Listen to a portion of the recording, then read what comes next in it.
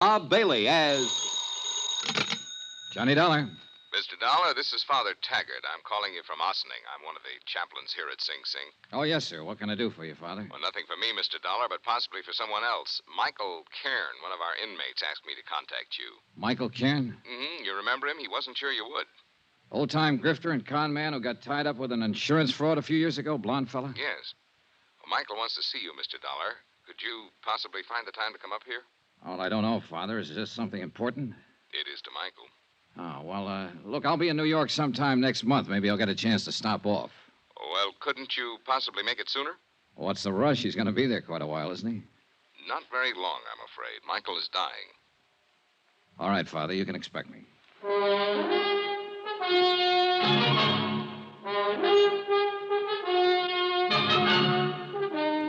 Welcome to Johnny Dollar. Beginning tonight and every weekday night, Bob Bailey in the transcribed adventures of the man with the action-packed expense account. America's fabulous freelance insurance investigator. Yours truly, Johnny Dollar.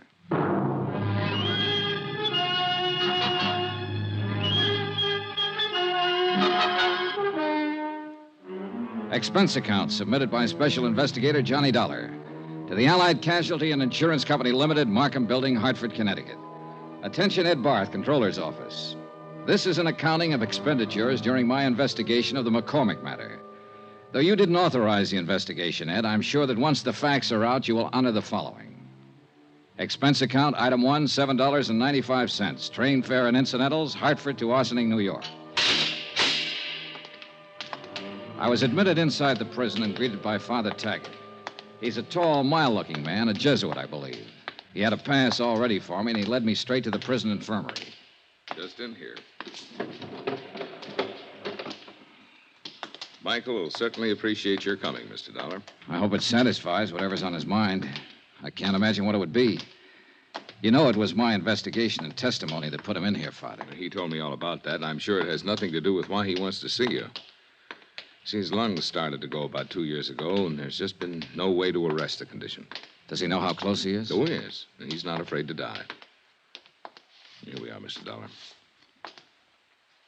Oh. What? Hardly the same man I remember, Father. He's had it bad lately. Lost a great deal of weight. Yeah. Asleep? Yes. Michael. Michael. Oh. Hi, Father. I brought someone to see you. What'd he say? Hiya, Mike. Oh, thanks for coming. Thanks, Johnny. Thank Father Taggart here. He's an all right guy, Johnny. He's just like you. I always said you were the best insurance cop. Here, what's all this? I'm kicking out, Johnny. Didn't you tell him, Father? He told me, Mike. Guess I didn't live right. I'll be back in a little while. Thanks, Father. You take it easy, Mike. A lousy place to die, prison. But I ain't got my choice, thanks to you. Well, it's just that you picked to do a couple of things that the law and some insurance companies didn't agree with, Mike. I don't hold none of that against you. The guy does what he does. I don't know how to tell you this. Maybe I better get the doctor. You shouldn't be talking so much. No, wait. Johnny, look, you know I'm no crybaby. When the doctor gave me the news, I got to thinking. I ain't scared to blow out, you understand? I know, Mike, I know. It's just that I had a wife once, a long time ago when I started out. Oh? Yeah, then I just kind of drifted out of her picture one day. Ain't got a cough drop, heavy. Yeah, I guess it wouldn't cure what I got. Anyhow, I got to do something for her before I... Well, Johnny, I lay here and I get myself an idea. Yeah, Mike? Johnny, if there was some real easy money lying around, would you pick it up for me? Depends on how clean it is, Mike, and where it's lying. Sure. Well, it's clean, all right. You can find that out for yourself. All right. Now, listen.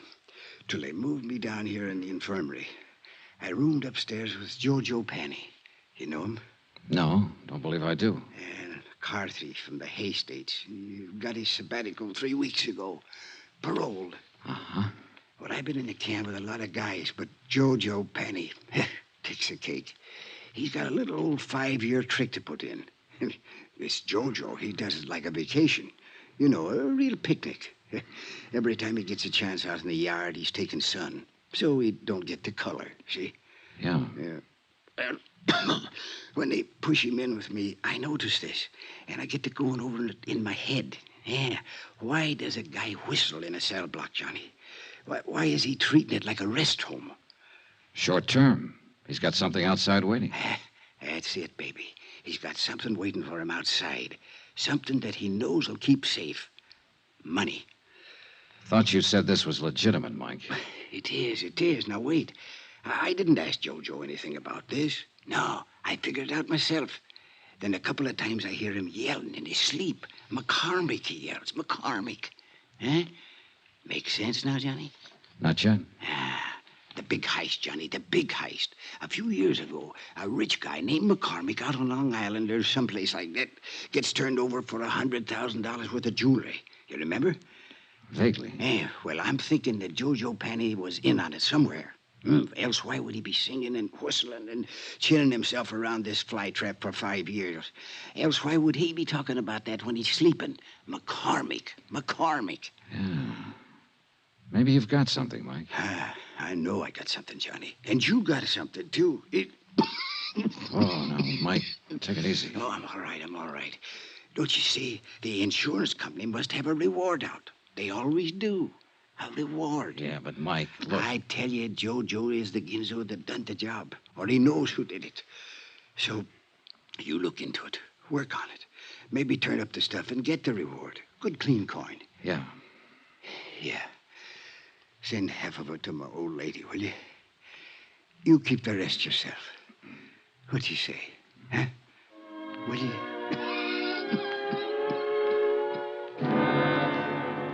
Ego facultati mihi ad apostolia, sedi tributa indulgentiam plenariam. Mike Kern died 3 hours later. Et Filii, The last living thing he did was wink at me. Amen.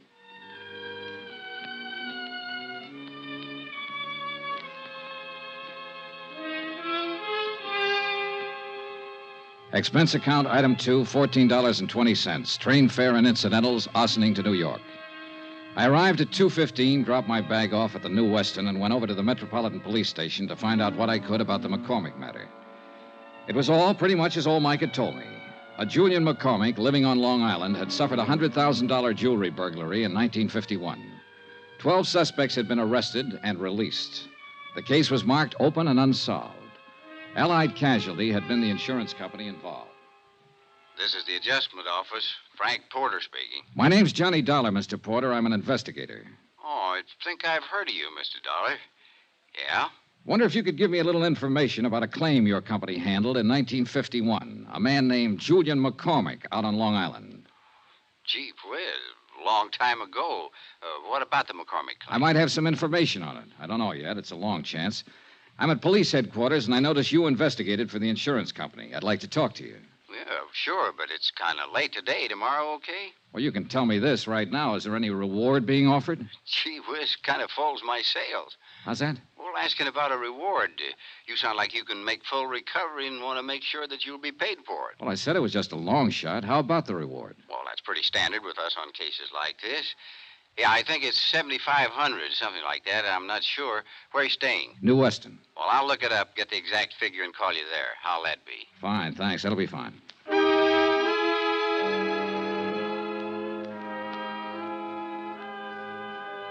Before I left the police station, I turned out a mug on Jojo Penny. He was a big, broad-shouldered lad with plenty of beef, and a list of petty convictions, 4 of them in New York State. The last one was for carrying concealed weapons. His parole status was good, though, and the parole officer furnished me with his home address. The Allen Hotel, rates day, week, a month, 115th Street.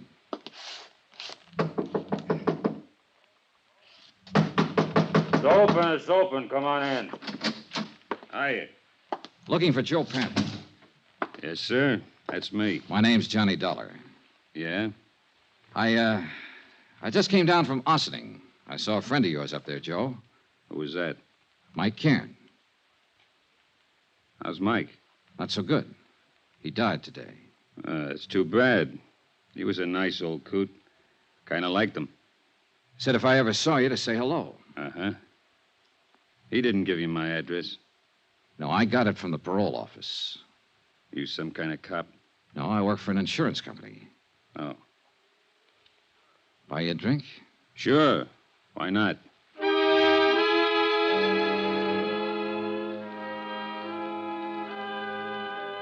Expense account, item 3, $4 even for drinks. I wanted to look at Jojo Panny and talk to him and figure out how I was going to go about getting information from him. And the more I saw and the more he talked, the more I wondered if whatever he might have said about the McCormick case in his sleep happened to some other McCormick. After all, a man with a long list of petty thieveries is hardly ever involved in a slick, big-time safe-cracking job. That takes another kind of talent, and one I was sure that Jojo didn't have. So I just been taking it easy and looking around. I figure I can get a job pushing a truck or maybe a cab if I'm lucky. Got to get something to do. Parole officers kind of hard-nosed about things like that. Yeah. Drink up. Want one more? Oh, no thanks. Three's my limit. Like to keep in shape. Sure. Say, you got anything to do? Nothing special. Why? Thought I might go out to Long Island later on tonight to say hello to an old friend of mine. If you haven't got anything to do, come on along. You're okay, Bub. Sure, why not? This friend of yours, he's an ex-con, too? No, he never did any time. Just a friend. Want to say hello is all. Oh. Rich fella. His name's Julian McCormick. You're, very big with the hellos around here today, aren't you? Anything wrong, Joe? You probably are. Why do you say that? Nothing. Ever know anyone named McCormick? I knew a guy named Arnie McCormick once back in Salt Lake City. We were pals for a while. Oh. Yeah. Arnie was killed in the war. He'd got himself drafted in the infantry. Maybe he's related to my friend Julian McCormick out on Long Island. He wasn't related to anybody, not that bird. I'm leaving. I want to get up early tomorrow. Why not come with me? Thanks for the drinks. He drifted off down the street and left me standing there. And one thing I was sure of, he had the name McCormick on his mind. Whether it was the right McCormick or the right case, I didn't know. Anyhow, he was my one big lead. So I was back at his hotel early the next morning and talking to the desk clerk. Penny, did you say room 210? Yeah, that's right. Vamoose. What? He left bag and baggage last night. Well, where did he go? What's his forwarding address? He didn't say. Just left.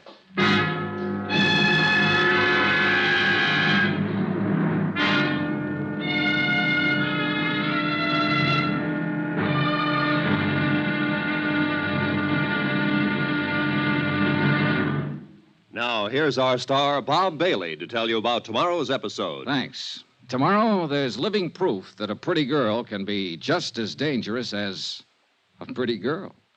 Join us, won't you? Yours truly, Johnny Dollar.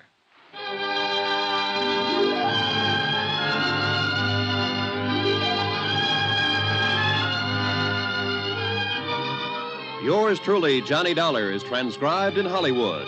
Written by John Dawson, the entire production is under the direction of Jack Johnstone. Be sure to join us tomorrow night, same time and station, for the next exciting episode of Yours truly, Johnny Dollar. Roy Rowan speaking.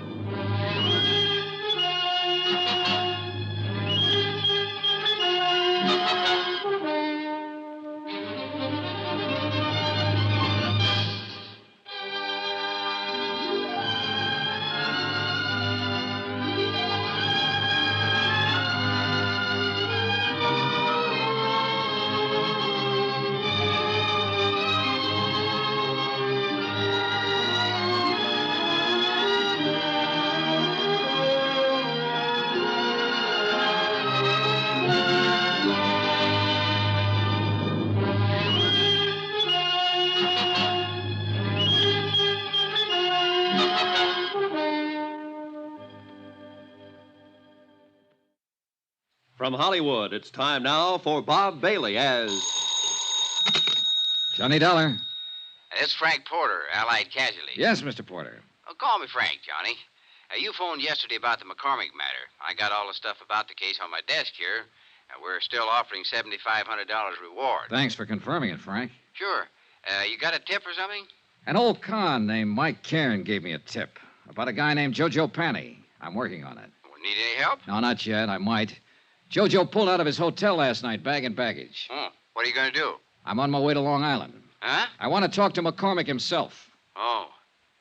Johnny, Yeah? let me give you a tip for your own good. Don't bother Julian McCormick unless you've really got something.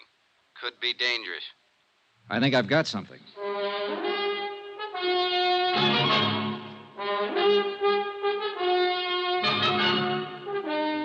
Tonight and every weekday night, Bob Bailey in the transcribed adventures of the man with the action-packed expense account.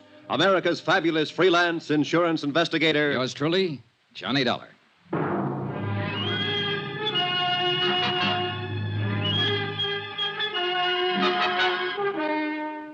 Expense account submitted by Special Investigator Johnny Dollar to the Allied Casualty and Insurance Company Limited, Markham Building, Hartford, Connecticut. The following is an accounting of expenditures during my investigation of the McCormick matter. Item 4, $10 deposit on the car I rented to drive out to Julian McCormick's home on Long Island. And judging by the looks of the place, a safe full of $100,000 worth of jewelry would feel right at home. It was a mansion, and the rugs on the floor were an inch thick. I'm sorry I've kept you waiting. Mrs. McCormick and I were packing for a little trip to Europe. Sit down, please. Thanks. Going to be gone long? Oh, we usually spend several months a year over there. We're a bit late this year. Our reservations are for next week. I envy you, Mr. McCormick. Dollar, the name? That's right. Forgive me, but I don't seem to recall having heard of you before. Oh, it's okay. We never met. I'm an insurance investigator. Oh, really? Am I being investigated or something? No, nothing like that. It's just that I might have a lead on that jewelry that was taken from your home a few years ago. Well, that's wonderful. You must tell me about it. Can I make you a drink? No, thanks. You're from the insurance company. Allied Casualty? No, I'm not. I'm an independent investigator. Well, why should anyone feel it necessary to call in a... Oh, I see. There's a reward, of course. That's right. Yes, of course. But now, tell me, how can I help you? Well, I'm just checking a few things, Mr. McCormick. I haven't even gone over it with the man who handled the case for Allied. Possibly I have run into something that'll help. I don't know. I'd like you to tell me what happened. My safe was opened and my jewelry taken. I mean, how it happened. Well, it was right in this very room. That's the wall safe there. Uh-huh. Mrs. McCormick and I had just returned from our honeymoon. 5 years ago it was. Yeah? All I know is that when I stepped into the library here that morning, the safe was open and everything was gone. Whoever did it was extremely clever and quiet, I must say. Was the safe cracked? No. It was just opened. Someone figured the combination or something like that. Well, who knew the combination at the time? Only myself, Mr. Dollar. You're sure of that? Why, of course. I see. I reported it to the police right away here on Long Island. Then some men from New York City were here, too. And your insurance company? I reported it to my insurance company immediately. They had a man on the scene as soon as the police, a Mr. Porter. Frank Porter? Yes. Do you know him? I've talked to him on the phone. I haven't met him. A very nice chap. He worked very hard trying to recover it. I'm sure he did. Did they have an adjuster? Yes? How much did you collect, if you don't mind? Not much. What do you mean? Well, it was unfortunate. By keeping that much jewelry in a small house safe, it seems I violated a clause in the contract. It should have been kept in a safety deposit box or some such. Consequently, the matter went into litigation. I'm afraid the court found me at fault. I collected only a part of the insured value, $20,000. So, you can see I'd certainly welcome a recovery. Sure. The jewelry was in the family a good many years. I had given it to my wife, and a man hates to lose things he loves. Yes, I understand. Was Mrs. McCormick here the morning it happened? Oh, yeah? I'd like to talk to her. She's terribly busy, but if you think it's sufficiently important, I'll call her. No, never mind. I'm curious, Mr. Dollar. This case has been closed a long time. At least no one's contacted me or asked me for any information about it for at least 4 years. What opened it? A man named Mike Cairn. Huh? Who's he? An old convict up at Ossining who shared a cell for a while with a man named Joe Panny. Uh-huh. Cairn died yesterday, but before he died, he told me he thought Panny had something to do with it. He'd heard him mention your name. Well, It seems to me you should talk with this Joe Penny. I did, and I will some more, as soon as I locate him again. Right now, he's missing. Oh, I'm sorry. Well, thanks for the time, Mr. McCormick. You let me know if you learn anything? Sure. Do you honestly think you can recover that jewelry? With any luck at all. That would be wonderful, wonderful. You think so? Why, yes, of course. Mrs. McCormick might be glad to know about it, too. What? You said it was her jewelry. I don't know why I said that to him, just a sudden impulse. But he wasn't smiling when he walked me to the door, shook my hand, and patted me on the shoulder. I had a funny feeling that Mr. Julian McCormick was scared like a rabbit of me. I drove back to the city, had lunch at Walgreens, and dropped into Allied Casualty's New York office to pick up the folder on reward information. I met Frank Porter and liked him right away, a big, red-headed man in a tweed suit. Well, gee whiz, Johnny, it makes me feel older than ever doing this. How come? Well, I weighed 15 pounds less when this case started, June 1951. Ah, here we are. These are pictures of the stuff. Uh-huh. Now, that one they call Tierra del Fuego. Huh? Some necklace, I can see why. Yeah, and this one was called Imperial, in the royal family of Russia at one time. And this is the other one, Placid. Beautiful stuff. Oh, you can say that again. That all of it? Well, that's about the size of it, Johnny. $100,000 gone. Yeah. Help any? Sure. It's nice to know what I'm trying to find. Well, I hope you have better luck than I did. Yeah. Say, who was the police officer on the case? Martin. Dools Martin. Out of Central? Yeah. We ran down every lead we could find, big and small. The file said you made 12 arrests. Yeah, something like that, but not one of them panned out. Had to let them all go. Martin requested pickups on every big-time jewelry man in the country. Now, I don't think one of them was overlooked. Well... No, Johnny, somebody just simply walked in that house, opened the safe as neat as you please, and walked right out with all of this. Very slick job. Had to be an experienced man. Well, it might have been a first job for someone just starting in. He got lucky. Yeah, we thought of that, and we didn't think much of it after a while. Frank, Gee whiz, Johnny, you know, nobody could be that lucky. Case the house, know exactly where the safe was, know what was in it, get in, open it up, and get out without anybody, servants, the McCormicks, or any of their friends even seeing it. Mm-hmm, yeah. Well, that wasn't even the hardest part, you see. Not one scrap of this stuff has ever turned up anywhere. Yeah, well... Anywhere. Now, what did whoever took it do with it? Did he break it down, sell it overseas? What? Not a trace of it. Imagine that. Imagine. You know what I think? I think the guy who swiped all this stuff still has it. I think he's sitting around waiting for it to cool off. Could be. But it's never going to cool off, Johnny. There isn't a city in this country or across the ocean that isn't on the lookout for these pieces. I suppose... Now, sooner or later, Hot Boy or Lucky Boy, well, whoever he is, will make a move. Meantime, we just wait. Unless, of course, you've got something for us to look into. Not yet, Frank. Yeah, well, when you have, we'll be right with you all the way. Good. How about a drink? Take a rain check. Okay. But remember, we got a whole floor full of lawyers upstairs. They can get up warrants, writs, seizure orders, anything you might want. Yeah. You just let me know when you get somewhere, and we'll go to work. I'll do that, Frank.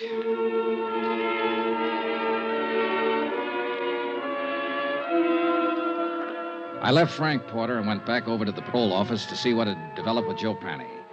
After all, if he didn't report in, he'd be in violation of his parole, be in real trouble. But nothing had developed. He hadn't put in a change of address, nothing. So I went back to my hotel and had some dinner. Then I shaved, changed my clothes. Expense account, item 5, $1.50 cab fare. I garaged my rented car, went back to Central Police Station, and pulled out the mug on Joe Penny once more, hoping to get a line on some friends or relatives of his where he might be staying. Up till then, things had been going pretty routine. Then a clerk from the parole offices stepped across the hall. Hi, Mr. Dollar. Hi. Thought it was you I saw in here. I wasn't sure. How's it going? Fine. Talk to your friend Jojo Penny yet? Not today. Why? Well, you seemed awful anxious to talk to him, is all. I am. Why don't you go see him? You playing games? I've been trying to find out where he is all day. And I already told you. You what? Sure, I gave it to you half an hour ago when you phoned. When who phoned? Sure, about half an hour ago. Look, Joe Penny called in and told me his address. Yeah? I no sooner set down a phone and you call in and said, "This is Johnny Dollar. Have you heard from Joe Penny?" What? I said, yeah, and I told you his address, that's all. What address did you say? The Allen Hotel on 115th Street, same place he was before. What's the matter, you forget?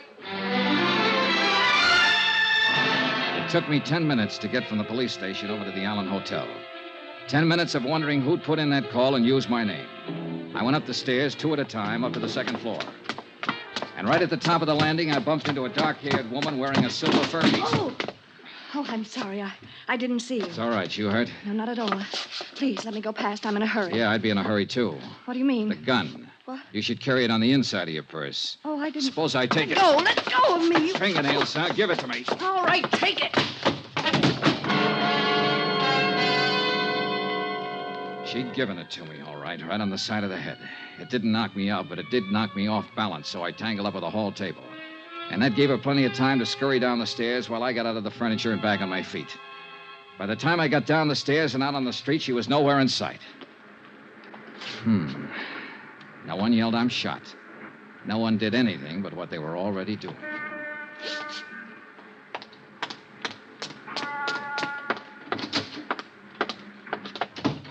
Hi. Where were you just now? You weren't here at the front desk? I was out back eating my dinner. Why?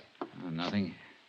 You happen to see that woman who just ran through here? No. Tall, dark-haired woman, about 30, wore a mixed stole? Me? Yeah. Oh, you're kidding in this joint. Oh, brother. You still looking for Joe Panny? He lives here again, doesn't he? Yeah. Have you seen him? Where is he? Out. I sat down with myself and waited. A half an hour later, when the clerk went back to finish his dinner, I stepped over to the desk and borrowed his pass key and went back up the stairs to room 210.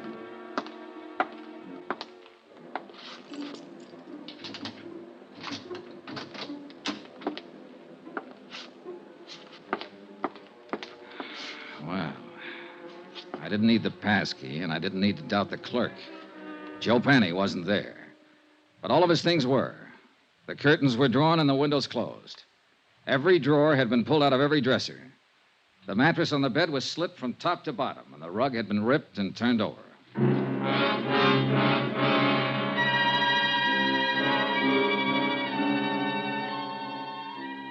Expense account, item 6, $1, one drink. For me. I left Jojo's room, went to the nearest bar, sat down, and had a drink. A scared victim, a missing con, a dark-haired woman wearing a mink and a gun, and other things. Right then and there, I decided that Mike Cairns' tip had been pretty good at that.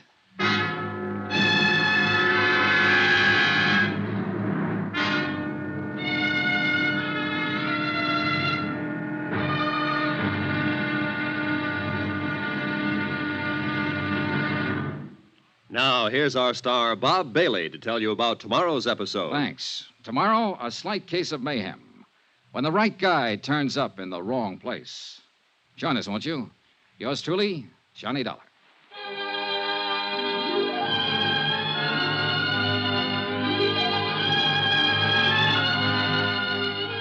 Yours truly, Johnny Dollar, is transcribed in Hollywood. Written by John Dawson, the entire production is under the direction of Jack Johnstone. Be sure to join us tomorrow night, same time and station, for the next exciting episode of Yours truly, Johnny Dollar. Roy Rowan speaking.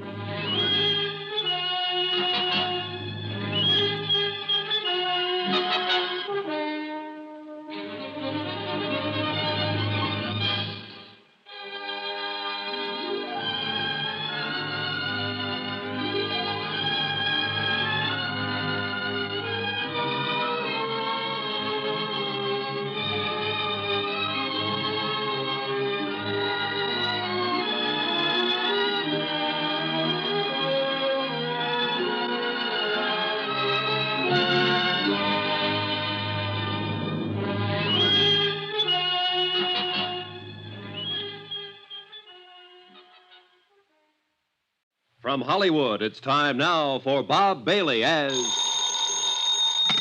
Johnny Dollar. This is Dulles Martin. Lieutenant Martin? Yeah, that's right. I got a message you called while I was out and left this number. Yeah. I want to talk to you about the McCormick case, Lieutenant.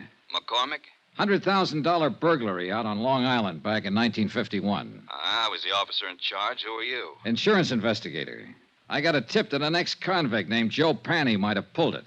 I'm at Panny's hotel. Well, let me know how you make out. Say, listen, his room's been torn apart. Every inch of it's been searched. And when I came here tonight, I got socked by a woman with a gun. Give me that address.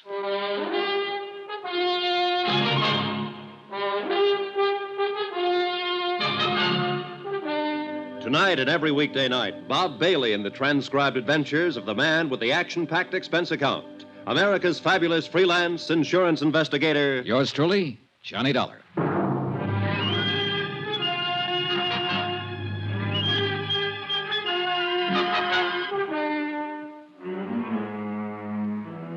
Expense account submitted by Special Investigator Johnny Dollar to the Allied Casualty and Insurance Company Limited, Markham Building, Hartford, Connecticut. The following is an accounting of expenditures during my investigation of the McCormick matter. Expense account, item 7, $2, 2 drinks. For myself and Lieutenant Dools Martin, NYPD. A big, swarthy man who seemed to know what he was about. Martin looked over the damage done by the unknown ransacker of Joe Panny's room, questioned the clerk, who was unable to furnish any helpful information. Then, because Joe Panny was officially a parole violator, ordered a general pickup. We should be able to get our hands on him pretty soon, Dollar. I hope it's that easy, Lieutenant. Any reason why it shouldn't be fairly routine? No, just a feeling, I guess. I don't know. This whole matter's been flimsy. The tip was weak, but it seems to be paying off. Nothing fits, though. I don't quite get all this, Dollar. How'd you come in on this? Old Mike Cairn died up at Sing Sing 2 days ago. Before he went, he told me he believed Joe Panny might have pulled the McCormick burglary. It didn't seem likely then, Panny being a small-time auto thief and whatnot. But now it does, in view of what's been happening lately. Somebody sure wants something Panny might have, judging from that room. I never saw one taken apart better. An expert search job. Yeah. Hey, Lieutenant, when you picked Joe Panny up, I'd like to be in on it. He's my only lead in this case, and I want to talk to him again. And that's not asking too much. Now, Dollar, about this woman you saw. Pretty, about 30, dark hair, good dresser, wore a silver mink stole. The gun she socked me with was a little one, a 25 or maybe 32 automatic. Mm-hmm. You think she might have done the searching in Joe's room? What do you think? She was flustered and upset when I bumped into her, anxious to get away from the place. And, of course, the gun in her hand. Yeah. She sound familiar to you in this neighborhood? No. Could be anybody. Yeah. Well, that's about it, Lieutenant. Yeah? No, I got it. Oh, thanks. I suppose you talked to McCormick, got the full story of the burglary from him? Almost first thing, yeah. Well, I remember him when it first happened. Nice enough, but strange, I thought. This business about somebody phoning the parole office ahead of you to get Joe Panny's address, that stops me, though. That's hard to figure. You sure you're telling me everything? Sure, I'm sure. That part sounds crazy. Not if somebody knew I was looking for him, wanted to get him first. But who? How should I know? Well, we'll see what we will see. Can I drop you anywhere? No, thanks. I'll walk. You let me know when you pick him up. Sure.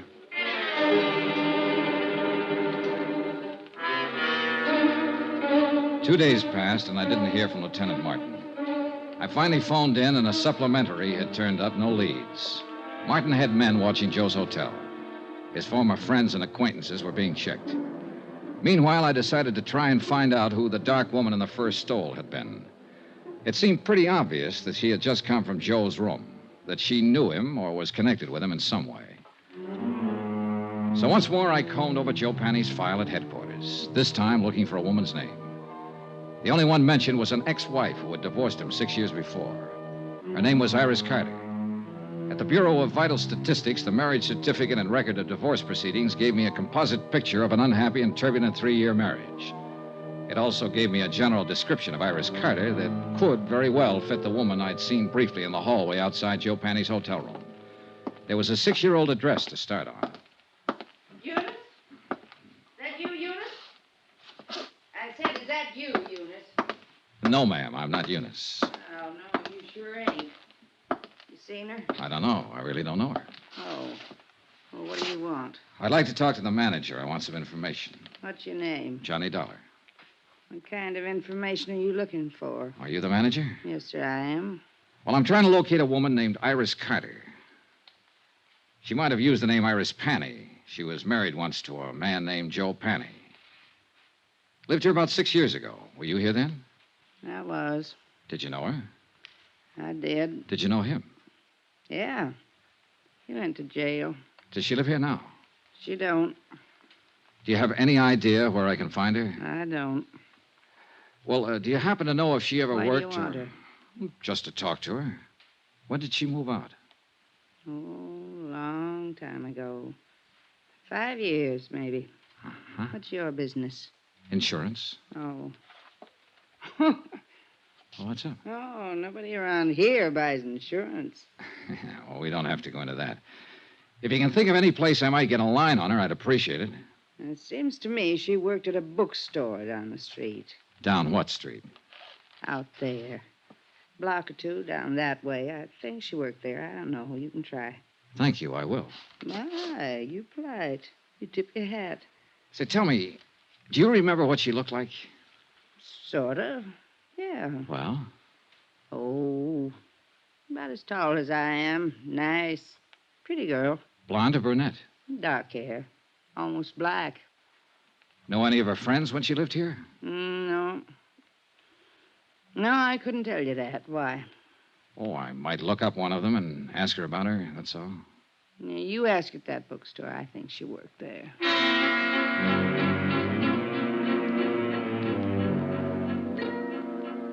The bookstore Iris Carter Panny had worked in was as dismal as the neighborhood. The proprietor, a Mrs. Olds, yielded a little more helpful information than Iris Carter's former landlady. Yes, Iris had worked there for about 6 months. She'd quit almost 5 years before. No, she didn't know where to find her.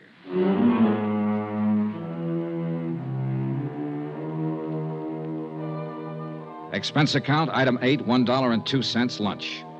I had it in a neighborhood diner called the Showboat, a place where Mrs. Olds said Iris Carter had frequently eaten. The restaurant manager remembered Iris vaguely.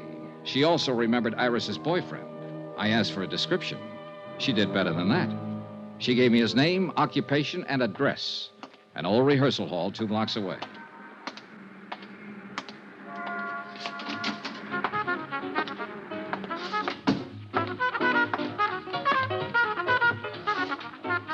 The 5-man combo working there was really putting it out. Yeah, and the minute I saw him, I knew the boy wearing the trumpet was the one I was looking for. Just good looking and smooth enough to go with a girl Iris Carter sounded like. Smooth trumpet, too. Okay, guys. Take 5.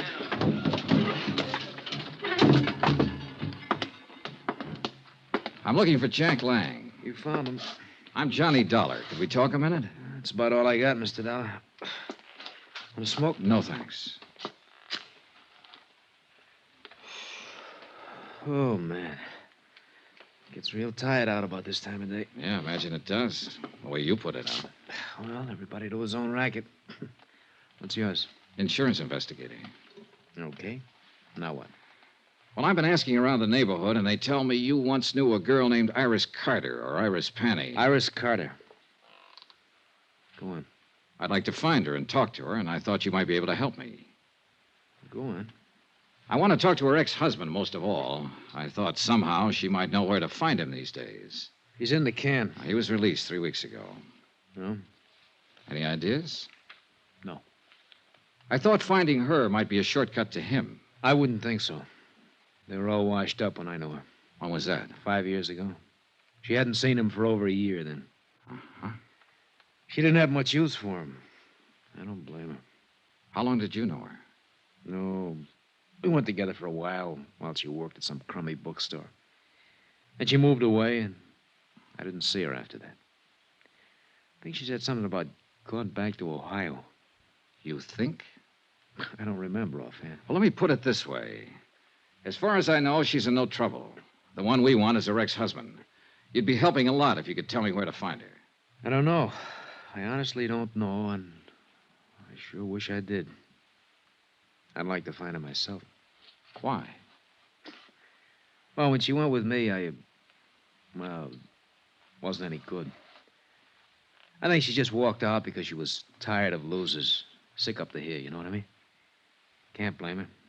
He gave her a pretty bad time. I didn't do much better. But now I got something. It's this little 5-piece outfit. Not much, but something. I'd like to show it to her and say, Iris, this is mine. You kind of had it bad, huh? Bad as a guy like me can get it. I know I'll probably never see her again as long as I live, but... boy, if another one like her ever shows up, I'm gonna be ready, Dad. Ever see her? No, she must have been something. Here. Take a look.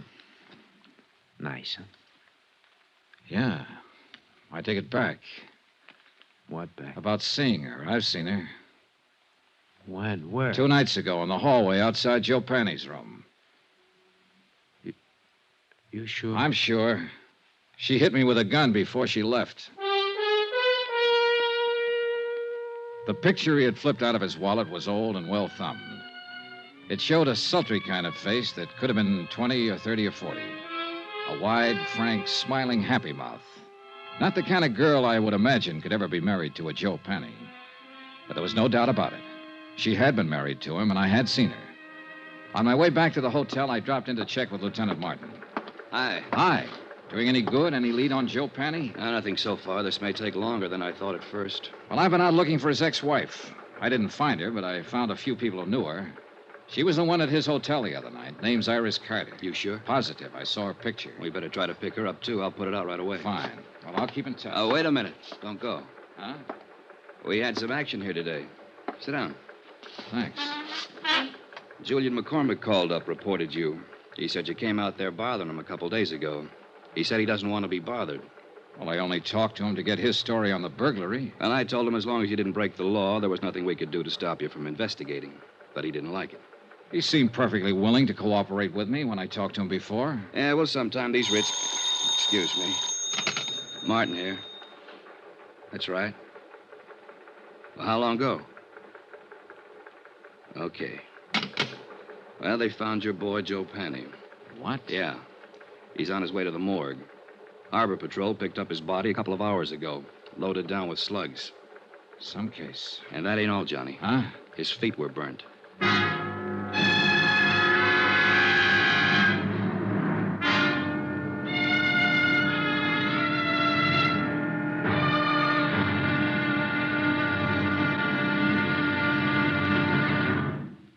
Now, here's our star, Bob Bailey, to tell you about tomorrow's episode. Thanks. Tomorrow, a phase of this case that ought to be called the Talking Corpse. For believe me, this one said plenty. Join us, won't you? Yours truly, Johnny Dollar.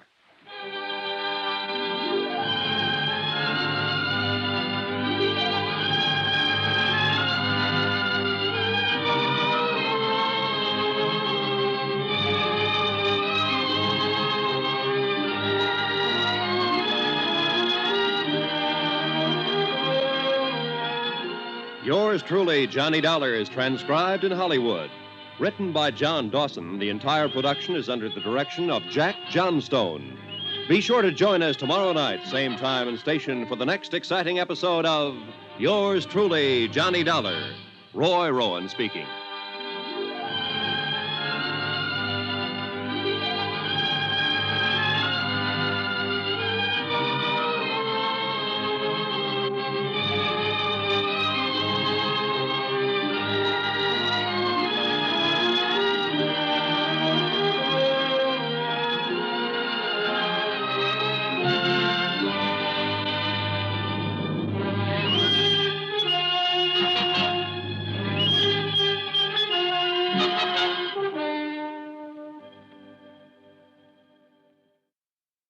From Hollywood, it's time now for Bob Bailey as... Johnny Dollar. Frank Porter at Allied Casualty. How's it going, kid? I don't know. You ever find Joe Penny? The Harbor Patrol found him floating around the harbor. He'd been shot and his feet were burnt. What? Gee whiz, torture. Well, what can I do to help? Find a girl who was once married to him? Joe Penny had a wife? Yeah, she wears a mink stole these days and carries a gun. She's tied up with it somewhere. Her name's Iris Carter.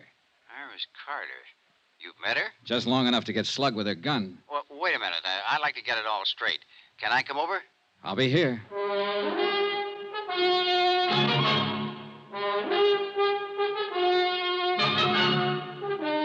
Tonight and every weekday night, Bob Bailey in the transcribed adventures of a man with the action-packed expense account. America's fabulous freelance insurance investigator. Yours truly, Johnny Dollar.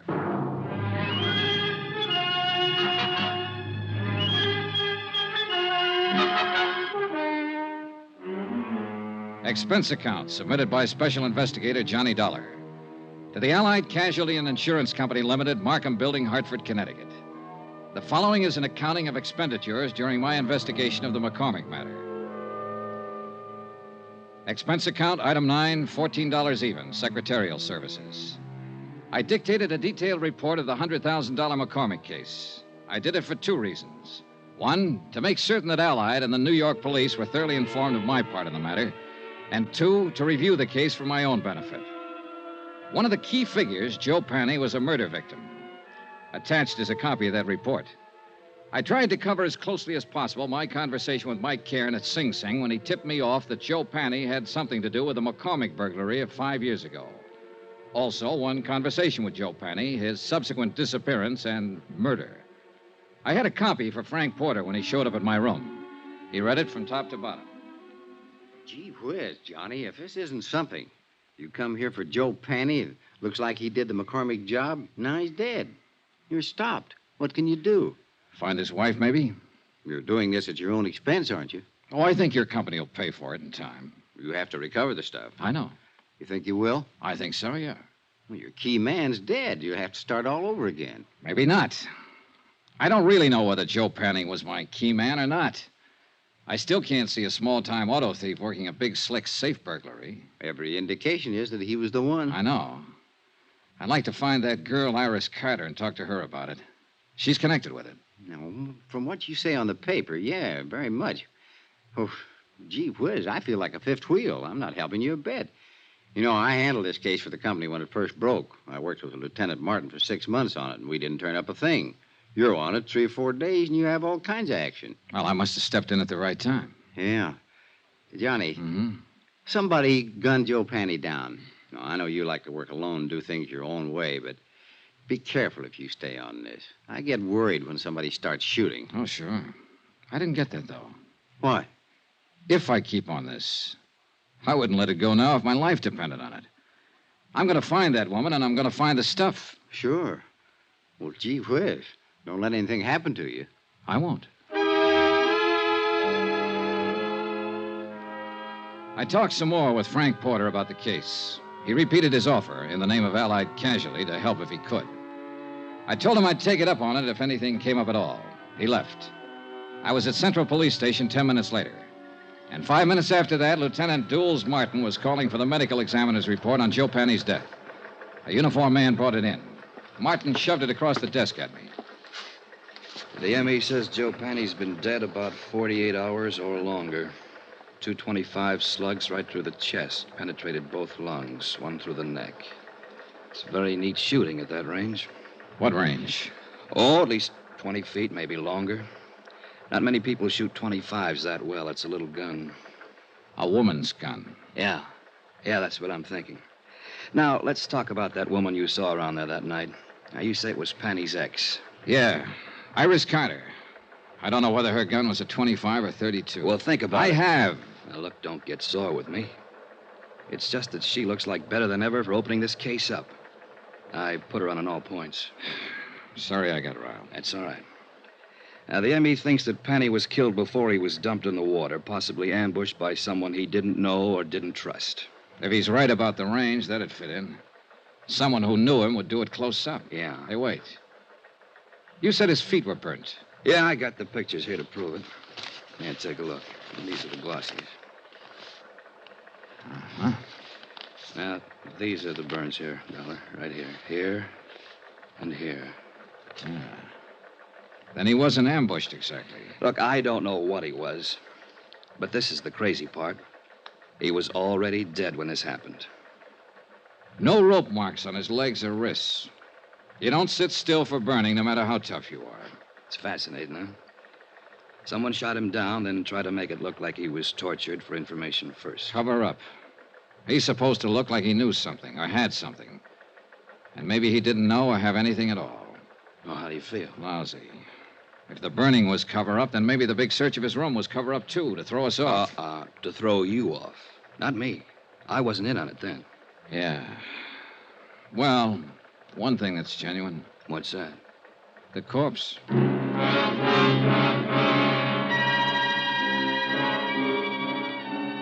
An hour and a half later, a witness was delivered to the office of Lieutenant Martin. His name was Edmund Thompson. He sold papers in the dock area. Both Martin and I looked at him twice, and I could tell both of us were doubting the credulity of anything he might have to say. Hi. Hi. My name's Martin. This is Mr. Dollar.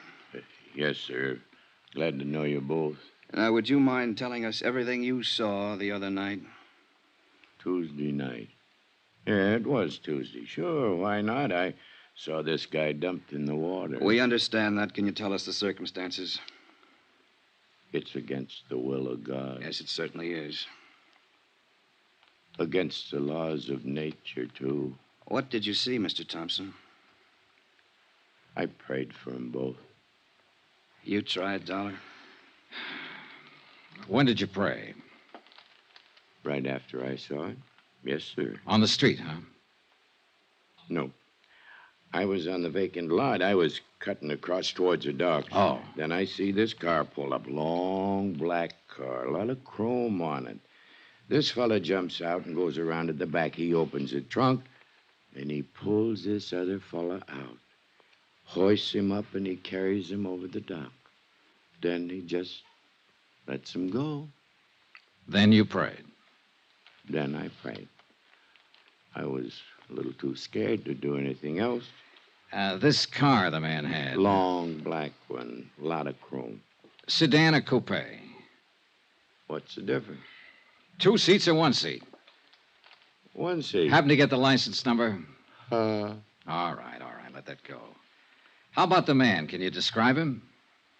He stood there and looked down at the water and started himself a cigarette. Well, what kind of a face did he have? Dark, light, a mustache, what? A devil's face. Oh, swell. Now, what does that mean? A devil? Mr. Thompson, do you understand that we want to apprehend this man, that he's responsible for one man's death, and that he might harm someone else? I'll pray for him. Pray for them all. Well, how was he dressed? Didn't notice. Hat? Don't know. Coat? Don't know. But he had a long black coupe. Do you know the make? Nope. Would you know him if you saw him again? Nope. Look, when you saw him dump a body into the water, why didn't you notify the police? Why should I? It's police business. Let them take care of their business. I'll take care of mine. Any of you fellas got a cigarette on you? I left Lieutenant Martin brooding over his witness and went out for a bite of dinner. When I called him later, he hadn't learned anything more, so I decided to call it a night and went back to my hotel. I found a note waiting for me from Jack Lang, the band leader friend of Iris Carter. Said he'd got a tip. She'd worked at one time at the Elmar Theater in the Bronx. If I learned anything, please let him know. He was still in love with her. Elmar Theater. I decided my night was far from over.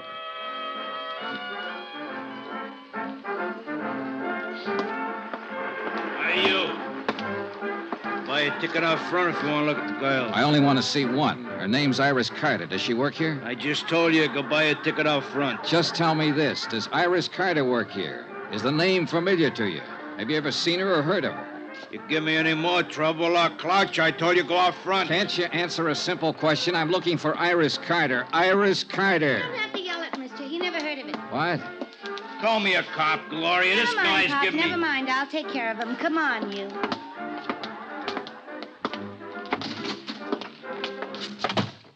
Iris Carter, is that what you said? Yeah. I gotta change. I gotta get back on in 5 minutes. Then I'll talk to you later. You haven't got much to say. Stick around.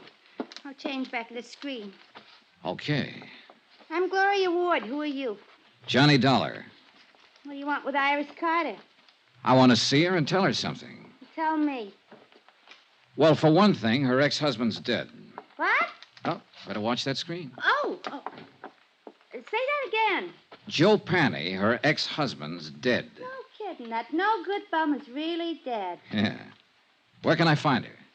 She don't work here no more. Hasn't worked here in 4 or 5 years. She quit. Well, where is she? You took over from the old man out there when you heard me mention her name. You've satisfied yourself that I'm really looking for her, so suppose Don't slip with me, mister. I'm not satisfied about anything. Where is she? She got herself married to a nice guy. Good for her. Is she in town? You sure you just want to see her and tell her Joe's dead? That's about it. I thought maybe she might be able to help me and the police find out who killed him. He was killed? 2 days ago. They found his body today. How do you know about that? Are you a cop? I'm an insurance investigator. And you have to see her? You want it put in writing? Don't get in a huff. What I'm getting at is this. Quick change, huh? Now listen. Iris is good. You know what I mean? And she's married to a nice guy now. Will any of this make her trouble? Not if she hasn't done anything wrong. Well, I can tell you she hasn't. If it does make trouble, it'd be a shame. She's set up nice, and I like to see a girl set well, don't you? Certainly. Well, I haven't seen her almost since she left here, but... Well, you look like a right kind of guy. I believe you. Thanks, Gloria. She lives out in Long Island now. Her name's McCormick. Iris McCormick. By the time I said goodbye to Gloria and walked out the stage door and got out into the alley, I thought I had most of it. The ex-wife of an ex-con married a wealthy Long Islander named McCormick. When the honeymoon was over, the safe was robbed. Walking out that alley, I was wondering whether to phone the police or Allied Casualty first.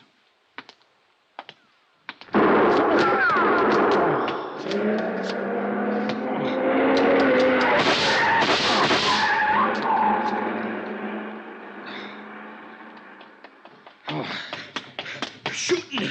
You've been hit. Oh, it isn't bad. Did you see him?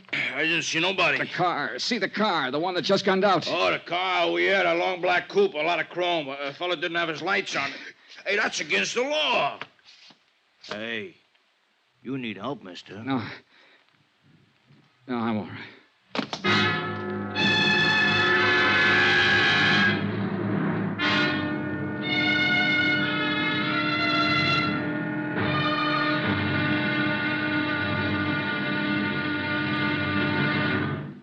Now, here's our star, Bob Bailey, to tell you about tomorrow's episode. Thanks. Tomorrow, the end of the trail of a .38 caliber slug.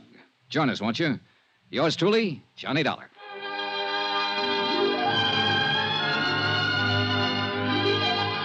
Yours truly, Johnny Dollar, is transcribed in Hollywood. Written by John Dawson, the entire production is under the direction of Jack Johnstone. Be sure to join us tomorrow night, same time and station, for the next exciting episode of Yours truly, Johnny Dollar. Roy Rowan speaking.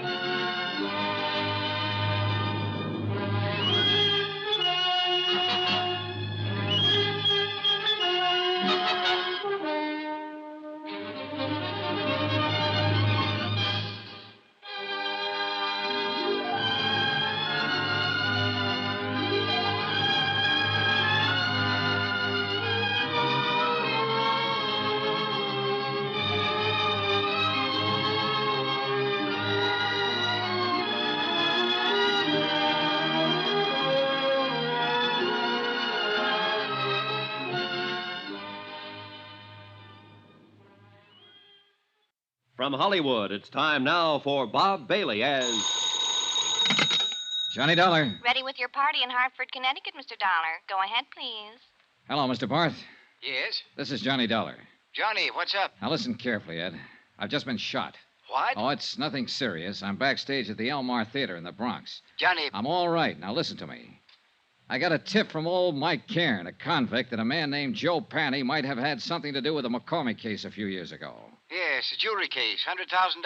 Well, Panny's been murdered. I didn't get a chance to learn anything from him, but I have learned that Panny's ex-wife is married to Julian McCormick. You've contacted our New York office? I've been trying to get your man Frank Porter at his home, but no one answers. It's going to be pretty nasty for Allied Casualty if she plotted with this Joe Panny to rob McCormick. Yeah. Do you want me to wait and let Frank Porter handle it? No. You go ahead. If somebody's throwing bullets around, they'd better be stopped before... Oh, well... By me rather than Frank Porter, huh? Okay.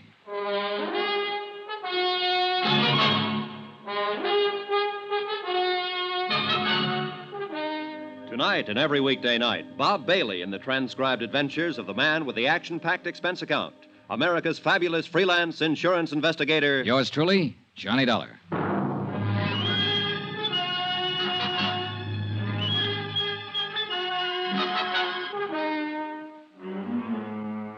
Expense account submitted by Special Investigator Johnny Dollar to the Allied Casualty and Insurance Company Limited, Markham Building, Hartford, Connecticut.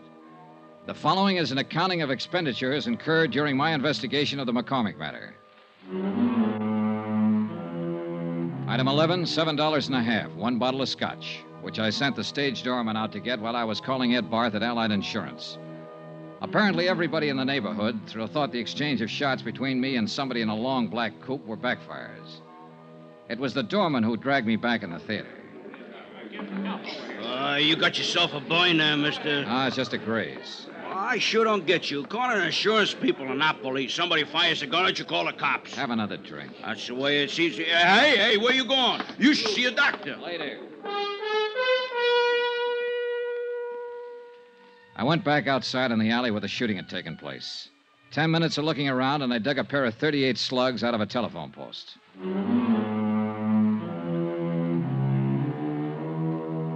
Expense account, item 12, $4.35, cab fare, Elmar Theater to Long Island. It was 12 o'clock straight up when I got to the McCormick home. There were no lights burning, and apparently everyone had retired for the night.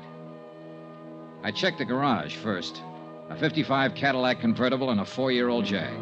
No warm motors, no black coupes. I went to the house.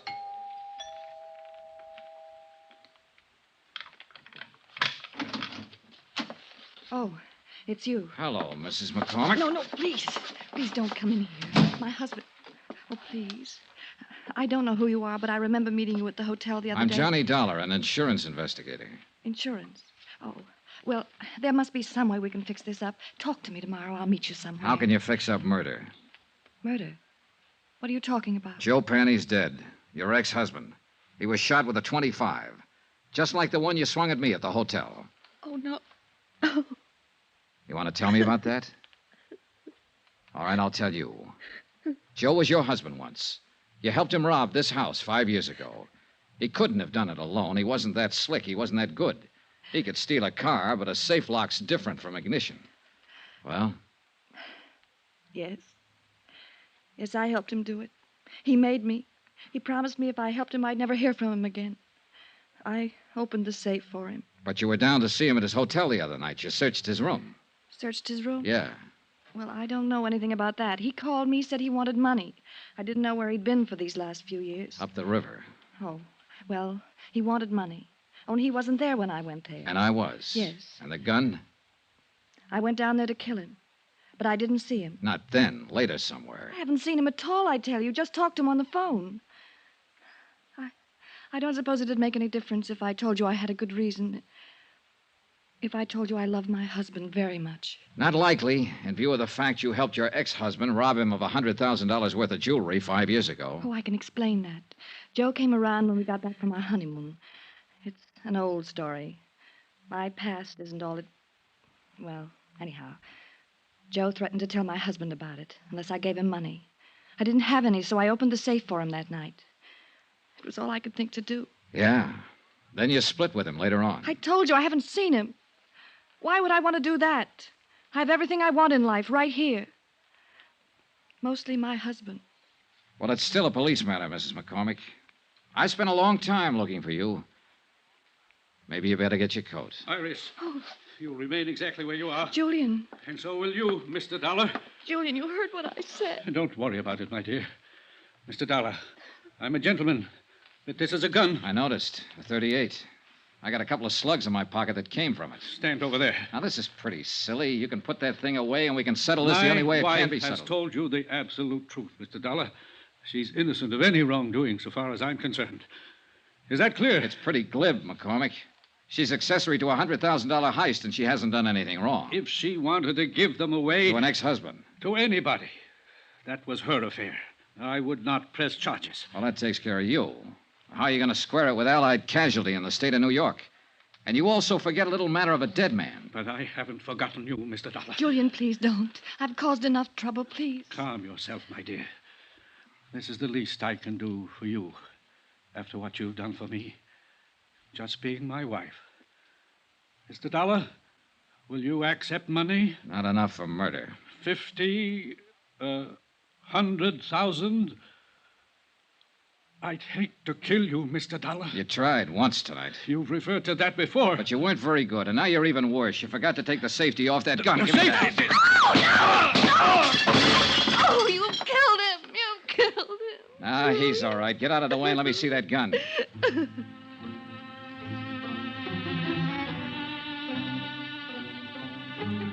I wasn't interested in either one of them for the moment. I was looking at the .38 I'd taken from Julian McCormick. There was a smear of cosmoline still inside the barrel. I sniffed it, checked it, found all chambers loaded. It was a brand new weapon, and it had never been fired.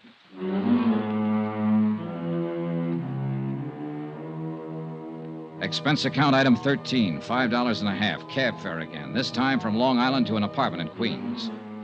The man I wanted to see was Allied Casualties man Frank Porter. He lived in a very polite neighborhood.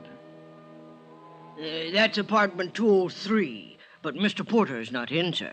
I'll wait for him. Yes, sir. It's all right if I sit in your lobby, isn't it? Oh, yes, sir. Yes, sir. But I'd prefer that you waited somewhere else.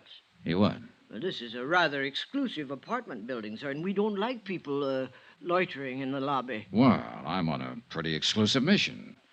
But you don't like the mud on my clothes and the tear on my coat, huh? Are you a friend of Mr. Porter's? Yeah. Good friend? He wouldn't mind if I waited in his apartment, if that's what you mean. No, sir. Impossible. But a couple of bucks can do wonders sometimes. It was quite a layout. Books, pictures, furniture, and whatnots that make living at home pretty agreeable. I propped myself up on a stool at Frank's little bar, poured myself a drink, and sat there waiting for him. I was like that a half an hour later when he showed up. He looked a little unsteady on his feet. Oh, gee whiz. Johnny Dollar. Hi. You're the last person in the world I expected to see. I'm glad to light and let you in. I didn't think you'd mind. No, not at all. I tried to phone you earlier tonight. You were out. I'm sorry. Chief Whiz, what's on your mind, Johnny? I wanted to tell you I was shot at tonight. What? I wanted to tell you I found out who Mrs. McCormick is and was. Since you were on the case first for Allied, I thought I'd tell you first. Well, gee whiz. Say, this is a nice setup. Full of nice things. Yeah. I've been in places like this before, Frank. They usually start at $300 or better a month. Good maid service, phone service. All those things cost money. A lot of money. Don't they, Frank? Gee whiz. When'd you tumble to it, Johnny? A little while ago when I was out on Long Island, Julian McCormick made me a proposition. He finally offered me $100,000. A lot of money. He sounded like he'd had experience making propositions. I should have tumbled to it a couple of days ago when you phoned the parole office after I left you. You used my name when you asked for Joe Panny's address. Yeah. I wondered if your tip was on the right track.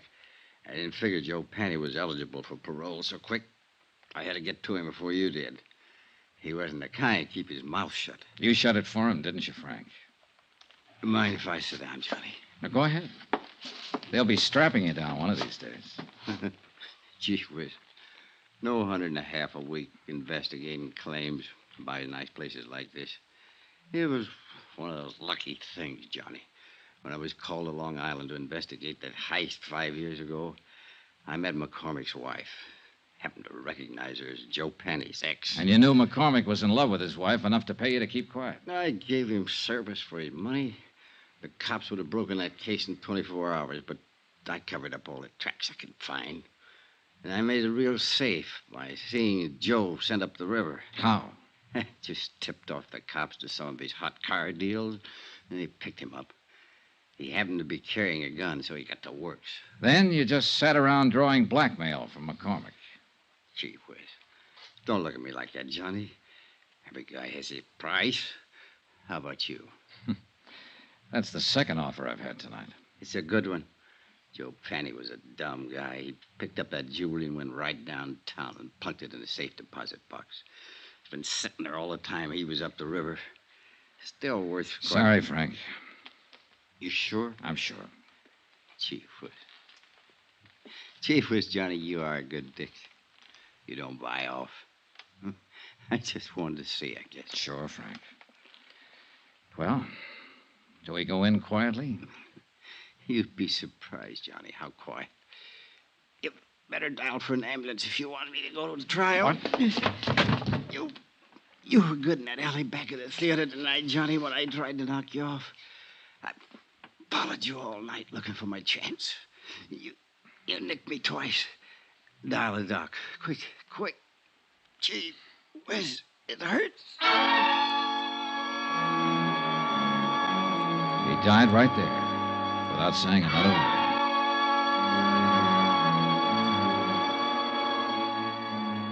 The disposition of the case and what to do about Frank Porter, an insurance adjuster who goes bad, is a matter I don't have to handle. And I'm glad. Expense account, item 14, hotel and board in New York City, $79.30. Item 15, $84, legal fees and incidental expenses involved in locating the widow of Mike Cairns, who it seems is still alive somewhere in Iowa and will accept half the reward as promised. Item 16, $14 even, transportation back to Hartford. Expense account total, $265.91. Remarks? Gee whiz. Yours truly, Johnny Dollar.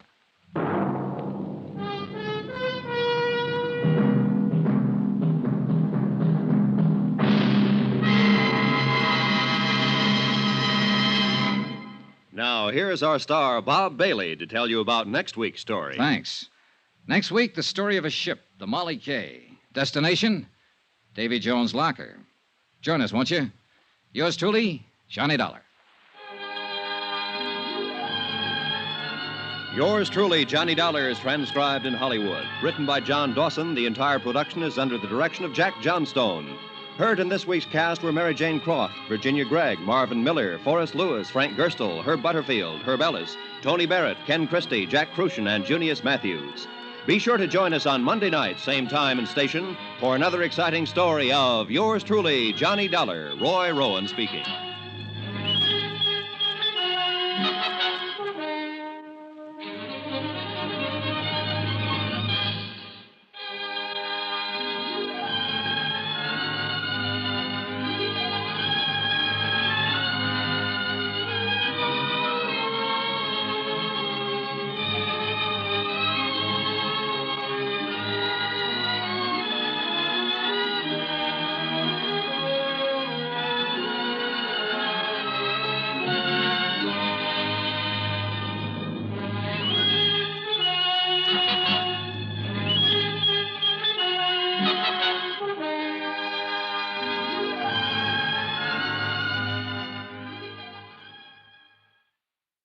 From Hollywood, it's time now for Bob Bailey as Johnny Dollar. Dave Borger, Johnny, Marine and Maritime Casualty. Hiya, Dave. Awful. I'm in mourning, Johnny, for Molly Kay. Oh, sorry, Dave. You have my sympathy. Save it. This is money, not sentiment. We had her insured for a cool $500,000. You mean dames come that high these days? No, but a rusty old tub of a freighter does. What happened? She steamed out of San Francisco Bay, bound for Yokohama. 20 miles off the Golden Gate, she upended and departed this world forever. Real sudden, huh? Too sudden. I don't like sudden things. Why don't you fly out there, Johnny? Take a look at the remains. Sure, as long as you're willing to pay for it. You're hired, but be careful. Don't get yourself killed. While I'm on an expense account? Dave, you've got a lot to learn.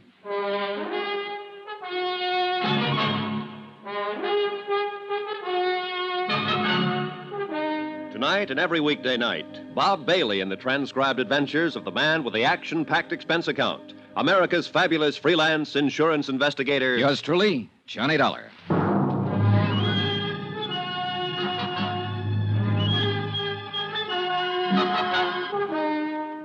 Expense account submitted by Special Investigator Johnny Dollar to the Home Office, Marine and Maritime Casualty Limited, Hartford, Connecticut. The following is an accounting of my expenditures during the investigation of the Molly K matter. Item 1, $164.50, plane fare and incidentals, Hartford to San Francisco.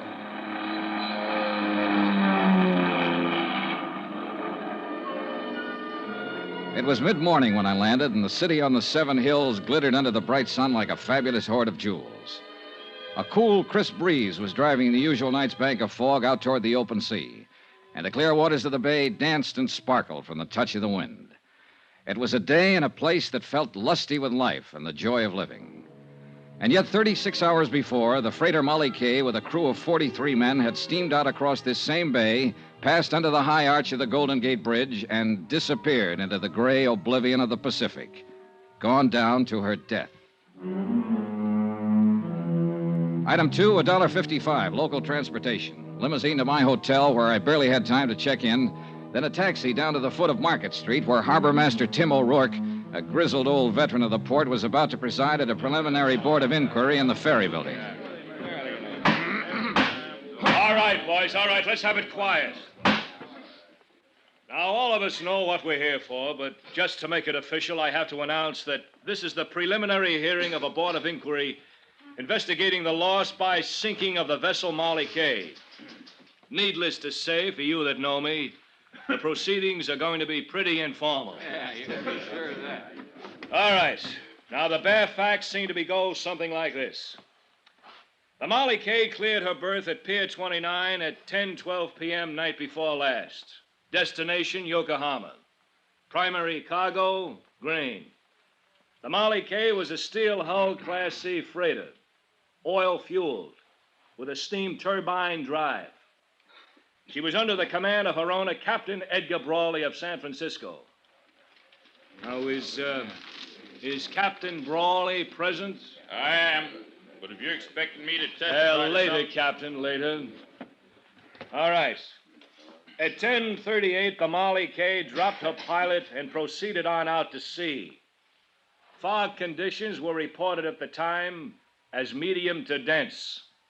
Then at 12:49 a.m., the radio operator on duty at the Point Bonita Coast Guard station picked up the first distress signal. Now I'll call the first witness, the officer in charge of the rescue operation, Lieutenant Commander Barton Fields of the United States Coast Guard. Will you take the witness chair, Commander? Now raise your right hand, Commander. Do you swear the testimony The you're about inquiry to moved give along, is the whole truth but not and much nothing came but the out that truth, wasn't so help already known. The Coast Guard commander testified that 5 minutes after the first distress call, the Molly Kay had sent a second SOS, stating she was sinking rapidly by the bow. According to the message, the vessel had struck a submerged derelict. The captain and crew had taken to the lifeboats, and 2 of these were picked up immediately. A third boat, missed in the heavy fog, made shore and beached under its own efforts. Now, according to this report, 2 men, William Mack, machinist, and Benny Wong, steward, are still missing. Now, further search has now been abandoned, and these men are presumed to be dead. I think that's all, Commander. Thank you.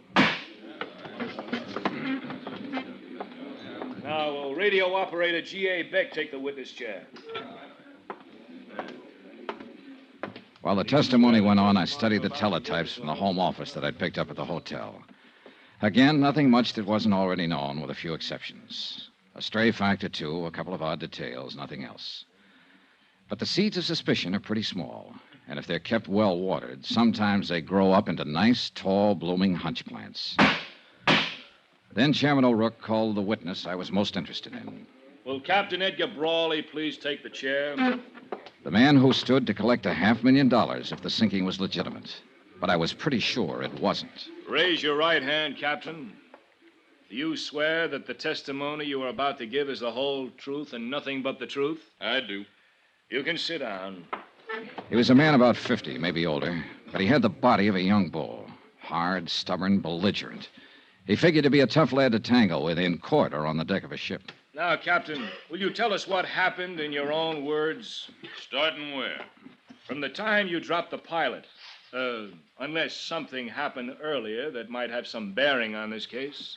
There wasn't nothing happened earlier or later that got any bearing on it. We hit a submerged derelict, that's all. Now, what more do you want to know? Your story, Captain. Just for the record. Be no different from what you've already heard from all the rest of them here. This is an official board of inquiry, Captain, whether you like it or not. I'll be the judge of what's important and what isn't. Yes, sir. Well, after we dropped the pilot, I set a course north 77 west, aimed to bring us into the main shipping lane by daybreak.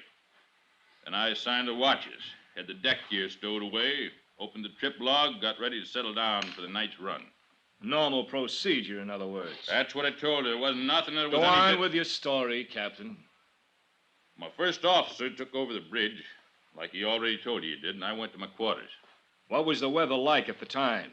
Same as it'd been all evening. So foggy you couldn't see 100 feet from the bridge. And you took all the usual precautions prescribed for such a condition? Of course. Go on. Well, it was a while before midnight. I was still in my quarters, awake in my bunk when she hit. It was a big crash, like a torpedo had took us, and the lights went out. We started losing the headway, and a couple of minutes later, the engineer cut the engines and pulled his fires. Water had busted right through number 1 and number 2 bulkheads and was rising fast in the boiler room. Must have ripped half the bottom out of her. What did you do next? I called the engine room gang on deck, and, well, then I give the order to abandon ship. She sank less than 10 minutes after we got the boats off. Well, I guess that's about the size of it. Submerged derelict in the shipping lane. It was an accident, pure and simple. All right, Captain. I guess there's nothing Mr. more Chairman. we can... Mr. Dollar? I wonder if I could have your permission to ask the captain a few questions. Well, it's kind of unusual, but like I said, this is an informal hearing, so, Captain Brawley, Mr. Dollar is a special investigator for the insurance company that holds the policy on your ship.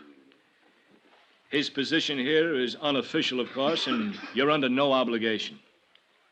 It's up to you. Well, I've told you all I know about it. I got nothing to hide, if that's what you're talking about. Not one single thing. All right. Let him ask till he's blue in the face. Go ahead, Mr. Dollar. Thank you.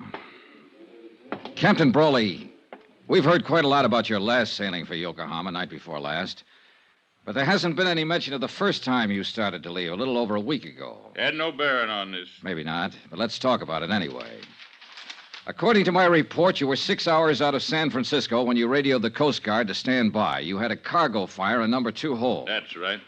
A little while later, you told them you had the fire under control, but you were returning to port. I wanted to check the damage, make sure the ship was sound. Yeah. So you laid up in harbor for a week. You filed a claim with our home office in Hartford for estimated damages of $6,300. Come to more. But when the company appraiser called at your office on Pier 29, you refused him admittance to the ship, and an hour later you wired Hartford and canceled your claim. That's right. A $6,300 loss, fully covered by insurance, and you suddenly decided not to make any claim for it? I'd have lost more if I had claimed it. How do you figure that? Because I had found out that I'd have to lay up here for another 2 weeks while that sneaking company of yours checked the facts, as they called it. I had a cargo on board. I had a delivery date ahead of me. Couldn't afford to waste 2 weeks. What caused the fire? I don't know. Who found it and reported it? A man named Bill Mack. All right. He was one of the 2 men that drowned when the ship went down. What of it? What are you trying to make out of it? All right, let's quiet down now. Let's have order in here. Now, at the time of the accident, Captain, the sinking, we're led to believe that it was a little foggy out that night. You doubt it? No, not in the least. That's why I can't quite understand how you managed to see that submerged derelict. I didn't see it. Then who did? Nobody, as far as I know. That fog, you couldn't see your hand in front of your face. There was no fog the next day. The Coast Guard searched the area for hours, and they didn't see it either. Well, it probably sunk when we hit it. Just what are you getting at, Dollar? How do you know there was any submerged derelict, Captain? What do you mean? You said there was a big crash. All the crew members described the accident as a sudden hard shock. In fact, one of them, Mr. Hawkins there, who was up forward on bow lookout, said it felt like a blast, like something... No, you don't. Oh, no, you don't. Mr. Hawkins. I didn't say it was no blast. What I said was it just kind of felt like one. You ain't gonna go putting no words like that in my mouth, Mr. Dollar. You ain't gonna get me mixed up in this. Mixed up in what, Mr. Hawkins? In this here whatever's going on, or whatever you're trying to claim is going on. I just don't know nothing about it, about anything. And I just don't want anybody putting words in my mouth, that's all. Claiming I said something I didn't. Well... Just what exactly is it you're hitting at, Mr. Dollar? Not hitting, Captain. I'm saying it.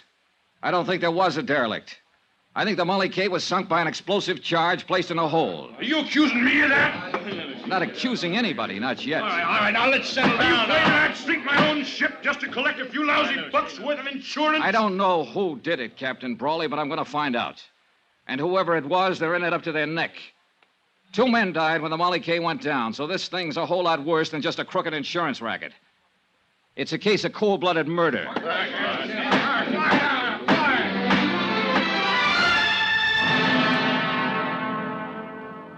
Outside, after the hearing adjourned, I turned west and walked along the Embarcadero.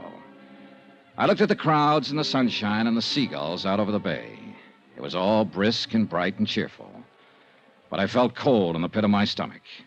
They were scared in there, all of them, scared to death. The smell of fear in that hearing room was so thick you could cut it with a knife. And I meant to find out why.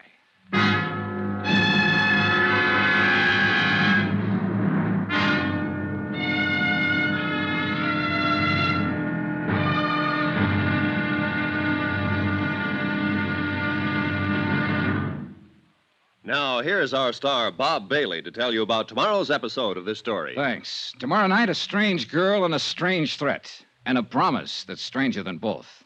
Join us, won't you? Yours truly, Johnny Dollar.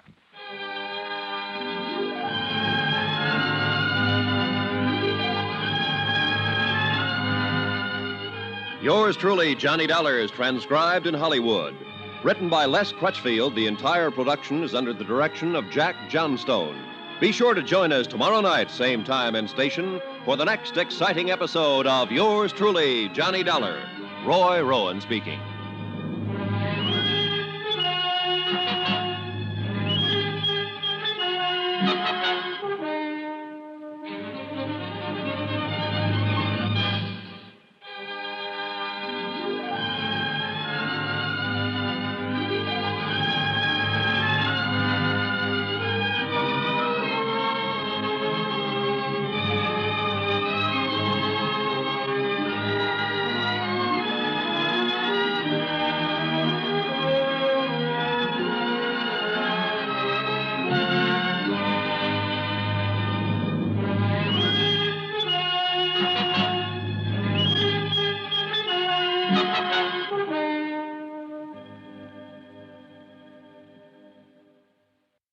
From Hollywood, it's time now for Bob Bailey as Johnny Dollar. You don't know me, Mr. Dollar, but you're going to. Well, I can hardly wait. You won't have to wait. I want you to meet me tonight. Where? On the waterfront. 9 o'clock. Yes? It's dark down there at 9. It might be dangerous. Are you scared? Strange women always scare me. Where on the waterfront? Pier 29. That's where the Molly K was birthed before she sank. Molly K was my mother. Meet me at 9? I don't know. Blind dates never work out for me. I'm always sorry afterwards. You won't be sorry this time. Is that a promise? That's a promise.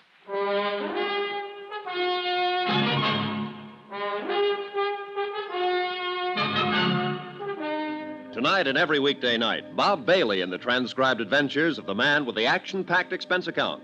America's fabulous freelance insurance investigator. Yours truly, Johnny Dollar.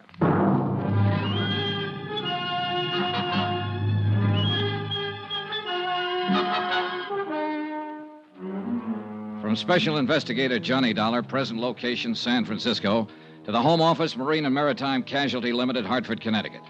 Assignment, the Molly K matter. Expense account continued. Item 3, $4.65. Food. I needed it. It had been a rough day, rough from the standpoint of legwork. I'd covered most of the usual sources and usual angles, and for all I learned, I might as well have stayed in bed. The freighter Molly K had sailed out of San Francisco Harbor and gone down in the Pacific, and nobody wanted to talk about it. They were all too busy shaking in their boots and looking over their shoulders, scared to death. I was even beginning to look over my shoulder. Item 4, 70 cents, taxi to the Embarcadero. Sure, I kept that blind date. I wouldn't have missed it for the world. Here, keep the change.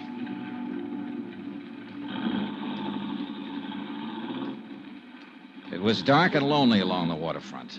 The fog was down, drifting in off the bay, dimming the scattered streetlights with a damp haze and muffling the sounds of the city. Alcatraz, lost and hidden somewhere behind the murky, wet blanket, kept sounding its mournful warning across the water. And the night gulls seemed to cry out in answer to it. I crossed the siding tracks and headed toward Pier 29 and toward whatever was waiting for me there. Or whoever. The office and warehouse of the Brawley Shipping Company, owner of the Molly K, was about halfway out the pier. I'd been there earlier in the day and found it closed and locked. But there was a dim light burning there now. I headed toward it. Just about then, as I passed under the last wharf light and turned toward the office door, I started to get that old feeling. I'd had it before in other places. Once in the heart of an Orinoco jungle, in an alleyway in the Casbah of Algiers, one time in London Soho, and again in Suez. Somewhere close by, hidden by the fog and shadows, there was somebody watching me. I stood listening, straining to hear some telltale sound from the darkness. Nothing. But there were a dozen hiding places within a radius of 50 feet, and I wasn't fool enough to start searching them, not knowing what I'd find. I turned to open the door to the Brawley office. Get your hands up, Mac. He'd been standing behind a post right beside the door. Okay. Now, what are you prowling around here for? I was restless, couldn't sleep, and I loved that foghorn. Wanted to get close to it. Knock it sort off, of... wise guy. This is a gun in your back, not a peppermint stick. Oh, don't say things like that. I faint easy. One more smart crack at... Wait a minute. Turn around toward the light. Sure. I'm always glad to oblige. Just sucker up. All right, come on, let go of it. Stop it. You Let go of that gun. You're going to break my... All right. Come on, get up, get up. Come on your feet.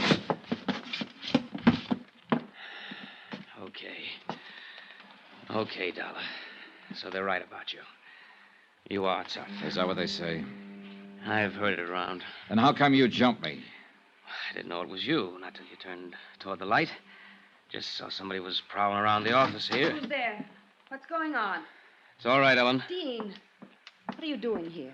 I could ask you the same thing. Why, I just came down to do some work on the books and...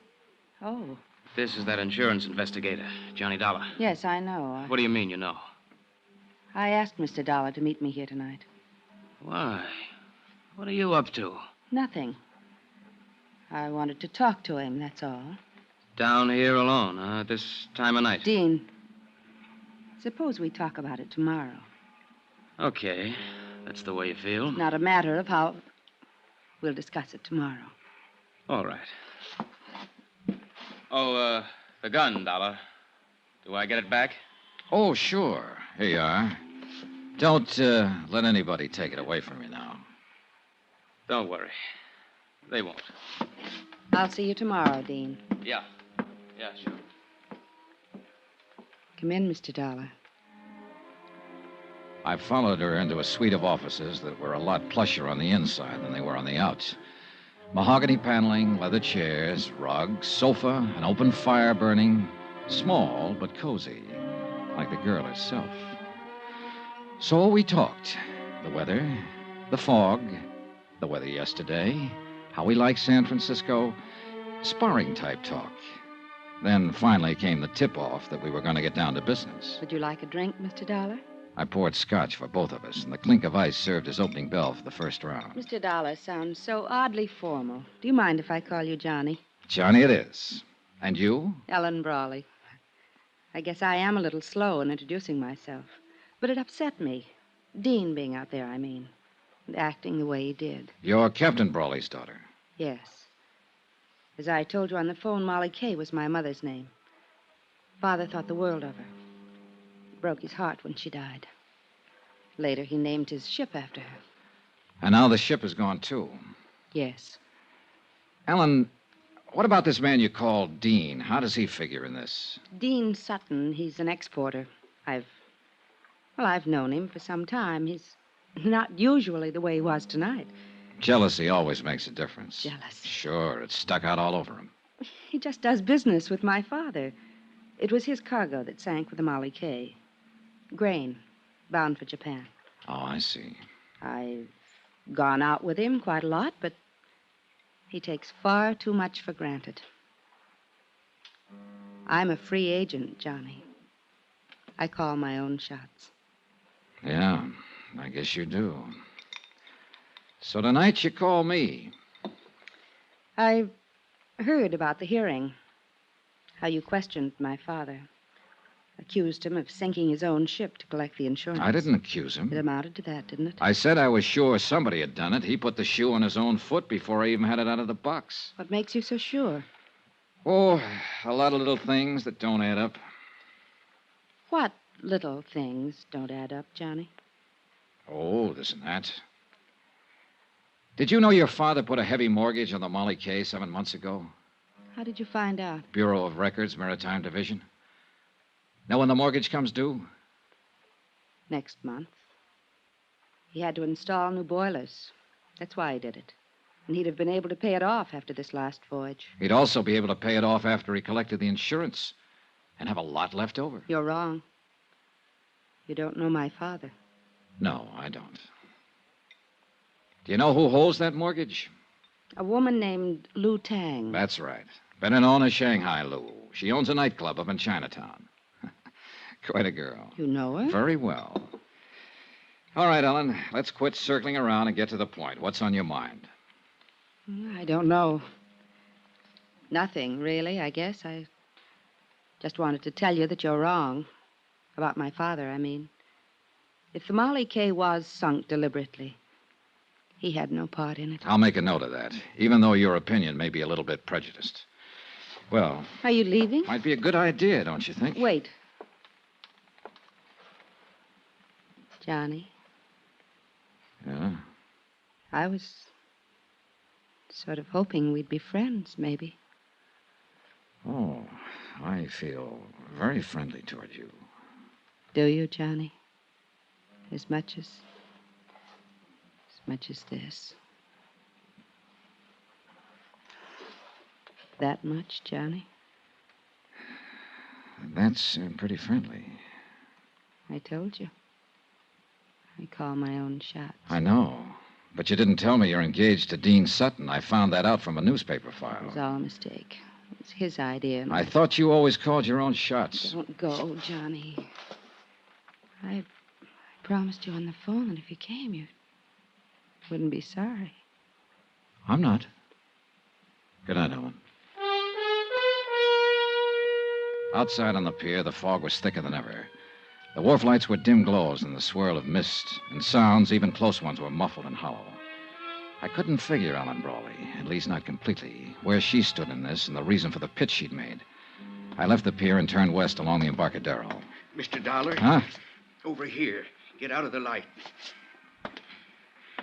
Evening, sir. You're out late, Mr. Hawkins. Well, I was waiting around. I kind of wanted to talk to you.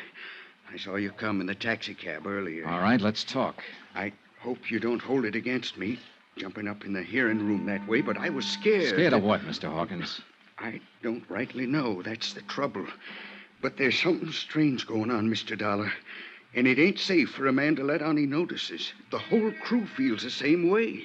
That's why they ain't talking about it. About what? Things that's happened. Things that ain't been brought out yet. And I wouldn't be talking neither if Bill Mack hadn't been a mighty good friend of mine. Bill Mack. He was one of the 2 men who went down with the ship. That he did. May he rest in peace.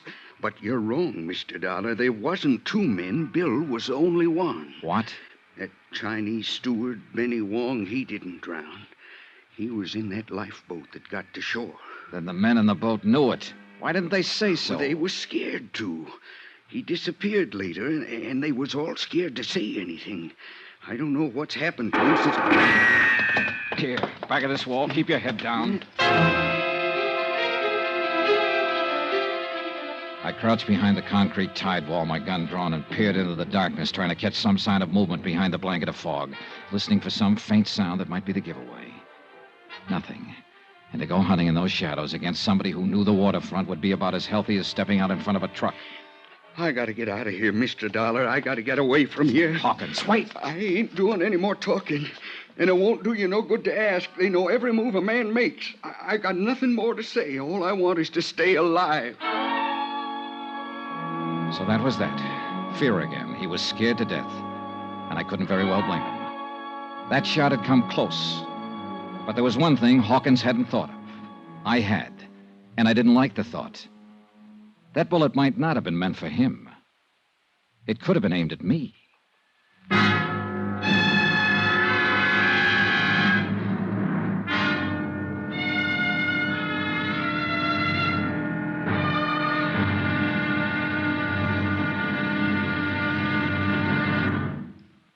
Now, here's our star, Bob Bailey, to tell you about tomorrow's episode of this story. Thanks. Tomorrow night, we find out that a dead man can tell a tale. It all depends on how he died. Join us, won't you? Yours truly, Johnny Dollar.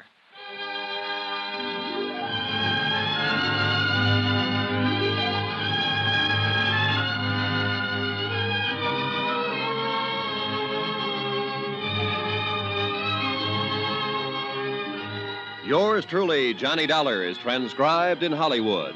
Written by Les Crutchfield, the entire production is under the direction of Jack Johnstone. Be sure to join us tomorrow night, same time and station, for the next exciting episode of Yours truly, Johnny Dollar. Roy Rowan speaking.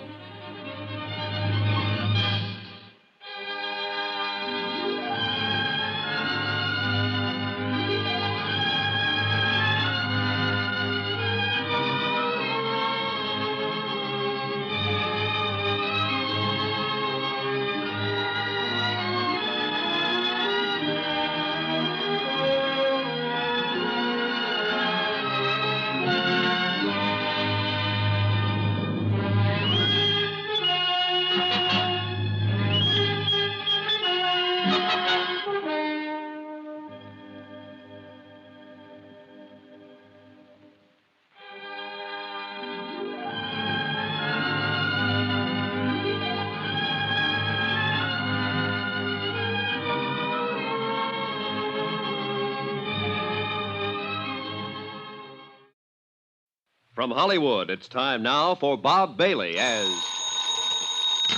Johnny Dollar. Guess who, Johnny? Lou. Lou Tang. When they told me you had called, my heart jumped and beat faster. It has been a long time. Too long.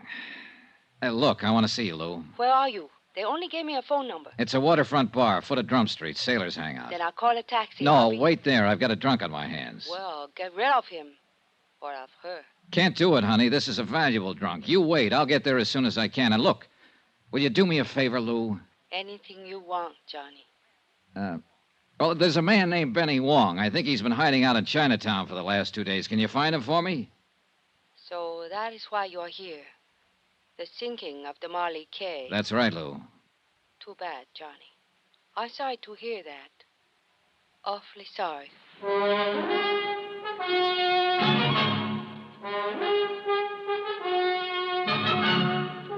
Tonight and every weekday night, Bob Bailey in the transcribed adventures of the man with the action-packed expense account, America's fabulous freelance insurance investigator. Yours truly, Johnny Dollar.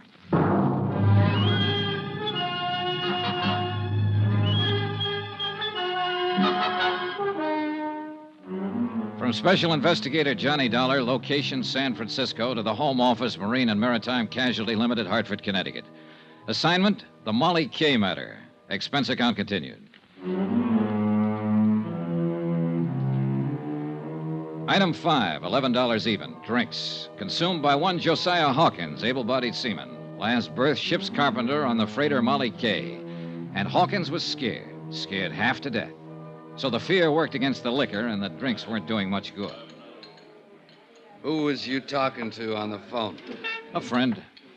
You say anything about me? About me being with you? Nope. How about another drink, Mr. Hawkins? I had enough. What's the name of your friend, Mr. Dollar? Oh, you wouldn't know her. Just a girl I know here in town. Oh, a girl. Mr. Hawkins, did Bill Mack have a girl? Yes, he got himself engaged to a girl.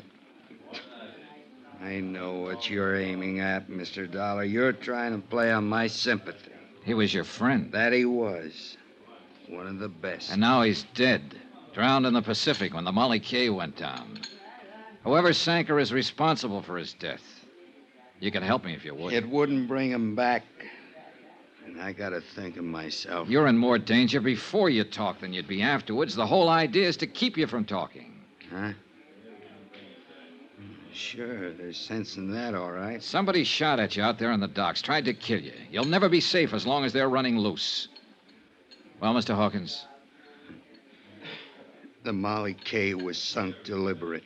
We're sure of that, all of us that was aboard her. Things just wasn't right even before it happened. What things? Well, that fire, for one, 10 days ago, the first time we started out for Yokohama. Bill Mack was the one that discovered it. Did Mack think the fire had been set? That he did. He told the captain that. And you know what happened, Mr. Dollar? What happened? Captain Brawley knocked him down the bridge ladder. Told him to keep his mouth shut and not go around spreading wild rumors. All right. The second time you sailed, what happened? Well, as soon as we cleared the gate and headed out to sea, Bill and me was on watch. He had me cover for him while he sneaked down in the hold to see what he could find out. He still hadn't come back when it happened. I think you was right, Mr. Dollar, what you said at the hearing. What do you mean? We didn't hit no derelict. An explosion, that's what it was. In the bottom of the forward hold somewheres. I was on the bow deck right above it when it happened. What about that Chinese steward, the one who got ashore and then disappeared? Did you notice anything special about him? Benny Wong? Yeah. No. We was only a couple of hours out of port. I don't even remember seeing him. One thing, though, that seemed kind of funny at the time. What was that? The first mate done all the hiring for this trip, same as always, just one exception. Benny Wong was hired on by Captain Brawley himself. Uh-huh. And something else, Mr. Dollar. About Bill Mack being drowned. You was wrong about that. Bill Mack is alive? No, he was dead before the Molly K ever sunk. What? I went looking for him as soon as it happened.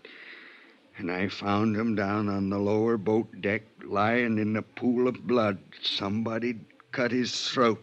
I'll have another drink now. I sat there looking at him across the table, not saying anything. There was nothing I could say. Bill Mack had been his friend. I thought over what he just told me, tried to fit it in with what I already knew. It didn't add up to an answer yet, not quite, but it was close, and it was getting closer all the time. Mr. Dollar, it's him. Huh? Captain Brawley over there. He just come in. Yeah, he's seen us, too. He's coming over this way. I gotta get out of here. Sit down, Mr. Hawkins. He won't start anything. You don't know him. You don't know how he is when he gets mad. No, but it looks like I'm going to find out. Well, Hawkins, seems like you're not very particular about the company you keep. Neither am I, Captain. Pull up a chair. What are you up to, Dollar? Offering him a bribe to testify against me? Don't need to. There's enough against you already. Yeah, there will be, more than likely, when you and them smart company lawyers get through. You insurance people are all alike. You're right there to collect when it's due you, but you squirm when it comes to paying off. Well, now, that depends on the circumstances, Captain, and in this case, well, I wouldn't go spending that money yet if I were you.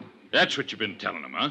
When I've got anything to tell, I'll tell it to the courts. Yeah, along with anybody else you can turn against me. Like my own daughter, for instance. She even sneaked around and tried to turn her against me. Not that that took much doing. And Dean Sutton, owner of the cargo. But there's a limit to what a man will take, Dollar. And I took enough already. Now, you better quit pushing me. I'm warning you. Are you? Well, take your warning and stick it where it'll do the most good. You've been trying to block every attempt I've made to get to the bottom of this thing. You've dragged your feet every step of the way deliberately. Dollar, nobody talks to me like that. Then it's time somebody did. I think you're in this thing right up to your big fat neck. And if you are, I'm going to pin it on you. Not just for swindling. If you were behind the sinking of the Molly K, I'm going to see to it that you stand trial for murder, too. I warned you once. Look out, Mr. Dollar. Oh, no. Oh, all right, Captain. Learn it the hard way. Watch out, he's grabbing the bottle. No. Come and get it, Dollar! Sorry, the party's over right now.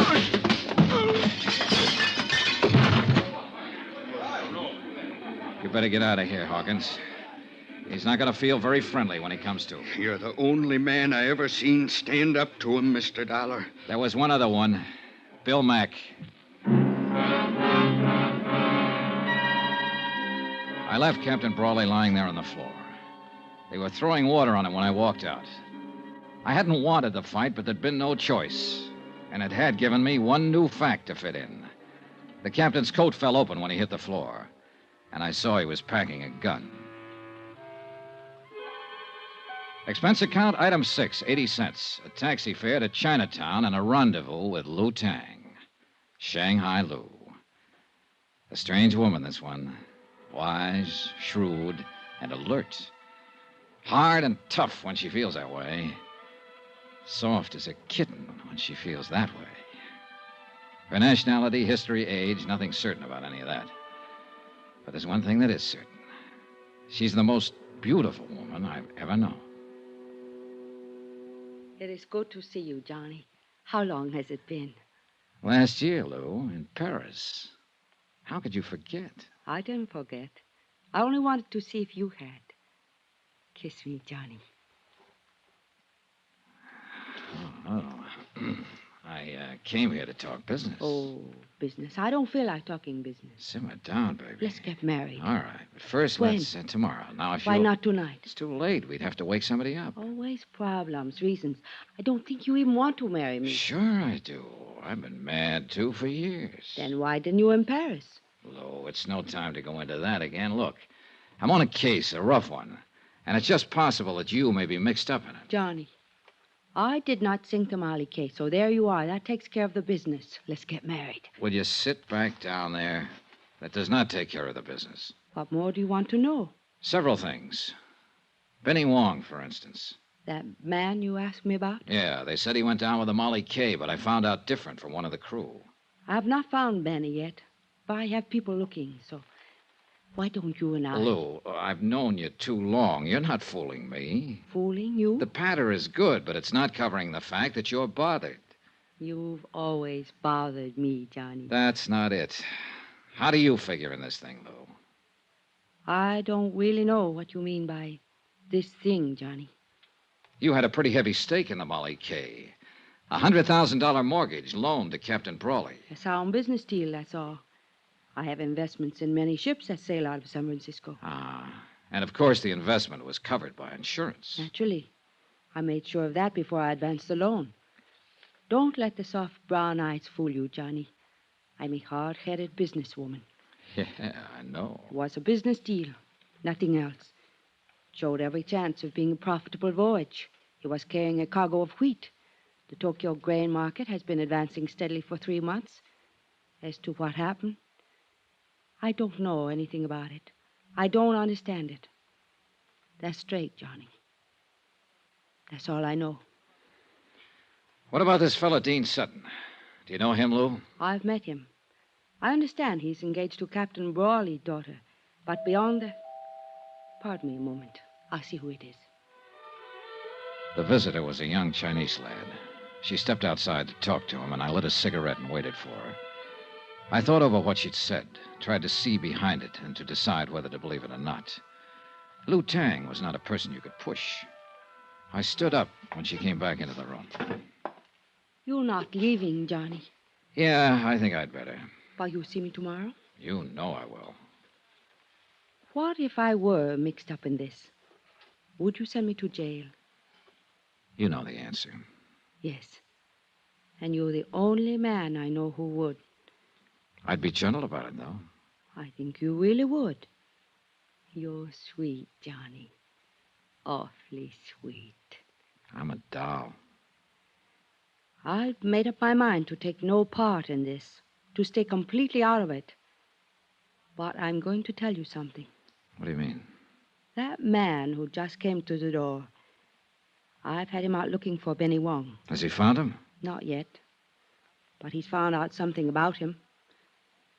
Johnny, if the Molly K was sunk on purpose, how do you think it was done? By an explosion in the bottom of the Ford hold.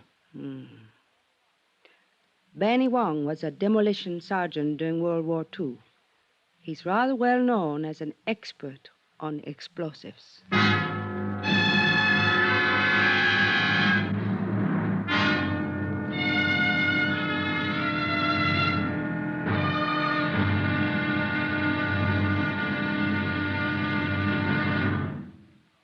Now, here's our star, Bob Bailey, to tell you about tomorrow's episode of this story. Thanks. Tomorrow night, a double cross, a double play, and a lovely girl forces the jealous sea to give up its dead. Join us, won't you? Yours truly, Johnny Dollar.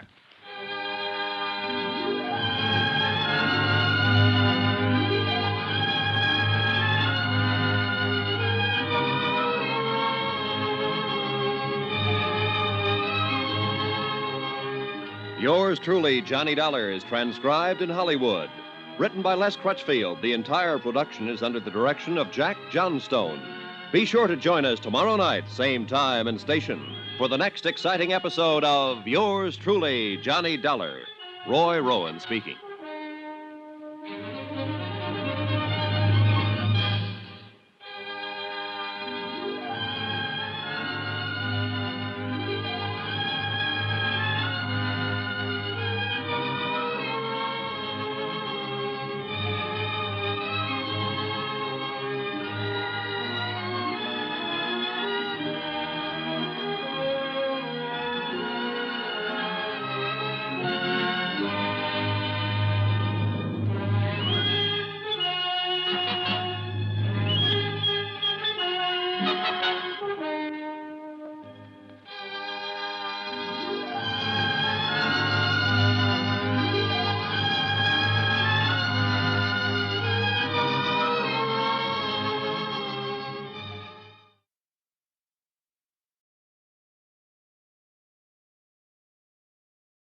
From Hollywood, it's time now for Bob Bailey as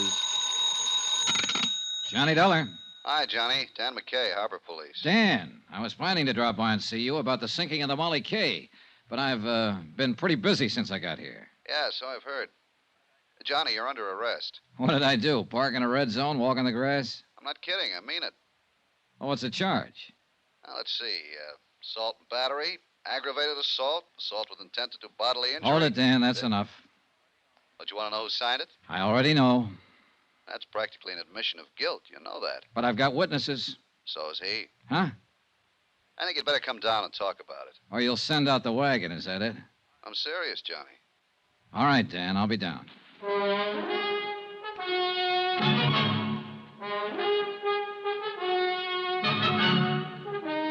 Tonight and every weekday night, Bob Bailey in the transcribed adventures of the man with the action-packed expense account. America's fabulous freelance insurance investigator. Yours truly, Johnny Dollar.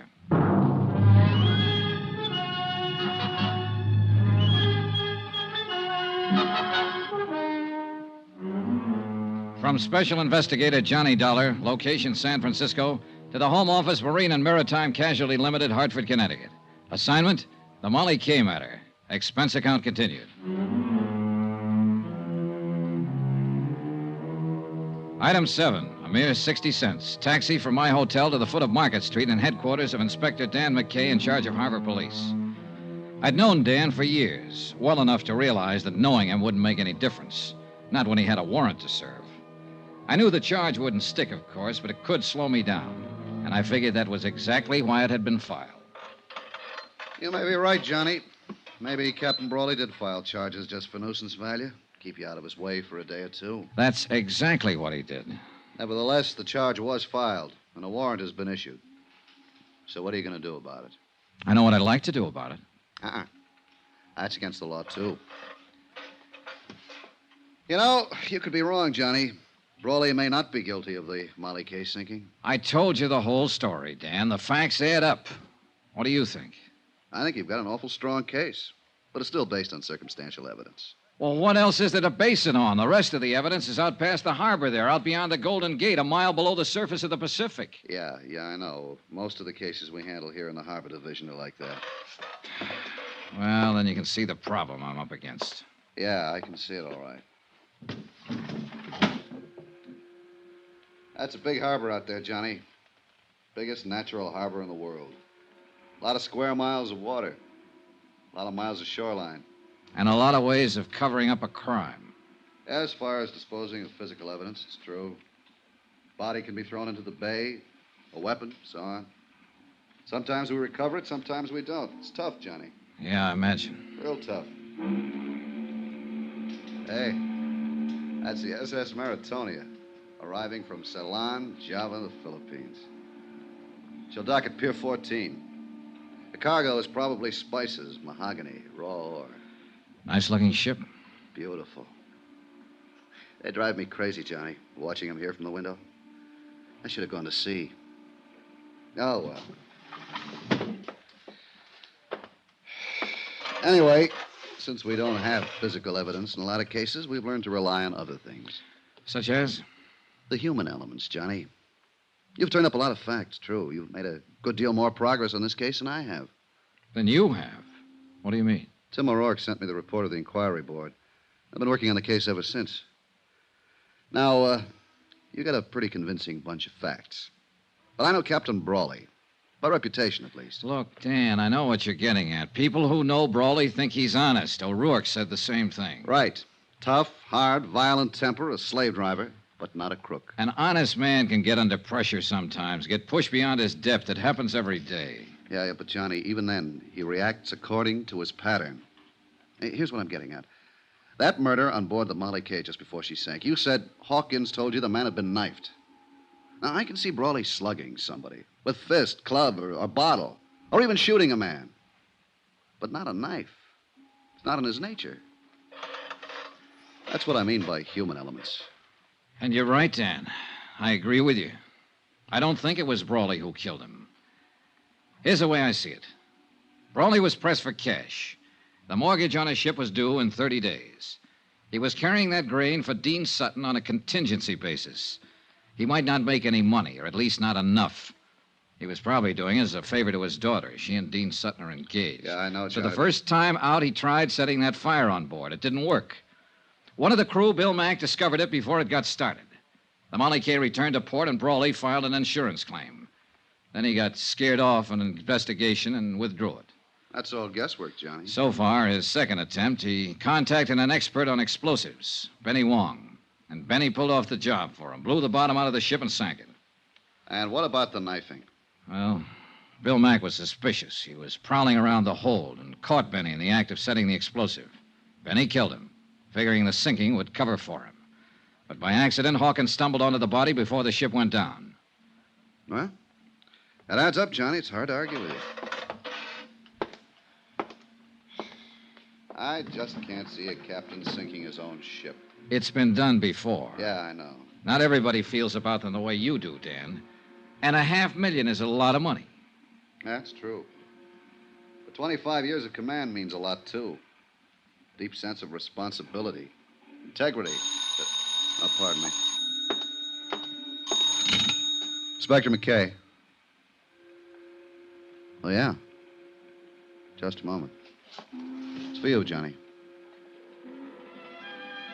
It was Lou Tang, Shanghai Lou. She'd called the hotel and found out where to reach me. For once, she didn't try to play games. She spoke briefly and straight to the point. And she told me what I wanted to know the most. When I hung up, I knew I was on the last lap. I had the case right in my hand. Well, what's up, Johnny? What is it? Dan, how would you like to come along and talk to the man who blew up the Molly K?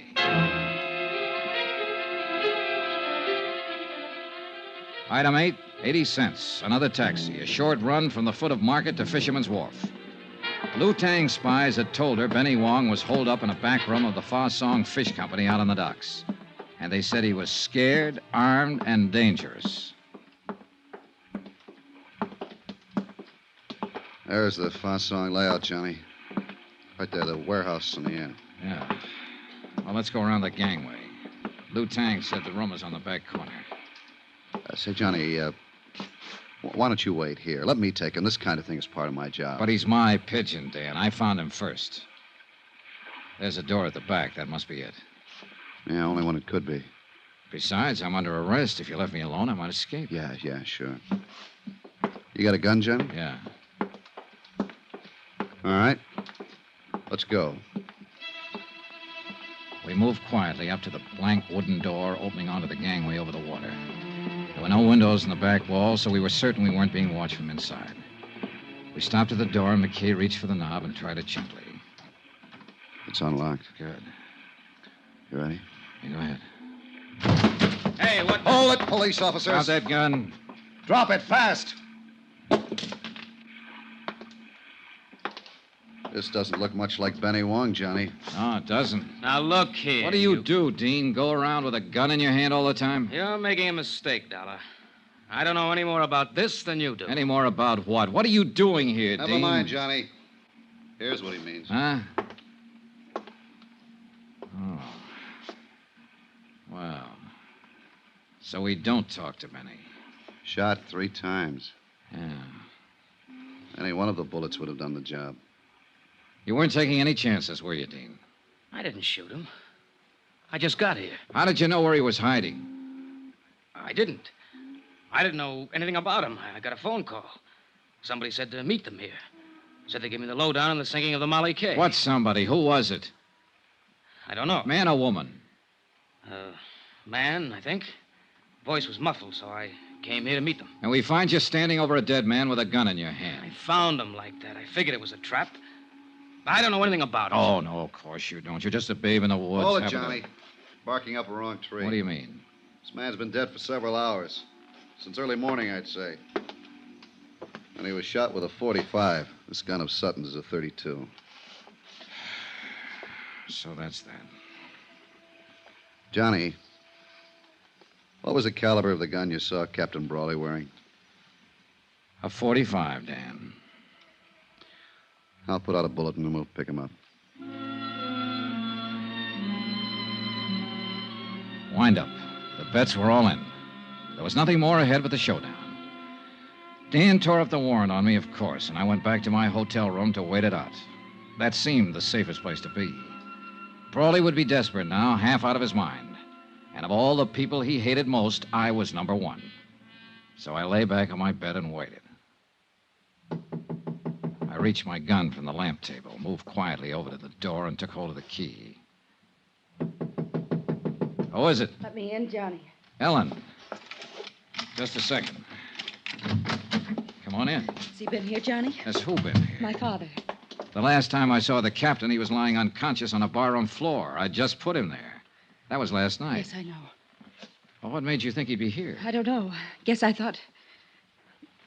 I don't know what I thought. Oh, easy now, honey. I'm scared, Johnny. Hold me, please. I'm so lonely and scared. It's all right, Ellen. Easy now. He came home last night after he fought with you. He was furious. Then he left again, and I haven't seen him since. Does he have his gun with him? I guess so.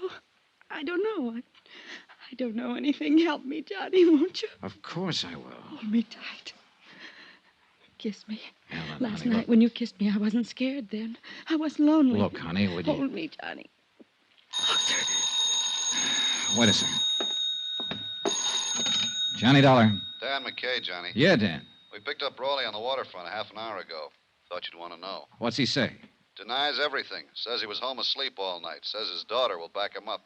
I happen to know different on that. Yeah, I figured he was lying. We'd already been out to his house, found his gun. It's been fired 3 times, Johnny, and the bullets match. When Ellen Brawley left my room a while later, I still hadn't told her about her father's arrest. I didn't have the heart. She'd tried her best to protect him, cover for him. She'd have done anything to save him. And yet, the irony was that every move she'd made helped tighten the case against him. The scent of her perfume still hung in the air after she'd gone. It was a strange scent, subtle, disturbing. I began to feel uncomfortable, on edge. There was something familiar about that scent. And finally, I tagged it. I'd noticed that same perfume in the room on the wharf, where Benny Wong lay murdered.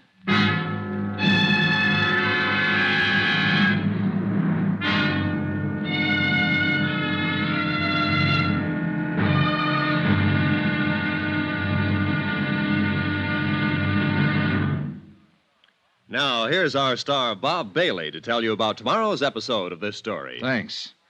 Tomorrow night, a deadly rendezvous on the fog-shrouded waterfront, and an explosion that rocked the city. The payoff. Join us, won't you? Yours truly, Johnny Dollar.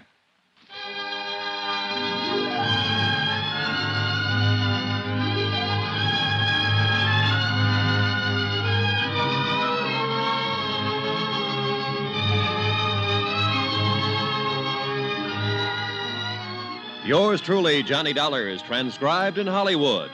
Written by Les Crutchfield, the entire production is under the direction of Jack Johnstone. Be sure to join us tomorrow night, same time and station, for the next exciting episode of Yours truly, Johnny Dollar. Roy Rowan speaking.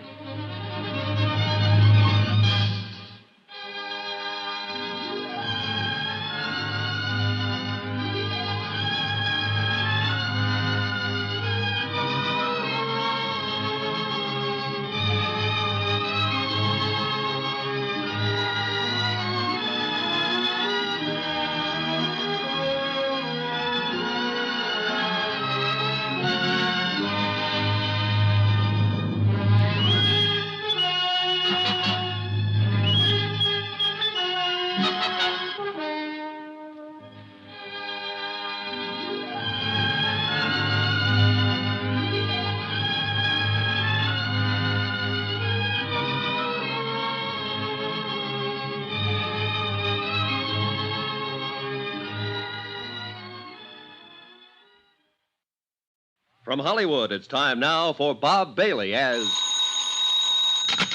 Johnny Dollar. Johnny, I've got it for you. Blue Tang. Good. What did you find out? That prices on the Tokyo grain market did break suddenly, about 3 weeks ago. 3 weeks. Uh-huh. Reason, oversupply. The price has been holding since, at about 60% of the peak. A 40% drop, big enough to cause the damage. What damage? The sinking of the Molly K, a double cross, a frame-up, murder. It's as clear as crystal, Lou. Come see me later tonight. Tell me all about it. All right. Or at any rate, come on, tell me about something. About a certain night in Paris, maybe? I think I'd like that very much, Johnny. Wait for me, Lou. I'll be there later. You can count on it.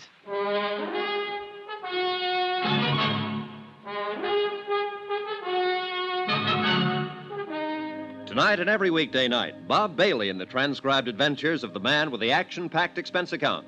America's fabulous freelance insurance investigator. Yours truly, Johnny Dollar.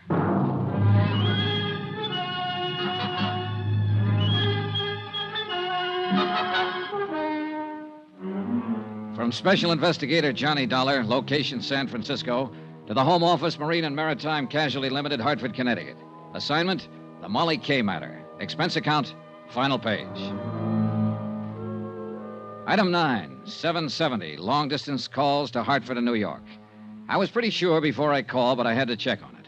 It checked. Item 10, 80 cents, taxi from my hotel to the waterfront office of Inspector Dan McKay, Harbor Police. It's a funny deal, Johnny. I can't figure it. Captain Brawley is clammed up tight. Won't answer any more questions. Doesn't want a lawyer. Won't even talk. It's a funny deal. Not when you consider the fact that he's innocent. What?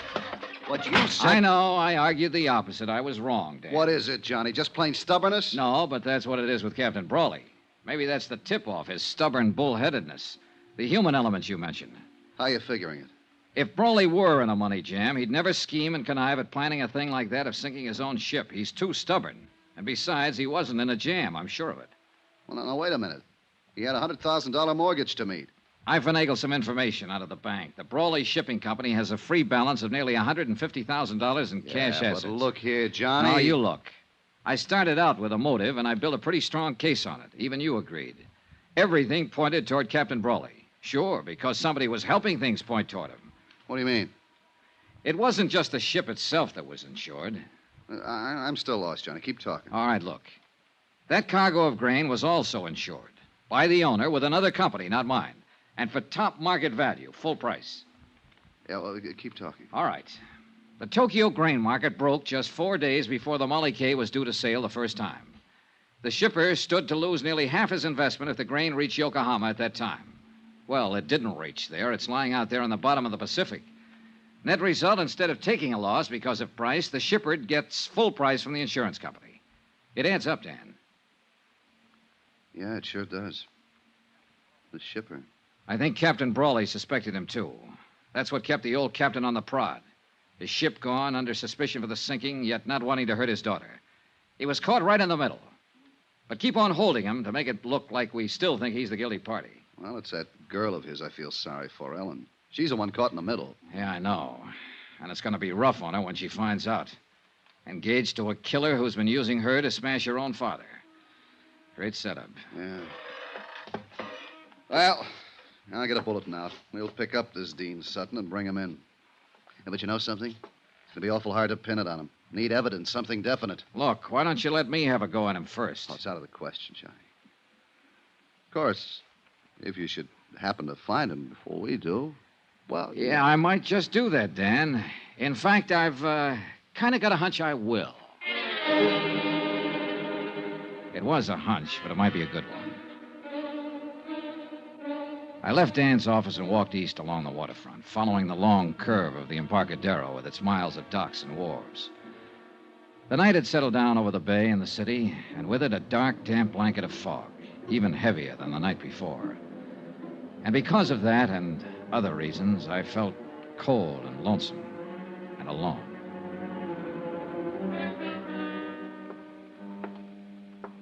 I turned off the Embarcadero and walked out Pier 29. I was about 30 yards from the Brawley warehouse when I was suddenly brought up short. On the water below me, tied to a wharf piling, was a light cabin cruiser rocking gently with a swell. It had no business being there. Pier 29 was a commercial berth. My hunch was right.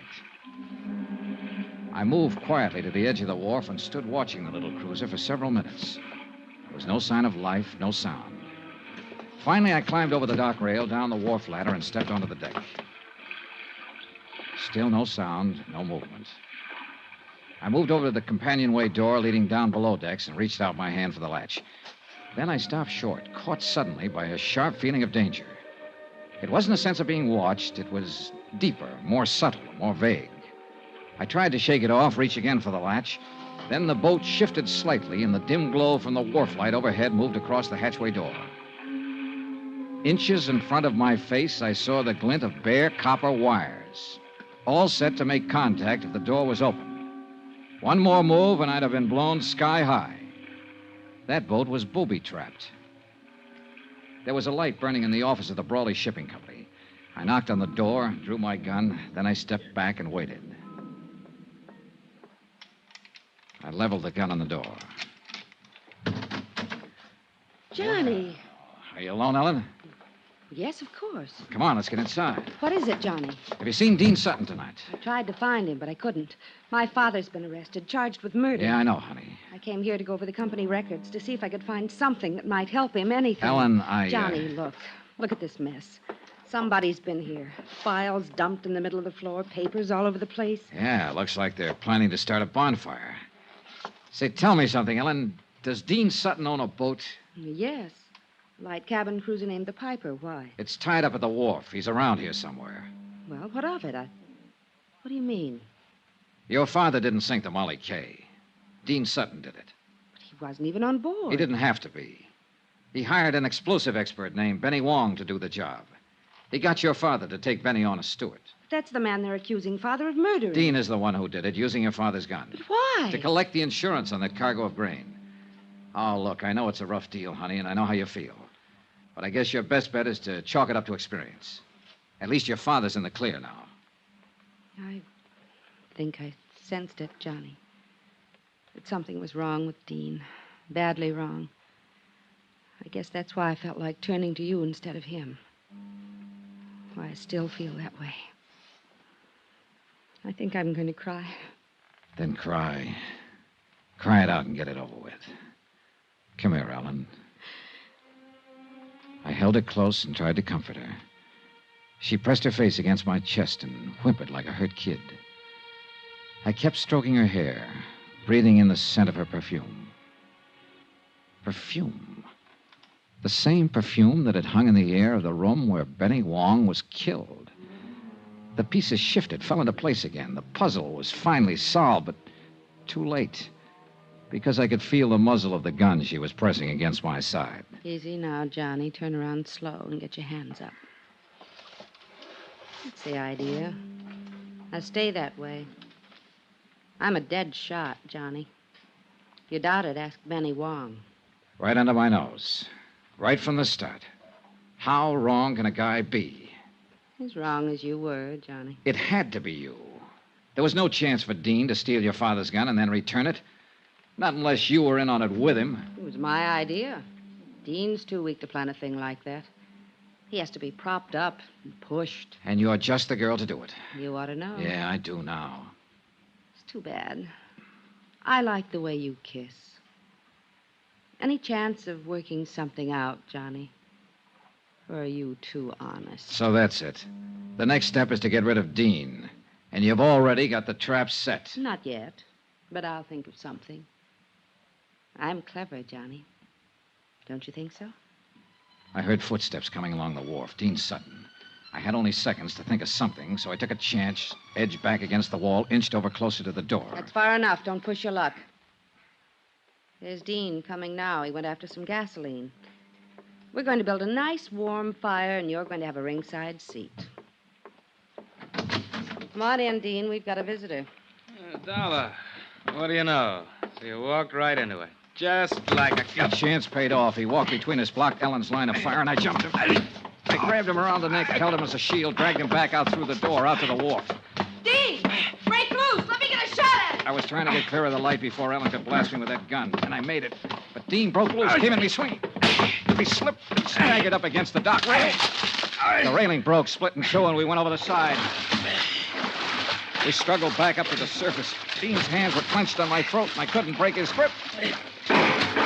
Ellen started firing from the wharf above us, not knowing who she'd hit and not caring. I took a deep breath and dragged Dean onto the surface. But his hands were still on my throat, and I couldn't break loose.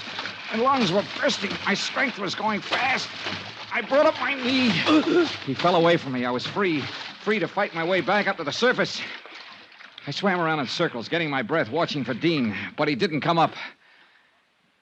He didn't come up for 2 days.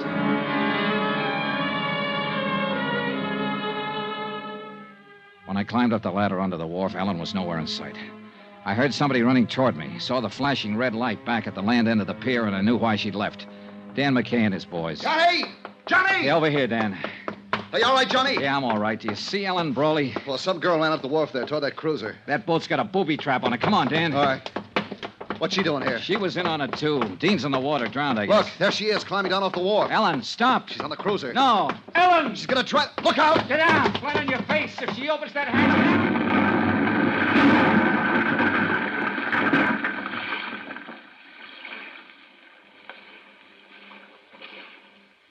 Blown to bits. Booby trap. They had it rigged for me, and she... No. She didn't know about it. That wasn't meant for me. They were both pulling a double cross. Dean set that trap for her. End of expense account, except hotel and plane fare back home. Total $547.60. Well, it looks like the company pays off on this one, Dave. The ship owner was innocent. But you'll make it back. I really feel sorry for Captain Brawley. He commanded his own quarterdeck for 25 years. Strong and proud and unafraid. He had a wife once named Molly Kay, and a ship named Molly Kay. And he had a daughter, too. And now the sea has taken all of them away from him and left him cast up on the beach, a broken old man. Bitter, beaten, alone. Yours truly, Johnny Dollar.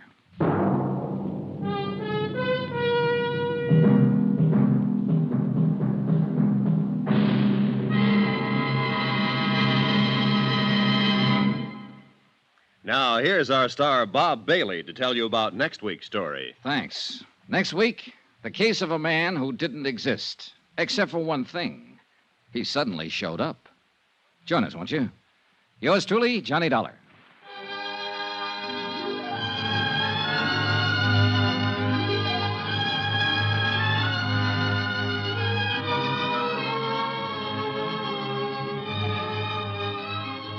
Yours truly, Johnny Dollar, is transcribed in Hollywood. Written by Les Crutchfield, the entire production is under the direction of Jack Johnstone. Heard in this week's cast were Virginia Gregg, Peter Leeds, Barney Phillips, Victor Perrin, James McCallion, and Hy Averback. Be sure to join us on Monday night, same time and station, for another exciting story of Yours truly, Johnny Dollar. Roy Rowan speaking.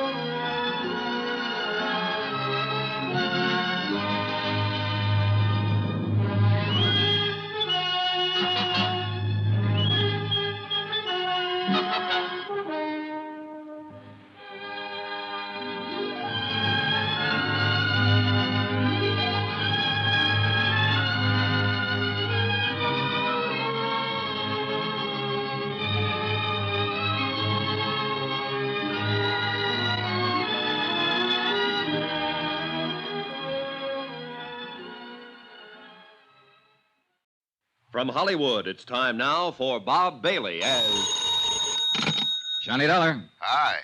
Pat Kelleher, Universal Adjustment Bureau. Good to hear your voice, Patsy. Thought you were transferred to Baltimore. That's where I am.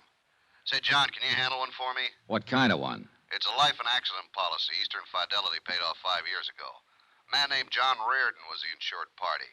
He died in 1950. Wife was a beneficiary. It's a crazy one. Well, go on.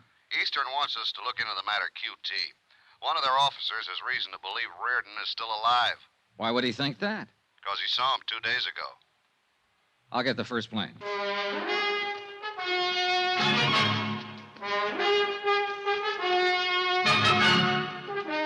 Tonight and every weekday night, Bob Bailey in the transcribed adventures of the man with the action-packed expense account. America's fabulous freelance insurance investigator. Yours truly, Johnny Dollar.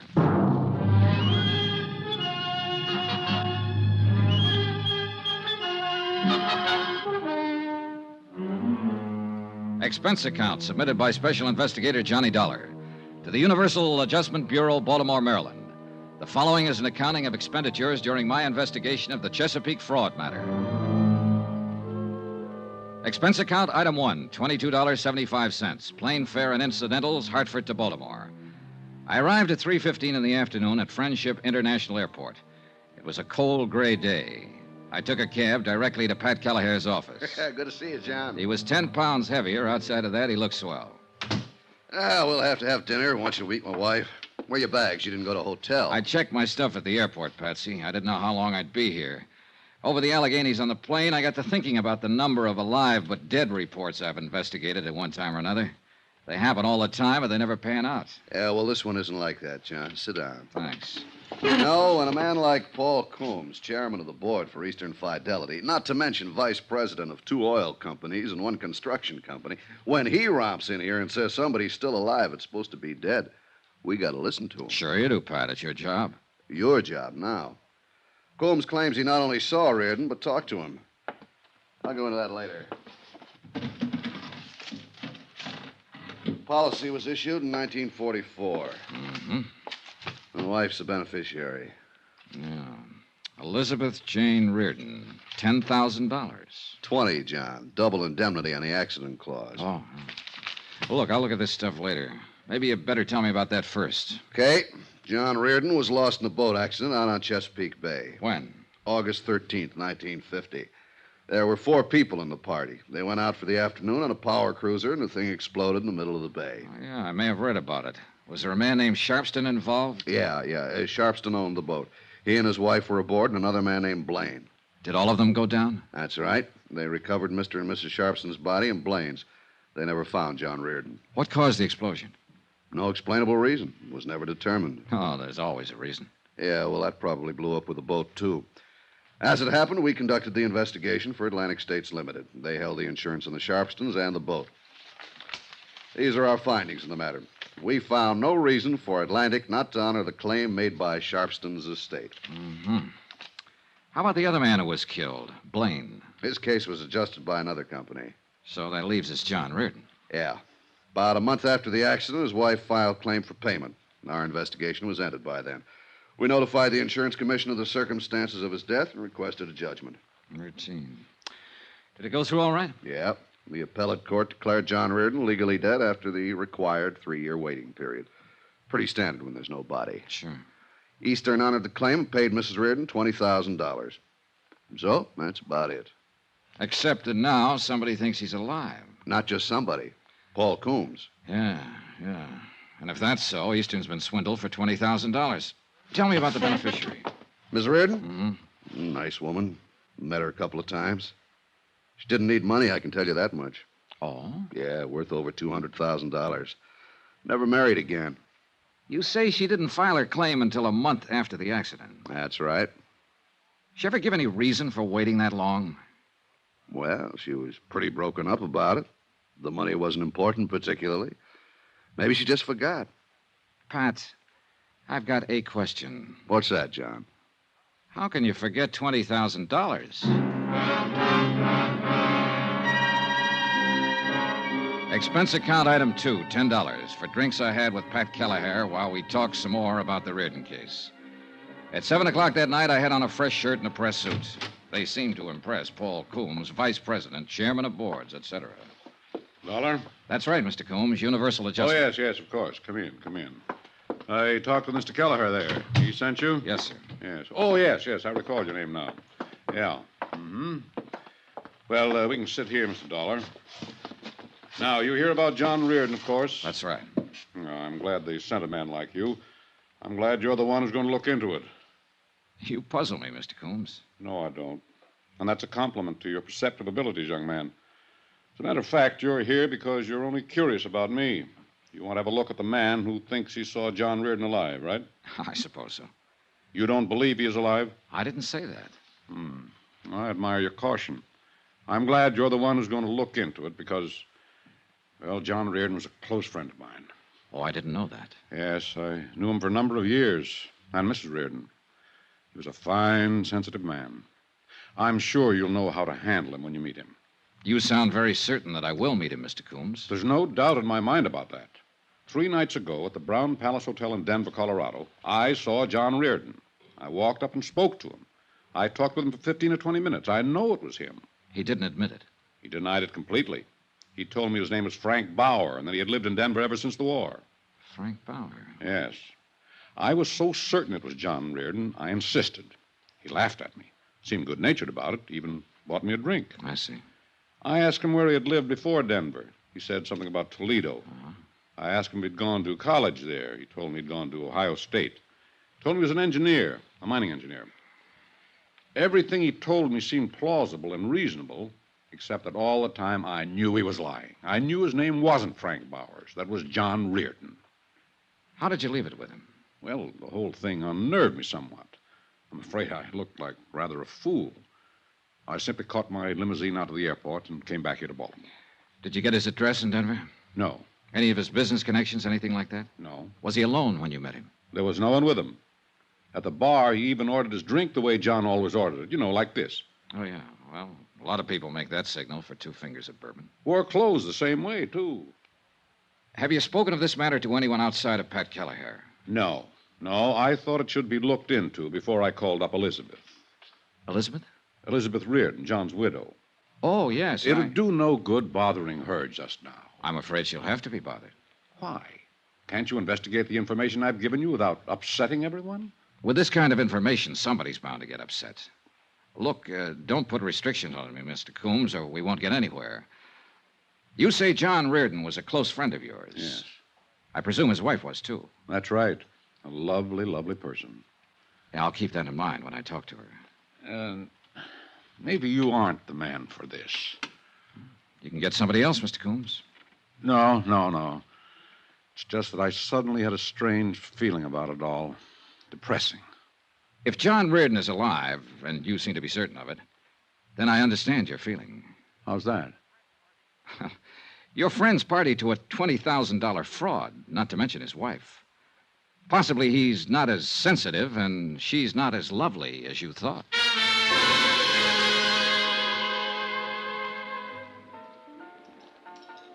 I spent the rest of the evening with Pat Kelleher and his wife, hoping to see the bright lights and listen to some laughter. We picked a couple of fancy bistros and started the rounds to watch champagne flow and eavesdrop on the happy stories of success, promotion, and love. But it didn't work. Like the place, John? It's swell. You're as low as a cricket's ankle. Well, today a man kept telling me a friend of his was alive who's supposed to be dead. He told me what a fine fella this friend is, or was. Yeah. 99 times out of 100, I tell him to go jump in the lake, but Paul Coombs comes under the title Reliable Witness in anybody's book. Give me a match. Here. How you fix for plans? Start somebody looking into Frank, whatever his name is, in Denver, who's supposed to be Reardon. I'll start with the beneficiary, Pat. Miss Reardon? Yeah. I'll march out and say, let me look at some pictures of your husband. What kind of a guy was he? Did you enjoy each other or try to kill each other? Did you ever, Why didn't Coombs look into it himself? Why didn't he go out to the widow and tell her about his meeting the guy in Denver? Because he came to us, John. Yeah, I know, Patsy. I'm sorry. But the prospect of going to somebody, anybody, with a flimsy story like that makes me sore. It might get her hopes up that her husband's alive. And that's a lousy thing to do. Reliable or not, Coombs is probably all wet. Probably. Sour racket. Sour racket. You being a parrot? Just being agreeable, John. If you want to be sad, I'll be sad with you. We both know situations like this are part of the trade. Oh, I should have been a... Oh, let's have another belt. Sure. Waiter. Well, John, maybe another way to handle Mrs. Reardon with that. That's her over there at the bar. Nice, isn't she? Hey, she is lovely. Nothing. She looks a little tight. Yeah, well, I hear she gets that way quite a bit these days. Say, John, you want me to introduce you like a friend? It might make it easier. No, I'll handle it myself. Who's with her? Beats me. He's looking for a phone booth. Pat. Yeah. I may be able to find out what I want and not let her know what it's about. You mean right now? I mean right now.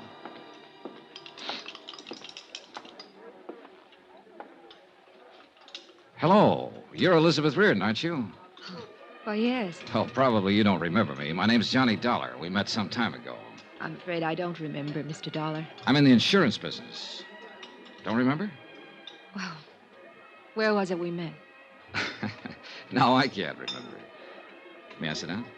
Well, I'm expecting someone who'll be back in a minute. Yes. Would you care for a drink? I have this one, thank you. Oh. How's John these days? John? Your husband, Mrs. Reardon. His name is John, isn't it? My husband's been dead nearly 5 years. Oh, I'm sorry to hear that. I mean, it must be... This is very awkward. That's all right. 5 years. I could have sworn it was just 3 years ago I met you and John. In Denver. It couldn't have been. We were never there. Oh, well, pardon me. I sit here making bad conversation with you, and it's very apparent you're distressed. Look, I'm very sorry I upset you. Is there anything I could do? No. No, Mr. Dollar, you didn't upset me. You look like a very nice person. How long are you going to be in Baltimore? A few more days. Perhaps you'll come out to the house for a drink before you go back. Say tomorrow? Oh, I'd like that, Mrs. Reardon. You can call me. I'm in the book. Mrs. John Reardon? Yes. I will. Again, I'm sorry that I brought Do up... me a favor, Mr. Dollar. When you come to my house for a drink, call me Elizabeth. And please, don't mention my husband's name. I'd appreciate it very much if I never heard it again.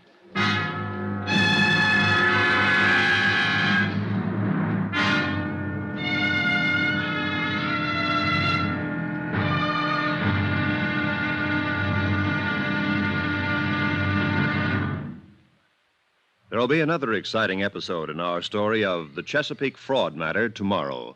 Tomorrow, a little talk to a widow who might not be a widow at all.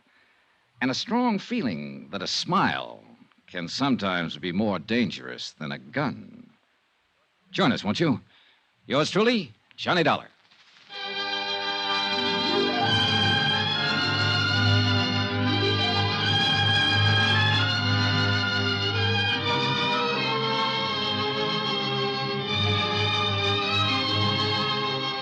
Yours truly, Johnny Dollar, starring Bob Bailey, is transcribed in Hollywood. Written by John Dawson, it is produced and directed by Jack Johnstone. Be sure to join us tomorrow night, same time and station, for the next exciting episode of Yours truly, Johnny Dollar. Roy Rowan speaking.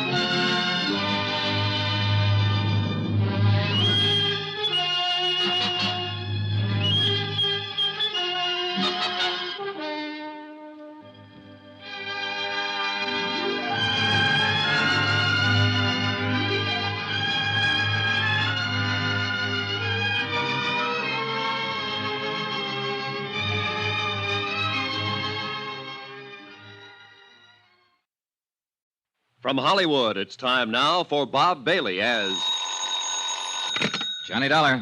Pat Gallagher at Universal. How'd you make out with Miss Reardon? I met her. She thinks I'm an insurance broker or something. I told her I knew her husband when he was alive. Industrial hazard lying. Part of the business, John. Did you find out anything that'll help you? I found out she's pretty upset about everything in the world. That's the only report you have for Universal Adjustment Bureau? Oh, she invited me for cocktails. I'm going to call her later this afternoon and keep the date. Maybe I'll get some information then. Cocktails, say. You made out okay. Oh, shut up.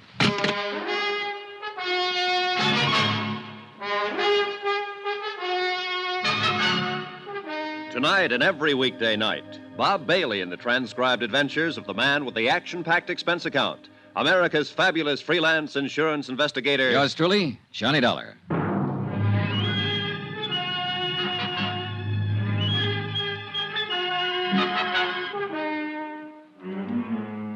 Expense account submitted by Special Investigator Johnny Dollar to the Universal Adjustment Bureau, Baltimore, Maryland. The following is an accounting of expenditures during my investigation of the Chesapeake fraud matter. Expense account item 3, $23.60, long-distance telephone call to George Hanley in Denver, Colorado. George is an old friend of mine in the private detective business. I told him about the report that John Reardon was still alive and living in Denver under the name of Frank Bowers.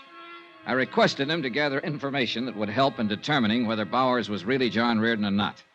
I spent the remainder of the day reading over the facts of the case as supplied to me by Pat Kelleher of Universal Adjustment.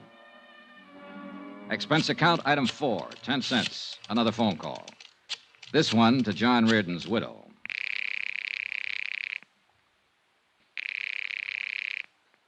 Hello? Mrs. Reardon? Yes. This is Johnny Dollar. Oh, yes, Mr. Dollar. You're the man who used to know John? Yes. I asked you over for a drink. I hope you're coming. What time? 7 would be fine.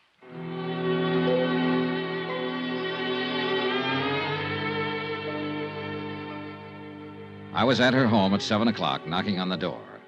It was a nice home, and she seemed like a nice person. Even nicer than the night before. I asked you to call me Elizabeth, Mr. Dollar. I remember her. Yes, you also asked me not to mention your husband's name. I wish you'd forget that. I was upset last night when we met. Forgive me? How's your drink? That's swell. I don't know why, but I feel I should explain myself a little more about saying what I did about John. I was very shocked at his death. I suppose I still am, even though it was 5 years ago. It always disturbs me when I'm reminded of it. Yet it's good to be reminded, I suppose. To know that he really is dead. That he won't come through that door anymore. That he won't telephone me from the office or make any plans with me. Does that make sense? I suppose so. Oh, we can drink another one. Sometimes things make more sense with a few drinks. Sometimes they don't make any sense at all, Elizabeth. That's right, too, Johnny. You know, I like you. I like you. Tell me about your business. You said insurance? Yes. You're a broker? Well, not exactly. A salesman? No. I'm an investigator. That must be terribly interesting work.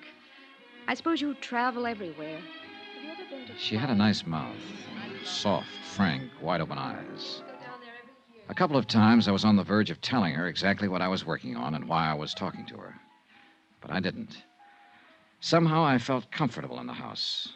Over the drinks and music, we eventually got around to John Reardon. She told me of their 4 years' marriage that ended with his sudden death. Gave me everything I could possibly want to have.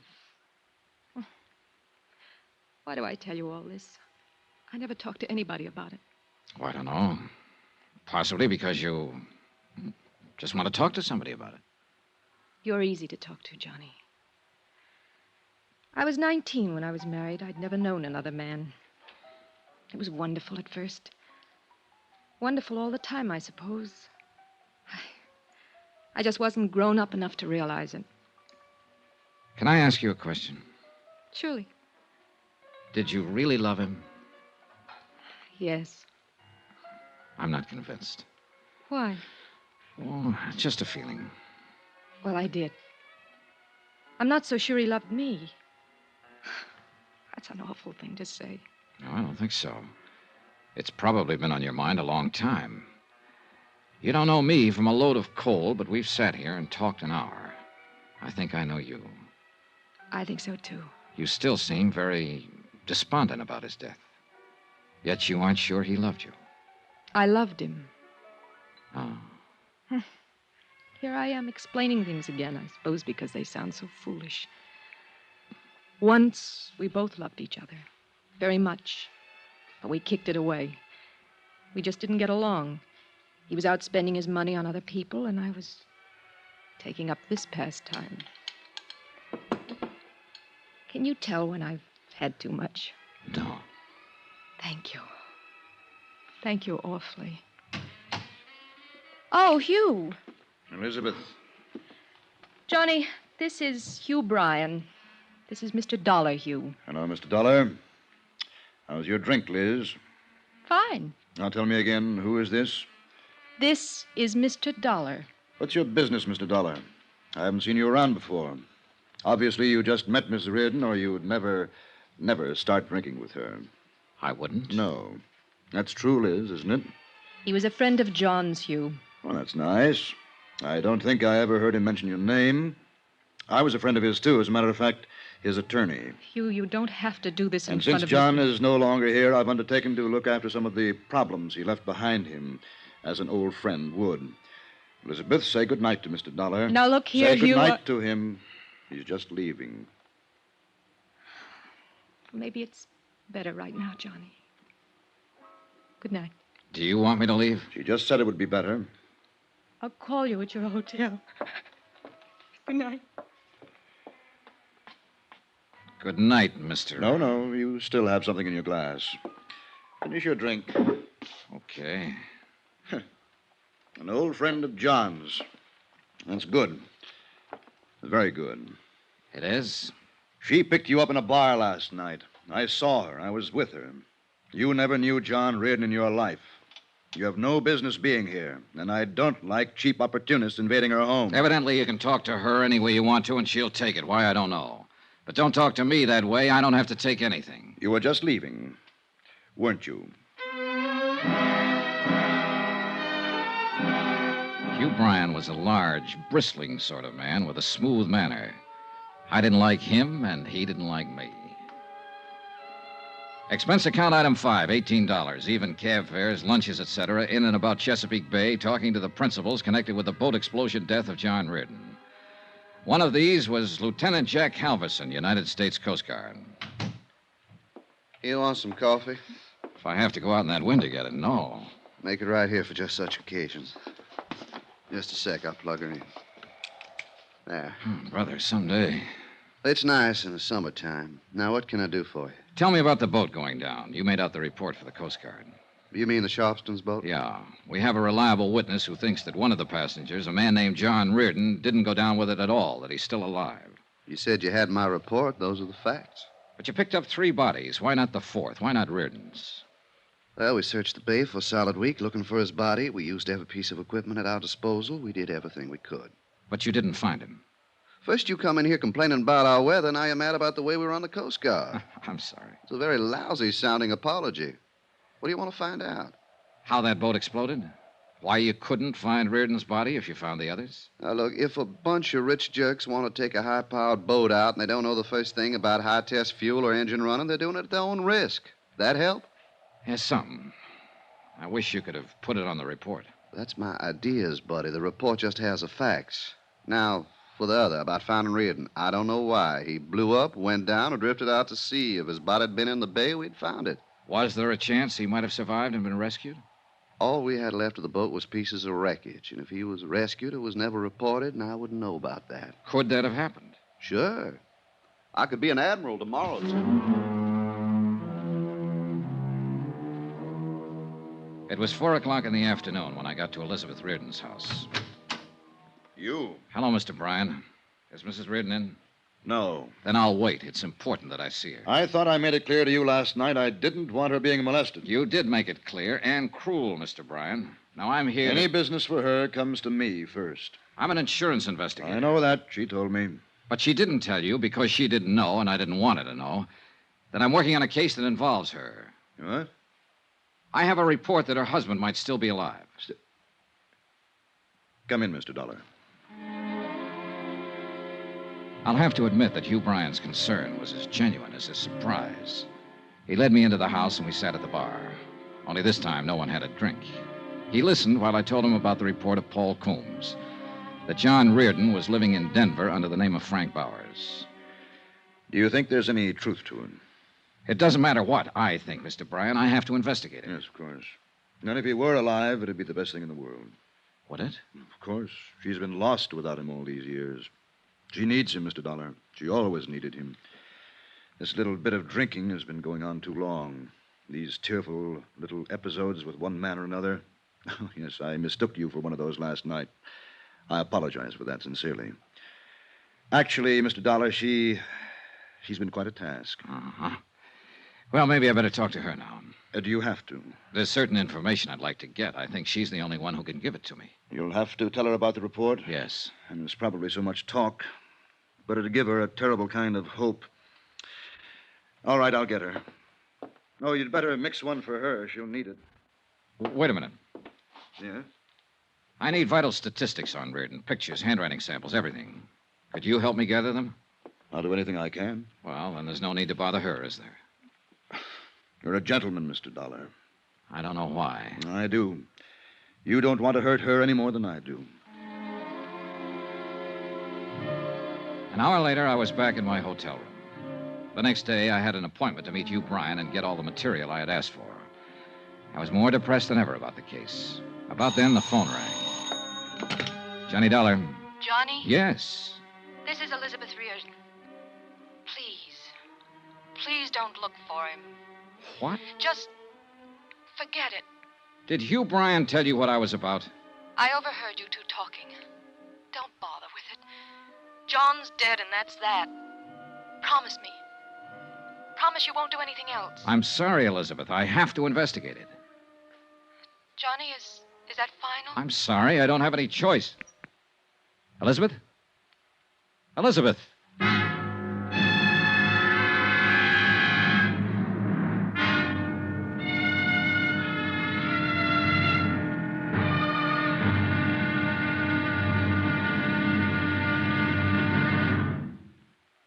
There'll be another exciting episode in our story of the Chesapeake fraud matter tomorrow. Tomorrow, a trip to Denver and a look at a man whose gun makes it pretty emphatic that he doesn't want to be looked at.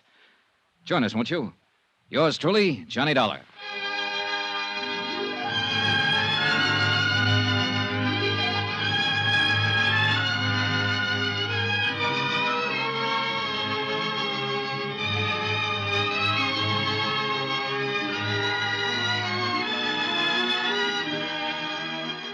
Yours truly, Johnny Dollar, starring Bob Bailey, is transcribed in Hollywood.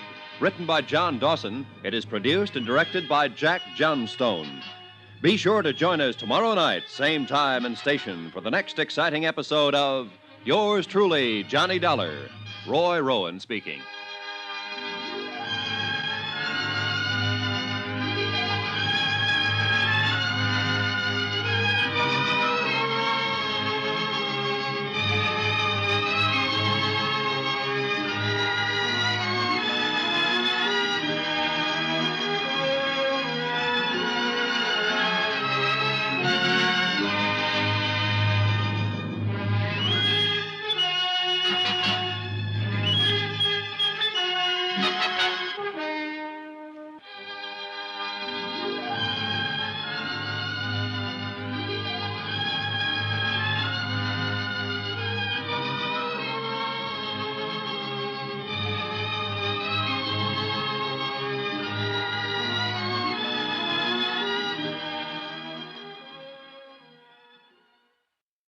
From Hollywood, it's time now for Bob Bailey as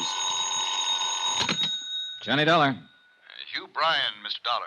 How are you this morning? Not so good. I didn't sleep very well. How'd you do? I think I have about what you want on John Reardon. Well, if you haven't, I can get it from Mrs. Reardon. What? Well, I thought you didn't want to tell her about the report, that her husband might still be alive. She knows. She overheard us talking last night. Oh. Well, what do you want to do? I might as well look at what you have and get this over with. How about an hour from now? I'll be waiting for you.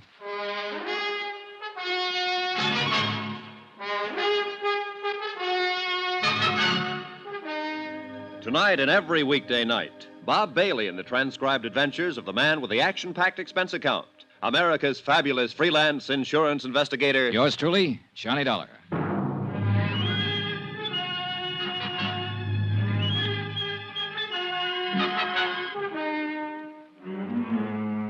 Expense account submitted by Special Investigator Johnny Dollar to the Universal Adjustment Bureau, Baltimore, Maryland. The following is an accounting of expenditures during my investigation of the Chesapeake fraud matter. Expense account item 6, $1.50. One collect telegram from Denver, Colorado. I've located Frank Bowers as per your request. Cursory investigation discloses little evidence that would lead me to believe he might be the John Reardon of Baltimore. Looks like a ham bone to me, Johnny. What do I do now? Signed, George Hanley, George Hanley Investigations Incorporated, Denver, Colorado. Item 7, $2. Same thing. Telegram from me. Things are about the same way here. Sit tight. I'll see you in a day or two. Love, Johnny. Once the telegrams were out of the way, I walked 3 blocks from my hotel to the office building of Hugh Bryan. It was an impressive place full of lawyers and doctors. Hugh Bryan looked a little haggard when I saw him. It took me a while to get all this together. Half the night. There wasn't that big a rush. Oh, get it out of the way. The sooner you have what you need, the sooner you can make sure, and the sooner I won't worry about it anymore. Did you talk to Elizabeth yet today? No, just last night. Oh, I thought maybe she might have called you this morning. I'm so sorry for that girl. Well, don't feel too bad, Mr. Bryan. We both did everything we could to keep the report that her husband might be alive from her. Awkward as it was. Yes, I know. I still don't understand it, I guess. Well, a man named Coombs, an insurance official, thinks he saw Reardon in Denver last week using the name Frank Bowers. He's sure that Bowers was Reardon. If he turns out to be Reardon, the insurance company's been taken for $20,000 they paid to Elizabeth Reardon, just to set you straight. Well, that'd make Elizabeth party to a fraud. And John. Lord knows that's silly. Well, silly or not. Yes. Well, here's what I have. Now, this is one of the last pictures taken of John Reardon. Mm-hmm. Have the negatives? Yes. Here. And these are some vital statistics on him. The physical part I got from his doctor. Mm-hmm. He stood an examination about a month before the accident. This the doctor's name here? Yes. Now, these other things are in his background and education. Here, a copy of his marriage license, birth certificate. How did you get hold of these things? Well, I handled a lot of business for John, filed a lot of his papers for him. These were just packed away. It took a while to find them. Hey. A copy of his fingerprints? Oh, would those help? More than any of this other stuff. Fingerprints aren't standard papers in anybody's file. Before John went in the Army, he did some engineering work for the proving grounds in Aberdeen. Oh. He was fingerprinted there. It was a gag at the time. He had a set of his own blown up and put on the wall in a picture frame. You know, just a joke. Yeah. I dug them out of his personal things. Now then, here's a copy of his financial records, tax returns and whatnot. I spent about an hour in Hugh Bryan's office going over material that would help me in the investigation. The pictures and fingerprints were the most helpful items. After I'd finished, I went back to my hotel, packed my bags, and checked out.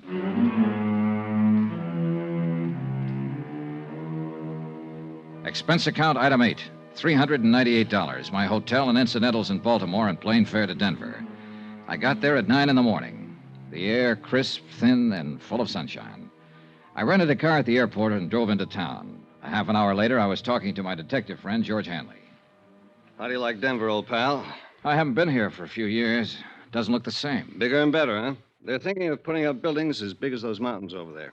I love it. So does the wife. I'm glad. You ought to try a place like this for a while, Johnny. Maybe I will. Ought to find yourself a girl and settle down. Let's us settle down, Georgie. Huh? Oh, sure. How'd it go? You asked me to look into Frank Bowers. I looked into him as much as I could without talking to him. There you are, Johnny. His bank account, his friends, his troubles, his enemies, everything. Mm-hmm. How about his police record? One traffic violation 2 years ago. Never been in any kind of trouble around here. Gets along fine with everybody. Well, tell me about everybody, Georgie. His laundryman, the milkman, the guy who tends bar in his neighborhood, the man he buys gas from. I talked to all of them. How about the people he works with? Well, he don't do much of that as far as I can see. He's got an office downtown, calls himself a consulting engineer. Goes there once or twice a week to pick up his mail. Well, now, that's a very nice way to be able to live. Is he starving to death, Georgie? No, he's got a good bank account. Makes regular deposits. Money comes from a New York bonding firm. He owns a little two-bedroom house out beyond Park Hill. Paid $38,000 for it. Wow. Sleeps in one bedroom, uses the other one for a kind of studio. Putters around with clay, oils, and according to the nosy dame who lives across the street, he tries to write. How about his friends? Lots of them. Pays his bills, gets drunk now and then, normal. Tell me about his wife. He hasn't got one. Lives alone. Find out who he goes with, Georgie? No. As much as I could find out, he doesn't go with anybody. Enemies? Well, the guy in the cleaning shop hates his guts. Bowers doesn't like his shirts with starch. Did you check out the residency business? As far as I could. He bought that house out in Park Hill in 1951. Paid cash for it. Record of the sale gives his former residence as Toledo, Ohio. Well, how long has he been a resident here? As near as I can figure, and this is just rough, 4 or 5 years ago, the first financial transaction was the house he bought. The next was a car. He could have been here a long time before that, though. Well, the time element would fit for Reardon. What do you think, Georgie? I think you're probably wasting a lot of money investigating this guy. He doesn't seem like the kind of man who's hiding out from anybody. Here, look at this photo. Is this Frank Bowers? Yeah, I'd say so. 5'11", 170, olive complexion, no scars, no glasses, brown hair, about 35. Could be him from that, yes. This is a picture of John Reardon, and the description is Reardon's. What do you want to do now? Keep on it.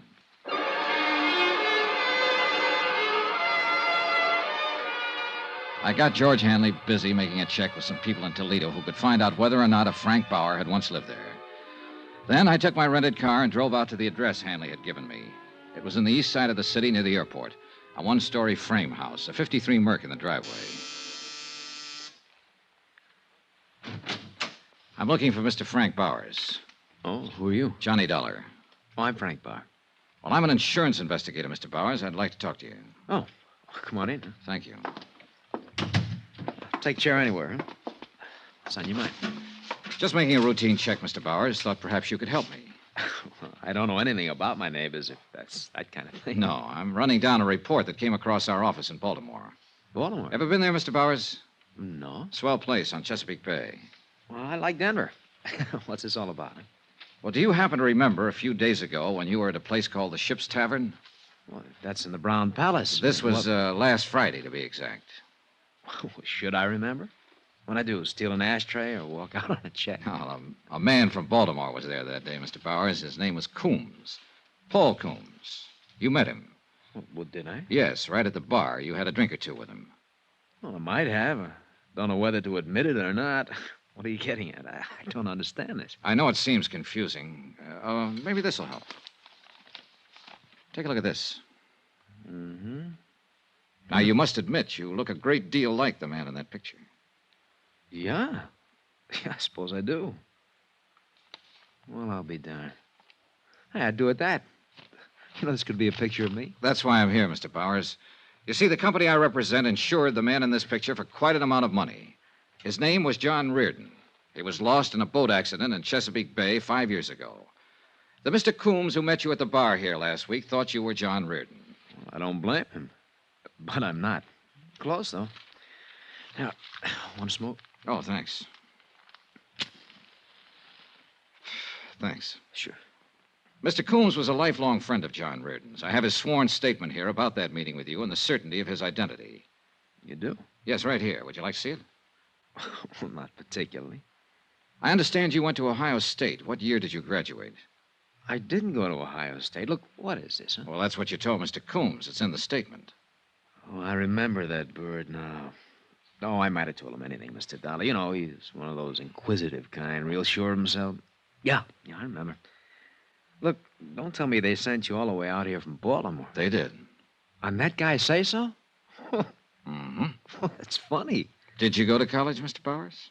What? I'd like to clear up that detail. Did you go to college? Well, yes. I went to Carnegie Tech, 36 through 40. You haven't lived all your life in Colorado, then. Where else have you lived? Look, do you have any right to ask me questions like this? No, but you'll help me a lot if you'll answer them. Well, why not? Okay, I've lived in New York, Pittsburgh, Kansas City, Toledo, around the country. Came here a few years ago with my health. Seemed good for my asthma. Ever been married? Once in 1942. It didn't last long. Oh, what else you want to know? Well, look, you in a hurry? I can come back later. No, it's not that. It's Well, look, you seem like a nice guy, Dollar, but it just makes me uncomfortable answering these questions of yours. I appreciate the time you've given me already, Mr. Bauer. Please understand it's a matter of establishing identity. But you know who I am. I just told you. That's true. I don't like this business much. Is there any way you can eliminate it?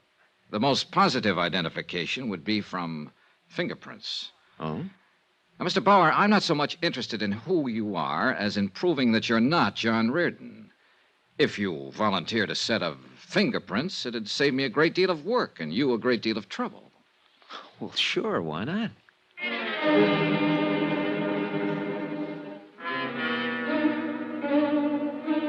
We drove downtown together to George Hanley's office and used the portable fingerprint kit.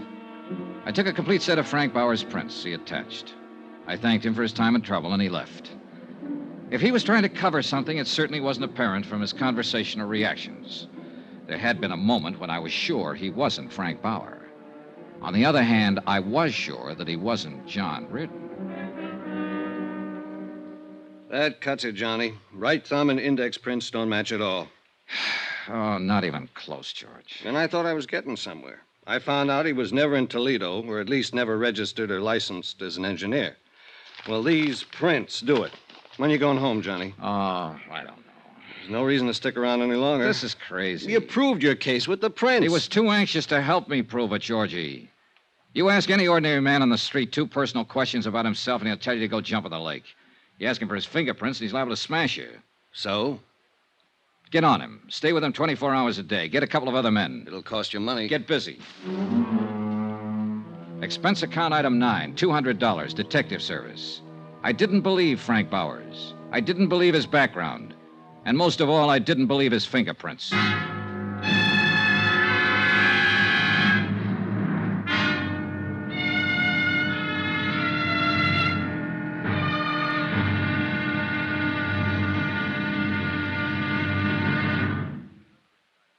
There'll be another exciting episode in our story of the Chesapeake fraud matter tomorrow. Tomorrow, another man comes to Denver.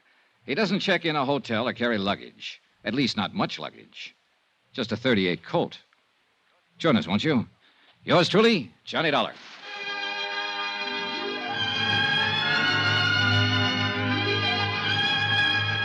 Yours truly, Johnny Dollar, starring Bob Bailey, is transcribed in Hollywood. Written by John Dawson, it is produced and directed by Jack Johnstone. Be sure to join us tomorrow night, same time and station, for the next exciting episode of Yours truly, Johnny Dollar. Roy Rowan speaking.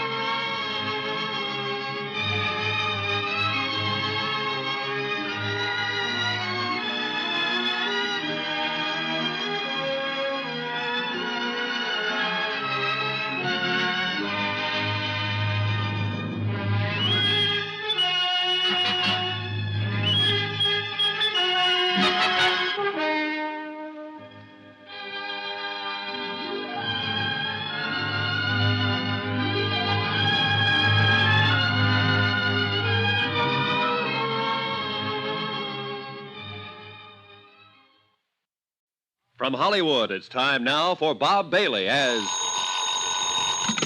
Johnny Dollar. This is Western Union, Mr. Dollar. Message for you from Baltimore, Maryland. Okay, go ahead. Received your air special regarding investigation of the Chesapeake matter. You've proved Frank Bowers of Denver is not John Reardon of Baltimore. Fingerprints don't lie, therefore logical to believe John Reardon really dead. Come on home. Your expenses are running too high. That's signed Pat Kelleher, Universal Adjustment Bureau. Should I mail this to you? No, that's all right. Can I send an answer? Yes, sir. Pat Kelleher, Universal Adjustment Bureau, Baltimore, Maryland. Fingerprints don't lie, but people do. All the time. For all sorts of reasons. It may be finished as far as you're concerned, but I'm just beginning. Love, Johnny.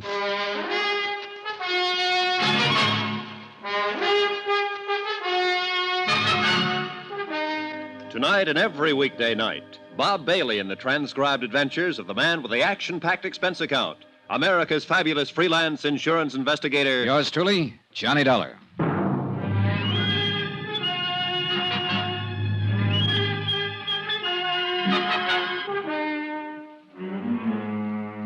Expense account submitted by Special Investigator Johnny Dollar to the Universal Adjustment Bureau, Baltimore, Maryland. The following is an accounting of expenditures during my investigation of the Chesapeake fraud matter. I'd set out to prove that John Reardon had not died back in 1950 in a boat accident on Chesapeake Bay. To prove that he was still very much alive in the person of one Frank Bowers, currently living here in Denver, Colorado. Everything, all I could learn of the man's history, reports from his neighbors, friends, even his fingerprints, everything indicated he really was Frank Bowers. And yet, for some fool reason or other, I wasn't convinced. Expense account continued. Item 10, $63 for one overcoat. Denver can be a very cold city when the wind comes in from the north and it decides to snow. Almost as cold as the damp wind off Chesapeake Bay on a certain day back in 1950. Hi. Hiya, George. How's it going? Well, I watched Bauer's house from 6 last night till 2 this morning. He read a book last night in the living room. He made a phone call, and then he went to bed. And then I went home and went to bed. How many men have you got working? 2 others beside myself. We're keeping an eye on Bowers round the clock. I go on again at 6. Okay, good. I don't know why, Johnny. He isn't your guy, and you know it. Fingerprints proved it. We can watch him from now till doomsday, and nothing's going to change that. Oh, look, don't you start, Georgie. Huh? I got a wire from my home office this morning telling me to close it up and come on home. Why don't you close it up and come on home? I like to make dough. I'm in the private detective business, but I hate to see an old pal doing a lot of work on nothing. Why don't you shut up? Sure. We can go on like this forever, can't we, Johnny? Ah. Goodbye, Johnny. I walked around the streets of Denver trying to enjoy the sights. But mostly, I wasn't enjoying anything. I was thinking about the whole case from beginning to end, and my only reason for hanging on and being stubborn about it was the fact that Frank Bowers had been too anxious to cooperate, too anxious to help me prove so easily that he was not John Reardon. And then something else happened. He got anxious once more. Yeah? Mr. Dollar, this is Frank Bowers. Oh, hello. You didn't tell me where you were stopping. Phoned everywhere in town. Wondered how you made out. Made out? Yeah, with my fingerprints.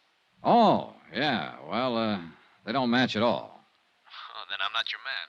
Guess not, Mr. Bowers. Well, I was just curious. Didn't hear from you after you took the sample of my prints. Well, that was pretty nice of you to help me out. How can I thank you? You could buy me a drink if you want to. Hey, you're on. All right, meet you at 6 at the Ship's Tavern. It was the voice of a confident man again. An overconfident man. The kind who sandbags in a poker game, who knows about a boat ride and a horse race. And so help me, I knew I was right about him. Expense account, item 11, $14, booze. For Frank Bowers and myself in the Ship's Tavern. The same bar, incidentally, where a week before, a close friend of the deceased John Reardon had run into Bowers and sworn he was John Reardon. When Bowers came in, he was followed by George Hanley, as per my instructions. I saw George pick a stool at the far end of the bar. Well, I suppose you'll be packing up and leaving the old Mile High City pretty quick now, huh? Did I say that, Frank? No, but I just suppose it. You will, won't you? Oh, I haven't decided yet. What do you think I should do? Huh? I said, what do you think I should do? Are you kidding me? Well, maybe I'm just kidding myself. But you don't seem like the kind of fella you should be, somehow. Oh, I don't, huh? No. Now, you were too nice about answering questions when I came out to your house the other day. Too nice about letting me fingerprint you so I could compare the samples with John Reardon's prints. Too nice about calling up and asking how it all came out. Came out bad, thank you.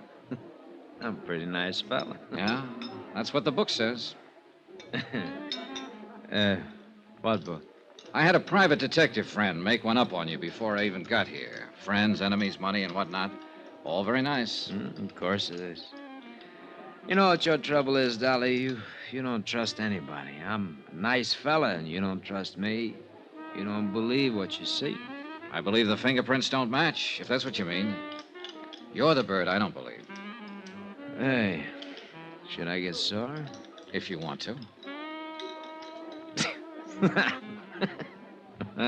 I'm not gonna. You know why? Because I'm a nice fella. Sure you are. But you ought to get mad when a man calls you a liar. Oh, you didn't call me a liar. I meant to. You're a liar. You know what? I'm not a nice fella all the time. I'd kind of like to hit you in the face or something right now. You're needling me. Am I? Uh-huh. I think I better call up a girl I know, see what she's doing for dinner. Well, see if she's got a friend. No, you're too nasty, friend. You sit tight. Order me a drink. I'll be back in a jiffy. He's a little drunk. Sure he is, George. He's also worried. Any particular reason for getting him that way, Johnny? Yes, he's using the booth in the lobby. Scoot out there and see if you can get a line on who he might be calling. Right. A long 10 minutes later, Frank Bowers came back to the bar. He was weaving a little when he got on the stool next to me. George Hanley followed him back inside and took his place at the end of the bar again. She's busy. Took her a long time to tell you that. She's a girl who takes a long time with everything. Oh, what's her name? Huh? What's her name? The girl you just called. Oh, Rita? Rita. Well, here's to Rita. Come on, drink up. You might have to eat with me. I don't want to drink to Rita, and I don't want to have dinner with you. What do you think of that? Huh? I thought you were a nice fella. Remember? God bless. Hold on. Hey! Johnny, you may have something with this bird at that. How come, George? That call he just made, long distance to Baltimore. I got that much. He said he'd never been there, didn't know anyone there. Keep an eye on us, Georgie. You betcha, pal.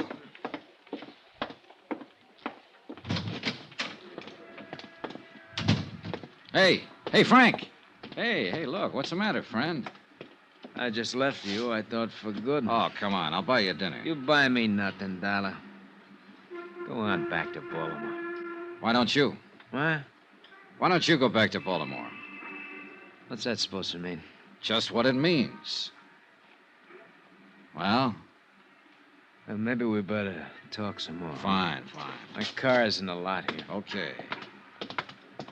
You're after me, aren't you? Well, let's say I met you yesterday to get some facts. Let's say I drank with you tonight to find out what kind of a guy you are. I've done most of the talking up to date. Now it's your turn. Uh-huh. Well? I don't know whether I got anything to say to you. Oh, make up your mind, will you? Look, suppose I were John Ridden. I'm not. But suppose I were. I can't tell you what a court would do about an insurance fraud. No, you're just a clumsy ox stumbling around for some answers and you haven't got any yet. Get out of my way. Wait a minute.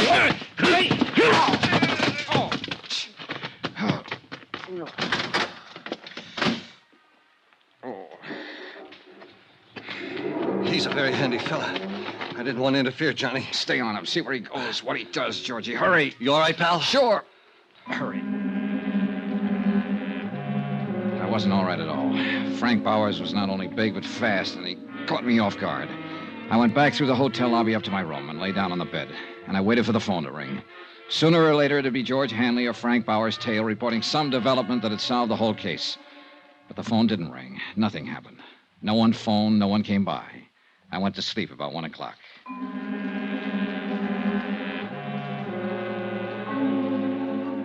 The next morning, George Hanley called and asked me how I was feeling after the punching session in the parking lot. He reported that Frank Bowers had jumped in his car, driven straight home, and gone straight to bed. Expense account item 12, 48 cents, postage. Cost of mailing a sample of Bowers' fingerprints to Washington, D.C. At 8 o'clock that night, I had another phone call. Hi, baby. This is George Hanley. How do you feel? Okay, what's up, Georgie? I'm still keeping my eye on Frank Bowers. He's nervous, all right. Been staying in the house all day. I can see him walking back and forth in the living room. He must have smoked a package of cigarettes every hour. Uh-huh. Has he used the phone? Yeah. Looks like long-distance stuff again. You know, place the call, hang up, then wait for the operator to call back. Possibly Baltimore again. Possible. How about it? I'm thinking. Where are you? Right across the street from his house? Be right out. The heater in my rented car wasn't working that night. I remember that part very well. My feet and hands were numb with the 10 below weather when I flicked off the lights and pulled up alongside George Hanley, stationed across the street from Frank Bauer's home.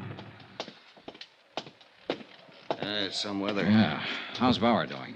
I think he's got a visitor with him now, Johnny. Must have showed up while I was calling you. Big guy wrapped in an overcoat. I've seen him move around the room a couple of times. George, let's go in and shake him up. I'm tired of all this. You think he's Reardon? I don't know, but I want to wind it up one way or the other. Okay. Want to wait for his friend to leave? Nope. No, it's a nutty thing. You're the one who's nutty. You already proved he isn't John Reardon. That's all you wanted. I know. Now I want to prove I'm getting old and crotchety and don't believe what I see and hear. Bear with me, Georgie. Sure, pal. You're crazy, but I love you. Hey. Huh? Visitor's leaving. Make him? No. An overcoat and a hat aren't much to go on. He's... Georgie, come on! Hey, Johnny, look out! Before I went down, the gun of the man in the overcoat had gone off a couple more times. The nearest bullet came 6 inches from my head. Without my gun, all I could do was hug the ground for cover and try to stay out of his line of fire. The shots deafened me for a moment. When my hearing came back, I heard someone very close to me. It was Georgie. He was dying.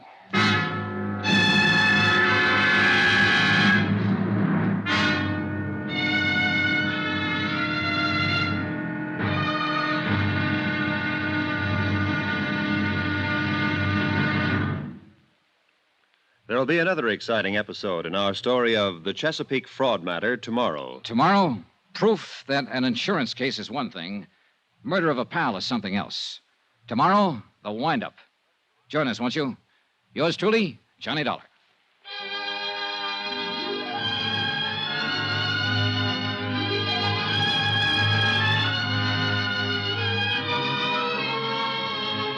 Yours truly, Johnny Dollar, starring Bob Bailey, is transcribed in Hollywood.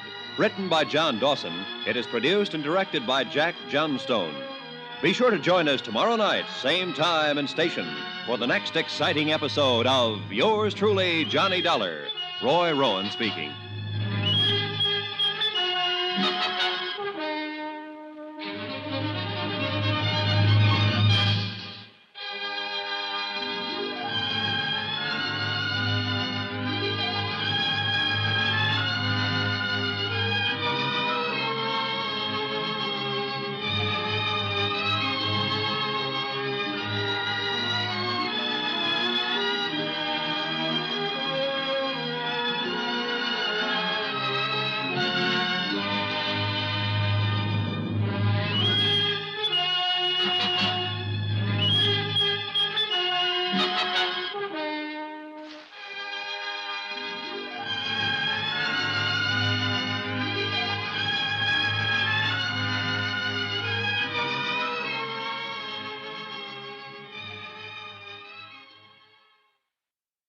From Hollywood, it's time now for Bob Bailey as Johnny Dollar. This is the operator. Ready with your call to Mr. Pat Kelleher in Baltimore. Go ahead, please. Hello? Hello, Pat. I got your wire. What's all this? What happened? We're still trying to find out. The man calling himself Frank Bowers was killed an hour ago. George Hanley, one of the operatives I had watching him, was killed, too. We've got a vague description of the killer. Are you all right? Yeah, but I'm going to be tied up with the police here. Well, you need money for bail or anything like that, just draw a draft on the company. I'll confirm it. Thanks, Pat. Too bad about your friend. Yeah, he was a good guy. I want to find out who killed him.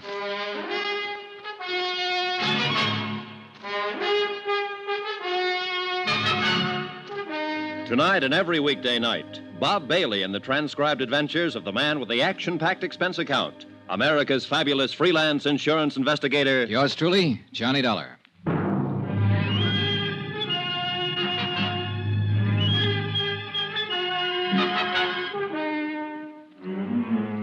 Expense account submitted by Special Investigator Johnny Dollar to Universal Adjustment Bureau, Baltimore, Maryland. The following is an accounting of expenditures during my investigation of the Chesapeake fraud matter. Expense account continued. Item 13, a quarter for some aspirin. It turned out to be a long night. Several homicide officers arrived at the double murder scene within a matter of minutes and got right down to the business at hand. Frank Bowers had been shot to death. George Hanley had been shot to death. Lieutenant Tom O'Neill was in charge, a big blond man who seemed to know what he was about. Okay, let's see that ID again. Here you go. Insurance investigator, hmm? That's right. Okay. What was your business here with these two men? My home office in Baltimore had reason to believe that Frank Bowers was really a man named John Reardon. Reardon was supposed to have died 5 years ago. I was sent out here to investigate it since there had been a $20,000 claim in the matter. Sure. I hired George Hanley to help me out. He was keeping an eye on Frank Bowers. I came out earlier tonight to give him a hand, and the shooting began. Any idea who did it? A big man in a top coat and a hat. I really didn't get a look at him, Lieutenant. I was busy with George Hanley. Sure. You carry a gun? Sometimes. I didn't have one tonight. You tried to chase the killer? I said I was busy with my friend. Yeah, that's right, you did. Well, how was your investigation coming along? Frank Bowers' fingerprints didn't match the samples I had for John Reardon, but it didn't satisfy me. There were a lot of things about him personally I couldn't accept. I harassed him a little last night, and he got pretty excited and slugged me. This was after I found out he'd been trying to call Baltimore.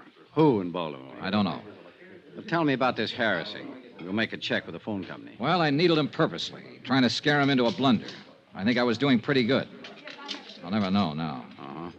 What else you got to say about your case? Well, that's about it, Lieutenant. It is, huh? Well, that's all I got to say because that's all I know about it. Next time, be careful with your needling tactics, boy. I was doing what I thought best on the case. Sure you were. You were doing swell. You let a friend of yours get shot down in front of your eyes. Not to mention the other guy. You can't give us a description of the killer or a hint at the motive. Now, maybe George Hanley wasn't a friend of yours at that. Why, you... Dad, take it easy, kiddo. Take it easy. Remember to blow the bell, and I'm sorry. You've had quite a night. Nobody in your business or mine knows what's behind the door when he kicks it in. I'm just a cop trying to get straightened out, so I push too hard sometimes. We'll get it taken care of. Nobody walks in a man's house and shoots him down without somebody hearing something or seeing something. I mean, somebody besides you. Now, my men will cover every house in the block, in this whole area if we have to. Bound to be somebody somewhere. The dogged Lieutenant O'Neill turned out to be 100% correct. In fact, he turned out to be 300% correct. For by 11 o'clock the following morning, his men had located 3 different people who had information about the brutal murders of Frank Bowers and George Hanley. The first was a man named Randall who had lived across the street. He had seen Bowers open his front door and admit the unknown killer. He said he wore glasses. The second was a paper boy who had come to collect while the killer was there. He stated that the killer and Bowers were arguing when he came up to the door. The third witness, a housewife, gave the most important information as to the man's description. He was a good deal taller than Mr. Bowers. How much taller? 3-4 inches at least. I saw him standing in the doorway from here. He had on a brown tweed topcoat. My husband has one just like it. How old would you say he was? 45. Have you ever seen him before? No. Would you know him if you saw him again? Yes, anywhere. You got that good look at him, huh? Yes, the porch light was on. Here's something, Dollar. Lieutenant O'Neill had issued an all-points bulletin based on the combined descriptions given by the witnesses.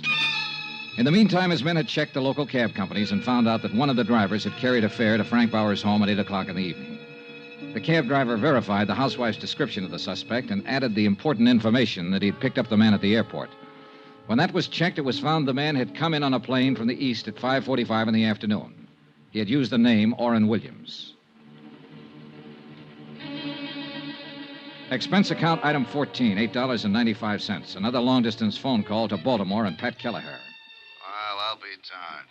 Do you have to stay there, John? Of course I have to stay here. I'm a material witness. Not to mention the fact that a pal of mine was shot down. Don't get on your high horse, John. It was just a question.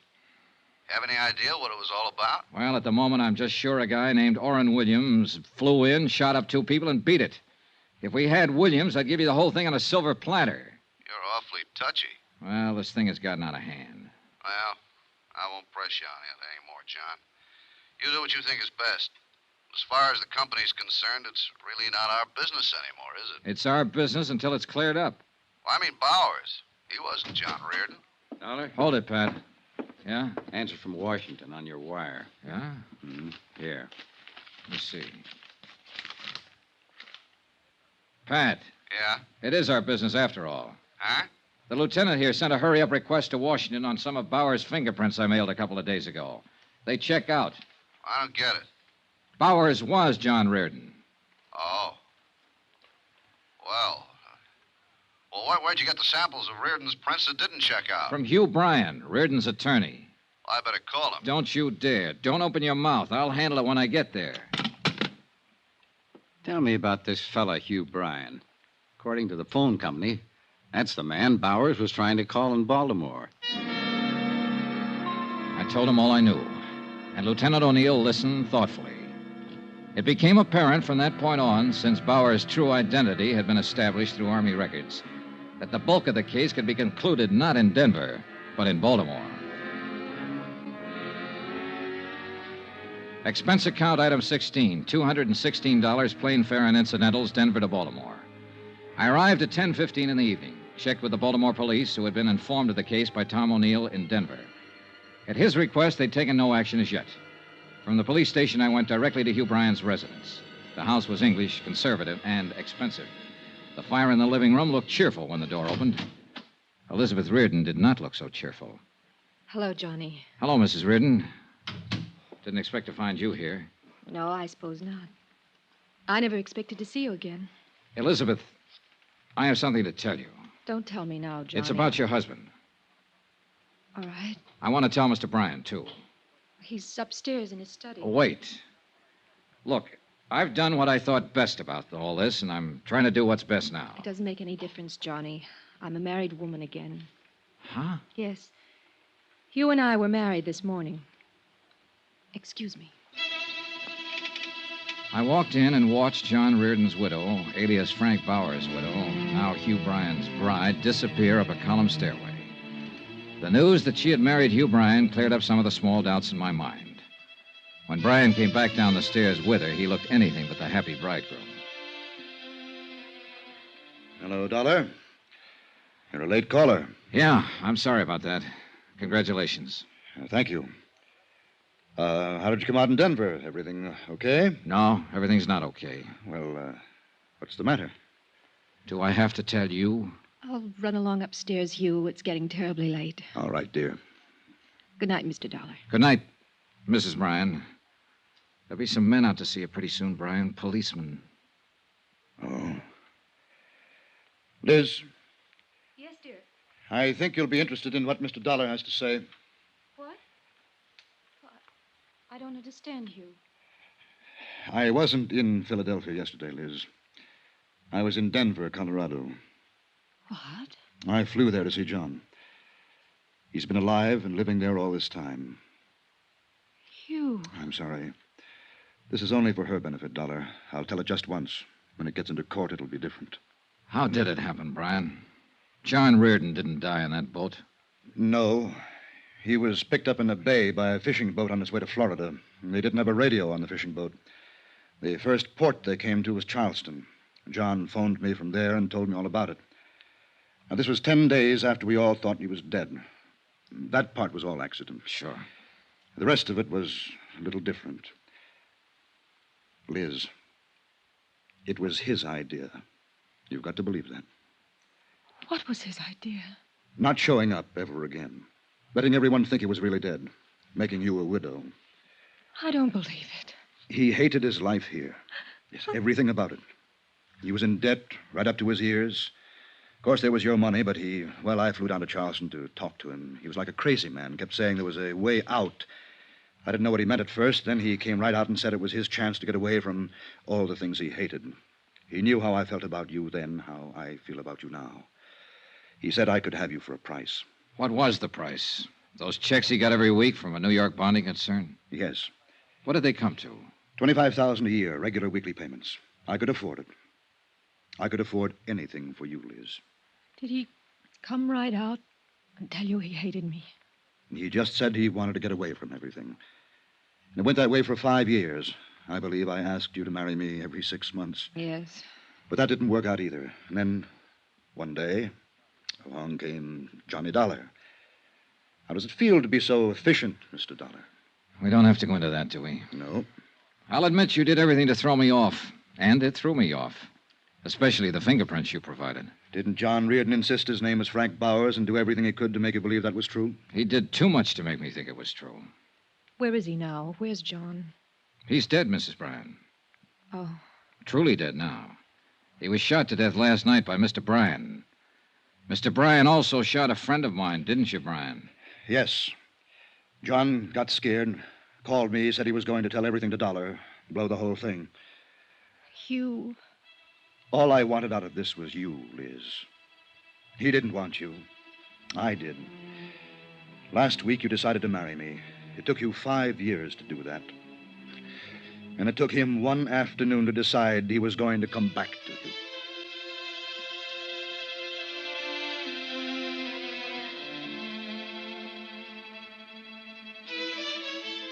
The proof that John Reardon's widow is guilty or not guilty of a fraudulent insurance claim is a matter for Eastern Fidelity to decide.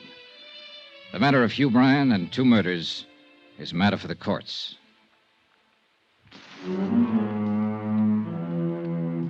Expense account item 17, same as item 1, expenses from Baltimore to Hartford.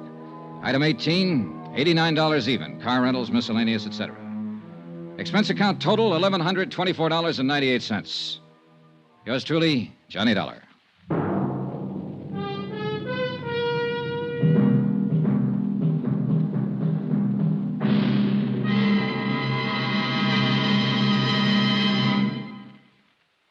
Remember, please, there'll be a new exciting story on Johnny Dollar beginning next Monday. Next week, a quiet, sleepy little town in Mexico and a beautiful senorita that, well, things didn't stay quiet and sleepy for long. Join us, won't you? Yours truly, Johnny Dollar.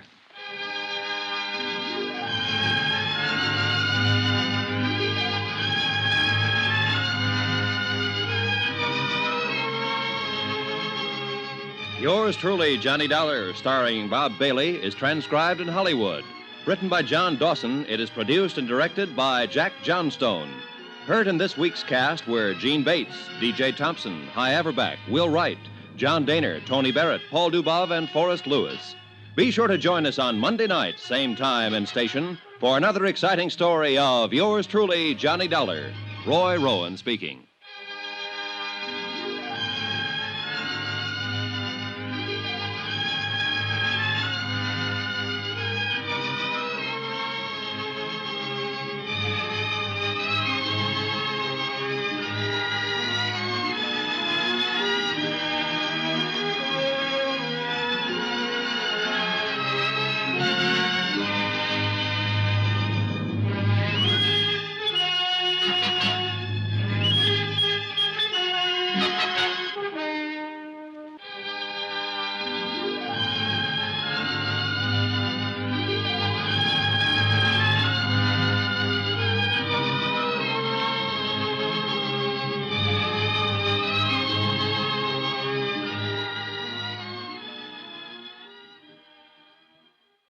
From Hollywood, it's time now for Bob Bailey as Johnny Dollar.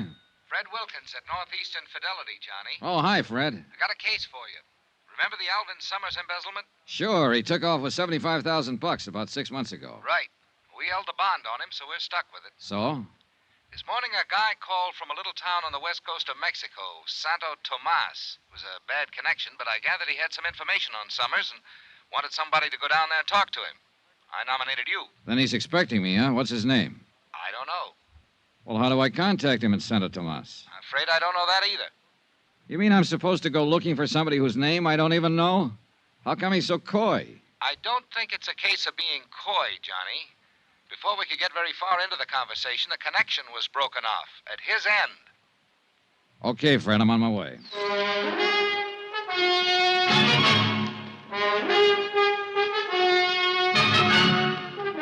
Tonight and every weekday night, Bob Bailey in the transcribed adventures of the man with the action-packed expense account, America's fabulous freelance insurance investigator. Yours truly, Johnny Dollar.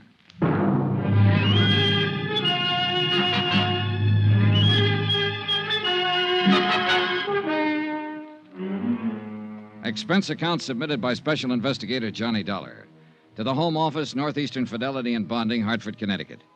The following is an accounting of expenditures during my investigation of the Alvin Summers matter. Item 1, $220, plane, train, and boat fare to Santo Tomas, Mexico. For a town trying to be a resort, Santo Tomas shouldn't be so hard to get to. The last lap was by far the worst. A creaky, twice-a-week boat from Mazatlan. And I may be wrong, but it looked to me like the only outfit interested in making a resort out of Santo Tomas was the big new hotel up on a cliff overlooking the sea, the Playa del Mar. The rest of the town just didn't seem to care. It was a sleepy fishing village. A dilapidated pier, a long curving beach with the jungle crowding in on it, and a miscellaneous assortment of adobe shacks huddled here and there, sort of digging their feet into the ground. Even at a distance, the Playa del Mar looked too rich for my purpose, so I checked in at the other hotel. It was an old two-story job in town that I found after carefully detouring around a belligerent rooster scratching up a meal in the street outside. Once inside, I couldn't help feeling that the rooster was better off. It was small, dingy, and hot. I signed the beat-up ledger that passed for a register, and a little character wearing a ragged shirt with no collar, a big grin, and a baseball cap swooped down on me and grabbed my suitcase. Right up the stairs, senor. Okay. Are you the star of the Santa Tomas 9 or something? ¿Qué? The baseball cap. Oh, it's a first-class hotel here. I got to wear a uniform. Oh, sure. Silly of me. Which way? Follow me, senor. You come here to fish? Not exactly. My cousin has a very good boat to hire a cheap. Sorry. Oh. Well, if you're here on just a vacation, I'll be glad to show you the scenic sights for a very small fee. Hey, look, promoter, before you start making a career out of me, how about showing me my room? Okay, senor. Here.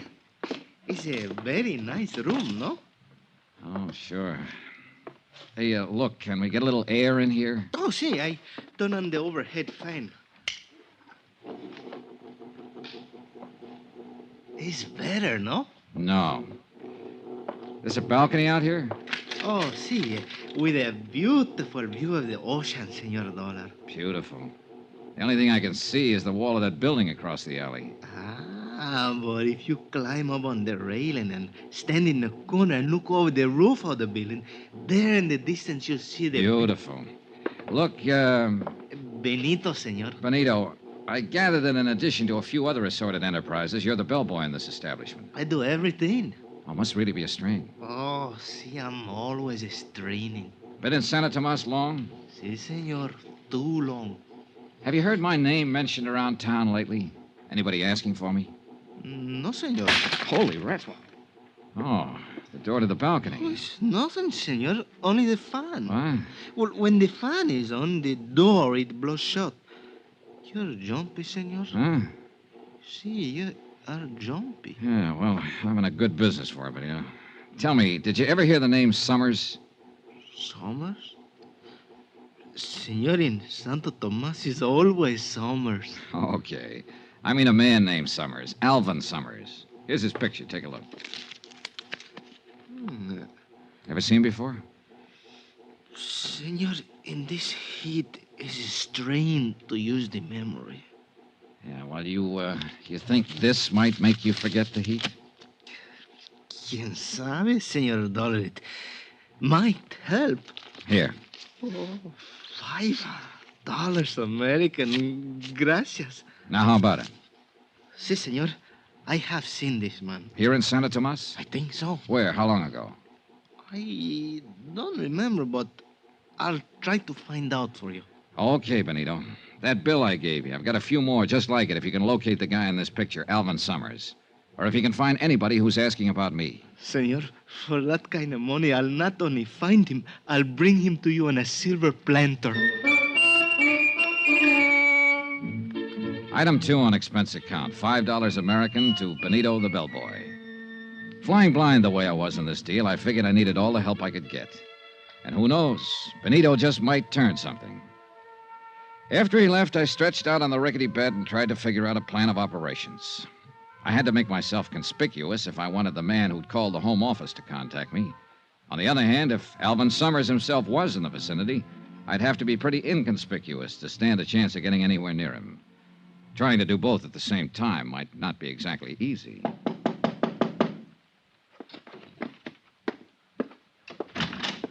Yeah? Dollar?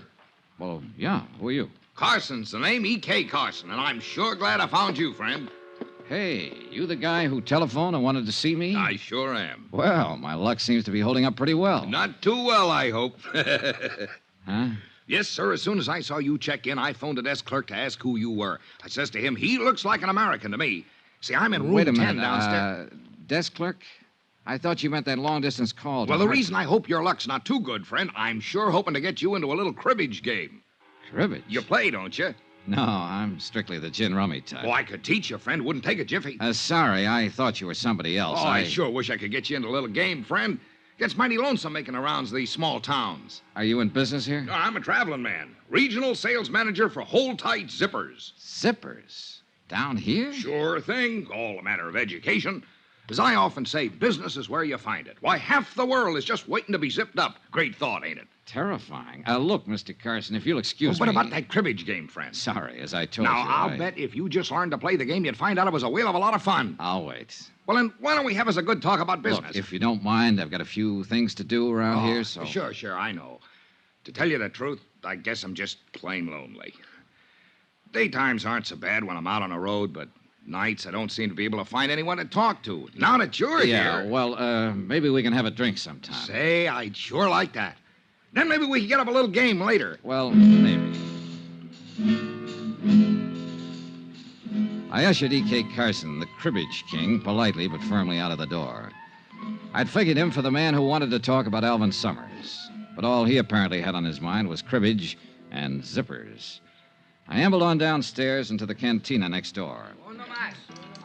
I cut my way through the smoke to the bar and looked around. A few tired-looking characters at the tables, and over in one corner, a little fellow bent over a guitar, eyes closed, in a world all his own. Then I saw the girl, 3 stools down the bar from me. But when I looked up again after a drink, she was only 1 stool away. Hi. Hi. Welcome to Santo Tomas. Thanks. Really something, isn't he? That guitar player. I saw you watching him. Oh. You know, those guys give me the creeps. They start playing, and all of a sudden they're gone. Real far away. I don't think he even knows there's anybody else in here. Lucky man, huh? Yeah. It's funny. A cheap, run-down bar like this. Nobody listening to him. Except us. And he's playing like he's on a cloud. Yeah. There's a flamenco singer like that up at the hotel. At night out on the terrace when she starts those wailing songs of hers. She gives me the creeps, too. Up at the hotel, the Playa del Mar? Yeah. Oh, he must be down here to see how the other half lives. You mean to see if anybody lives in this town. I sure picked me a great spot for a vacation. Pretty dull, huh? Real. At least, it has been. Oh? Say, do you know that guy over there? The American at the corner table? Yeah, the muscle man. I sure don't. You, certain? Of course I am. Why? Well, he's been staring at us. Oh. Never saw him before, huh? Mm-mm. Of course, I've never been in here before. Maybe he's the bouncer. He sure looks like he could qualify. Well, Look, he's leaving. yeah, I guess we made him self-conscious. I guess I'd better leave, too. Where to? Gloria. Johnny. Johnny. I think I'll go back up to the hotel and change. Then what? I don't know. There's a moon tonight. Got a date? Mm-hmm. Me? Mm-hmm. When? On the terrace. Half an hour. She left, and I sat there a drink or two, thinking her over and wondering what her angle was. I was pretty sure she was interested in me for more than my manly charms. And it occurred to me that it might not be too unpleasant finding out what was on her mind. Especially if it could help me locate an embezzler named Alvin Summers. I went up to my room to change. When I got there, I found I had company. Close the door. Well, my friend from the bar downstairs. I said close the door. Okay. Why the gun? Turn around. Face the wall.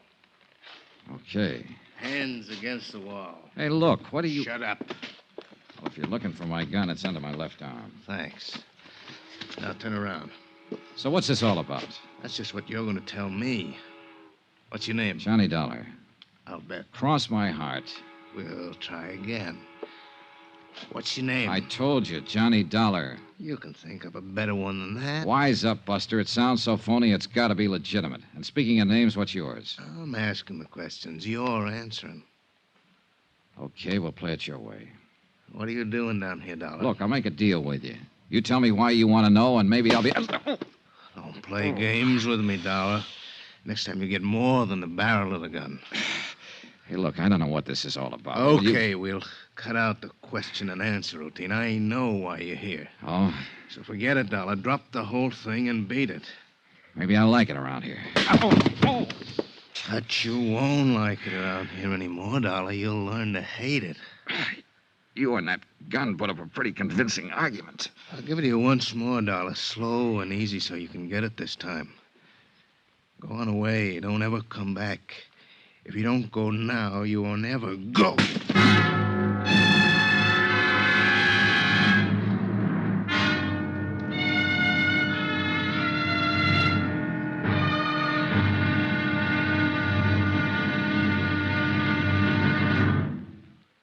There'll be another exciting episode in the story of the Alvin Summers matter tomorrow. Tomorrow night, a threesome on a moonlit beach. A beautiful girl, me, and a guy with a knife. Join us, won't you? Yours truly, Johnny Dollar.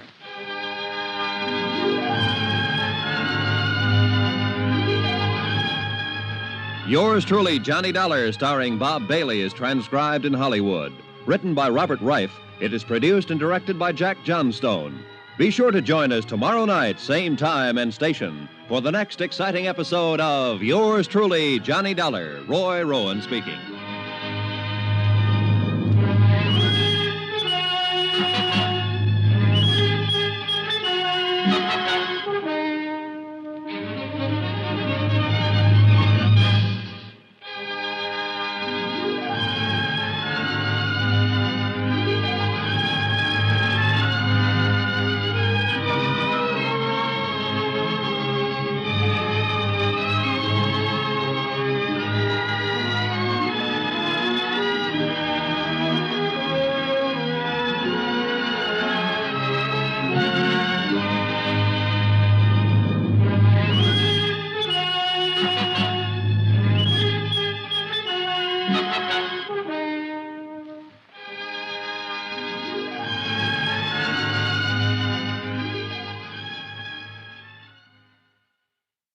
From Hollywood, it's time now for Bob Bailey as...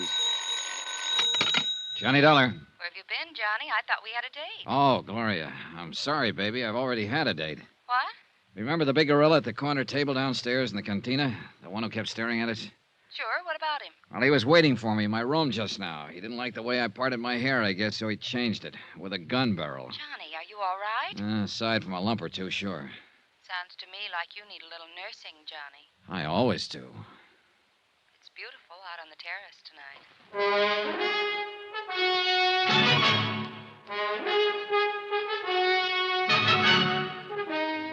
Tonight and every weekday night, Bob Bailey in the transcribed adventures of the man with the action-packed expense account, America's fabulous freelance insurance investigator. Yours truly, Johnny Dollar.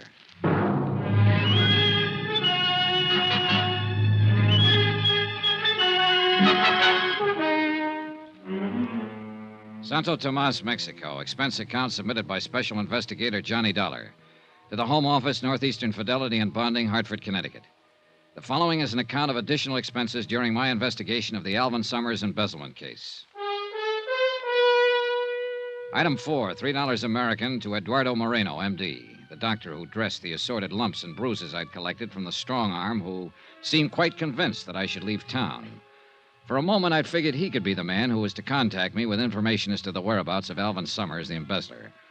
But as it turned out, all he wanted to say to me was goodbye, and he said it very convincingly. But Gloria was waiting for me. She definitely seemed to want to get better acquainted. And although I didn't know what her angle was, I figured it might be fun finding out. I left the joint where I was staying and went up to the Playa del Mar, the big expensive hotel overlooking the sea. There was a terrace with some tables and a flamenco singer wailing at the moon. Gloria was at one of the tables. Hi. Johnny, what in the world happened to you when I talked to you over the phone? I'm sorry I'm late, Gloria. You can see by my face I ran into kind of a rough detour. You all right now? Yeah. Johnny, you said it was that man who kept staring at us in the bar where we met? That's the one. Real charming fella. Muscles, too. What happened? I went to my room to change before coming up here. He was waiting for me, worked me over. The general idea was I should leave Santa Tomas in a hurry. But why? I don't know, yet. But somewhere along the line, I'm going to make it a point to find out. Cigarette? Thanks. Well, looks like things are picking up a little. How so? I told you I'd found this place pretty dull so far, but now, with you getting beat up and told to get out of town, it's beginning to sound a little more interesting. Well, I could do with more dullness and a few less bruises, believe me. You must be down here on a lot more than just a vacation, Johnny. Oh, I don't know. A lot of people apparently come down here to this town just for a vacation. That's why you told me you came here, remember? There's only one difference. What's that, Gloria? I really am on a vacation, and I don't think you are. Oh? You're not the Santa Tomas type. Why not? Mexico City, maybe. Havana, maybe. But not Santa Tomas. No, I think you came down here to meet somebody. Or to find somebody. Okay. Suppose I did. Who would I be looking for? If you don't know, how would I? Looking for, you, maybe? Oh, now that's the nicest thing that's been said to me all day. If you are, it's too bad I didn't know it sooner. Why? It would have made this town a little more bearable. Waiting. Or maybe you've been looking for me. Well, let's not be blunt here. I thought I was being so subtle. You have been looking for me? Well, I must admit I've been looking for someone who's alive in this town. Of course, what I should say is that I've always been looking for you, that I... Okay. I guess that leaves me right where I started from. Hmm? Skip it. So, we're just two happy people on a vacation. Yeah. Okay, Johnny. Okay. Hey, that music. That the flamenco singer you were telling me about? Mm-hmm. Sounds pretty weird, doesn't she? But I like it. You know something? Hmm? Sounds even weirder from down below on the beach. Oh? Like to see for yourself? Yeah. Yeah, I think I'd like to. Well, give me a minute. What's the matter? Speaking of people staring at you. That guy again? Where is he? No, it's a little man this time. Over at the end of the terrace, see him? Oh, that's Benito. Who? The bellboy at my hotel. Excuse me a minute. Be right back. Sure. Senor Dollar. Hiya, Benito. The desk clerk told me you'd come up here. What's on your mind? You told me you'd pay me money if I could get some information for you. That's right. I want to know if anybody's been trying to contact me. You turn up anything? Not about that, senor, but the picture you showed The me. one of Alvin Summers? See, I told you I thought I'd seen him here in Santo Tomas. Now I'm sure of it. Good boy. Tonight I talked to a friend of mine. I described Senor Summers to him. He told me he used to work for him as a houseboy. Good. Did he tell you where Summers is now? No, he could not tell me that. Couldn't or wouldn't? I do not know, senor, but he told me where the house is that Summers lived in. Where is it? You could not find it, senor. It's in from the beach in the jungle a little way. I would have to take you there. All right, let's go. Well, not now. I'm supposed to be on duty back at the hotel. I must get down there at once before the hotel clerk finds out I'm gone. When do you get off duty? At midnight. I'll come to your room then and take you to Senor Summers' house. Okay, midnight. Good boy, Benito. A real good boy, senor? Hmm? Oh, yeah. Here. Oh, gracias, senor. But you should not have come here. Now, look, I've already had one guy tell me to leave town tonight. Don't you start. No, I mean you should not have come here to the Playa del Mar. Oh, why not? Because after you pay your check here, senor, you'll not have any more money left to pay me with. Well, don't worry about it, Benito. I'll bully it through somehow. See you later. Si, senor. Well, hello, Dollar. Oh, no. Carson, E.K. Carson, remember? Sure, the zipper salesman. What brings you up here? Oh, same thing as you, friend. Out doing a little stepping. I thought you told me down at the hotel that you figured half the world was just waiting to be zipped up. How can you afford to take the time off? All work and no play, friend. Haven't you heard? Yeah, well, I have a date. See you later, Carson. I'm still waiting to get you into a cribbage game, friend. Good. That's just what you do. You mean play cribbage? No, I mean keep waiting. When I got back to the table, Gloria was gone. I looked around, no sign of her. This I didn't get, and I didn't like. Why would she pull a disappearing act on me now? Johnny. Then I spotted her, just off the terrace on the path that led to the cabanas on the beach. I went over. She was carrying a scarf and wearing a one-piece bathing suit. The scarf looked bigger. Hi. Wow. I thought as long as we were going down to the beach, we might as well go for a swim. Why not? Be right with you.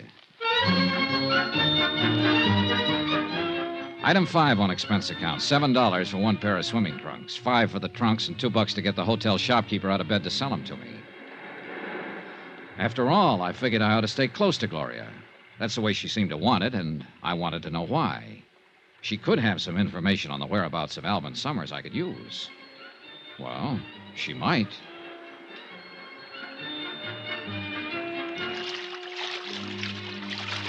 Oh, that was fun. Yeah.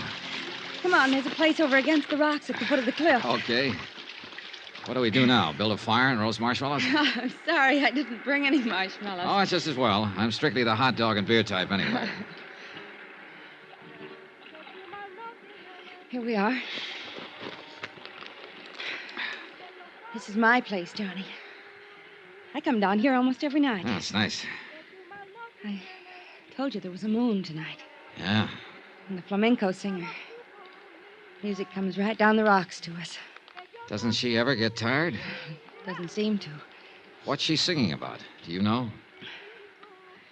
Uh-huh. It's about a man in jail in a little town. His sweetheart tosses a rose to him through the bars. It drives him crazy. Cheerful. There aren't any walls around you, Johnny. Oh? The only trouble is, I don't have a rose. Well, who needs a rose? Johnny. Darling. Gloria, look, You were saying. You know something? I forgot what it was. Good. Let's keep it that way, darling. Hold it. So who's thinking of moving? Shh. What is it?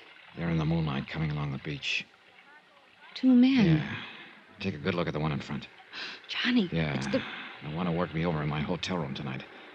And it looks like he brought along a stooge with a machete.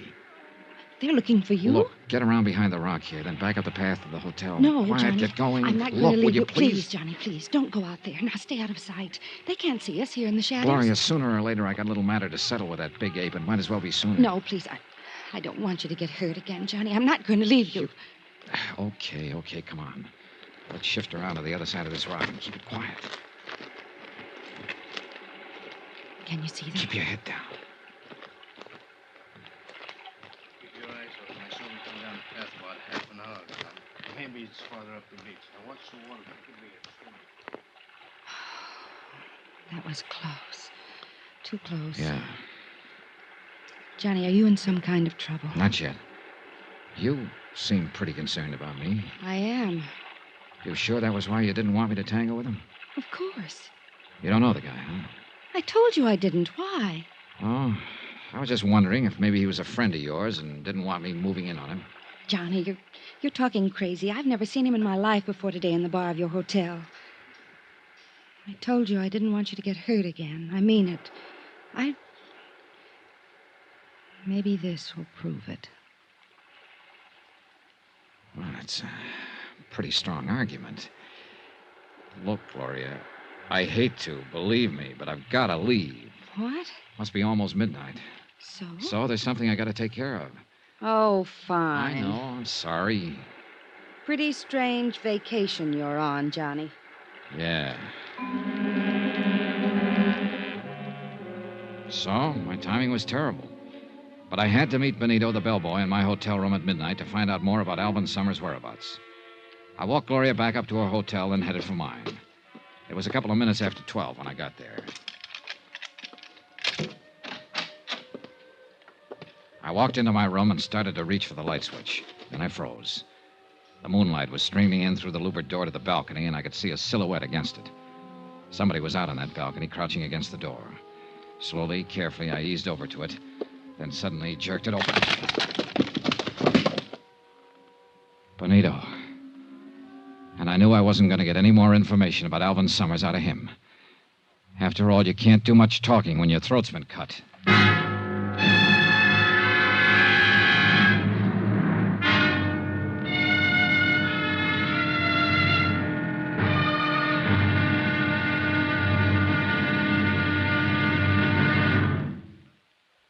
There'll be another exciting episode in our story of the Alvin Summers matter tomorrow. Tomorrow?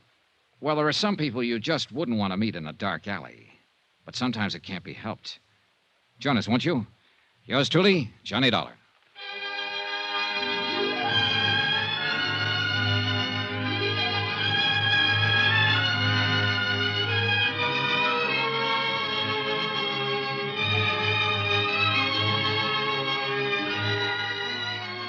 Yours truly, Johnny Dollar, starring Bob Bailey, is transcribed in Hollywood.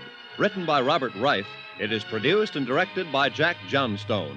Be sure to join us tomorrow night, same time and station, for the next exciting episode of Yours truly, Johnny Dollar. Roy Rowan speaking.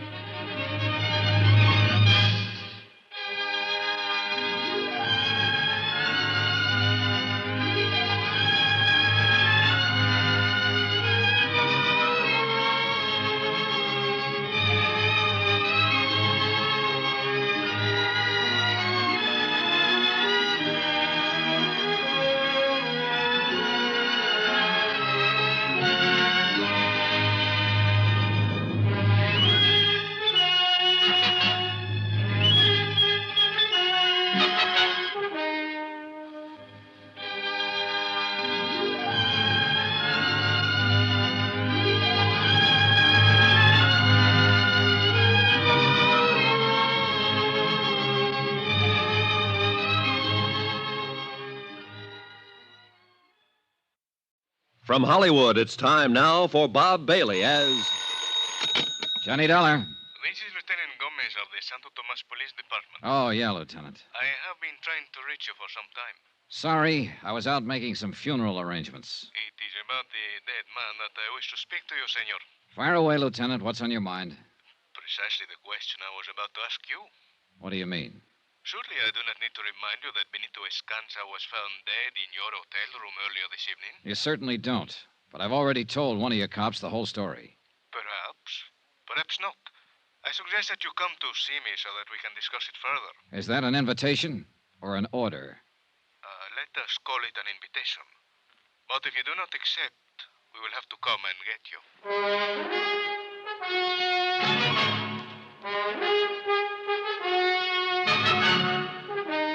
Tonight and every weekday night, Bob Bailey in the transcribed adventures of the man with the action-packed expense account, America's fabulous freelance insurance investigator. Yours truly, Johnny Dollar.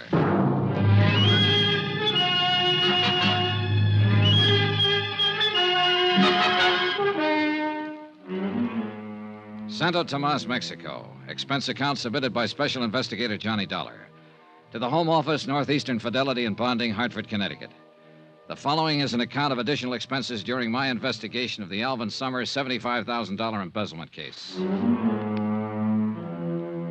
Item 6, $25 American. Funeral and burial expenses for Benito the bellboy. Somebody had to do it, and he apparently had no family. After I made the arrangements with the town's undertaker, I went back to my room and received Lieutenant Gomez's polite but firm invitation to drop in on him. So I went on down to police headquarters. Sit down, Senor Dollar. Thanks, Lieutenant. So? So, the autopsy has confirmed the fact that Benito Escanza died from knife wounds. I didn't need an autopsy to tell me that. It was obvious. But what is not obvious is your part in all of this. Look, the story hasn't changed a bit since I told it to your Sergeant Romero. I went back to my room at midnight. I opened my balcony door and in rolled Benito. His throat had been cut. That is the story. As to what is behind the story, that may well be another matter. For instance? For instance, In a case such as this, everyone is a potential suspect. Everyone, including you. Isn't this being pretty ridiculous, Gomez? Is it? Then perhaps you would be kind enough to tell me if there was some legitimate reason Benito had his throat cut in your hotel room. Well, in the first place, if you're interested in alibis, I've got one. Indeed? Indeed. I was with a girl named Gloria Harris up at the Hotel Playa del Mar all evening. You can check that. Oh, you may be quite certain that I am checking on all your activities this evening, senor. In the second place, if you're interested in motives, I don't have one. No? Why would I want to kill Benito when I was hoping to get some information from him? Information of what sort, Senor Dollar? Oh, I guess I better start at the top, Lieutenant. Here's my card. You're an insurance investigator. That's right. About 6 months ago, a man named Alvin Summers up in the States embezzled $75,000 from the company he worked for. The outfit I'm representing in the deal wrote the bond on him, so they were stuck for the money. $75,000. A couple of days ago, they got a long-distance phone call from down here in Santo Tomas. The man who called claimed that he had information about Alvin Summers. That's why I came down here. Now, who was the man who telephoned? We don't know. I came on the chance that he might contact me here, or that I might get some kind of lead on Alvin Summers' whereabouts. And have you? No, on both counts. Benito said he knew about a place where Summers used to live. He was going to take me there tonight. But apparently somebody had other ideas, and a knife to back them up. I see. And nobody has tried to contact you? Oh, sure. Several people have, but always for the wrong reason. First, there was a man named Carson, a zipper salesman. He contacted me for the purpose of setting up a cribbage game. Cribbage? What is this cribbage? Oh, now, that's something I hope I never find out. Hmm? Then there was a strong arm who bounced me around with a gun barrel and suggested politely that I wanted to leave town. Oh? What did he look like? Well, he was heavy in the shoulders, thick neck, low forehead, short dark hair, scar over the bridge of his nose. Scar? That would be Senor Kraus. You know him? I know him by sight. Well, who is he? What's his pitch? That is something I do not know. Senor, you must understand that Santo Tomas is a rather strange town and a dangerous one. Come in. Hey, Lieutenant. Can't you see that I'm busy, Sergeant Romero? What is about Senor Dollar? Oh? Well, what is it? Well, I have talked to a Senorita Gloria Harris at the Hotel Playa del Mar. She said that Senor Dollar was with her throughout the evening. Very well, Romero. One thing more. We have just arrested a man, American tourista, Senor Carson. I will talk to him when I have time. Hey, wait a minute. That's the zipper salesman I was telling you about. Indeed? Yeah. Hey, look, maybe he ties into this deal after all. What's the charge? Romero? It's disturbing the peace. Oh, great. Just when I thought I had a lead. What's the matter? He got a few too many under his belt, maybe? Well, Romero? Here's the report. The Senor Carson is outside. Gracias. That will be all. I will talk to the man. See you, Lieutenant. Senor Donald, if you know this man, perhaps you had better come with me. Okay. Dollar! Say, I'm sure glad to see you. Hiya, Carson. What seems to be the trouble? Well, it wasn't as much as they made it, Dollar. A fella goes out stepping. Sometimes he, well, you know. He steps a little too far. Well, I was only having a little fun. Senor Carson, this report states that you are at the Hotel Playa del Mar this evening. That's right. But now, Lieutenant... It further states that you became increasingly noisy and that at one point, during a dance by an entertainer, you grabbed a serape from one of the musicians and attempted to join in the dance. Now, Lieutenant, maybe I was a little out of line, but honest, Further, that when the dancer refused to dance with you, you chased her around the patio several times. Trying to sell her a zipper, maybe? Oh, no, Dollar, let up on a guy, will you? And that finally, when the musician attempted to get his serape away from you, you broke his guitar over his head. Say, when you get going, you're a real tiger, aren't you? Are these things true, Senor Carson? Well, I suppose the facts are correct, but they sound different somehow down here. I was just trying to have a little fun, you know. See, Sergeant Romero will conduct you to the magistrate. Romero! Well, Dollar, you're just going to stand there and not do anything? After all, we both live at the same hotel, and... And? Oh, you're a big help. What'll happen to him, Lieutenant? Oh, he will have to pay the damages, and there will be a fine. Which will probably go on his expense account. Lieutenant, you started to tell me about this Beetlebrow Kraus who put a few dents in me. I started to say that before the people from Mexico City built the new hotel, this town unfortunately used to be something of a haven for undesirable characters from the United States. Fugitives, huh? Some of them still remain. And although I know very little about Senor Krause, it is probable that he is one of them. Could be. You say that he and Senor Carson are the only ones who have made any effort to contact you? Yeah, except for Gloria Harris, of course. I still haven't found out what's on her mind. I mean, what else is on her mind. She says she's down here on a vacation. Indeed. In that case, it has certainly been a long vacation. What do you mean? She has been here for several months, to my knowledge. Well, well. Now, that's very interesting, Lieutenant. Thanks. Anything else you want to ask me about Benito? Not at the moment, but I suggest you remain available. You know where to find me. One moment, Senor Dollar. Hmm? A word of warning. As I told you, this town can be a dangerous place. I would suggest that you be quite careful. Yeah. And one thing I wish to impress upon you. If you are at any time tempted during your investigation to take the law into your own hands, I assure you that you will regret it. Well, in that case, I hope you're around when and if I need you. Whether or not I am available, the warning still applies. Okay. Be seeing you. Johnny, Wow, Gloria. I thought you were tucked in for the night. I couldn't sleep, so I called your hotel. Oh? They told me that the bellboy had been murdered, that you were at the police station, so I came down here. Is there anything I can do? Not for Benito, I'm afraid. He was killed in your room? Yeah. You think he could have been killed by mistake? Mistake? You mean maybe I was supposed to be the target? Hey, it's a thought. Johnny, you're in trouble of some kind. I wish you'd tell me what it is. You're not just down here on a vacation. Speaking of vacations, Gloria, let's Johnny, what is it? keep looking straight ahead. There's somebody across the street in the shadows. He's tailing us. Can you see who it is? When he goes past that light, I'll be... Well, what do you know? My old friend Krause again. You mean the man who came to your room and was looking for you on the beach? That's the boy. Funny how he always seems to pop up when I'm with you. Johnny, I tell you, I don't know Doesn't him. matter right now. Come on. Turn into the alley here. Okay. Now keep going straight down this alley and out the other end. Go back to your hotel, and I'll call you there later. I may be a while. What are you going to do? Wait for him. No, Johnny. Look, Gloria, don't give me any argument this time. Get going. After she was out of sight, I ducked into a doorway. Then I waited. Yeah, Krause was following all right. I waited until he got right up to me. And I dove at him. You! That's right, me. Drop the gun. Drop it. Yeah, this time I'm ready for you, sweetheart. Funny thing about me, Krause. I don't like guys working over me with a gun barrel, ever.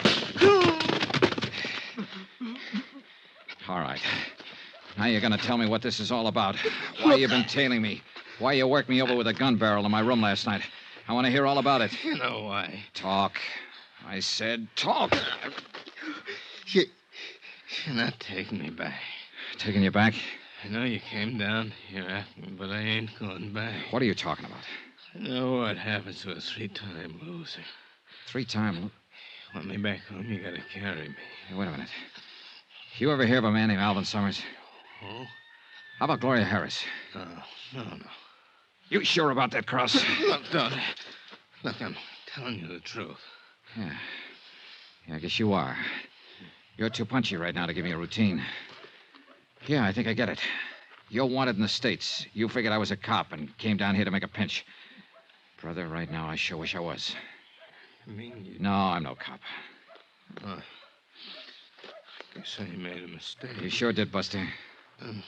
Know how I'd feel? Oh, no, not at all. I just love the feel of a gun barrel whipping across my face. Krause, I got a nice little piece of advice for you. Next time, you better find out what the score is before you jump into the ball game.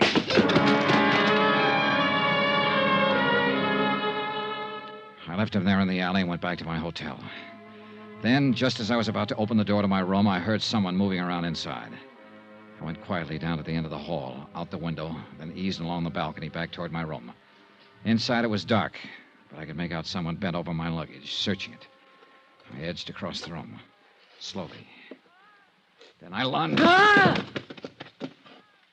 Hello, Gloria. Johnny, Yeah, Johnny. Helping me unpack, maybe. look, I can explain, Johnny. You know something? That's just exactly what you're gonna do.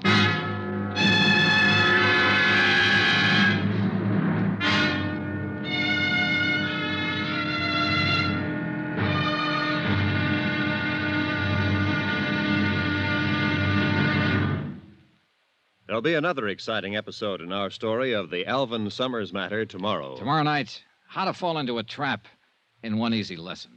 Join us, won't you? Yours truly, Johnny Dollar.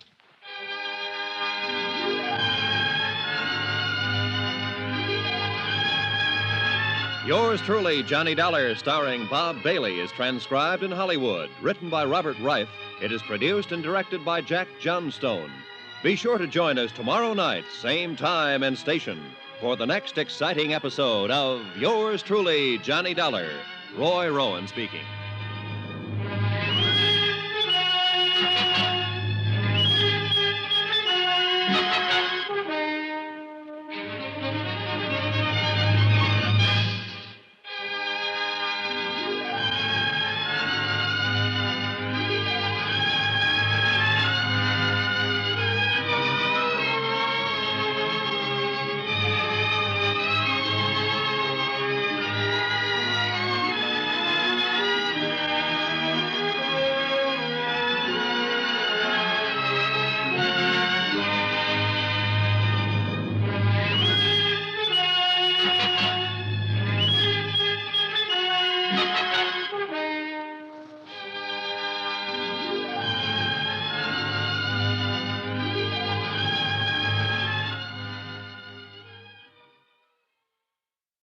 From Hollywood, it's time now for Bob Bailey as Johnny Dollar. Yeah, remember me, sweetheart? Johnny, I didn't I'm the think... guy you were making the big pitch for. Dancing, moonlight on the beach, the complete routine.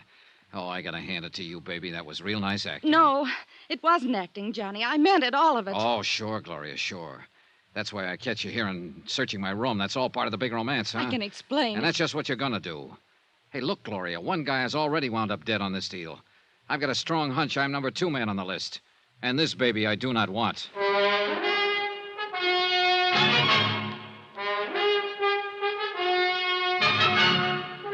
Tonight and every weekday night, Bob Bailey in the transcribed adventures of the man with the action-packed expense account, America's fabulous freelance insurance investigator. Yours truly, Johnny Dollar.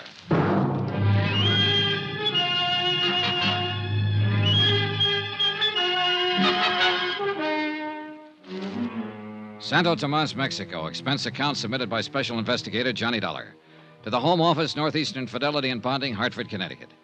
The following is an account of additional expenses during my investigation of the Alvin Summers embezzlement of $75,000. Item 9, $17.60, business entertainment for one Gloria Harris. Believe it or not, I wasn't going to put that item on the account because I figured it might just possibly be a private romance. But when I caught Gloria searching my hotel room, I knew she tied into the deal somehow. That she could give me information on Summers' whereabouts. Johnny, please. Oh, no, you're not leaving, Gloria, not yet. I'm not trying to get away. Oh, what's the use? You'd never believe me. Why should I? You lied to me. I lied to you once. Only once. When I told you I'm here on a vacation. I'm not. Surprise. The truth is, I'm stranded down here. Stranded? Oh, sure. That's why you're staying at the Playa del Mar, the most expensive hotel in town. I don't mean no money. I mean no passport. Oh. It's true. You got a cigarette, Johnny? Yeah, here. Thanks. Yeah.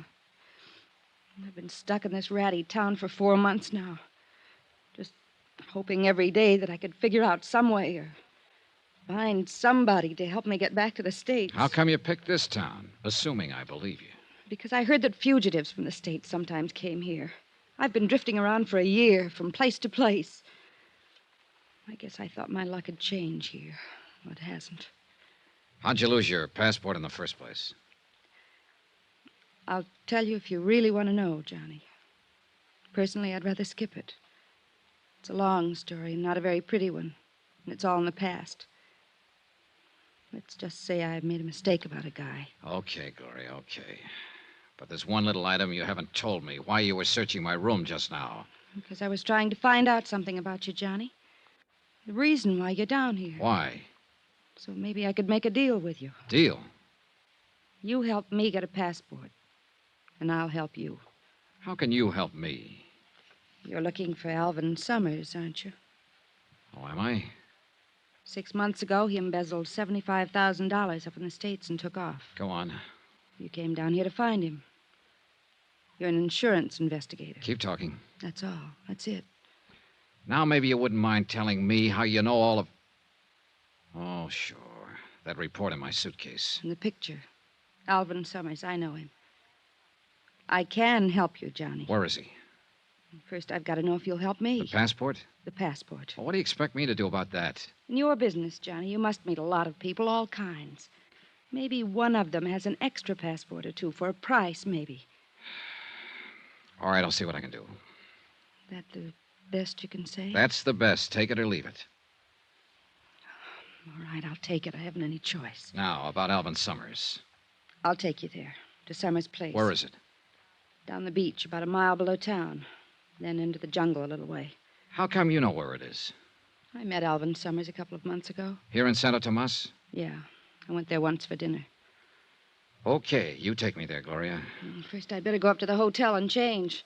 The country's pretty rough on clothes. Okay, I'll meet you at your hotel in half an hour. Johnny, I only lied to you about one thing. The reason I was down here. The rest of it I meant. Last night, on the terrace and on the beach. I meant all of it. Really, Johnny. And I mean this. You know, I'm kind of glad you told me that. See you in half an hour.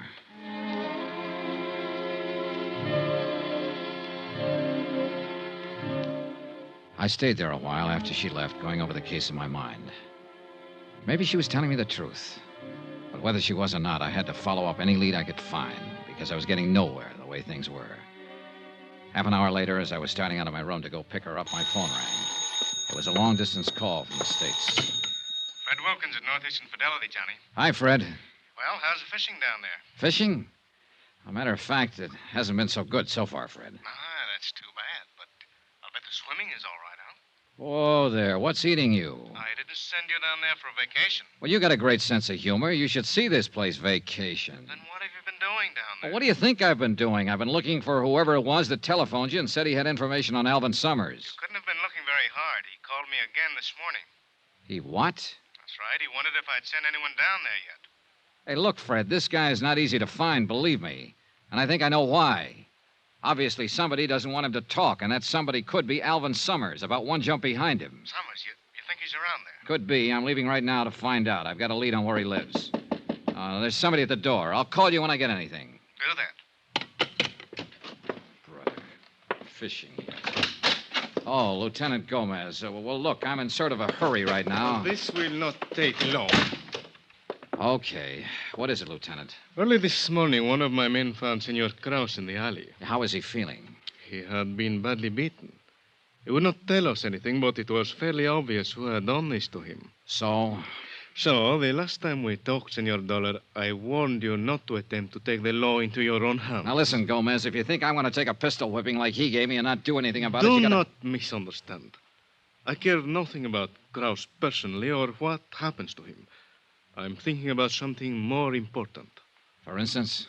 You are looking for Alvin Summers, a man who quite obviously does not want to be found. So? So, when you find him, it is quite possible that there will be trouble. Granted. But let's face a few facts, Lieutenant. You and your boys can't help me. You're in charge of the Santo Tomas police force, all 2 men. And I imagine you've got a few other things on your mind besides an embezzler from the States and an insurance investigator. That may So well that be means true. I've got to do it on my own. Very well, Senor Dollar. This morning, I attended the funeral of Benito Enscanza, who was killed because he had information about Alvin Summers. If you find Summers and take the law into your own hands again, I fear I may have to attend another funeral. Yours. That's what I liked about Gomez. He was the cheerful type. Well, I picked up Gloria at her hotel and we headed for Summers' place. We walked down the beach about a mile below town. The beach kept narrowing as the jungle crowded closer and closer to the water. This place is in from the beach a ways. There's a little path pretty soon that leads in. You could walk right by it and never see it. Here it is. And that's just what we'll do. Hmm? Walk right by it. I don't want to lead anyone else here. There's nobody else on the beach. I'm not talking about the beach. That's a regular jungle in there. 20 people could be watching us, so we'd never see them. Oh, I guess so. Okay. Now we'll go in here, then work our way back to the path. Brother, this is pretty thick in here. Yeah. Oh, when you're walking through thick brush like this, you always feel like somebody's watching you. Imagination gets pretty strong sometimes. I think it's a little more than imagination. What do you mean? Stop a minute. Listen. I don't hear him. Johnny. Yeah, somebody's tailing us again. Look, keep moving straight ahead. I'm going to circle and see if I can intercept him. All right, but be careful. Gloria moved on, and I started circling to the right. Every few seconds, I'd stop and listen. Yeah, he was still there. I pegged the direction of the sound and started edging toward it slowly. Then my foot caught in a butt. I scrambled to my feet and kept going in the same direction. There was a small clearing ahead. I reached it, stopped, and listened. Nothing. Whoever I was chasing seemed to know the country better than I did. He'd disappeared. I caught up with Gloria a couple of 100 yards farther along the trail. Any luck, Johnny? No. Whoever it is pretty good at keeping out of sight. Are you sure it was a person? Might have been some kind of animal. Yeah, maybe. You can see a corner of Alvin Summers' hut from here.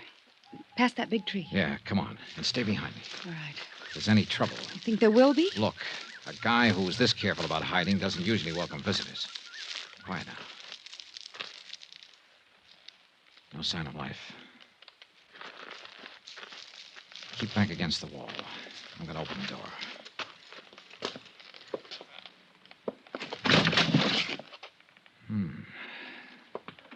Okay, Gloria.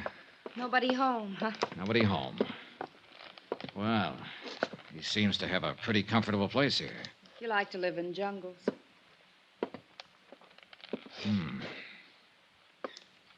Yeah. What? Looks like he hasn't been around for several days. Oh? The food in these cupboards, pretty moldy. Yeah, I guess they've cleared out.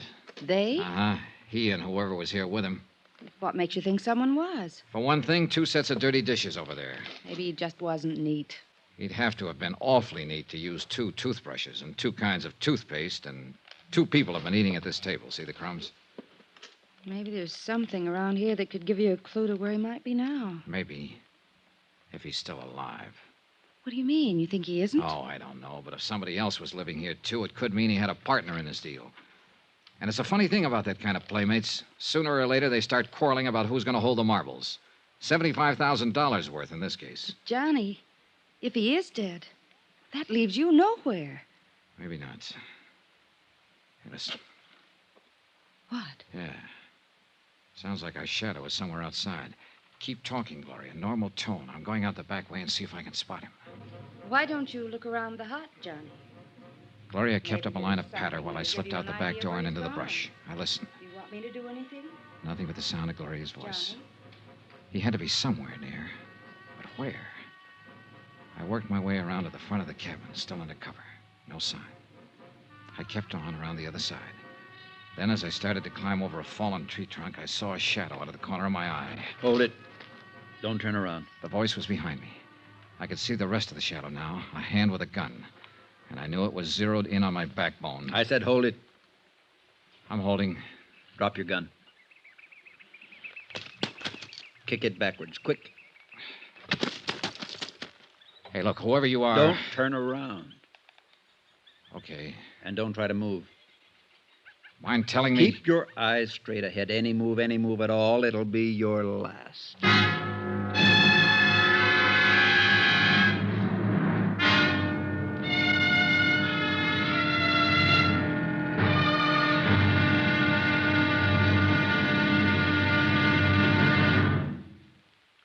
There'll be the final exciting episode in our story of the Alvin Summers matter tomorrow. Yes, tomorrow, how to find out what you've been looking for the hard way. Join us, won't you? Yours truly, Johnny Dollar.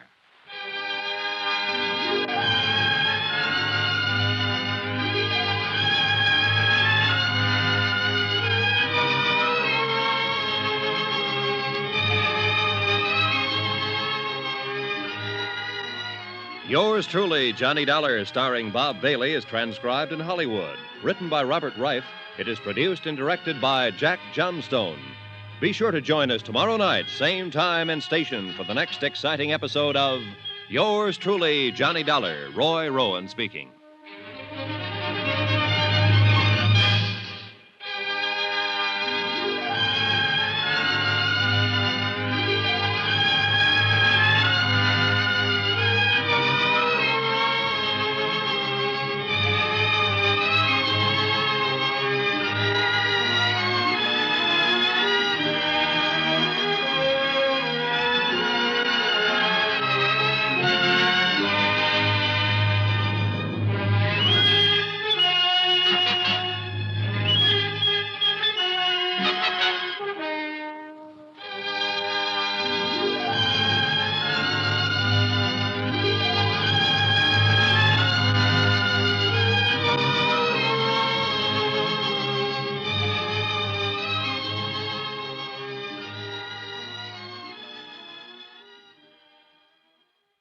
From Hollywood, it's time now for Bob Bailey as Johnny Dollar.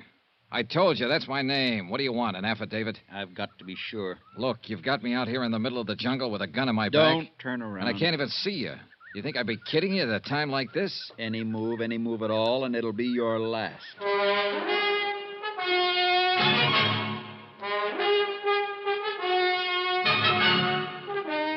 Tonight and every weekday night, Bob Bailey in the transcribed adventures of the man with the action-packed expense account, America's fabulous freelance insurance investigator. Yours truly, Johnny Dollar.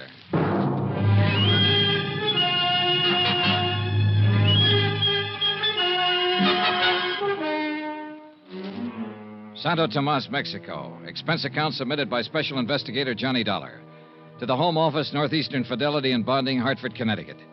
The following is an account of additional expenses during my investigation of the Alvin Summers embezzlement of $75,000.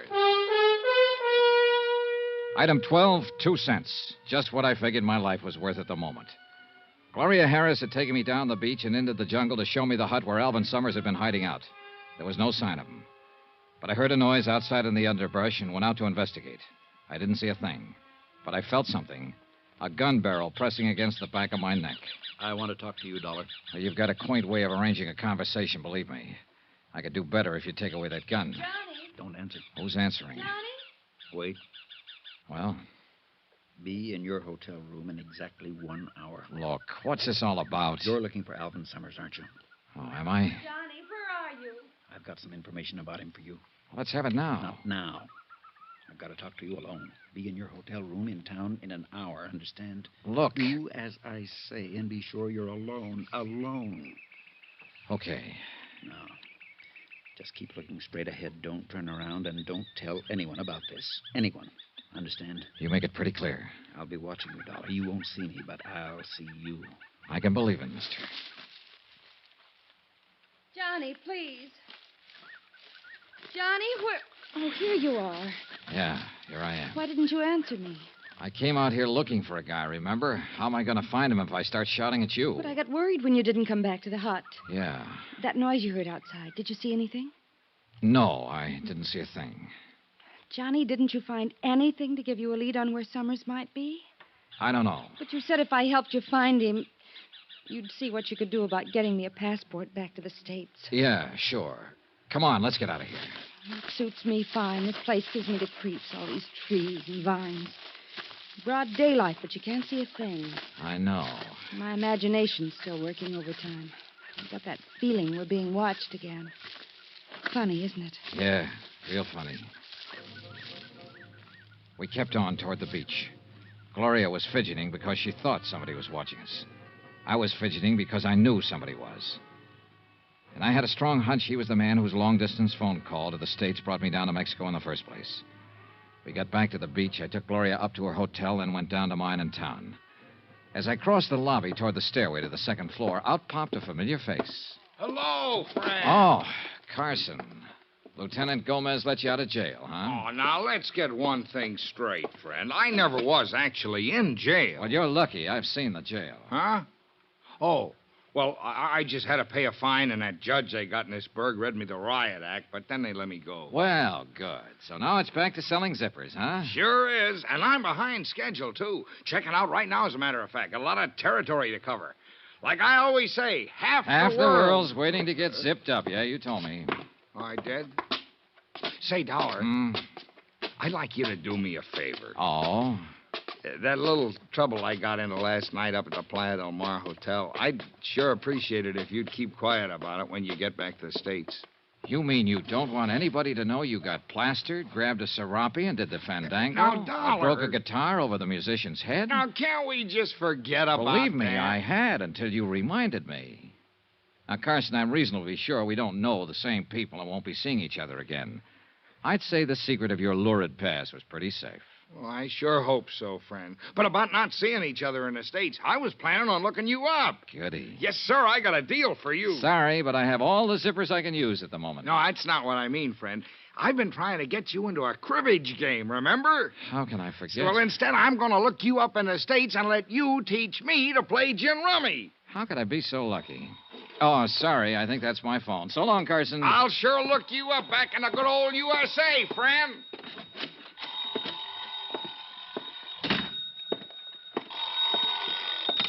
Hello? Hello? Hello? Keep your hands on the table. What? Oh, my shadow again. Anybody follow you? Not that I know of. You're early. I know. And I searched your room. That's become an old Santo Tomas custom. To make sure you really were Johnny Dollar. So now you know. What about it? You can turn around. I don't know. Maybe you'll tell me what... Wait a minute. A decent shave, and you'd match that photo I have in my suitcase. Alvin Summers. Yeah. I'm Alvin Summers. I don't get it. I had you figured for the man who made that long-distance call to the States that tipped me off to come down here. You're right about that, too. You put the finger on yourself? If you want to call it that. Well, what happened? Your deal go sour on you, maybe? Yeah. Yeah, okay, sit down. Take it easy. Tell me about it. I'll turn on the overhead fan. Pretty stuffy in here.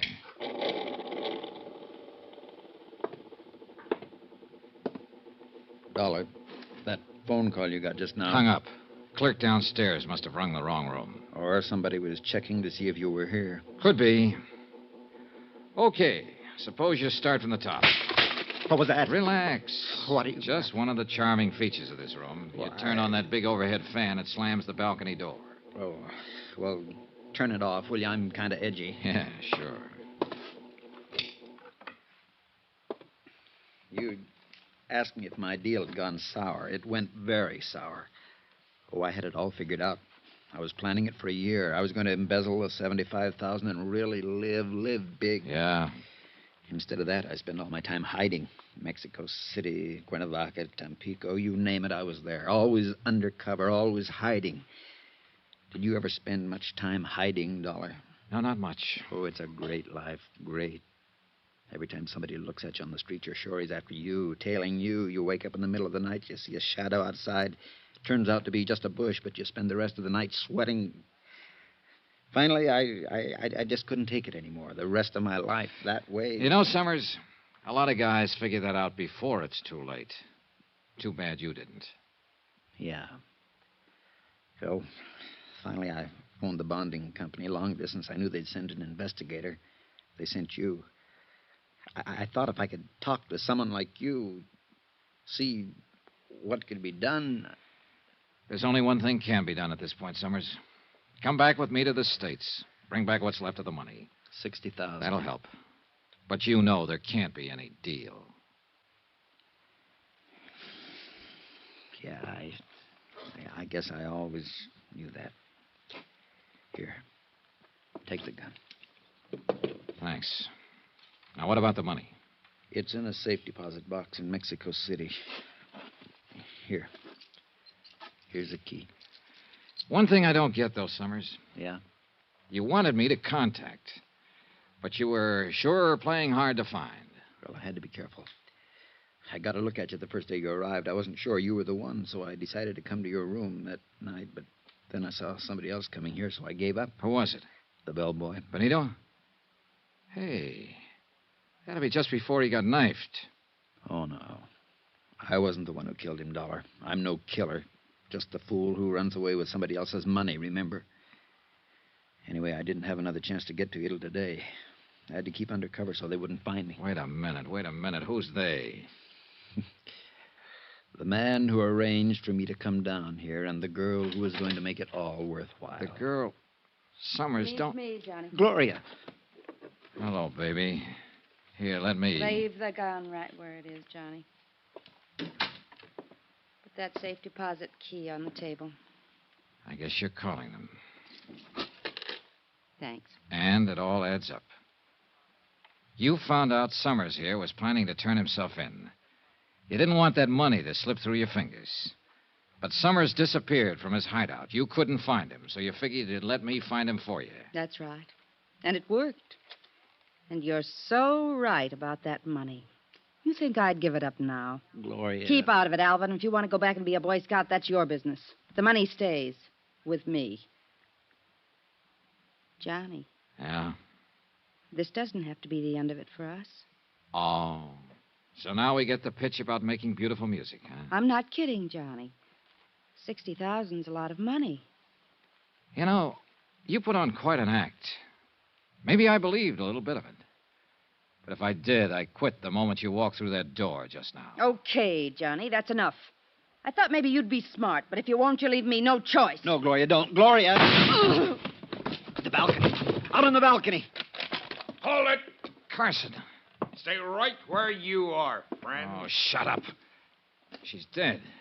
She crossed me. You and she were working against each other. She wanted me to lead her to Summers. You wanted to find him yourself. That's right. And Summers, you took a lot of finding. That's why you killed Benito the bellboy, to shut his mouth.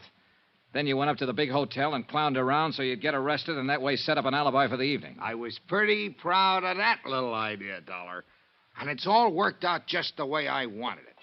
You see, right from the start, Carson was holding all the trumps. They were made out of lead, and I knew he was going to start dealing them any second. Then I remembered the overhead fan. The switch was right next to my elbow. The balcony door was open, and Carson had his back to it. What are you doing? Just turning on the fan. I need some air. Can you blame me? Yeah.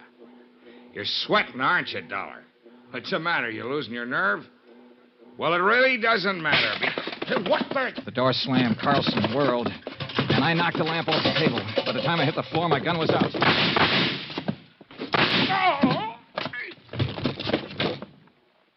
I picked up the lamp and lit it again. Summers was crouched in a corner. Across the room, sitting on the floor, was Carson, staring stupidly down at the red bullet hole in his side. I picked his gun up off the floor. Dollar! Summers, call the police station. Lieutenant Gomez. Yeah, all right. Help me, Dollar. It hurts. Yeah, it hurts. But not as much as it hurt Benito and Gloria. You finally got me into a game, didn't you, friend? And you lost. Expense account item 13. Double the amount of item 1. $440. Transportation back to the States for Alvin Summers and me. And you know, I turned him over to the authorities as soon as we got back. That's the way he wanted it. Gloria? Well, once in a while I get to wondering if she really meant some of the things she told me. Not that it matters. Conclusion of report. Expense account total $923. Yours truly, Johnny Dollar.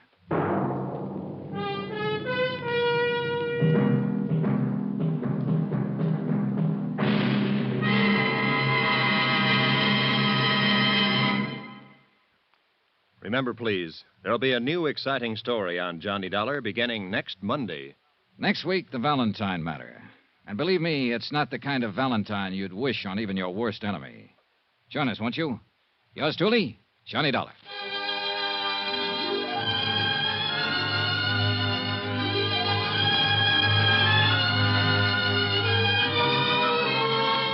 Yours truly, Johnny Dollar, starring Bob Bailey, is transcribed in Hollywood. Written by Robert Reif. It is produced and directed by Jack Johnstone. Heard in this week's cast were Virginia Gregg, Marvin Miller, Don Diamond, Tony Barrett, and Parley Bear. Be sure to join us on Monday night, same time and station, for another exciting story of Yours truly, Johnny Dollar. Roy Rowan speaking.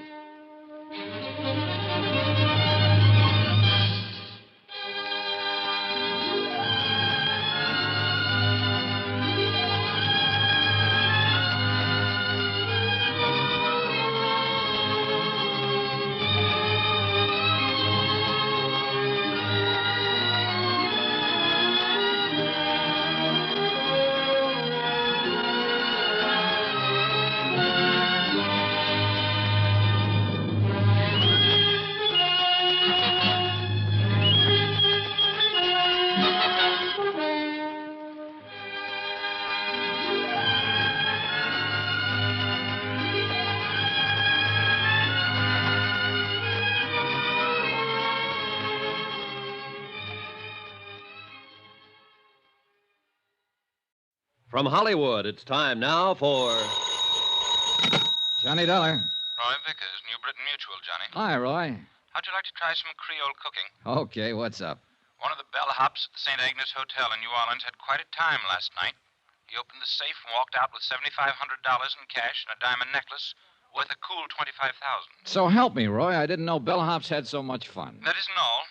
He also stole a station wagon belonging to the hotel manager, not to mention the manager's wife. What do you want back? Mainly that necklace. It's the property of one of our clients. She was stopping at the St. Agnes and had it stowed in the hotel safe. Any line on the bellhop? Not a trace so far. The wife? Don't be funny.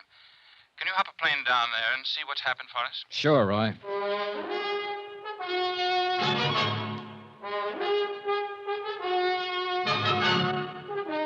Tonight and every weekday night, Bob Bailey in the transcribed adventures of the man with the action-packed expense account. America's fabulous freelance insurance investigator. Yours truly, Johnny Dollar.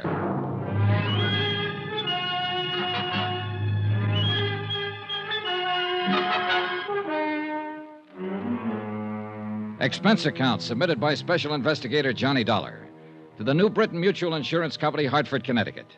The following is an accounting of expenditures during my investigation of the Valentine matter. Expense account item 1, $175 and no cents. Airfare and the incidental costs it takes to get from Hartford to New Orleans. Once there, I was more than surprised to discover the police had wound up the whole case. The prodigal bellhop, along with the $7,500 in cash, the diamond necklace, the station wagon, even the manager's wife, had all been recovered. Everything and everyone tearful, but intact. I reported this development to all parties concerned, phoned the airport for a reservation back to Hartford, which they said would be the following afternoon, and then looked around for something to do. I found a spot on Burgundy Street that seemed to be less crowded than the others and settled down for the evening. That's where it happened. He was sitting alone, tall, gray-haired, rugged. A face full of some 50-odd years, I guessed, and full of some other things no one could guess. It was 3 drinks at the bar before I made out who he was, who he had been. A man who was once big, in a way that only Prohibition made them big. This seat taken? No. Mind if I sit down, Mr. Valentine? Well, you can't be that old. How old? Old enough to recognize me. Recognize you from your picture. A long time ago. Time. I guess I could tell you more about that than anybody. You a cop? No, I'm an insurance investigator. You were a cop once? Once. Can I buy you a drink, Mr. Valentine? Dan's enough. Sure. You're doing better than the boys in the force. I've been living in New Orleans for 3 months now. Nobody's calling me. Any reason why they should? No. No, there isn't. But then no one's ever figured out a way to stop a policeman from making a visit when he wants to. That's true. Yeah, it's a funny thing. There's a lot of policemen I've liked in my day. Visiting policemen. That is, on certain days. You're too young to remember much about it, Dollar, but a long time ago, a bunch of old women made a law called the Volstead Act. Sure. Prohibition. Everybody heard about it. Including the old women who passed the law. You see, this law was supposed to be for the other guy, not for them. Anyhow, a lot of people started bottling up violations of this Balstead Act. You tired? No, not a bit, Dan. Well, it got me a lot of money and a lot of trouble. 13 years for income tax evasion, finally. Ended just 3 months ago, and I came here to live happily ever after. Funny. No. New Orleans is a nice, quiet place to live. Better still, no one's bothering you. That's the way I want to keep it. And they can pass 1,000 stupid laws, and I'm not going to fall for any of them. Everything the book says, everything in order. How's that sound? Pretty good. You believe it? Yes, I do. Then I've got my point over. I'm flattered that you recognize me, Dollar. I paid back 10 days for every one I took. Now, all I ask is that you don't ask the police to bother me. Okay. As far as I'm concerned, Dan, you didn't even have the dinner I'm about to buy for you. Dollar, it's nice to come out of prison and be recognized by a nice guy. Where'll we go, Jimmy Moran's? That's where we went, and it was a swell dinner. Only Dan Valentine didn't eat much of it. He tried to smile and crack wise, but there was a sadness about him that stood in the way. I wanted to ask him more questions about those days back when, but I didn't. We dropped into a couple of other places. The Absinthe House, Joe Glorioso's. We listened to some jazz and drank Sazeracs and walked along Canal Street. Finally, we shook hands and said goodnight. Expense account item 2, $26.26. Hotel, board, and miscellaneous. The next morning, I packed my bags, checked out of my hotel, and was about to take a limousine out to Mobile Airport. Oh, Mr. Dollar? Yeah. A message for you. Oh, thanks. It was from a police officer on the New Orleans force, an Inspector DeBaca. Could I drop by before I left town? I went right over and met DeBaca, a tall, lean, gray-haired man with 30 years' service who kind of puzzled me at first. Thanks for coming by, Dollar. Sure. Sit down. What's up? The bellhop take back his confession on that necklace theft? No. This is something else, Dollar. Dan Valentine. Oh. You met him about 6:30 last night. You had 2 drinks with him, and you went over to Moran's and had dinner. You went to 2 other places. You left him at 11:30. Yeah, I also brushed my teeth when I got back to the hotel, but I bet you can't tell me what color my pajamas Now, take it easy. Just take it easy. Maybe I'm saying this bad. He doesn't know it, but we've been keeping an eye on Danny ever since he showed up in New Orleans. Just so happened you were with him last night, and you did business with us here yesterday afternoon. So? We want to know if you had any business with Dan Valentine. Don't be funny, Inspector. Okay. Now, don't get huffy. Let me put it this way. Dan came to New Orleans 3 months ago, bought a house out in Jefferson Parish. He hired a housekeeper, bought himself a little car, took up fishing every afternoon or just walking. Nothing wrong with that? No, of course there isn't. We liked it fine. The boys in the car drive by now and then to look at him. Just look. No questions, no knocking on the door. When we see Danny in town, we turn the other way. Just look, you see? Sure. Now, he doesn't have any visitors. No old pals from Chicago or New York or Detroit come to see him. He lives alone. And he likes it. That's what he told me. You're his first visitor. Now, I just wondered. You wondered wrong, DeBaca. Okay. I had to ask about it. You know how it is. Yeah. Excuse me. Yeah? Okay. Right on cue. Your pal just stopped a couple of bullets. Huh? Danny Valentine. Come on. According to the uniformed officer who had put in the call, a newspaper boy had found Valentine lying on the sidewalk and roused the neighborhood. One of the residents had carried him inside. The ambulance crew stood by the bed as we came in. Valentine was lying on his back, the white chenille spread under him, changing to a deep red. 2 bullets had ripped ragged holes in one shoulder through flesh and bone. But he was just as self-contained as ever. I got the idea you were going to stay out of trouble, Dan. I didn't know I was in any trouble. Hiya, Dollar. Okay. You went to the police after all? No. The inspector called me in. About you, Dan, but let's forget that for now. How'd this happen? This? Cleaning my gun. You're a loser, Dan. You're not supposed to have a gun. Oh, you know me and the law. We sometimes didn't hit it off. Odd, where is the gun? What gun? The gun you were cleaning when you were walking down the street and shot yourself. I swallowed it. Now, look. Somebody's taken a couple of shots at you, Dan. Nobody can tell us anything about it but you so far. We don't want you murdered. Well? Okay, boys. Get the ambulance back. Wait a minute. You're hurt. You're going to the police hospital. No. I've served my time and I'm clean. Being shot at even in this state doesn't make you a criminal. Dollar. Yeah, Dan. Do me a favor. Would you phone a private hospital and have me taken there? Go ahead, Johnny. Take it easy, Dan. I did as he asked. A crew from one of the large private hospitals was out there in a matter of minutes. And an hour and a half later, Dan Valentine was operated on and the bullet successfully removed from his shoulder. I waited around until he was taken to a private room, and Inspector DeBacca waited with me. Dollar? Yeah, Why don't you go back to Hartford? This isn't any of your business. I know. My plane takes off at 4. I'll be on it. Well, why are you waiting around here? Oh, to see how he is, I guess.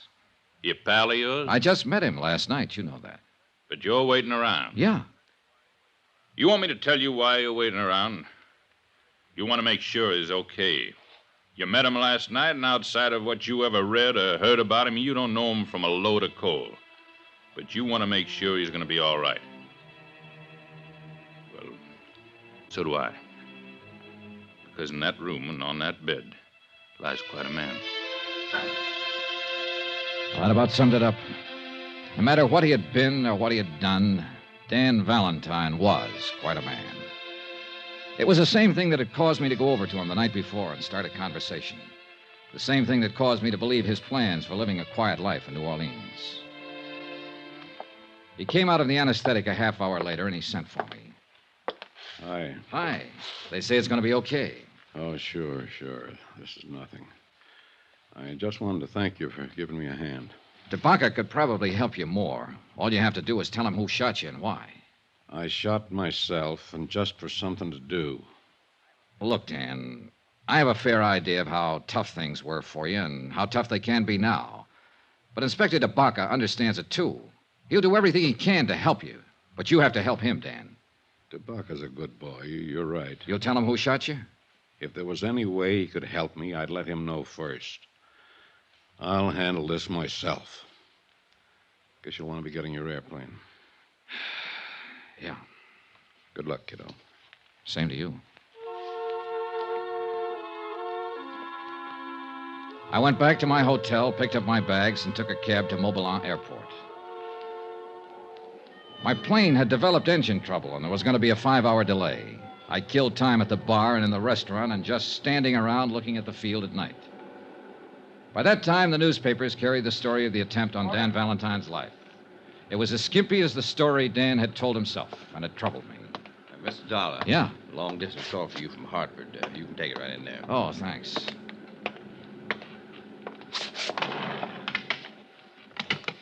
Johnny Dollar. Roy Vickers, Johnny, at New Britain Mutual. Glad I caught you. Just waiting for my plane back to Hartford now. This story about Dan Valentine's in all the papers up here. Have you read it? Yeah, I was in on it in a way. Somebody shot at him today. He won't tell who. Says he'll handle it himself. Can you find out, Johnny? I don't know. Why? We carry a $50,000 policy on him. If somebody's trying to kill him, we'd like to know all about it. You mean I can stay here and work on this? Yes. Okay, Roy.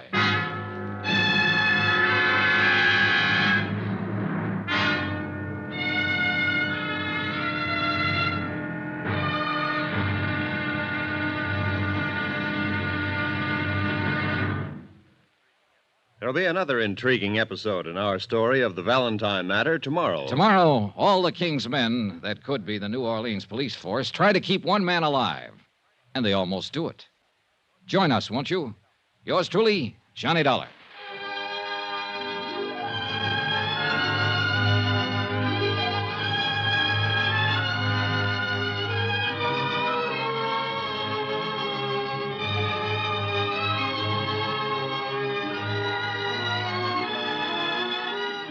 Yours truly, Johnny Dollar, is transcribed in Hollywood. Written by John Dawson, it is produced and directed by Jack Johnstone. Be sure to join us tomorrow night, same time and station, for another exciting episode of Yours truly, Johnny Dollar. Roy Rowan speaking.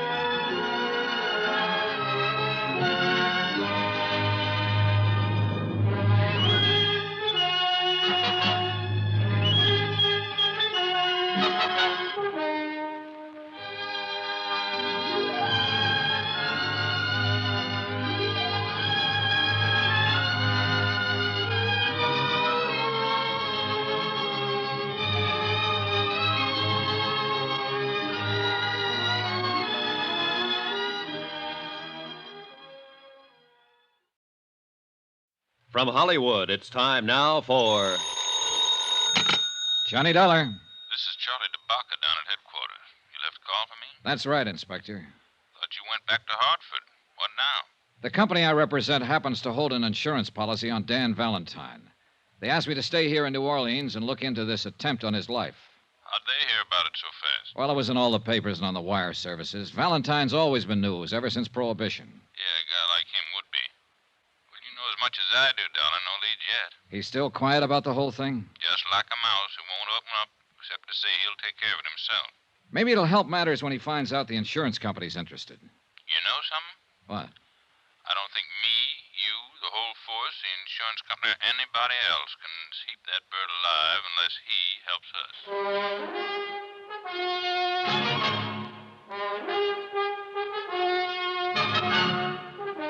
Tonight and every weekday night, Bob Bailey in the transcribed adventures of the man with the action-packed expense account, America's fabulous freelance insurance investigator. Yours truly, Johnny Dollar.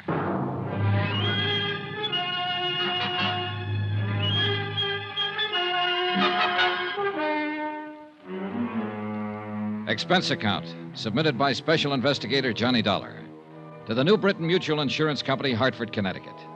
The following is an accounting of expenditures during my investigation of the Valentine matter. Expense account continued. Item 3, $3.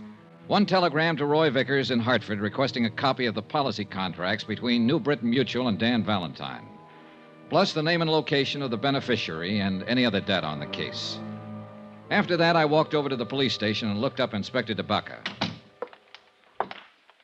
Sit down. Thanks. I don't quite get this, Dollar. What's your part? Well, the insurance company would like a full report on everything that's happened, that's all. You could give them that on the back of your thumbnail, couldn't you? Not quite, Inspector. Oh, you mean a separate report from what we have? Something like that, yes. Well, it's their dough. They can spend it any way they want to, I guess. If there's any reason for them canceling the policy on Valentine, they'll do it. The fact that somebody shot at him a couple of times and came near killing him is one thing. The fact that he won't open his mouth about it is another. They're looking for a way out? I didn't say that. They just want to make sure about everything, that's all. An insurance policy's a contract, mutually beneficial to both parties. Both parties have to keep the line of that contract. They don't figure Danny Valentine's running around shooting himself for insurance money. Inspector, they don't figure anything. Well, now that you've been official, be unofficial. What's your idea? Well, Valentine's got a legitimate policy with the company. They don't want to see him killed. They tell me to investigate the shooting. Actually, they're telling me to see to it that he stays alive and well. Well, that makes sense. Good luck. If you'll sort of let me tag along on the case, I'd appreciate it. Well, we'll see. Oh, what's the matter now? It just occurred to me. Valentine bought a house out in Jefferson Parish 3 months ago, a couple of days after he was released from a federal pen. Now, he's lived there quiet, minding his own business, keeping his nose out of trouble. Yeah. Well, as long as a man does that, even a man with a background like Valentine's, as long as a man does that, we don't bother him, and he doesn't bother us. Well, so? So what happens? Yesterday, you meet him and have a couple of drinks with him. Hello and goodbye. Boom, boom. He gets shot twice. By somebody, somewhere. You a bad news boy? Now, that's as wild as you can get. We had nothing together except the drinks. You sure? I'm sure. Well, I'm thinking about it just the same. Here. Be back in a minute.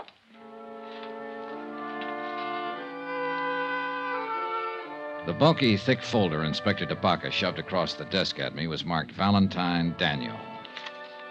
It started in 1915 and was fat with yellowed clippings all the way through 1942. There was a pretty good history of Dan Valentine and the age he lived in. He was born in Ireland and had fought in the Irish Rebellion. He was regarded as both hero and scoundrel. For his own good, he came to America. Somehow, he started out in the wholesale drug business. And understandably, it was an easy step to making prohibition alcohol, and an even easier step to make prison on an income tax evasion charge. The folder mentioned a wife and a daughter who seemed to have successfully avoided most of the newspaper headlines that had involved Dan Valentine. There was one picture of Mrs. Valentine taken in 1928. That's about as far as I got when DeBacca came back into the room, not alone. Interesting stuff? Very, Inspector, very. Well, here's something more interesting. My men have been covering the neighborhood where the shooting happened yesterday afternoon. This man's a witness.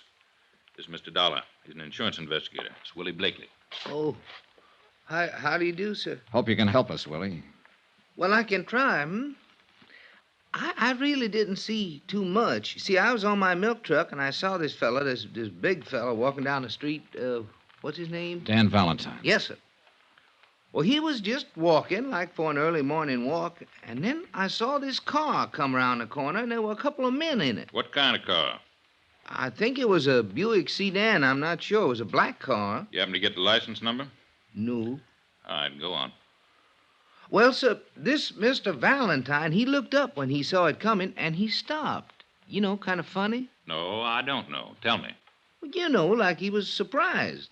Do you think he was surprised at who was in the car? Yes, sir, that's it. He sort of smiled. Not a hello kind of a smile.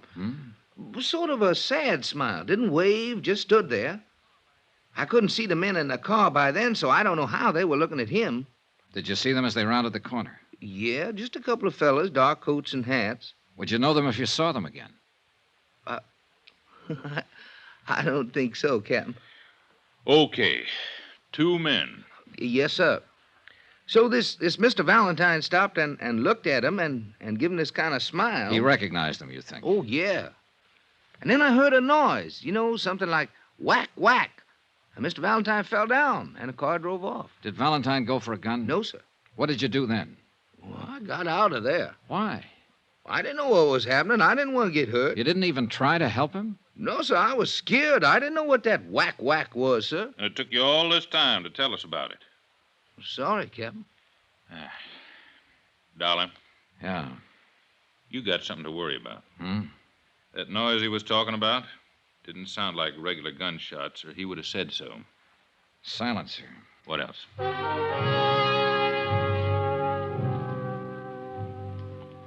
Inspector DeBaca continued to question the witness, trying to ascertain more details about the shooting, the car, and the men inside the car. 4 hours later, when I left, he was still at it. Some more expenses. Item 4, $2.50. Cab fare from police station to hospital.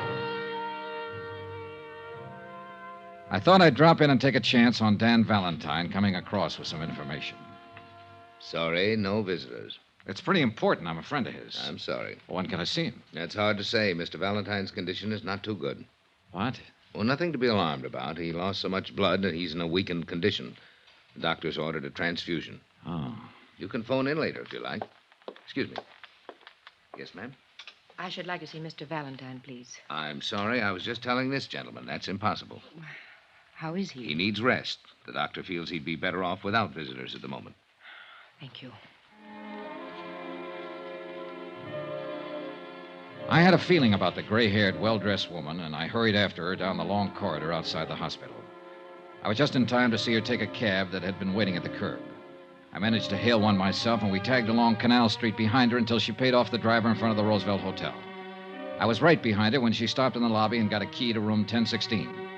I gave her 5 minutes, then I knocked on her door.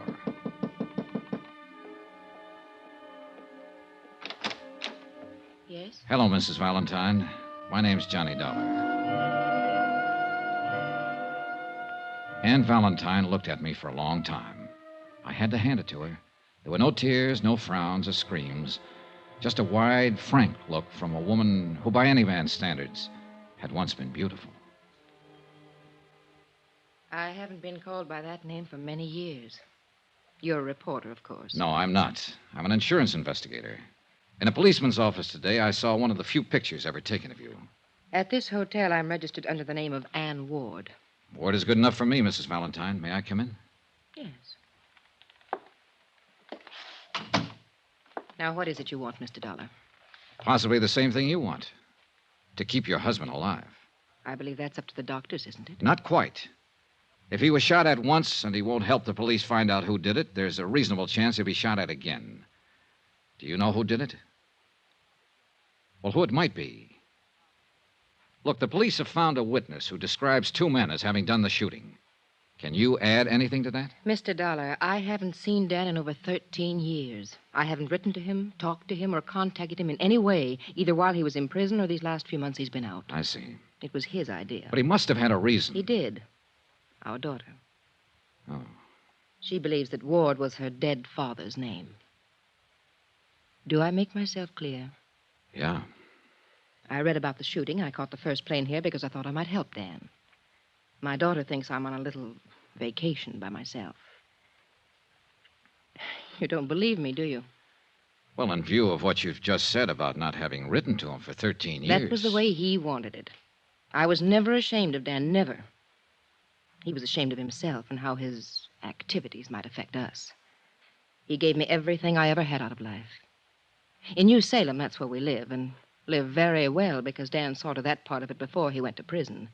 We are considered very proper people, Teresa and myself.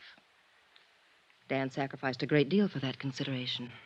I think that you've sacrificed a great deal yourself, Mrs. Valentine. When I go back to the hospital to see him tonight, he'll probably tell me to pack my bag and go home, that there's nothing to worry about. But there is something to worry about, isn't there, Mrs. Valentine? He won't talk about it, and you won't talk about it, and both of you know all about it. Oh, Mr. Dollar, you're a very young man. I'm sorry if I sound like I could help you. I can't. Please go. I went back to my hotel and had some dinner. Then after a while, I put in a phone call to the hospital and found out I could talk to Dan Valentine between 7:30 and 9. About then, a special delivery came for me. It contained the information I wanted regarding the policy on Dan Valentine. I noticed that the beneficiary was a dual affair, wife and daughter, Anne and Teresa Ward. I had to check with Inspector DeBaca just once more. No luck. He had been unable to identify or locate the two killers described by the witness. He was trying to trace the car. 7:30 on the dot, I was at the hospital. The reception desk seemed reluctant to talk and referred me to the head nurse, who happened to be out to dinner, who referred me to the surgical nurse, who took me aside and told me to find a crystal ball. Mr. Valentine's gone. We have no idea where. How could he be gone? We started to give him a transfusion. He jumped up suddenly, knocked down one of the male nurses, grabbed his clothes, and ran out of the hospital. Just as simple as that. I thought he was in a serious condition. Keep your voice down. He was in a serious condition, and it's going to be critical pretty soon. Running around town bleeding from 2 bullet wounds. If you want to keep him alive, Mr. Dollar, you better find him and find him fast.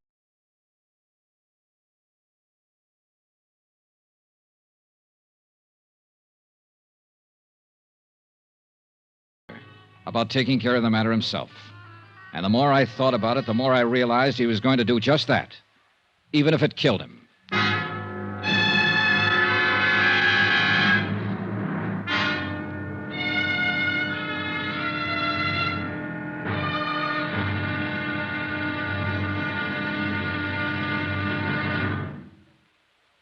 There'll be another intriguing episode in our story of the Valentine matter tomorrow. Tomorrow, what happens to a 30-year-old grudge when somebody explains it with bullets? Join us, won't you? Yours truly, Johnny Dollar.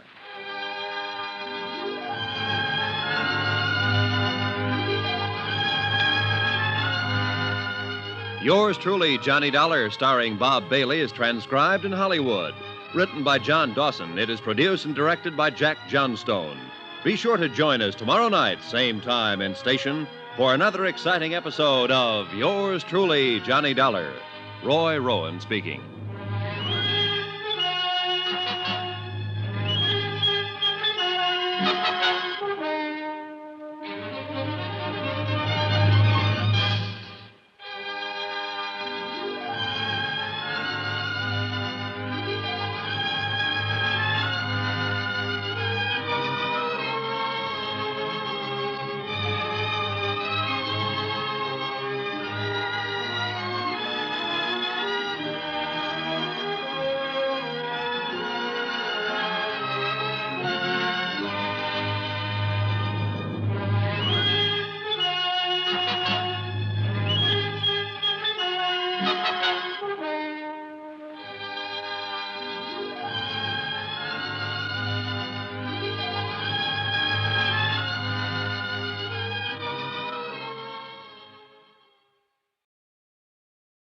From Hollywood, it's time now for Johnny Dollar.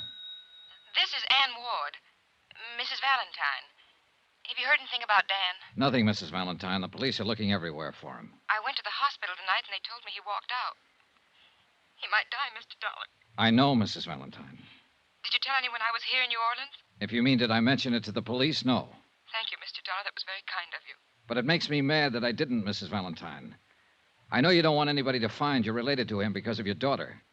But I also think you could help the police in this situation. You could help them find Dan and put him back in a hospital. Mr. Dollar, would you come over and talk to me, please? Please.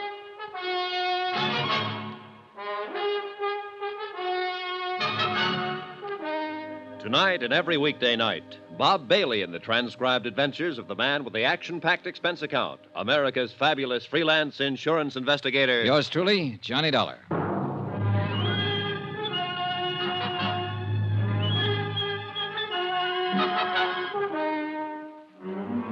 Expense account submitted by Special Investigator Johnny Dollar to the New Britain Mutual Insurance Company, Hartford, Connecticut.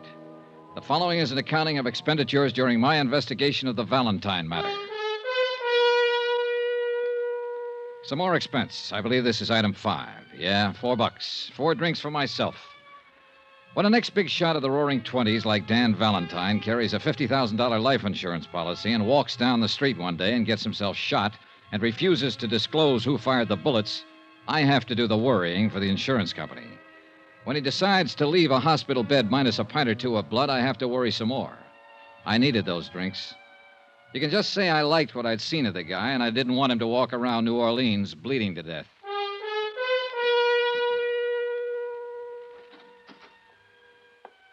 In here, please, Mr. Dollar. The wife, who hadn't seen or heard from him for 13 years, looked pale and wan. It was obvious that the strain was beginning to tell on her, although she tried hard not to show it. Doesn't it ever cool off in New Orleans? Sometimes. But I'm not here to talk about the weather, Mrs. Valentine. You know that. Yes, I know. Well, don't just stand there and give me the tears, then. If you've got anything to say, say it. If you know anything that'll help, let me know about it. You're perfectly right in being angry with me. Mr. Dollar, I honestly don't know where Dan is. Well, do you know why he'd get up out of a hospital bed and endanger his life? I have an idea he might have wanted to see somebody. Who? I don't know. The 2 men who shot at him? Perhaps. I just don't know. We aren't getting anywhere, Mrs. Valentine. Look, I'm going to talk to you frankly. Why did he come here to live in New Orleans? Well, You live in New England with your daughter, Teresa. Obviously, Dan thinks a great deal of you and her. He's given you everything, provided for you with all of his troubles. Spent 13 years in prison. I can imagine his thoughts about you and her while he was in there. And yet he comes out and lives 2,000 miles away from you. he didn't want to interfere with Teresa in any way. Sure. But it seems to me he'd want to look at you, at her, certainly. Even if it was a matter of living in Boston and taking a bus to New Salem and standing on a street corner one day to watch the two of you cross the street. That sound reasonable to you? If you put it that way. Well, look, there's some reason he picked New Orleans. Some reason he didn't give himself the little gratification of just looking at you and Teresa. Why? Why here? I'm sure I don't know. And why is he running around now? I can't answer that either. But it must have something to do with you and your daughter. Obviously, you're the only ones he ever cared about. Well? I honestly don't know. Well, and I can't help you, and I can't help myself or him. You mentioned his having a reason to be in New Orleans. Maybe What? there was a man named Webster, Conrad Webster. He was a member of the Illinois Bar once in those days. Did a great deal of work for Dan and friends of Dan. I think he lived here. Wait a minute. I've seen that name. Yeah, on copies of the insurance policy. A man named Webster had the power of attorney. He bought the insurance. There's a trust in there for your daughter. Yes, Conrad Webster was an old friend of Dan's. I don't even know whether he's alive now or not. He drank a great deal later on. I think he lived here. Was he the kind of friend Dan would go to if he needed help? Yes, I think so. All right. What are you going to do? It's just something to look into. I'll try and find Webster, and maybe I can find your husband. Thank you for coming by. I needed somebody to talk to. What? I hope he stays alive, Mrs. Valentine. Item 7, $16. The money it cost me to find out the location of Conrad Webster. I started at his last known address, followed a series of bars, and finally got information from a bartender that led me to the crummier half of a decaying duplex on Gentilly Street. Everything was quiet for Gentilly Street.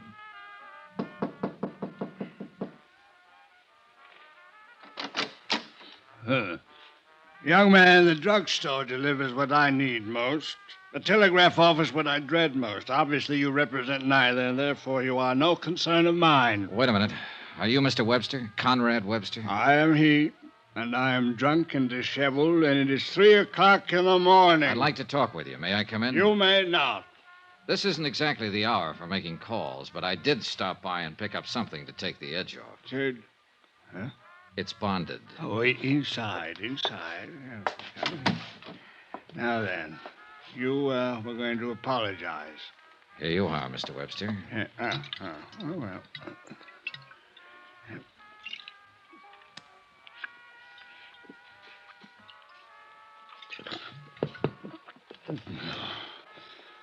Now then, as long as this lasts, you will last. All right. I'm looking for a man. The entire world is looking for a man. Just one man. A man they blindly presume will break off these shackles that bind us and lead us forth into eternal justice. Yeah, sure, but that's not An ironic anticipation. I'm talking about Dan Valentine. You are? Yes, I'm a friend of his. No, you don't come from that place. The pallet is not with you. You lie. I didn't say I was in jail with him. And where else would he have made friends these long years? He's out of prison now. He's been out for 3 months. And I'm aware of that. Did you know he was shot at yesterday? 3 hours ago, he left his hospital bed. I thought he might have come to you. Is he here? He is not. Do you know where he is? I do not. Mr. Webster, if Valentine isn't back in the hospital pretty soon, he'll die. Why is the phenomenon of death so persistently alarming? So he will die. They all die. Usually from a bullet. And that's what's going to happen to him. 2 bullets he stopped yesterday. Do you understand me? Acutely. You've impressed me with the urgency of his situation. But Dan Valentine is not here, nor has he been here, nor has he contacted me, nor do I know where to contact him. All right, Mr. Webster, all right. I guess I believe you. Your concern for him is a distressing irritation. Well, what is the reason for it? I'm an insurance investigator, and it's my job to keep him alive. More than that, I like him. I told you I was his friend. I think he deserves to live. You, his friend? No. You are too young to be his friend. His friends, for the most part, are gone. Like the long years, like Homburg hats and the Charleston and Lime Ricky. The ones who are left are broken and tired and faded, with old faces like mine, like his. And we should be gone, too. Another age is here. This is my sadness. As for yours, Dan Valentine should never have lived in that age or this age. He was meant to be an explorer, a pioneer who conquered a wilderness, not a racketeer who conquered a west side. Are you sure you're his friend, Mr. Webster? I once thought so. He once thought so. Now, I haven't strength enough to be anyone's friend. What's your name? Johnny Dollar. Good night, Mr. Dollar. The look in Conrad Webster's eyes held the same sort of sadness I had seen in Valentine's eyes. But they were different, too. They held a weakness. The strong, sad eyes were somewhere else in the city, walking alone, probably looking for 2 gunmen, and the lifeblood was slowly draining from the body that sparked them. I went back to my hotel and tried to sleep, but sleep wouldn't come. I was still rolling and tossing at 7:30 the next morning when orange juice coffee in the morning paper came up. A nationwide syndicate had picked up the new development in the Valentine shooting and gone to work on it. Among other names they mentioned in giving a resume of Valentine's career were his wife and daughter, living in New Salem under the name of Ward. Hello? This is Johnny Dollar. I just read the morning paper, Mrs. Valentine. Oh, yes. I'm sorry it broke for you this way. That's very kind of you to say so. Maybe it's for the better, anyhow. For years I've been wanting to tell Teresa who her father is, what he's like. I'm going to call her later today. Tell her where I am, explain why I'm here. I think she can take it. You're doing pretty well yourself. Thanks again. Any word yet? No, we still can't find him. Mr. Webster, did you find him? Yes, he wasn't much help. The New England paper said that Mrs. Ward was out of town. Sooner or later, they'll find out what town Mrs. Ward is in, I'm afraid. Well, maybe you'd better get another hotel. Use another name. Yes. All right, I'll wait to hear from you. Mr. Dollar. Yes? Thank you. I put in another call to Inspector DeBaca and asked him about developments. Valentine was still unlocated. They were covering drugstores and doctors' offices where he might seek assistance. The two unidentified men who had shot him were still unidentified. The police weren't able to dig up any more witnesses or get any line on the car. By 4 in the afternoon, Mrs. Valentine had still not called me to report a new address. I got worried and went over to the Roosevelt to see what was what. I was surprised to see Inspector DeBaca in the lobby talking to the bell captain. All right, son. If you remember anything else, call me here. Yes, sir, I sure will. Hi. Hi, Dollar. Well, you want to talk first, or you want me to? All right, I'll talk first. Mrs. Valentine's been staying here under the name of Ann Ward. You knew that. Yeah. Why didn't you say anything to me? She asked me not to. Doesn't make any difference now, anyhow. That boy over there called us a little while ago. He said that Dan Valentine came in here this afternoon, went upstairs, came back down 15 minutes later with Mrs. Valentine. They both left together. Yeah, he must have seen the story in this morning's paper and guessed she was in town. That's the way I see it. Well, we're right back where we started from, and I'm about sick of it. We're a little better off. 2 people are easier to find than 1. We found them, all right, at 7 o'clock that night. And it was easy. 3 squad cars were already drawn up in front of the little hotel. And I noticed with a sinking heart that a hearse was there also. Dan Valentine and his wife were dead.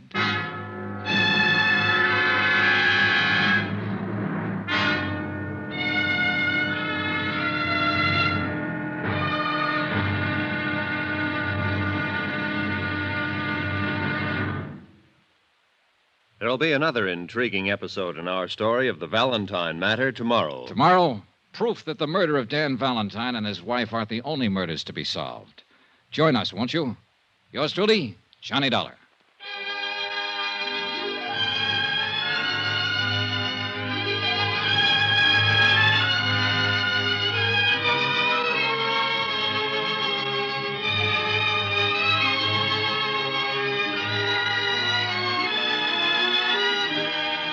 Yours truly, Johnny Dollar, starring Bob Bailey, is transcribed in Hollywood. Written by John Dawson, it is produced and directed by Jack Johnstone. Be sure to join us tomorrow night, same time and station, for another exciting episode of Yours truly, Johnny Dollar. Roy Rowan speaking.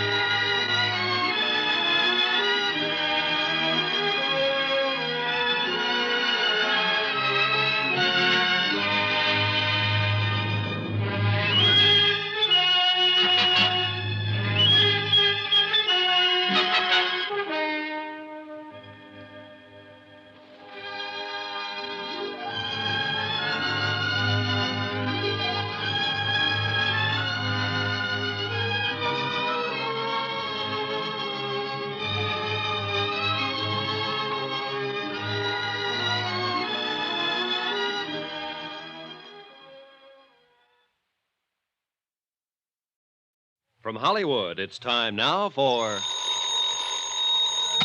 Johnny Dollar. What is all this, Johnny? Who's this? Roy Vickers, New Britain Mutual. What happened to Valentine? He was gunned down last night going into a hotel with his wife. No. The police here are turning the city upside down, trying to get a line on 2 unidentified gunmen. Well, couldn't you keep him alive? I couldn't even find him. Well, this is no time to be yelling at each other. I just left his daughter. Huh? She filed claim already? Through that lawyer Webster? No. She didn't even know anything about him until the papers broke the story. Well, I'm sorry I got annoyed for a second. Do what you can, Johnny. They'll want a full report. Sure, Roy, sure.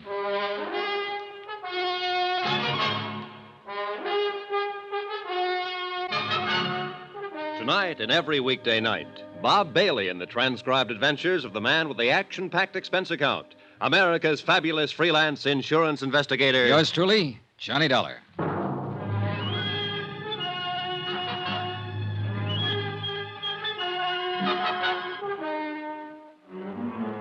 Expense account submitted by Special Investigator Johnny Dollar to the New Britain Mutual Insurance Company, Hartford, Connecticut.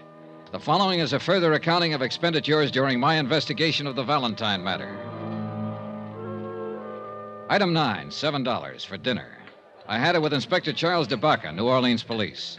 He was a haggard, tired-looking man about that time. All of us were. You want some more coffee? No, thanks. 2 men, both about 6 feet, wearing dark suits and hats, medium to slight builds. One possibly 35, the other possibly 40. Well, that about ties up with the description of the 2 men who plugged Valentine earlier and earned him a place in the hospital. Yeah. We got more of a chance this time, though. Be some other witnesses. Somebody has to tell us what kind of a car they had and what direction they went. One thing, they weren't using silencers anymore. No, but they did a professional job. I think Valentine knew him, climbed out of that hospital bed to go out looking for him. Sounds reasonable. How do you figure the rest of it, Inspector? Well, Valentine saw the newspaper story and knew his wife was in town. He went over, got her, and I take it they were going to check into a new hotel when their friends showed up. She just happened to get in the way, huh? Sure. Why'd anybody want to shoot her? Why would anybody want to shoot him? Well, because no matter what he was now or how he was playing it, he still lived pretty hard way back then. A man who's lived the kind of life he has and done the things he has is bound to make a few enemies he'll remember. No, I think it has something to do with his family. I agree with you that Valentine probably made enemies all over. But he wasn't the kind of man to get excited about any of those kind of people. He pretty well knew how to take care of himself and handle trouble. That's why he was out looking for them. You sound pretty certain. It seems to me that if Valentine had been expecting trouble from some of the old-timers, he'd have carried a gun. You got a point. But then again, he was pretty gentled up. You know how he spent most of his time? Painting. Huh? And that house he bought out in Jefferson Parish is covered with pictures he's done since he's been out. Oils. Pretty good, too. When he wasn't painting, he was listening to music. You'd hardly think of Danny Valentine taking up the arts. Hardly ever. Well, I gotta make a call and get busy. Yeah. Inspector. Yeah? Any objection to me going out and looking around that house? It's your privilege. Personally, I'm gonna look around town for a couple of gunmen. Anyone out there now? His cook, name's Giacchino. Nice woman. Okay, I'll keep in touch with you, Inspector. Do that. Dollar. Now what? You forgot to tell me you looked up the old family lawyer, Conrad Webster, the other night. Oh, I was trying to find Valentine, the same as you. Well, if you happen to run into Webster again, you tell him to drop in and see me. Huh? He's missing. I didn't know what to say to that, so I left him standing there and went back to my hotel and shaved, changed clothes, and tried to go over the whole thing in my mind. I did phone into the police station and find out that the slugs that had killed Valentine and his wife were from an Italian-make pistol, a Rumbero, 37.5 caliber. So far, untraced. Expense account item 10, cost of cab, from my hotel to Danny Valentine's house in Jefferson Parish.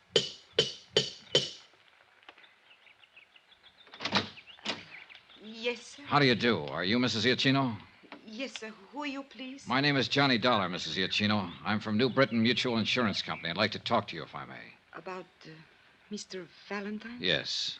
Not right now, Mr. Dollar. Some other time, huh? Well, if you prefer it that way, Mrs. Giacchino, but... It's been a hard day here. I mean, Mr. Valentine's death and his wife being killed with him. All of these policemen in and out of here, and now Miss Ward and all. Miss Ward, his daughter? Yes, she's here. Arrived 2 hours ago. Stay here. Could I see her? You come tomorrow, Mr. Dollar, please. Huh? Tomorrow. Mrs. Giacchino. Yes, Miss Ward. Who is it? Mr. Dollar. He's from the insurance company. Insurance company? Yes. I'd like to talk to Mrs. Giacchino. Teresa Ward stood at the base of the iron grill stairway, tall and dark-eyed. And I saw that, like her mother, she had a quiet intensity about her face that made it beautiful. At the same time, ageless. She smiled politely at me. I could only stand there without speaking for a long moment, looking at her. Then Mrs. Giacchino excused herself, and we were alone. I wanted to talk to someone who might be able to give me a little more information about all this. It's all quite new to me. I'll tell you what I can, Miss Ward. My name is Valentine, isn't it? Really, Valentine? Yes, it is. Well, suppose we correct that mistake right now. Sure. There's nothing wrong with Valentine. From what a Mr. Vickers from the insurance office in Hartford told me, I'm to be quite well off because of this man that was murdered. You mean Dan Valentine? Yes, Dan Valentine. They tell me he was my father. Who told you? Oh, reporters at home and your insurance company. Mother told me my name was Ward. Poor thing. Must have been difficult for her over the years keeping the secret from me. Yes, she told me she thought it was the best thing. She, well, the same as he did. Tell me about my father. Was he a bad man? Oh, as good or as bad as the Volstead Act made people. I only met him a couple of times. To awaken one morning and discover that you're the only daughter of a famous racketeer who's been murdered. Look, Miss Ward, if he had anything to do with the way you turned out, with what you seem to possess within yourself, I'd say offhand that whatever he was or did, he thought of you. Are you flattering me? I'm not trying to. You seem like a very nice person. And so do you, Mr. Dollar. Will you tell me all about this, please? Well, let's see. You're 21, isn't that right? Yes. Just about 15 years ago or so, your father was on trial for income tax evasion. Just before he was convicted, he set up a trust fund with my insurance company to provide for you.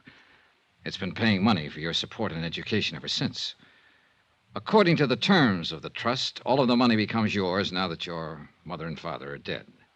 It comes to well over $50,000. That's all there is to it? Mm-hmm. I suppose I'm grateful to him. I suppose I should be grateful. I can't say that I'm particularly sorry about his death any more than I would be if any other human being died violently somewhere. But about Mother's death, I miss her very much already, Mr. Dollar.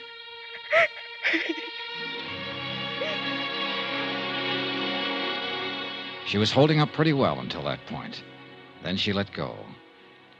I held her in my arms and I talked to her. I told her what I knew of her father's life and death.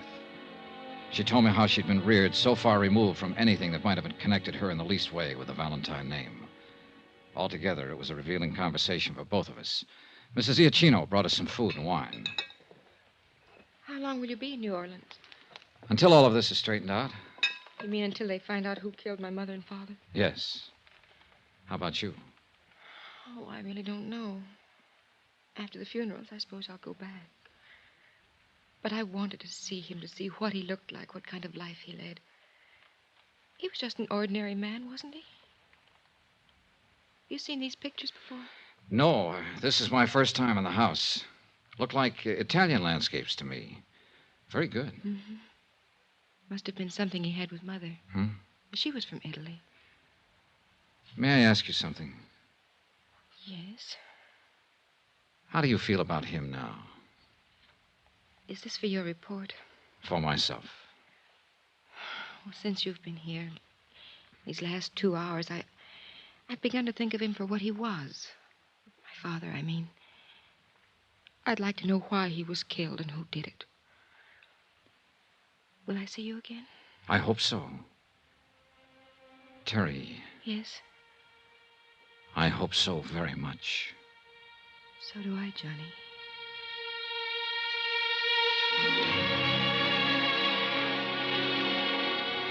I left her at the door that night with a warm sensation inside of me. Something I certainly hadn't expected in the business at hand.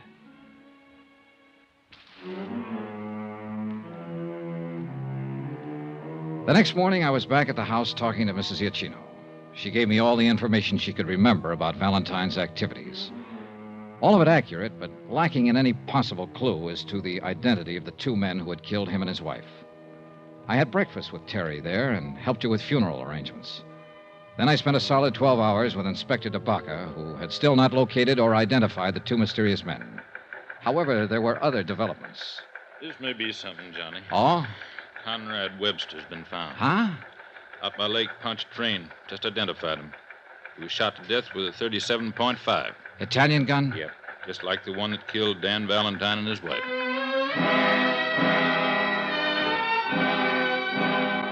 It It later developed that the slugs taken from Webster's body, when compared with those that had killed the Valentines, were fired from the same weapon. The case took on proportions. Every available bit of information regarding the two ex-big shots of the 20s was located, read, and reread. It meant activity in cities like St. Louis, Chicago, Detroit, and New York. But no new information as to the identity of the killers. I went back to the house. Johnny. Here. What is this? You're shaking. Hold me, please. Sure. I suppose I'm being a terrible fool about it all, Johnny, but they've been after me all day. Cheap little things. Newspaper syndicate wants me to write my exclusive story as the shadow daughter of Dan Valentine. Fairy princess of a racketeer. Take it easy. Even Hollywood called some producer. Oh, Johnny, I shouldn't have come here at all. Then what would I have done, Terry? And what would I have done? Make yourself a drink, Johnny. I'll go put on a new face.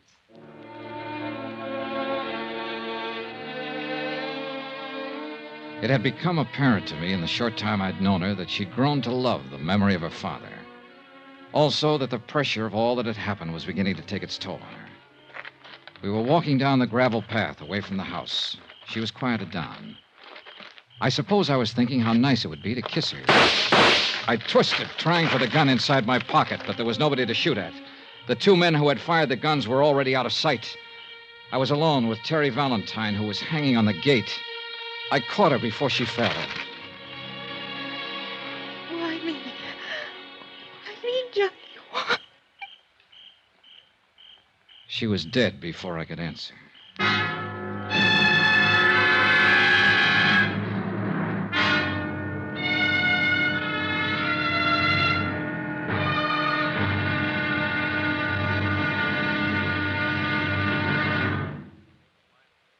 There'll be the final intriguing episode in our story of the Valentine matter tomorrow. Tomorrow, a sober lesson in how long, how far, and how deadly one man's hate can be.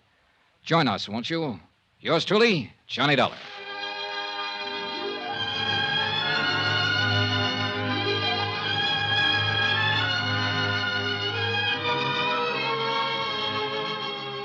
Yours truly, Johnny Dollar, starring Bob Bailey, is transcribed in Hollywood. Written by John Dawson, it is produced and directed by Jack Johnstone. Be sure to join us tomorrow night, same time and station, for another exciting episode of Yours truly, Johnny Dollar. Roy Rowan speaking.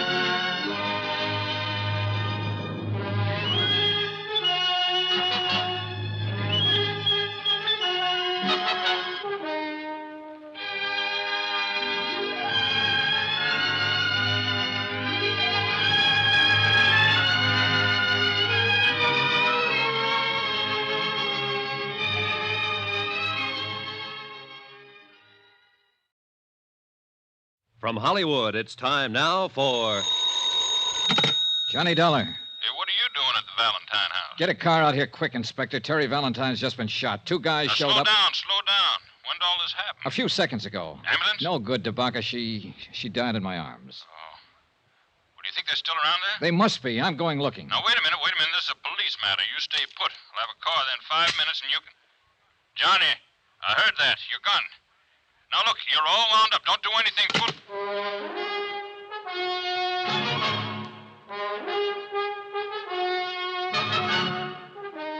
Tonight and every weekday night, Bob Bailey in the transcribed adventures of the man with the action-packed expense account, America's fabulous freelance insurance investigator. Yours truly, Johnny Dollar.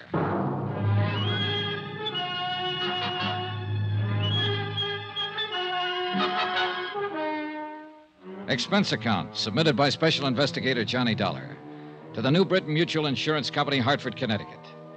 The following is an accounting of further expenditures during my investigation of the Valentine matter. Dan Valentine, ex-gangster, and, of course, your policyholder. But then his wife was killed, too. Then his lawyer. Then his daughter. The girl that I... 30 seconds after Terry Valentine died in my arms, I was stumbling down the gravel path that led from her house to the road. It had all happened so suddenly, I can't say that what I did from there on or what I felt was entirely rational.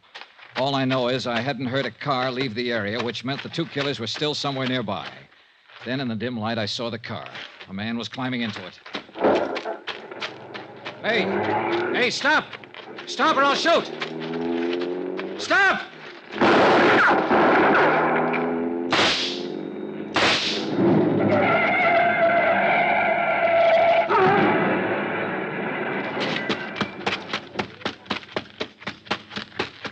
Get out of there.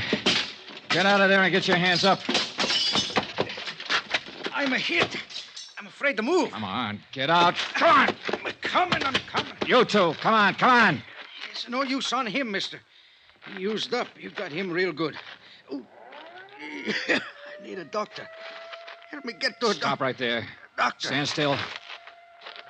You pretty tough fella. What's your name? Sisto. Sisto what? It's good enough for you. I need a doctor bad. Listen. Ooh. Tell it to me. Tell it to me right now. If you don't tell it to me now, you'll never tell it to anybody. Tell it! No. Tell it! I need doctor. Tell it! I die first. Johnny! What is this? Who's he? He's going to kill me. He's going to kill me. Now, you better give me that gun, Johnny. Estate will take care of him. Thanks. I should have done it. I wanted to do it. I know, son. Come on, let's get out of here. But I didn't get out of there. I waited around while they dug the body of the other man out of the smashed-up car, and while they carried the still limp form of Teresa Valentine away. She was the third member of the family who had died violently within 3 days.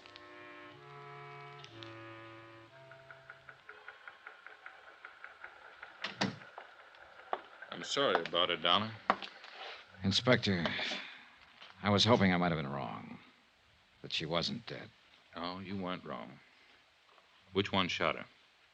Huh? The dead one or the one we still got in the hospital? Oh, I don't know. Both of them, I guess. You don't feel like talking to it. I'm just trying to pin it down. Well, what about him? Can't get much out of him so far. He's in pretty bad shape. Let me ask him some questions, Inspector. I'm no police officer. I don't have to obey any rules. Now, take it easy, kid. You were about to do that once, and we'd be holding you for murder if you'd gone ahead. I know how you feel about Teresa Valentine. Has he said anything at all? Nothing. We found papers on him and the other one that makes them brothers, Sisto and Darby Chianti, from New York. So far, there doesn't seem to be any connection with the Valentines. But people like Valentine make a lot of enemies. But that girl doesn't figure. Yeah. I know you talked to her a lot these last couple of days, Johnny. What'd you say? Oh, nothing that had anything to do with this. You know yourself, she didn't even know her name was Valentine until her father got shot at. Yeah, that could have been an act. And you could have been 20 feet tall. Just trying. Try with that punk you got upstairs in the hospital. We will, Johnny. We will. Just...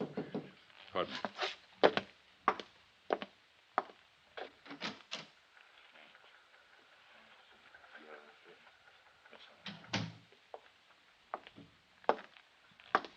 Johnny, I got bad news. Maybe I spoke too soon. Why? Sisto Chianti died 5 minutes ago. Expense account, item 10, $10, car rental. I went out to the Valentine house once more. Oh, Mr. Dollar. Hello, Mrs. Giacchino. Please come in. So many policemen, so many reporters. I've been trying to close the house. Sure. I know how you must feel. I mean about her. What of these Chianti brothers? Well, we don't know much about them yet. The New York police are still doing a rundown on them. Don't let me stop you, whatever you're doing. I'll just look around if you don't mind. All right. Oh, well, one thing. Yes? Did Mr. Valentine make any provision for you? Yes. He thought of me. $1,000. Whatever he was, the man I knew was kind and good. And his sins had been forgiven him.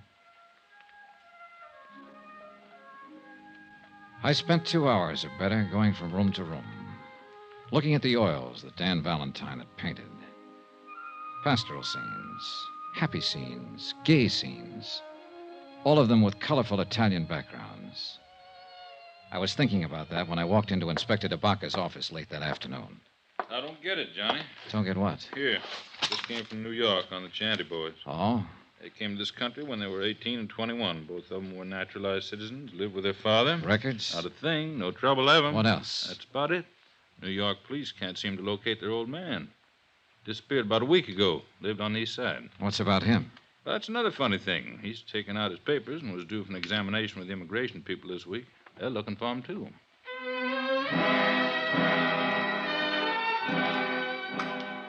We went out and had dinner together and talked about the case. It had been a strange one. The deaths were useless, the motives unknown.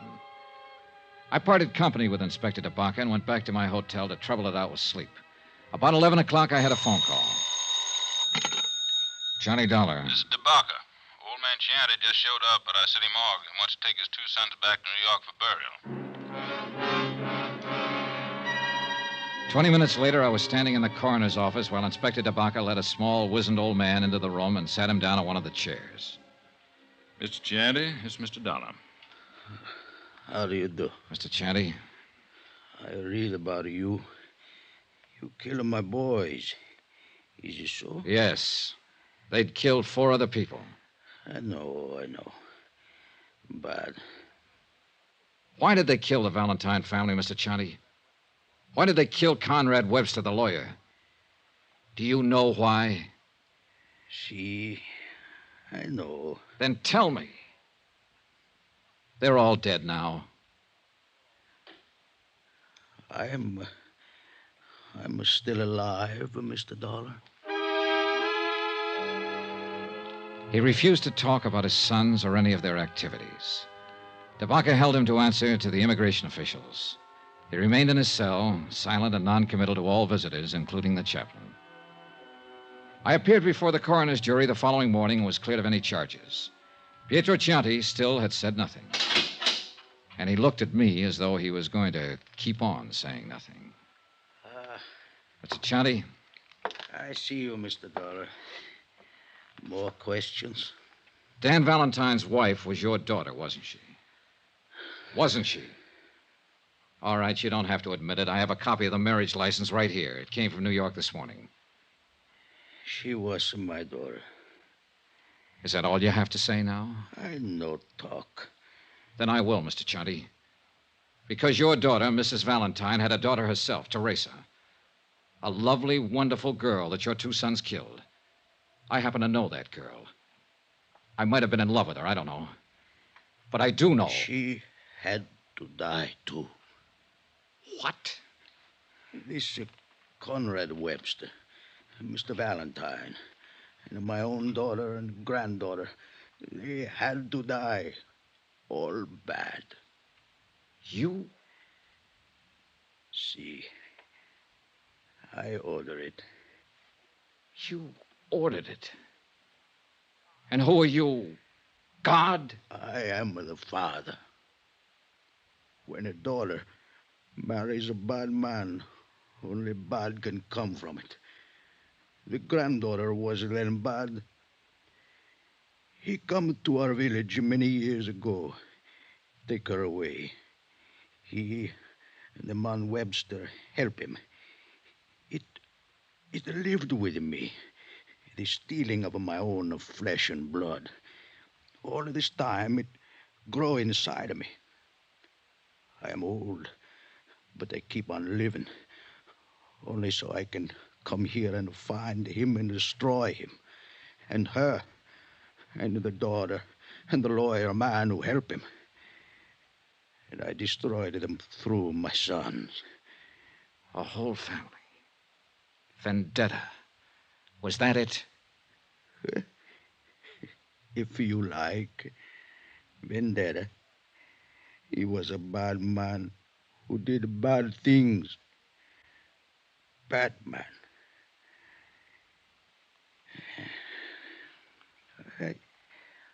I smoke now. You have Cigarro, eh? The disposition of old Pietro Chianti is up to the immigration department. I didn't stay around New Orleans to learn the results of all the extensive examinations that would have to be completed to test his sanity. I'd had enough of the town. Expense account, item 11, $140.20, hotel and board. Item 12, $28, car rental miscellaneous. That includes flowers to the Valentine family. Item 13, same as item 1, $175. Transportation back home. Expense account total, $1,290.38. Remarks? Whenever I close my eyes, I can see a lovely girl standing at the bottom of a long, curving stairway, smiling, because I'm in the room. That's all. Yours truly, Johnny Dollar.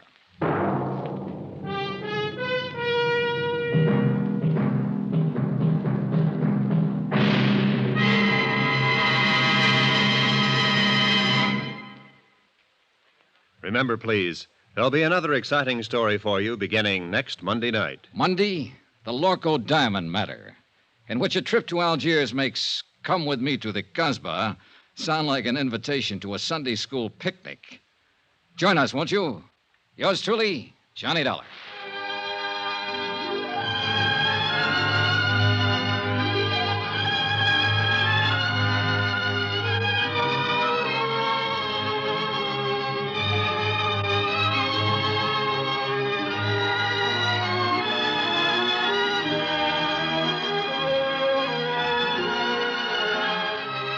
Yours truly, Johnny Dollar, starring Bob Bailey, is transcribed in Hollywood. Written by John Dawson, it is produced and directed by Jack Johnstone. Heard in this week's cast were Lillian Baeff, Betty Lou Gerson, Barney Phillips, Will Wright, Forrest Lewis, Marvin Miller, Jay Novello, and Jack Boyles. Be sure to join us on Monday night, same time and station, for another exciting story of Yours truly, Johnny Dollar. Roy Rowan speaking.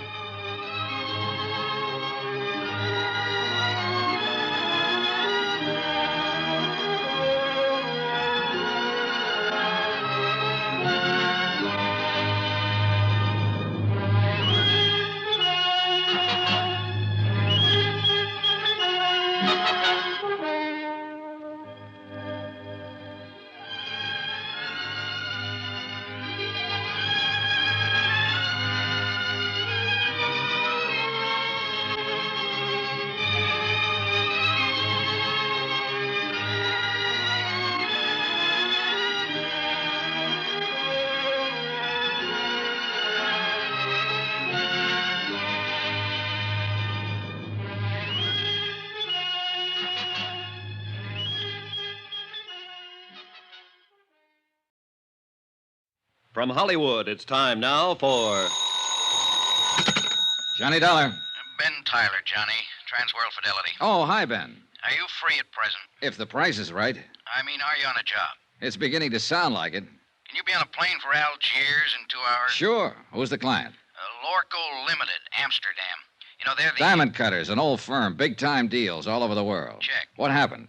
Oh, one of their couriers just dropped dead in the Algiers airport. Oh, too bad. He was carrying a briefcase with $100,000 worth of set stones. Top-grade diamonds. Don't tell me, Ben. Let me guess. That's right, Johnny. The briefcase is missing.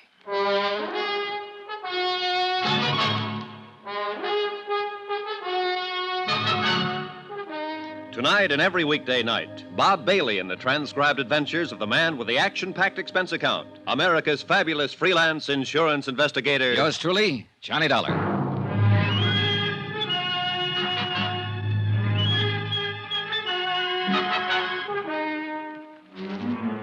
Expense account submitted by Special Investigator Johnny Dollar to the Home Office, Transworld Fidelity Company, Hartford, Connecticut. The following is an accounting of my expenditures during investigation of the Lorco Diamonds matter. Item 1, $324.60, transportation. A routine plane flight to North Africa and the city of Algiers.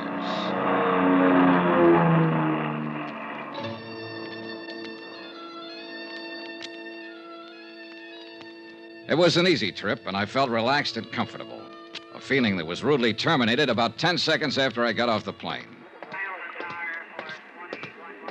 You are Monsieur Dollar, are you not?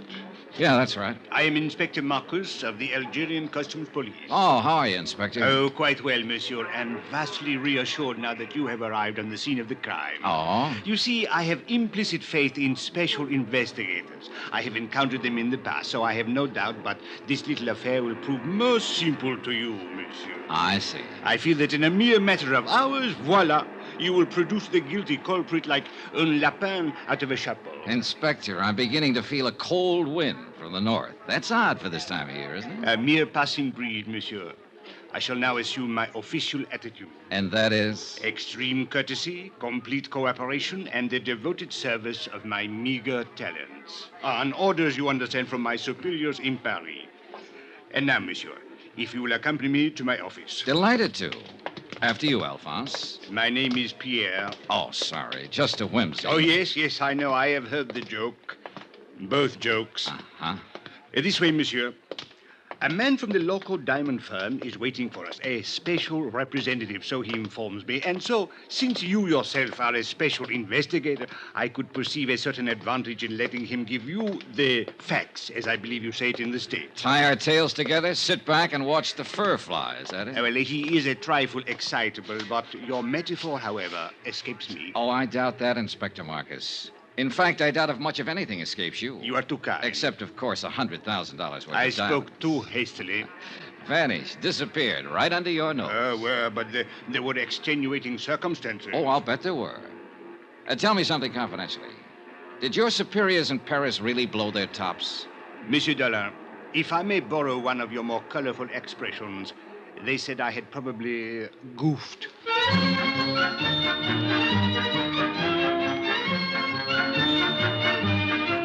I'd met that same attitude before with local officials. To them, sending in an outsider implied they couldn't do the job themselves.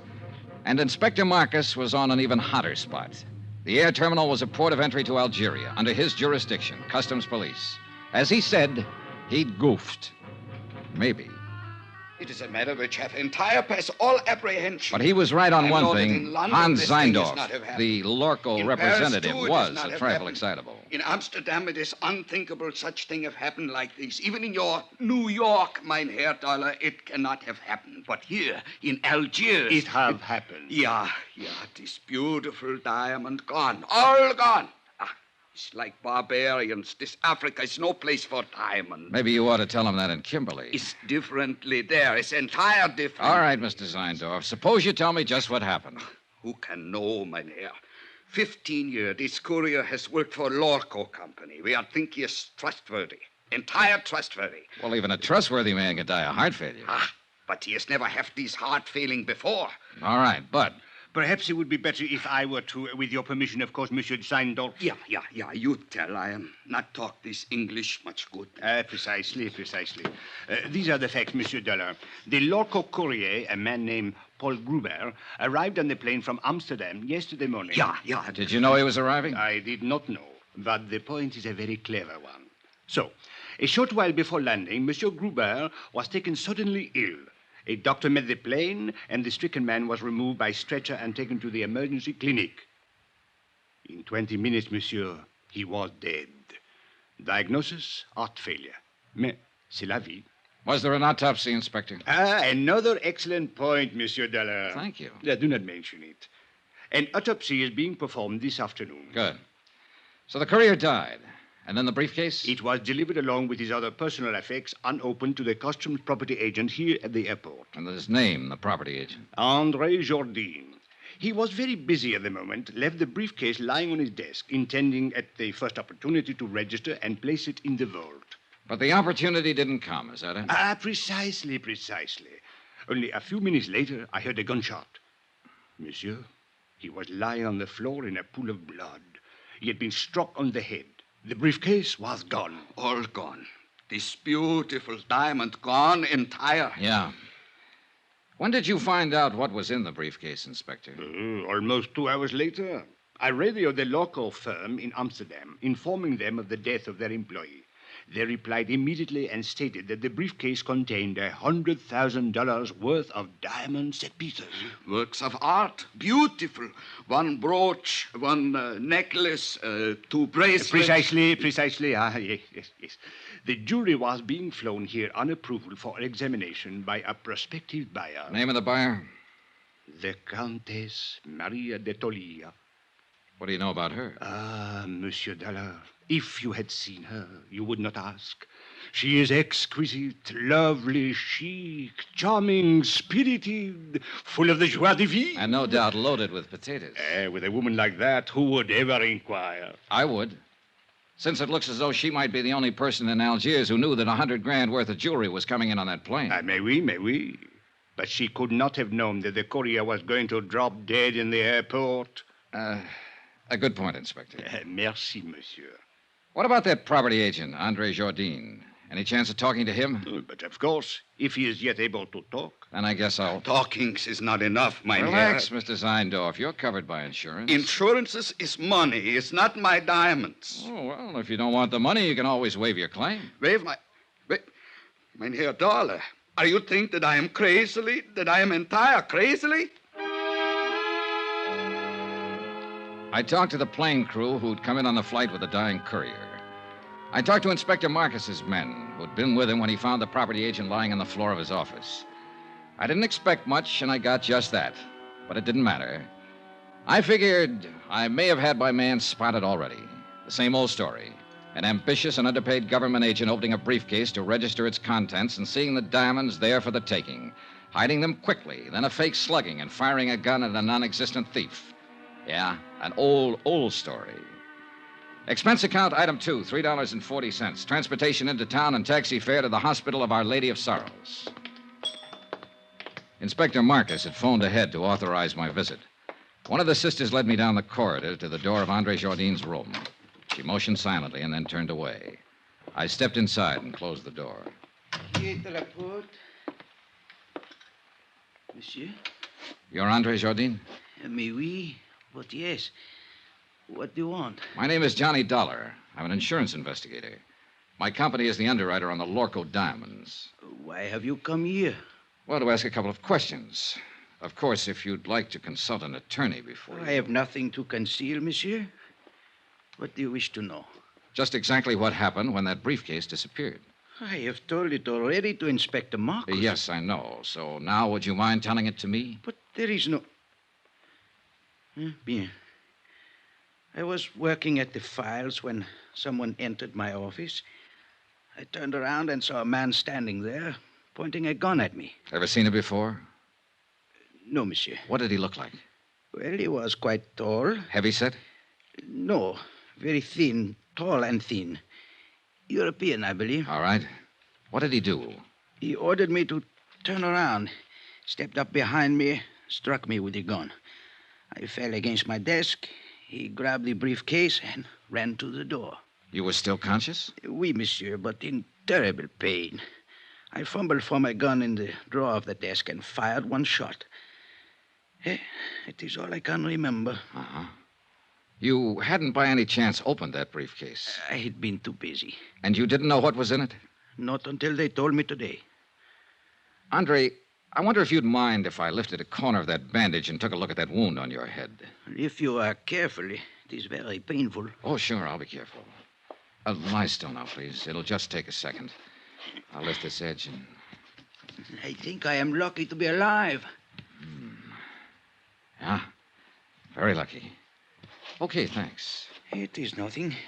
Andre, do you happen to know the Countess d'Atolia? The Countess? Oh, monsieur, she is unquestionably... Yeah, I know. She's lovely, exquisite, charming, chic.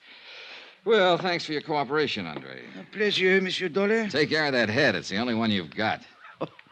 You Americans are so whimsical. Oh, yeah, we're all crazily, entire crazily. My pet theory was starting to limp. That slugging wasn't phony. It had taken 14 stitches to close the cut in Andre's head. Whoever hit him hadn't been kidding. They meant it for keeps. I walked down the corridor and stood waiting for the elevator, thinking it over, trying to figure it out. But no go. I needed more facts. And a moment later, I got more facts. Monsieur Dollar, I thought I would find you here. A clever piece of deduction, Inspector. Merci bien, monsieur. Don't mention it. What's on your mind? There should be something. Well, there's got to be some reason for that smug grin. What happened? Did the thief confess? Au contraire. I was on the point of asking what progress you were making on the case. You will be happy to hear none at all. Oh, that is too bad. Inspector. Eh? Extreme courtesy, complete cooperation, the devoted services of your meager talents. Remember? Touché. Actually, I came to tell you that I now have the report of the autopsy. The courier who died of heart failure. Only he did not die of heart failure, monsieur. Except, of course, in a very literal sense. Well, what did he die of? Poison. Well, that was the end of a good theory. The courier had started to get sick on the plane, so the robbery and the murder had been planned well in advance of his arrival. By somebody who'd known he was bringing in diamonds. And so far, only one person fit the bill. As lovely, charming, and chic a suspect as you could ever hope to meet. The Countess d'Atolia.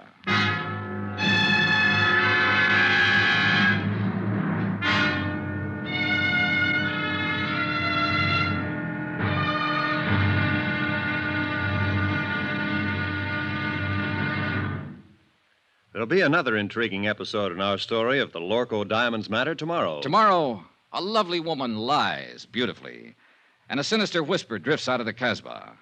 Join us, won't you? Yours truly, Johnny Dollar.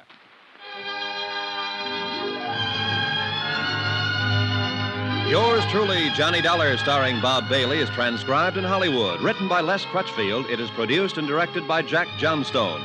Be sure to join us tomorrow night, same time and station, for the next exciting episode of Yours truly, Johnny Dollar. Roy Rowan speaking.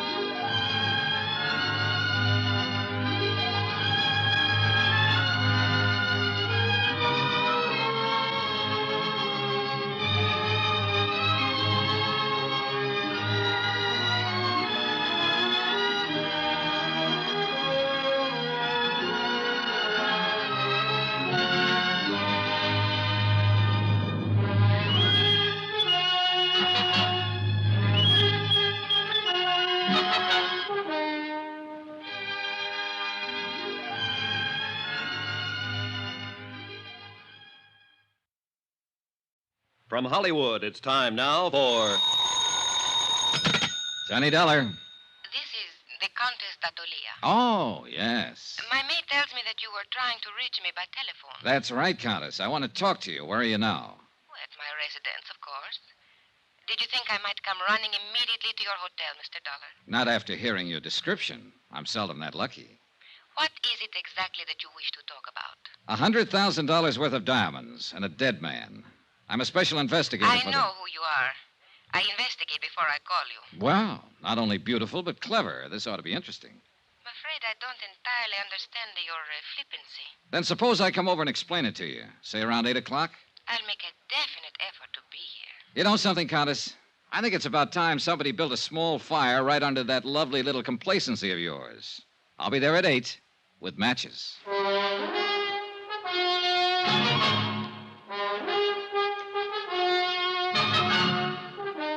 Tonight and every weekday night, Bob Bailey in the transcribed adventures of the man with the action-packed expense account, America's fabulous freelance insurance investigator. Yours truly, Johnny Dollar.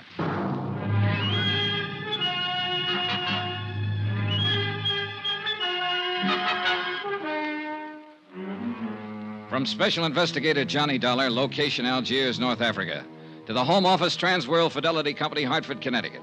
Assignment, the Lorco Diamonds matter. Expense account continued.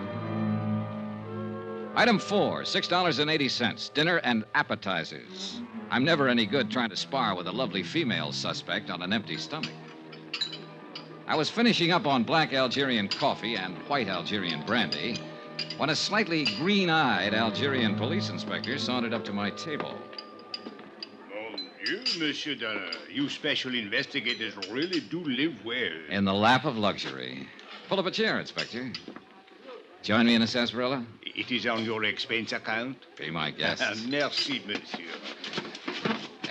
Bon, my favorite brand. Help yourself. Merci. Anything new? Nothing at all. A complete impasse. Allez, votre santé. Mm-hmm. What about the man who sat next to that courier on the plane? Find out anything about him? I'm still working on it, which is to say, of course, my men are working on it. You police inspectors really do live well. I have to do my own legwork.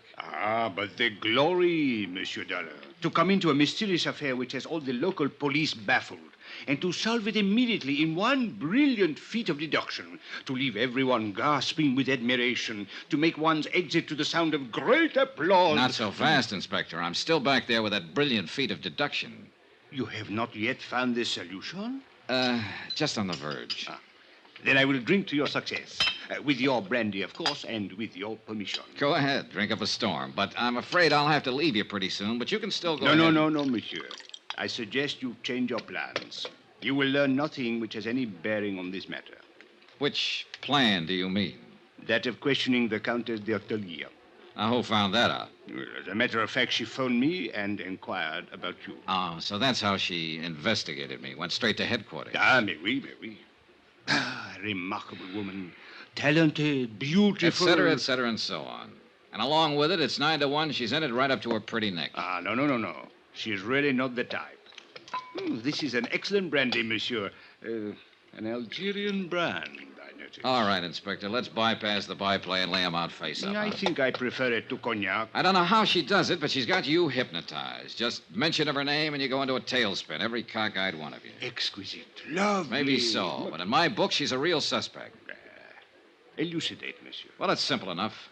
She's the only person in Algiers, that we're sure of at least, who knew that a shipment of diamonds was coming in on that plane. Why? Because she's the one who ordered them. Monsieur, it is even simpler. She could not have poisoned the courier because she was not on that plane. She could not have stolen the briefcase from the customs property agent because it was done by a man. So, where is your case? An accomplice, a man, with the Countess calling the shots for him. What man, monsieur? Well, you got a good point there. Merci bien. Monsieur. Don't mention it. But from the influence she seems to have, it might be any man in Algiers. Inspector, it wasn't you by any chance. You raise a very interesting point. Now, suppose the Countess should ask me to kill someone for her. I wonder what I would do.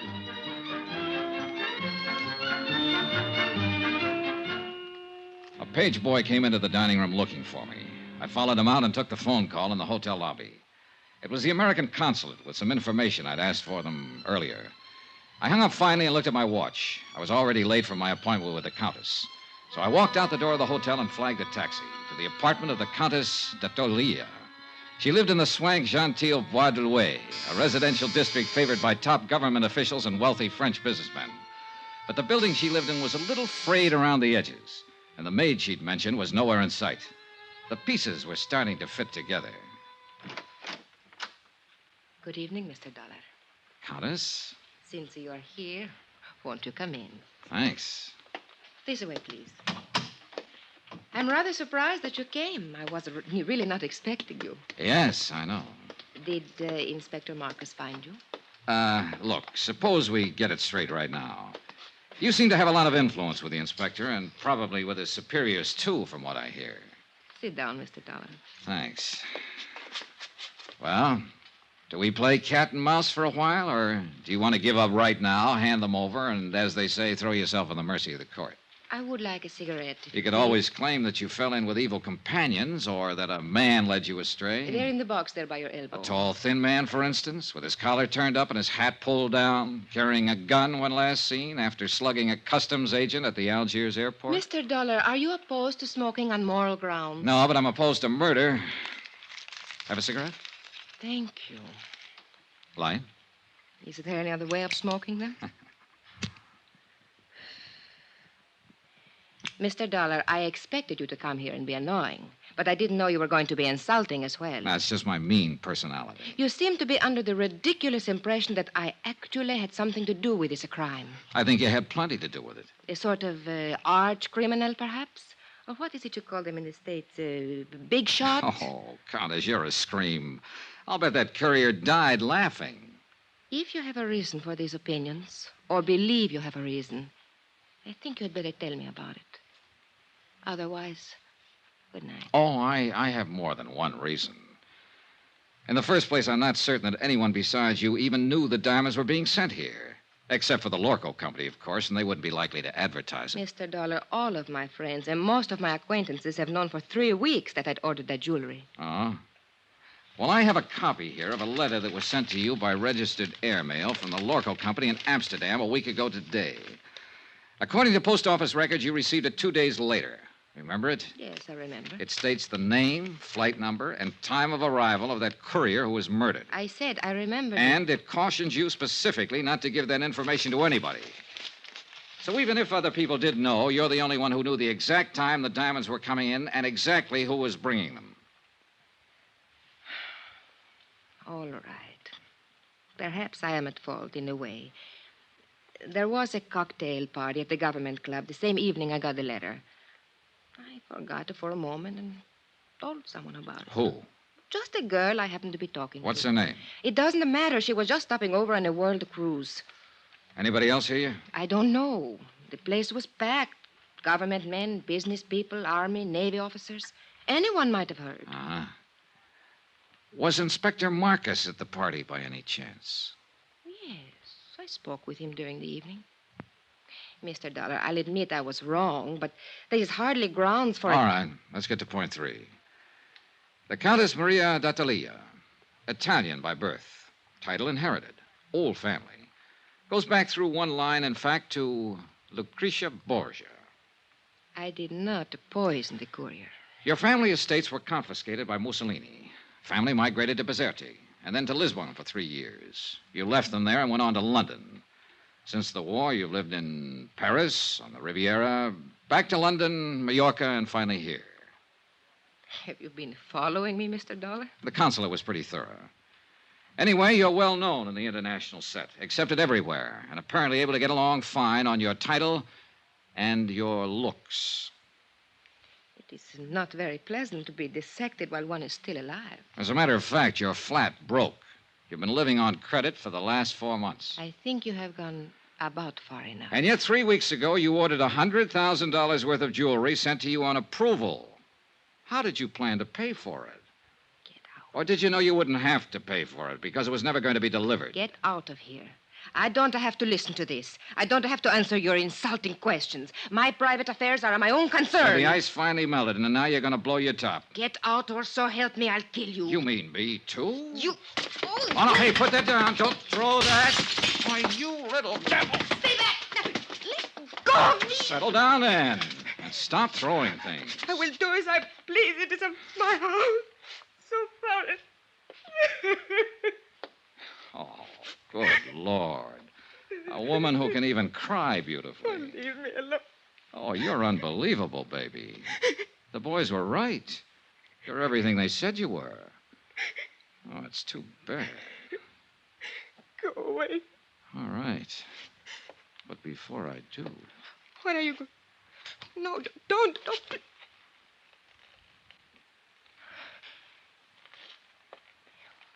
Why did you kiss me? Oh, it beats me. Just call it a sudden impulse. Then you have changed your mind? You don't really think I'm guilty? Oh, honey, I still think you're in this up to your ears. And I'll still bring you to trial if I can. And I still want to kiss you. You figure it out. Why figure, Johnny? I liked it, too. Oh, you ought to be locked up. If for no other reason, just to protect the guys who... What is it, Johnny? What are you going... That cigarette in the ashtray. Put it out fast. Get the windows open, all of them. Where's your kitchen? Back through the hall. Johnny, what are you going to do? Stay alive, if I can.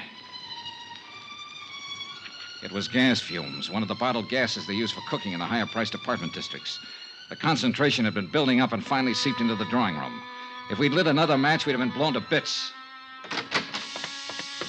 kitchen was dark, but I didn't dare snap a light switch. One spark would do it. So I held my breath and followed the sound and finally found the range. Every burner valve was wide open. I could vaguely make out a glass-pane door opening onto a terrace. I grabbed a breath of air and moved toward another door that looked as though it might open into a hall. It didn't. It opened into a closet, and on the closet floor there was a body.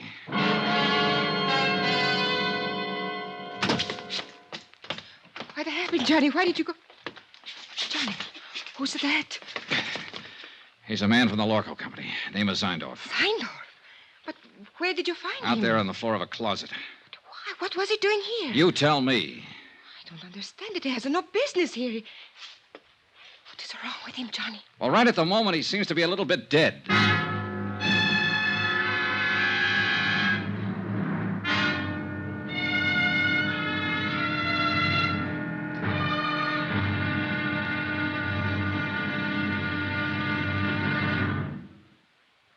There'll be another intriguing episode in our story of the Lorco Diamonds matter tomorrow. Tomorrow, a desperate fight in an Algiers alley, a killer is named, and a lovely lady confesses her shame. Join us, won't you? Yours truly, Johnny Dollar.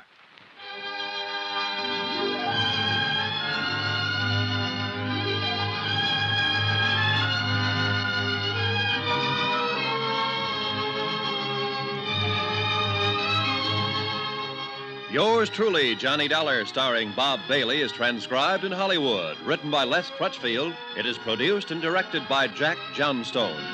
Be sure to join us tomorrow night, same time and station, for the next exciting episode of Yours truly, Johnny Dollar. Roy Rowan speaking.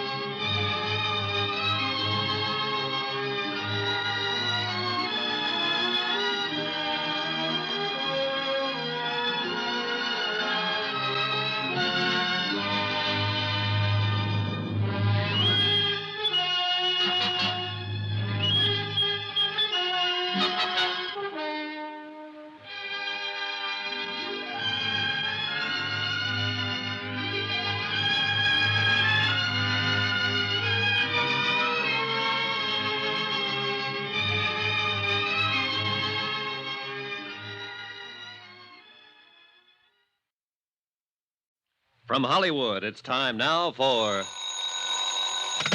Johnny Dollar. Hello? Who is it? Hello?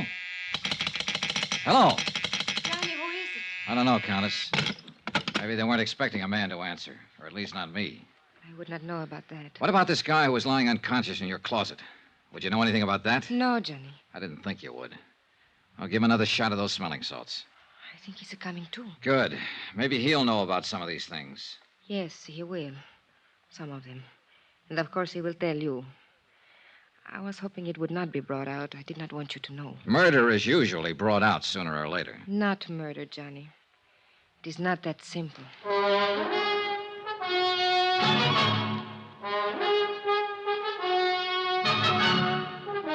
Tonight and every weekday night, Bob Bailey in the transcribed adventures of the man with the action-packed expense account, America's fabulous freelance insurance investigator. Yours truly, Johnny Dollar.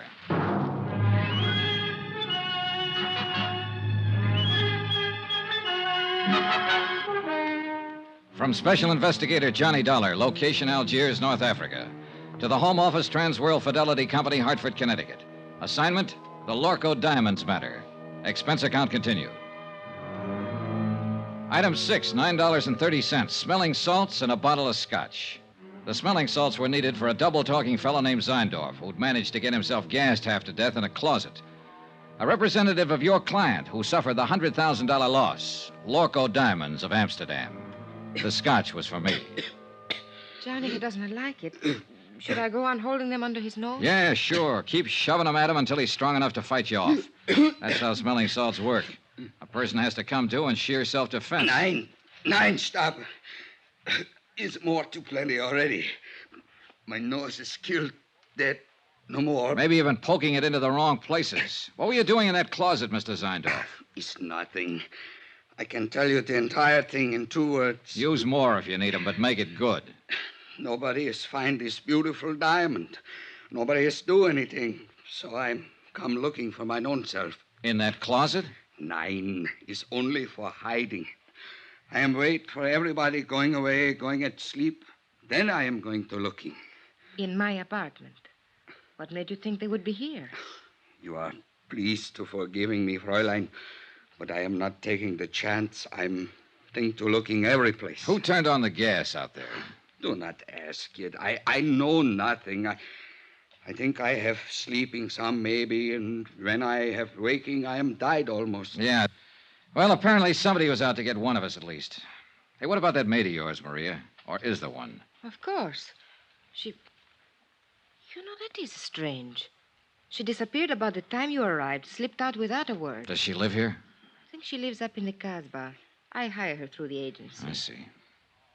Do you think she did it? Oh, the more I find out, the less I'm sure of. Maybe Mr. Zeindorf did it, trying to commit suicide over his missing trinkets. Nein. Suicide is one thing I am not. And I desist to listen no more. I am to leave here immediate. Oh, by the way, Mr. Zeindorf. Yeah, what is it? As I understand it, you boys in the international jewelry business are ordinarily pretty cautious in your dealings. Yeah, the prudence, Mynheer. Always the entire prudence. That's what I mean. You always investigate a new client thoroughly before you take any chances, is that right? Is entire correct? Johnny, no. Then why did you send $100,000 worth of diamonds here to Algiers at the request of a woman who doesn't have a cent to her name? Why, it is to me these things are always happen. Mynheer Dollar, I am the highest ethic of business. I cannot give you answering. Well, one of you better give me an answering. Oh, it is all right, Mr. Zeindorf. Please, you tell Contessa. All right. What he is trying to say, Johnny, is this. It did not matter about my financial standing because I was not actually a client. What do you mean? You ordered the stuff? Yes, several pieces on approval, so I could make a selection. Anything up to $20,000. Somebody else was paying for it. It was being given to me as a gift. By whom? A fellow countryman of yours, a man named Charles Barrett. He's been here 3 months, lives on his yacht. Mr. Zeindorf, how did you know this man Barrett would pay for the diamonds? By the letter, Mynheer. What letter? When I wrote to the local firm, I took the liberty of enclosing a letter written to me by Mr. Barrett. His own authentical signings. We investigate immediate. What sort of a letter was it? He promised to pay for a gift of jewelry up to $20,000 of my own selection in return for certain considerations. What considerations? Romantic, Mynheer. It is a little present of the engagement. Is that what it was, Maria? An engagement present? Yes. I see. I think I go now. It's too much has happened in this place. Is it all right to smoke now? Yeah, sure. The gas is cleared out. Here. Thank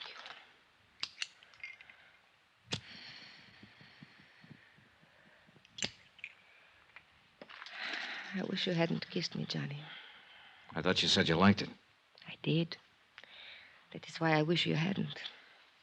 Are you trying to say that... Oh, relax, Johnny. I am not a child. No, I have not fallen in love with you any more than you have with me. But I could, very easily. What about this man Barrett? What's he like? Oh, an overbearing, spoiled, middle-aged little boy. The price sounds kind of high. What else is there? Ever think of working? Where? At what? In Italy, yes. But you know what's open there for an impoverished countess. Yeah, I know. And I suppose you can't get a work permit anywhere else, is that it? Oh, forget it, Johnny. All I know how to do is be highly ornamental, say the right things to the right people, do the right things at the right time, and eat by stealing caviar at cocktail parties. You go hungry a lot that way. Yeah, I guess it's rough. Well, don't let it throw you, honey. You're not the first girl who married for money. What? I guess you don't understand. Nobody has said anything about a marriage. Oh, I see. Well, Johnny, I imagine you will be leaving now. So, good night, Johnny. Goodbye. For all the progress I'd made in the case, I might as well have stayed at home. Another fish off the hook. Logical suspect number one had been the customs property agent Andre Jardine. But the blow on the head that sent him to the hospital hadn't been faked. And that, plus the fact the diamond courier had shown symptoms of poisoning before the plane even landed, seemed to leave Andre in the clear. And now, number two, Maria Countess d'Atalia, was apparently able to supply another answer every time she needed one. And her answers were backed up by Hans Seindorf, Lorco's own representative. We were shortcutting through the harbor district when I began to realize that the same car had been behind us ever since we'd left Maria's. It was a low-slung English job, expensive and easy to recognize. Driver. Oui, monsieur? Hit the gas a little harder. See if you can shake that car behind us. Mais oui. The other car picked up speed to match ours and still held the same distance. Hey, try a couple of fast corners. I want to make sure. Yeah?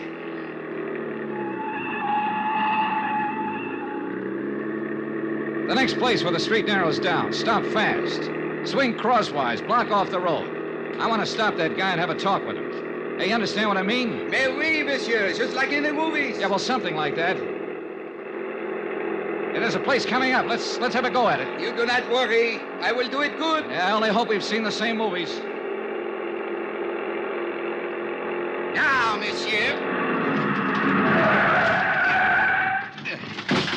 I was out of the cab fast and running back down the street. The other driver had jammed on his brakes and finally skidded to a stop against the curb. I reached for the handle, jerked the door open, and the man inside came out swinging. A big man, little on the beefy side, but plenty tough. I didn't know him, never seen him before. He fought silently and fought hard, but he was a sucker for a lift. I knelt down on the pavement and started to go through his pockets. I hadn't even noticed the other car pull up. Nom de chien, Monsieur Dollar. Huh? Do you merely plan to rob him, or do you also intend to cook him and eat him? Oh, you really get around, Inspector. A policeman must socialize, monsieur. It broadens the outlook. Come, we walk. My chauffeur will take care of reviving your victim. Do you happen to know the victim? Mais oui. He's Monsieur Charles K. Barrett of Chicago. Maria's ex-boyfriend. Something of the sort, I believe. How did you happen to get here so conveniently? Oh, I was following you. Farther back, of course. Then why didn't you pitch in when the fight started? And spoil such a remarkable display of fisticuffs? Okay. It is true the footwork was mediocre, but the verve, the enthusiasm, the violence, superb, monsieur. I can't quite figure you, Inspector. Well, sometime we must talk about it. Monsieur, you will be most happy to know that we have identified the person who occupied the plane seat next to the Diamond Courier. Oh?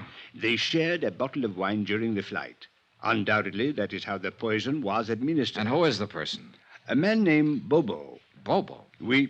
He is well known in the Casbah. He is a thief, smuggler, dope peddler, and it is said he can be hired as a killer. Have you picked him up yet? Well, I have not tried to. Why not? Why not? Monsieur, in the Casbah, at the sight of a uniform, everyone vanishes, zzzt, like rabbits in their holes. The Casbah, huh? Another thing.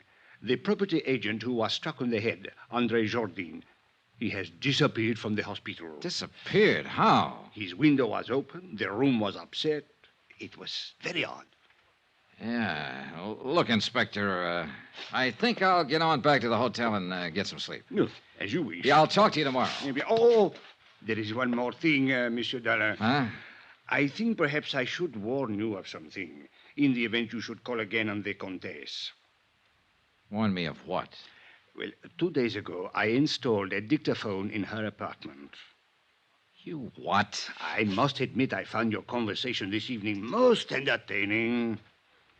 Inspector, you are a rat. Oh, please do not concern yourself in the least. I am the soul of discretion. Maybe. Monsieur, I am a Frenchman.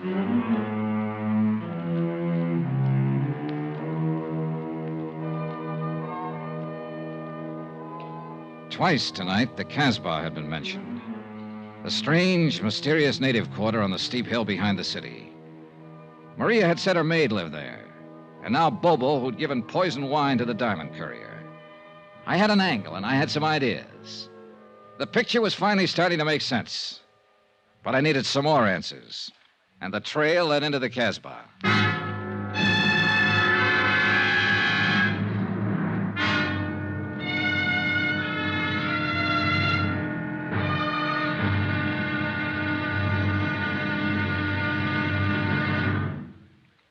There'll be another intriguing episode in our story of the Lorco Diamonds matter tomorrow. Tomorrow, a bungling fool, a tightening net, and a violent death in a crooked alley of the Casbah.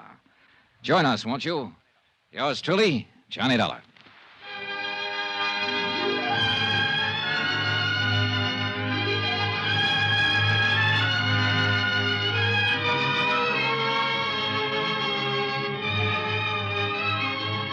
Yours truly, Johnny Dollar, starring Bob Bailey, is transcribed in Hollywood. Written by Les Crutchfield, it is produced and directed by Jack Johnstone. Be sure to join us tomorrow night, same time and station, for the next exciting episode of Yours truly, Johnny Dollar. Roy Rowan speaking.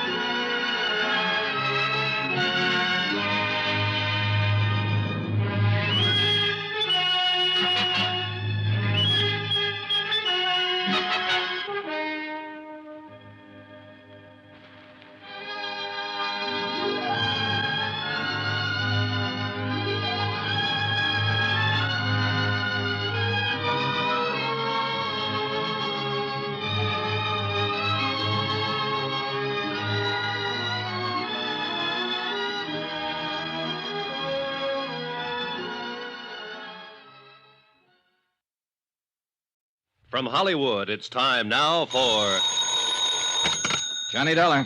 This is Abdul. Abdul. You don't know me. So? I have the little business. Well, I'm so happy for you. Hope it's doing well. Not bad. Okay, you what? don't know me, but you're looking for me. Now, look, Joe, Abdul. It is a business to get jobs for people, for servants. Oh, the employment agent. Ah. Have you got the address of that girl who worked for the Countess d'Atalia? Oh, sure. You're very lucky. She's very pretty. You've got the wrong idea, Abdul. I just want to talk to her. Sure. Where does she live? For $20, I will remember. I'll give you 10. No, she's worth more. Look, knock it off. I gotta find her and talk to her fast while I'm still alive. And while she is.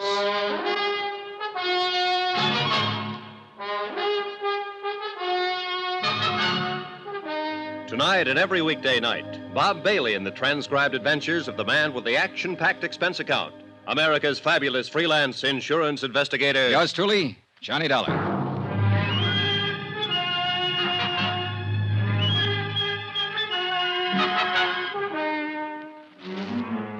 From Special Investigator Johnny Dollar, location Algiers, North Africa, to the Home Office Transworld Fidelity Company, Hartford, Connecticut. Assignment, the Lorco Diamonds matter. $100,000 worth missing. Expense account continued. Item 9, $15 even. Gratuity, tip, gift, bonus. Why kid about it? It was a bribe. To a man named Abdul for the address of a girl named Chata. An address up in the native quarter, the Casbah. But the idea wasn't romance, no matter what Abdul thought.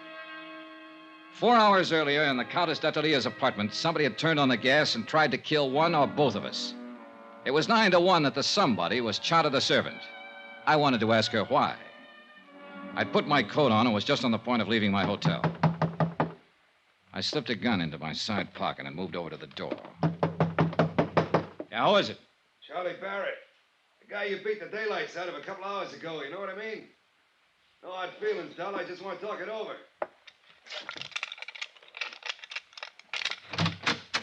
All right, Barrett. What's on your mind? You object if I come inside? It's kind of personal, you know what I mean? Probably. All right, come on in. Much obliged. Hey, I didn't know who you were, but when we got in that little fracas, That there cop told me about it afterward. Man, you really got a wallop on you. You make a fella know he's had it, you know what I mean? Is that why you're here, a postmortem on the fight? No. That's done and over. You whipped me, fair and square, as far as I'm concerned. Hey, by Barrett, guns. if you've got anything to say, let's have it fast. I'm in a hurry to get out of here. Oh, well, I sure don't want to take up no more of your time than necessary. I know how it is. Of course, I'm on vacation now, but back in Chicago, I'm in the meat business. Look, Barrett, will you At please... least in a way I am. I'm in byproducts, actually. You know what they say? Use everything but the squeal. Well, I'm the fella that cans a squeal, you get it? Oh, brother. What I come here for was maybe to get it straightened out about that dame. Do you mean the Countess d'Atelier? Countess, them titles are a dime a dozen. I can buy 'em, sell 'em like sausages. Well, what about her? Now, look, neighbor, I was figuring to come here and put it to you man to man. You know what I mean? I know what I'm beginning to think you mean. I figure when you seen my position, you'd want to do the square thing. Like anybody on the right side of the fence would. You with me, neighbor? You better drop that neighbor business. I've moved. Well, Dollar, the thing stacks up like this. Now, I already had my claim staked there before you even got in town. I got a lot of money invested in that dame. Barrett, so help me. I've been taking her around places, you know, feeding her, buying her, one thing and another. Why, I was even going to kick through for a 20-grand chunk of ice for her. Well, she and I had that fight last week. You what? That dame's got highfalutin ideas. What fight? What are you talking about? Well, I just put it to her, cold turkey. I told her she had to quit Jenny flipping around with all those other fellas. Or I just wasn't going to have nothing more to do with her. Well, that made her mad, you understand? She lit into me. Man, you ought to hear that dame talk when she's mad. You'd think Hey, that look, she... when was this fight? Was it before the diamonds were sent here? Why, sure. Sure, I said if that's the way she was going to act, she could forget about them diamonds. Well, I ain't seen her since or talked to her, but I just can't seem to get her off my mind. Now, look, Dolly, you was in her apartment there for 2 hours and 40 minutes tonight, and I don't like it. It bothers me. Strictly business, Barrett. And I gotta get going. Now, wait So a if minute, you- wait a minute, Dollar. Just wait a minute. We still got something to settle here. Like I told you, I Oh, got money. Barrett, get out. You better hold your horses. I don't know if you know the name C.K. Barrett, if that means anything to you. But I got influence back there in them United States. So it's the hard way, huh? Look, you just work for that company of yours. You're nothing but an employee. And if you think you can talk to me like you can to some of these foreigners, then here, now. Still a sucker for a left. Hello, room service. This is Johnny Dollar. Some drunk just wandered in here and passed out. Would you send up a couple of boys to drag it out in the hall?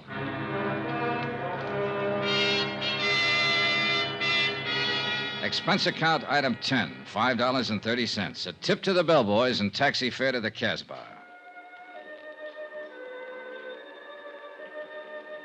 The taxi dropped me off at the end of the causeway, and from there on I walked.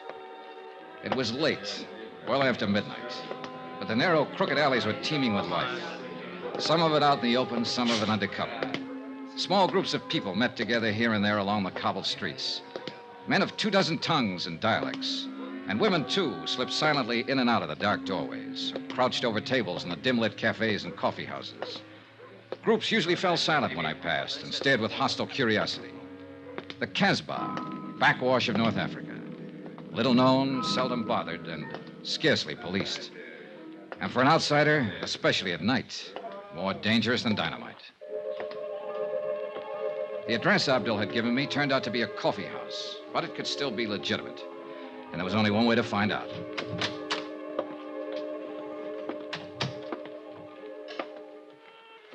What do you want? I want to see Chata.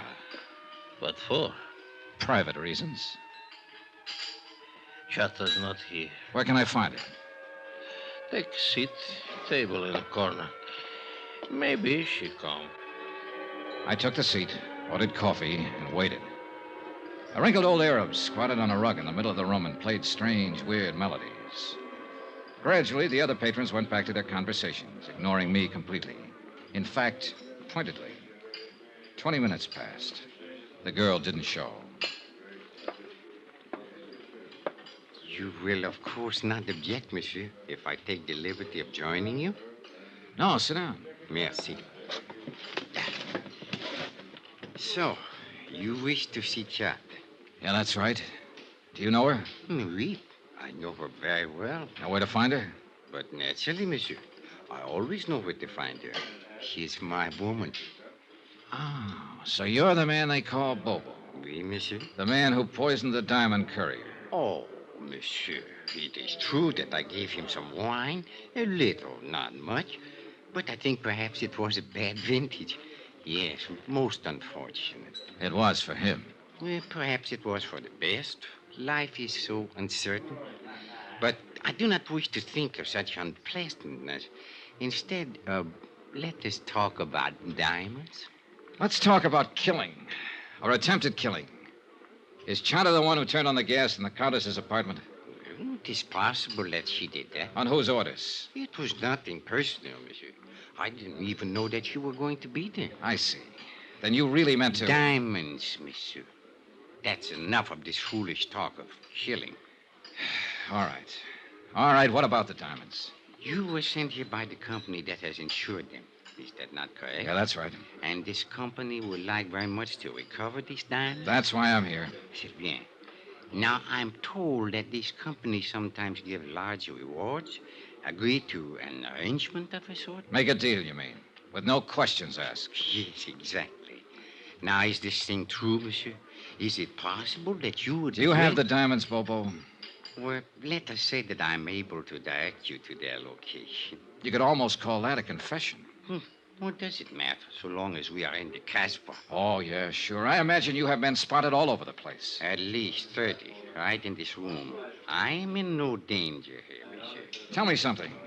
You didn't pull off this job by yourself. Who else was in on it? I only wish to talk about the diamonds. Well, can we come to an arrangement?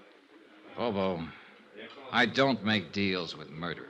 It is better that you do not use such words, monsieur. It's true, though, isn't it? That is not the question. It is only that I resent the insulting way in Bobo! which you... Bobo, gendarme! Why you coming here? Bobo! Wait. Did you arrange for the police to come here, monsieur? I'm as surprised as you are, Bobo. Consider this matter of the deal. We will talk more at some other time, eh? Allez, go. The patrons rushed for the doors, and in 1 minute flat, the coffee house was empty.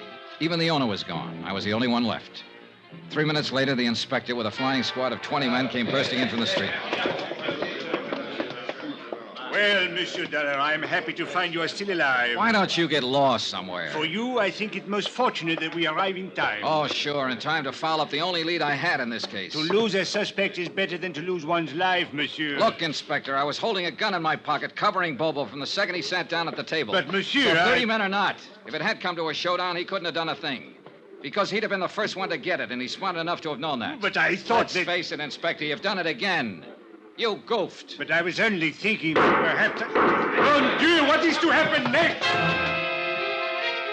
The shooting was somewhere outside, but it hadn't been the police. All of the inspector's men were inside the coffee house. He gave them orders quickly, and they fanned out to search the area. The streets were empty now, dark and silent, not a soul in sight. We split up into pairs. I worked with Inspector Marcus for a while, then left him and searched alone along a narrow side passage. And that's where I found him. He'd been shot 3 times in the back, and he was dying. Monsieur Dollar. Yeah, Bobo. You can't forget that deal, I think. Yeah. It's a little too late for deals now. Who was in on it with you, Bobo? Look, you've got nothing to lose by talking. You know that, don't you? Accept my honor, monsieur. As a citizen of the Casbah. Who shot you? A dragon, monsieur. 12 feet tall, with fiery eyes. All right, Bobo, all right. But just tell me this, just one thing. Are you the man who attacked the property agent at the airport, the man who slugged Andre Jourdain? Oui, monsieur. I do it very good. No, almost I kill him. It's too bad.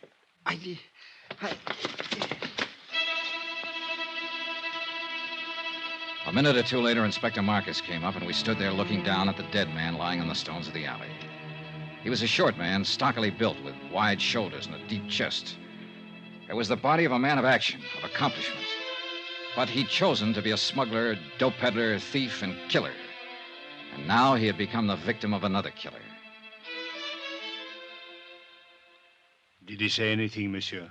Was he able to talk? Yeah, enough. Eh? What is it you mean, monsieur? Do you know who is guilty of this? Yeah, that's right, Inspector. I know the whole story now. The whole filthy, rotten story.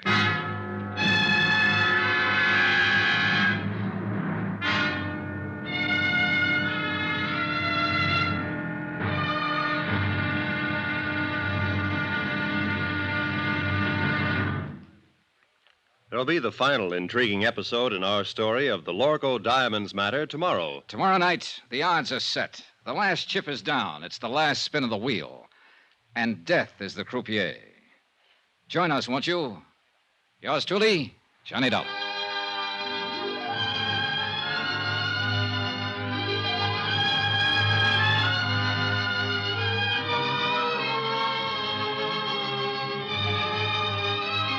Yours truly, Johnny Dollar, starring Bob Bailey, is transcribed in Hollywood.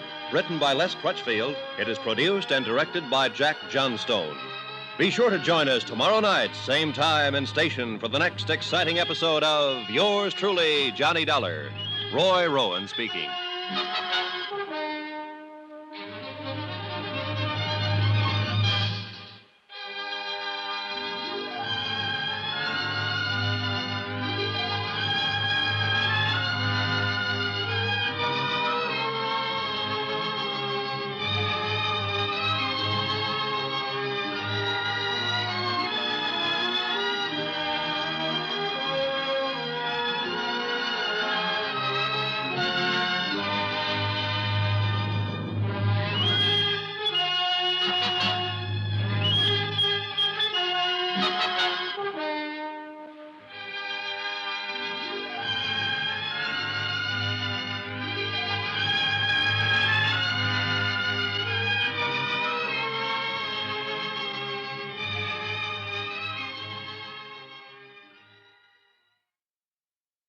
From Hollywood, it's time now for Johnny Dollar. Johnny, this is Maria. Maria. Well, isn't it kind of late at night to call? You've got to help me, Johnny. I'm being followed. Aren't you at home? No, it's a little cafe on the waterfront. I came in here to phone. Why the devil did you have to go out? Everything was set up. If you'd stayed home, you'd have been safe. What are you trying to do? Get yourself killed? Johnny, this is no time. Where are you? What's the name of the place? The Marrakesh, number 41 Rue de la Mer. I'm afraid to go outside. No, whatever you do, don't go outside. Stay right where you are until I get there. But, Johnny, Take your choice, Maria. It's either that or wind up on a marble slab. What do you mean? You know what I mean. You know better than anybody. Now stay there.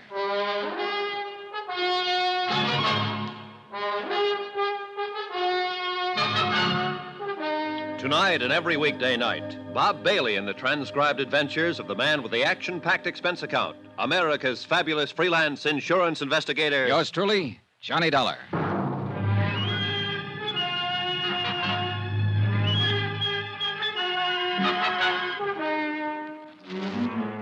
From Special Investigator Johnny Dollar, location Algiers, North Africa, to the Home Office Transworld Fidelity Company, Hartford, Connecticut.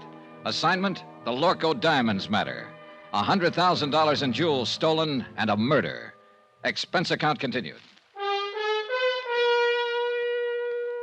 Item 12, $2.20. Taxi fare to the waterfront of the Marrakesh Cafe. There was no time to lose and no time to get help from Inspector Marcus. A half hour earlier, he'd set a trap, and he and his men were staked out around Maria's apartment house waiting. But apparently, she'd gone to the cafe before he got there. So now the whole thing had blown wide open.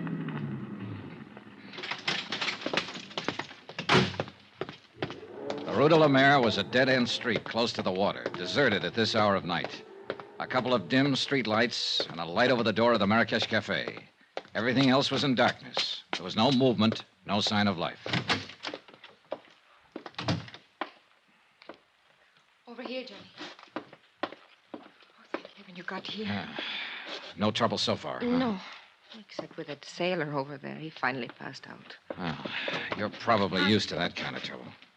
Cigarette? Yes, thank you. Now, what were you doing down here at this time of night? I was visiting a friend. Is that the friend's car parked out at the curb? Yes. Charlie Barrett, huh? The meat packer from Chicago who was going to give you the Lorco diamonds. Well, I figured he'd got over his mad spell. How did you know about it? He told me just before I knocked him out for the second time tonight. He said you two had a fight over a week ago, and that he told you he wasn't buying any diamonds after all.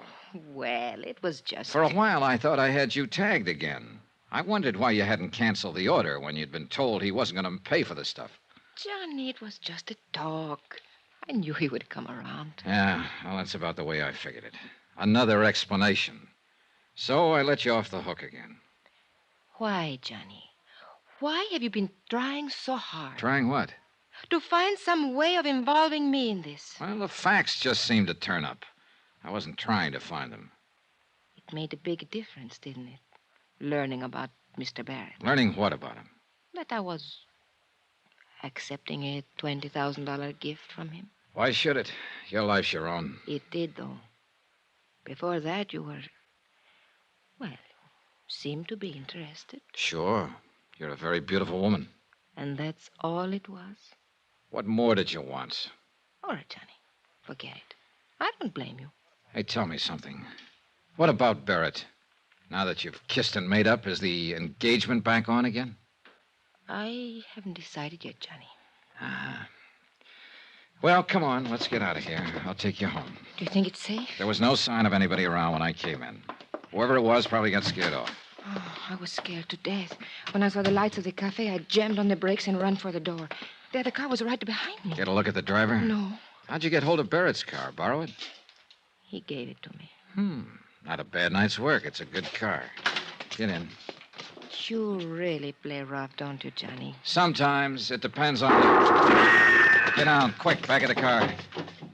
It came from across the street. It's pitch black over there. What are you going to do? Look, Maria, you're safe as long as you're back of the car here. What about you? I can't get a shot from here. I'm pinned down. I'm going to make a run for that stone curb. Try to draw a shot and see where the flash comes Be from. careful, Johnny. Oh, don't worry, kid. I'm the carefulest guy you ever saw. All right, now sit tight. Here goes. Are you all right, Johnny? Yeah, I think I got him spotted. Let's see just how close I can... There's somebody running away. Yeah, so do I. Oh, where the devil? Why don't they get some streetlights down there? Car that's starting up. Yeah, I see it. They're getting away. One lucky shot, my... Ah. Give me your keys. Wait here. I'm going after No, him. no, I'm going with you. Then pile in. Hurry up. Let's go. A few blocks away, I picked up the taillights of the other car and poured on the gas to keep hanging on. We roared through the empty streets along the waterfront, then swung into the coast road and headed out of the city. The model I was driving had been built for road racing, and barring accidents, I didn't figure the car ahead had much chance of shaking me. It was a narrow, winding road following the rocky edge of the headlands, and the curves were sharp and dangerous, especially at the speed we were traveling. Finally, it happened. The car ahead roared up a steep grade and missed the curve at the top. It rolled over and over, the headlights cutting crazy patterns in the blackness as it plunged down towards the beach. I finally braked to a stop about 30 yards from the wreck, jumped out and started toward it, and just then... the gas tank caught and burst, and the car exploded into a tower of flames. I caught a glimpse of the driver pinned in the wreck. Then the fire took over and covered him. And I knew one thing was certain. He'd had it.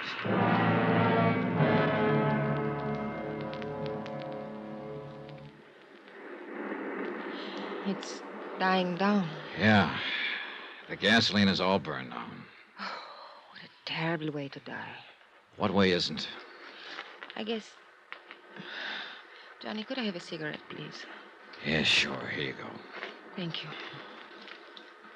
Yeah, light up, Maria, while you watch him burn.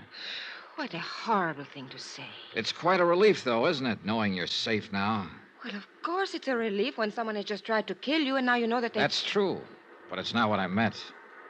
I don't think I understand you. What I meant was you're safe because now he won't be able to talk. Able to... Who won't be able? Do you mean you know who's in that car? Of course, and so do you. It's the customs property agent, Andre Jardine. Andre? Sure. Who else would have any reason to kill you, since he was the only one left after... Oh, I guess you haven't heard about it yet. Bobo's dead, too. What? Who is Bobo? Your other partner. Andre shot him in the back earlier tonight up in the Casbah.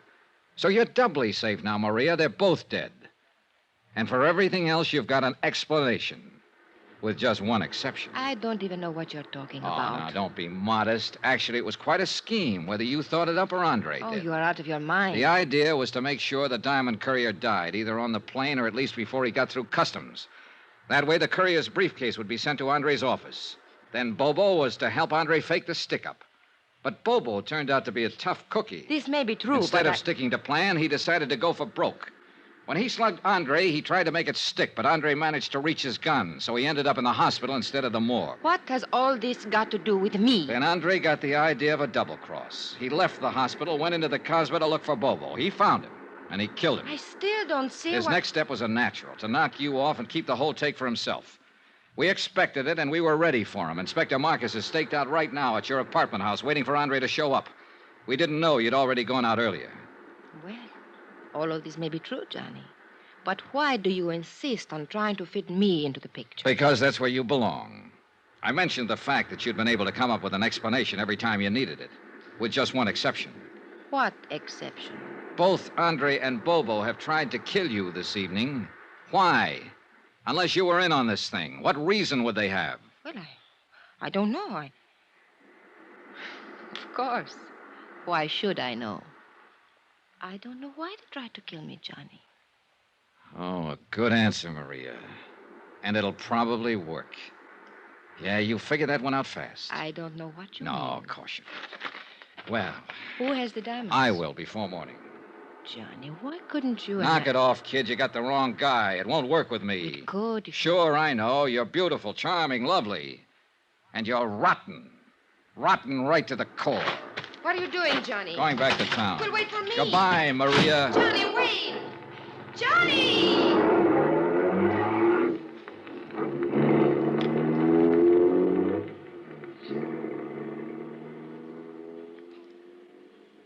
An hour later, I was out at the air terminal in the Customs Property Office watching Inspector Marcus open a vault. Mon Dieu, what a nuisance. Always they make these combinations so difficult. That's the general idea, Inspector. True, but still one would think that... There we are. And now, if you are correct, Monsieur Dollar, we shall soon have our hands... There, that briefcase in the corner. Mais oui. It is the one. Good. Let's have a look at it. It will be necessary to force the lock. Here, pry it open with this. Looks like an easy one. It is merely a matter of... Voila. Ooh, beautiful, no? Yeah. Too beautiful. Tell me something, Monsieur Dollar. What made you know that Andre Jourdain was guilty? Something Bobo said just before he died. Hmm? Yeah. He confessed he was the man who had slugged Andre. But Andre had described his assailant as tall and thin. Bobo was short with a stocky build. Andre had lied. And all this time, the diamonds were right here in this vault to which Andre, as property agent, had access. Can you think of a safer place? Hey, Inspector, what about Maria D'Attoria? Well, I am inclined to agree with you, Monsieur Dollar, but... well... Yeah, I know. Nothing but suspicion. Precisely. If I were to file charges and bring her to trial on such evidence as this, well, she would cry a little, perhaps, and look very beautiful. And, monsieur, the court would hang me, not her. Yeah, you're right. You could never make it stick. C'est la vie.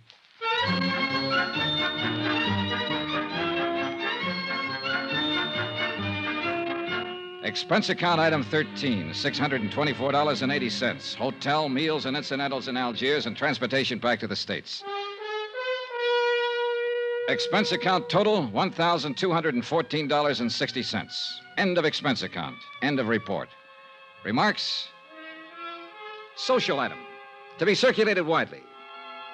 The Countess Maria D'Attoria was married yesterday to C.K. Barrett, a big tycoon in the meat business. The happy couple will make their home in Chicago. All companies in that area who may be asked to underwrite insurance on the life of C.K. Barrett don't. Yours truly, Johnny Dollar.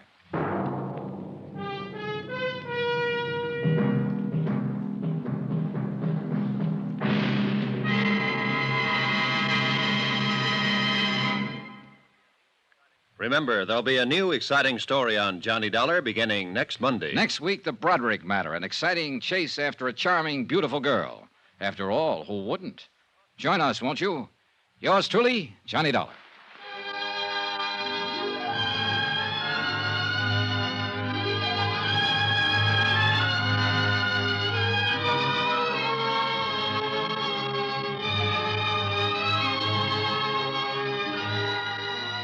Yours truly, Johnny Dollar, starring Bob Bailey, is transcribed in Hollywood.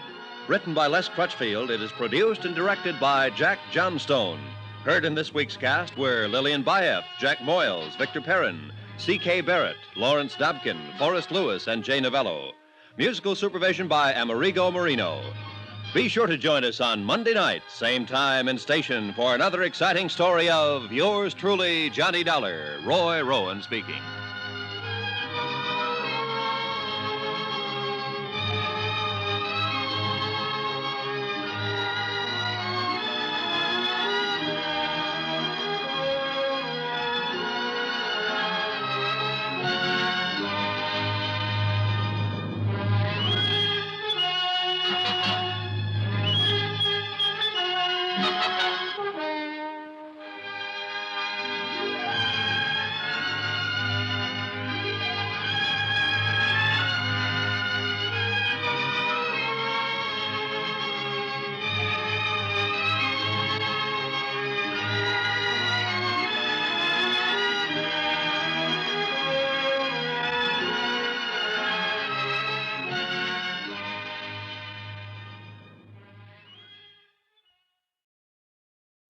From Hollywood, it's time now for Johnny Dollar. My name's Steele, Mr. Dollar. Claims Division, Eastern Trust Insurance Company. Steele? You don't know me, Mr. Dollar. People at Universal Adjustment suggested I contact you. Thought you might be interested in helping me pay off a claim. Okay, tell me about it, Mr. Steele. One of our policyholders passed away last month, and we can't seem to locate his beneficiary. She just doesn't seem to be around. Maybe she doesn't want the money. Everybody wants money, Mr. Dollar, especially insurance money. Be there in an hour.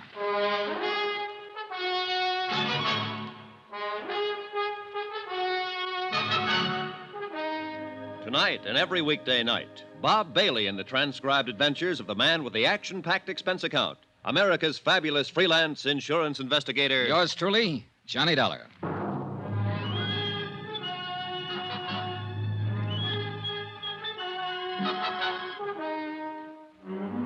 Expense account submitted by Special Investigator Johnny Dollar to the Eastern Trust Insurance Company Claims Division, Hartford, Connecticut.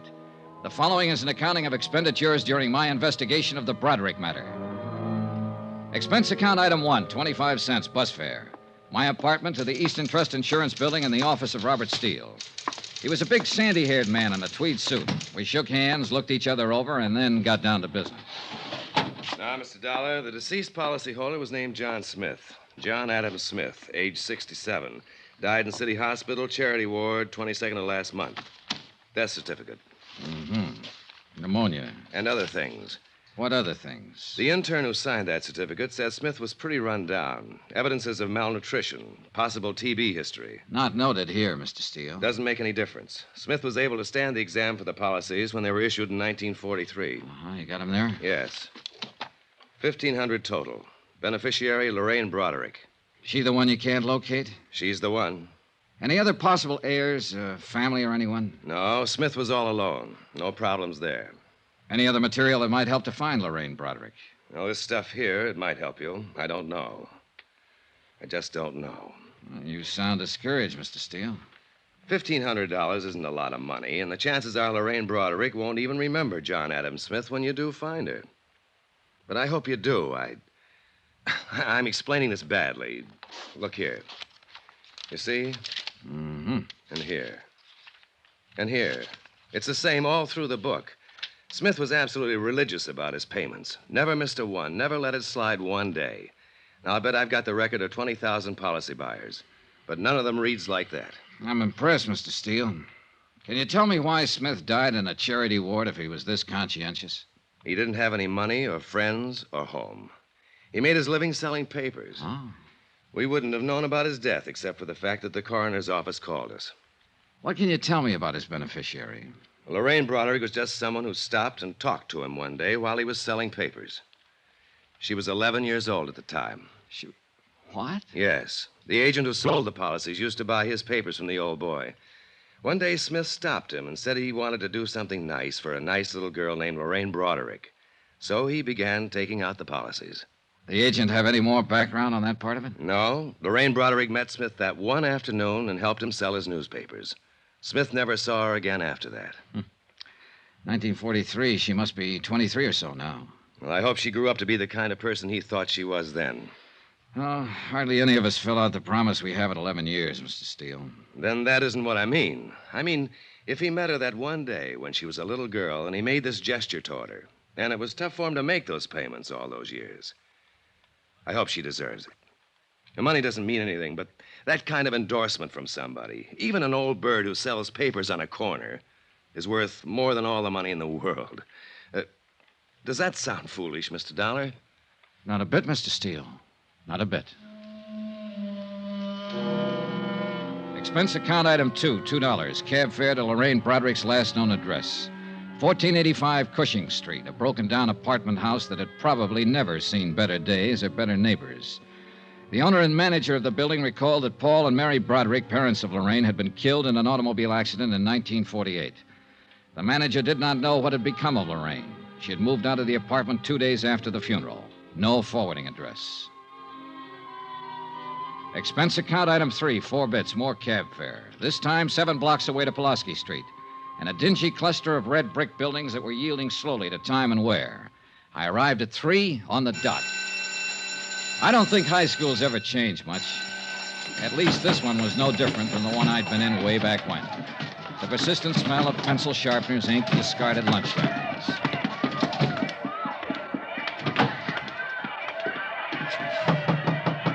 Yes? Sister Mary Regina? Yes, may I help you? Good afternoon, sister. My name's Johnny Dollar. I wonder if I could talk to you a moment. Dollar. Yes. Are you sure you shouldn't be speaking to Sister Amadea in the grade school? I don't believe we have any students named Dollar. Oh, no, this... sister. I don't have any children in school here. I've been hired by Eastern Trust Insurance Company to locate a beneficiary on one of their insurance policies. I thought perhaps you might help me. Well, I'll try, Mr. Dollar. I took a chance and came here because it was the nearest high school to the girl's address. Her name is Lorraine Broderick. Lorraine Broderick? Yes. The last trace I have of her was in 1948. She was about 17 then, possibly still in school, possibly this school. Lorraine Broderick. Mm-hmm. Sound familiar, sister? In a way, yes. Oh, there are so many, Mr. Dollar. Yeah, I just met about 3,000 of them out in the hall. Yes, I know. 1948. Benson, Brady, Broderick, Lorraine Mary Broderick. Oh. Yes, Mr. Dollar, your guess was very good. She was here in St. Charles from 1945 to 48, yes. I wonder if there's an address listed there, home address. 1120 Seaton Place. Oh, my, that's quite far from here. Parents deceased, guardian. Oh. Anything wrong, sister? Why, I remember Lorraine now, Mr. Dollar.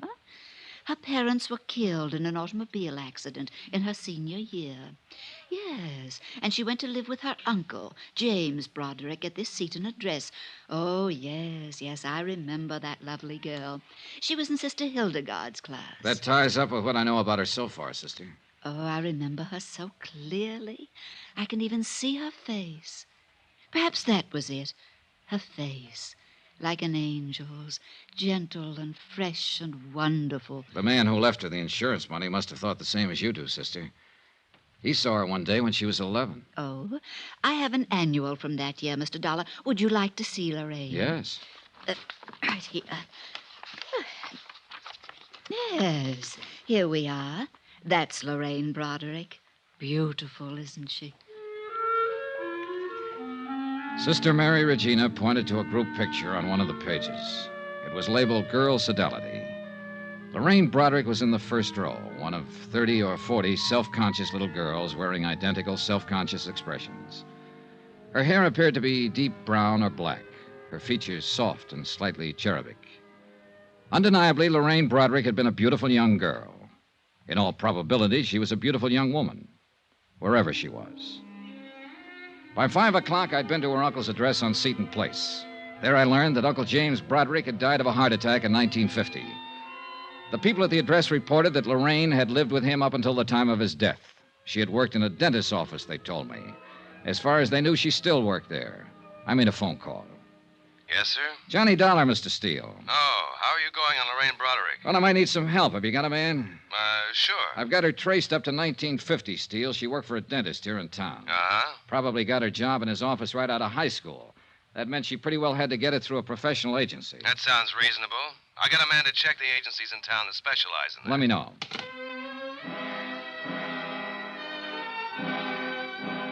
The next day, I was back in St. Charles High School making up a list of names and addresses belonging to students who had been in Lorraine Broderick's graduation class. Out of the 10 names I chose at random, I was able to locate only 2. Both girls, both married. Both remembered Lorraine Broderick.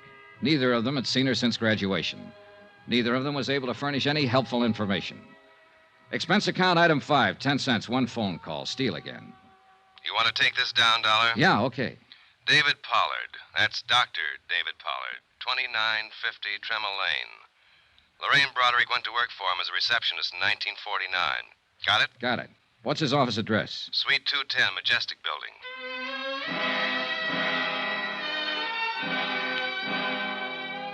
I got there about 5:45. There was no receptionist on duty. As a matter of fact, no reception desk. A stern-looking nurse in a rumpled-white uniform knew nothing of a Lorraine Broderick who might have worked for Doctor. Doctor was working with a patient. If I cared to wait for Doctor... Yes, what is it? My name's Dollar. I'm with the Eastern Trust Insurance Company. I don't need any today, Mr. Dollar. I'm not looking for a sale, Doctor. What? That's right. I'm trying to find a friend of yours. Who are you talking about? Lorraine Broderick. Oh. How is Lorraine these days? I don't know, Doctor. I'd like to meet her and find out. Well, you're looking in the wrong place. I can't help you. She hasn't been around here for a couple of years. Goodbye. Oh, wait. Well, what now? Well, you've got an awful big chip on your shoulder, Doctor. You won't even let me explain my business. I'm not interested in your business. I can tell you mine's been going on since 8 o'clock this morning, and I'm pretty tired. You finished now? Well, yes. Can I take you downstairs and buy you a drink? Sorry. What is it you want to know? Where I can get in touch with her. I don't know. She quit without notice a couple of years ago. Just didn't come back. Too bad, too. Do you have any idea where she might have gone? Just what is this for? To pay her some money we owe her. We can't locate her anywhere. Oh, I'm sorry, but neither can I. Are you still trying? Not anymore. All I know is she just left one day about 2 years ago. She had a little apartment over on the west side. The manager told me she'd pulled out bag and baggage, and I haven't heard from her since. Were you on good terms with her, Doctor? Doctor? I'll take the drink.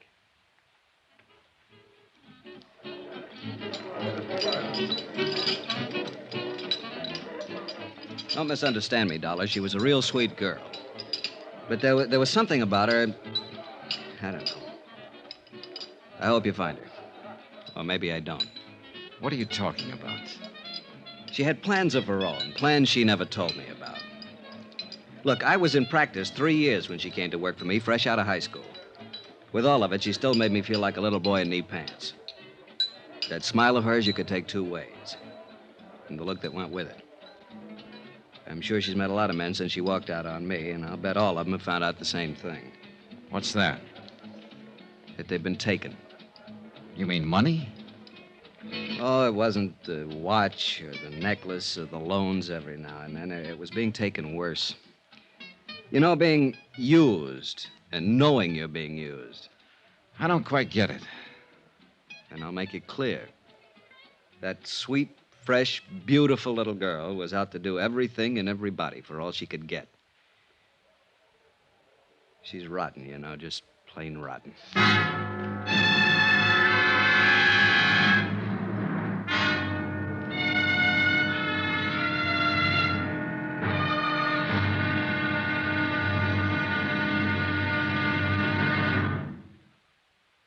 There'll be another intriguing episode of the Broderick matter tomorrow. Tomorrow, the expense goes way up.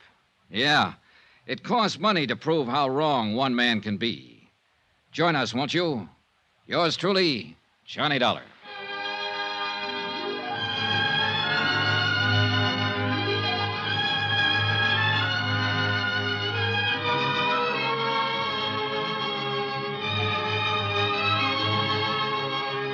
Yours truly, Johnny Dollar, starring Bob Bailey, is transcribed in Hollywood. Written by John Dawson. It is produced and directed by Jack Johnstone.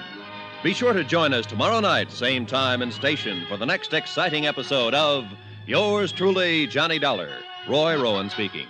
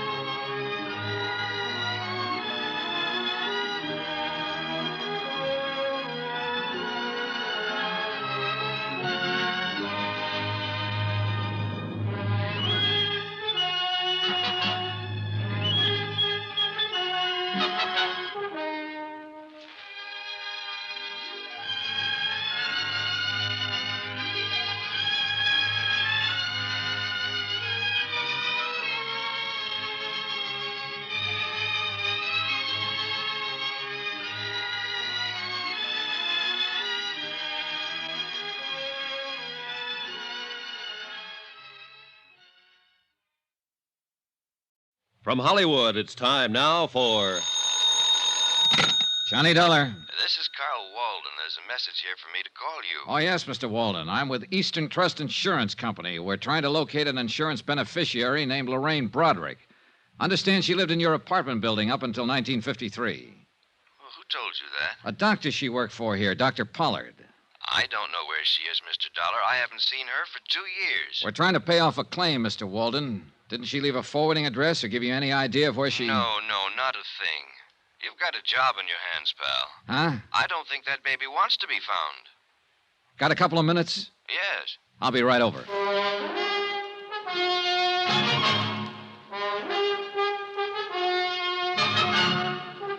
Tonight and every weekday night, Bob Bailey in the transcribed adventures of the man with the action-packed expense account, America's fabulous freelance insurance investigator. Yours truly, Johnny Dollar.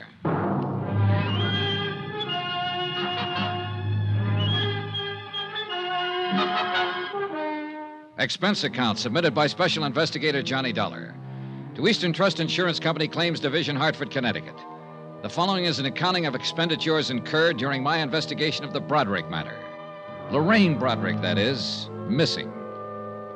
Expense account continued. Item 6, $14 even, photographs.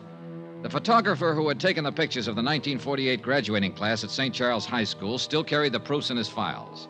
Among them, 4 poses of Lorraine Broderick. I'd stopped by to get them on my way out to see Carl Walden, apartment house manager. He hadn't changed his mind about anything since our phone conversation. No, sir, she doesn't seem to want anybody to know where she is. She'd have left a forwarding address or something like that. Instead, she pulled out in the middle of the night bagging baggage, and that's the last we ever saw of her. Just when was this, Mr. Walden? About the middle of December or so, 1953. Yes, it was a couple of years ago. Mm-hmm. Oh, you want one of these? No, thanks. I don't smoke. Can you think of any place she might have gone, Mr. Walden? New York City. Oh, why New York? Well, it's the closest place to go, isn't it, for somebody like her? I'm not so sure I know what she was like. I've had several different versions, Mr. Walden. Say, you talked to that doctor she worked for? Yeah. Boy, I'll bet his version was a pip. How do you mean?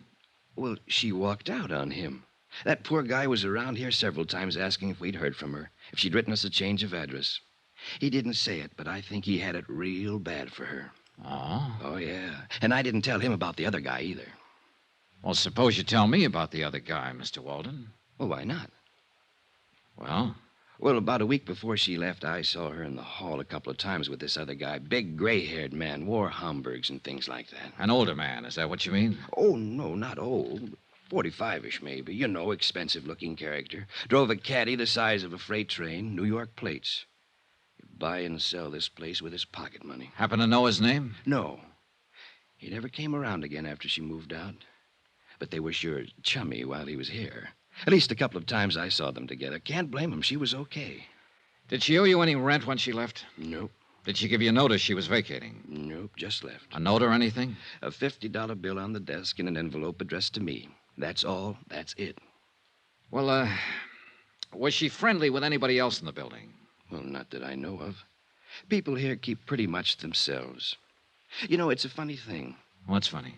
That old boy with the Homburg. I wonder why he never came around looking for her. Good question.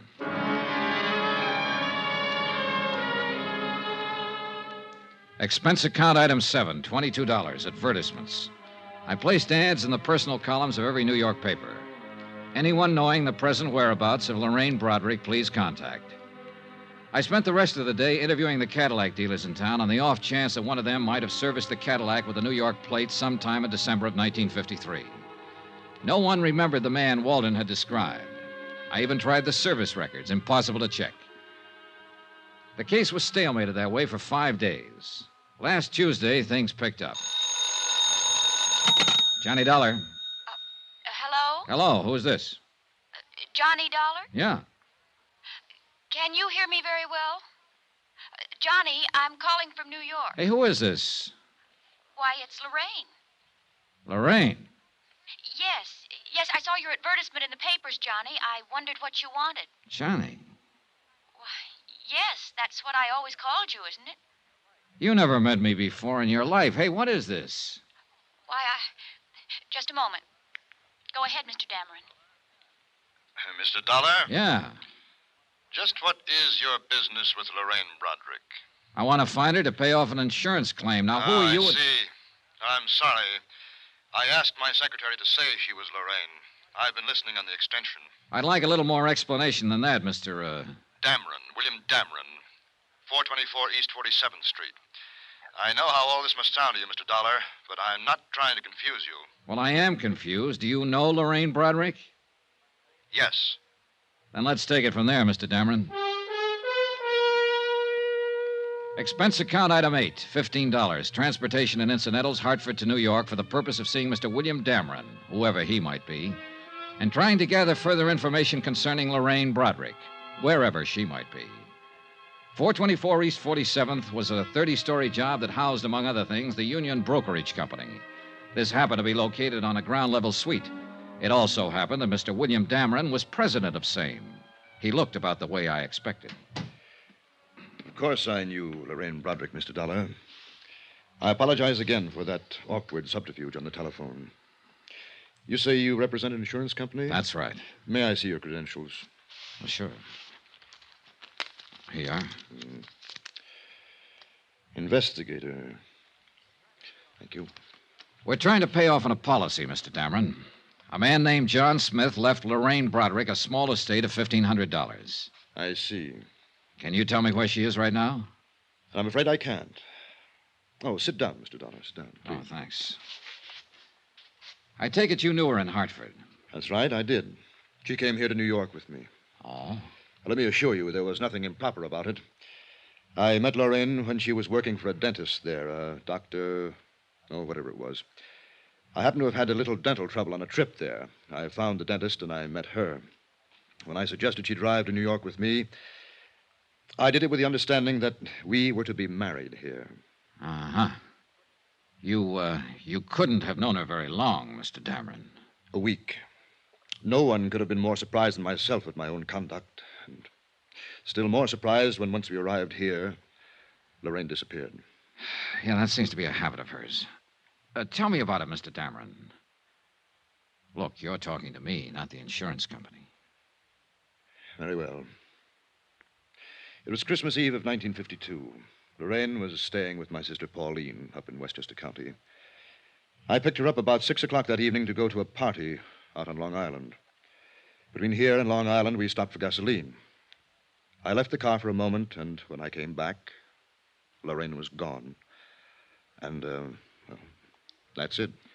Did you see her or hear from her after that? No, I didn't. Did she leave a note in the car, a message of some kind? No. I don't quite get this, Mr. Dameron.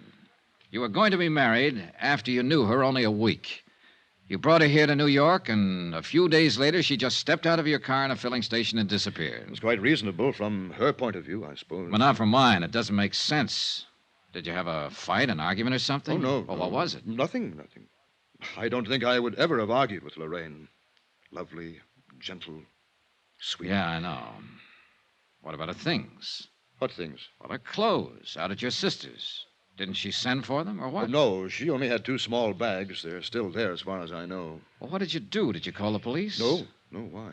Well, I would if a girl I was going to marry disappeared like that. No, I'm afraid a call to the police would have been, rather awkward, a man in my position. Let me ask you this. Do you have any idea why she walked away? Yes. Perhaps it's of no practical value to you, though. Any information I can get will be helpful, Mr. Well, Dillon. all right, then. I think Lorraine was frightened. Of what? Of life, Mr. Dollar. Not people or circumstances, but life. Yes. You say that with a lot of conviction. Yes. Lorraine had always been, well, a poor girl. She lived with a rather decrepit uncle for a time after her parents were killed in an accident, an automobile accident, she said. And I think that I offered her the happiness and security she had always longed for. But I also think she was not mature enough or adjusted well enough to accept it. This is of no value, is it? Well, it might be. Can you tell me if she ever spoke of any ambitions? Maybe she wanted to go on the stage or become a nurse, something. Lorraine simply wanted to be my wife and live here. I can see you find that difficult to believe when I'm almost old enough to have been her father. But that is not the reason Lorraine walked away from the car that night.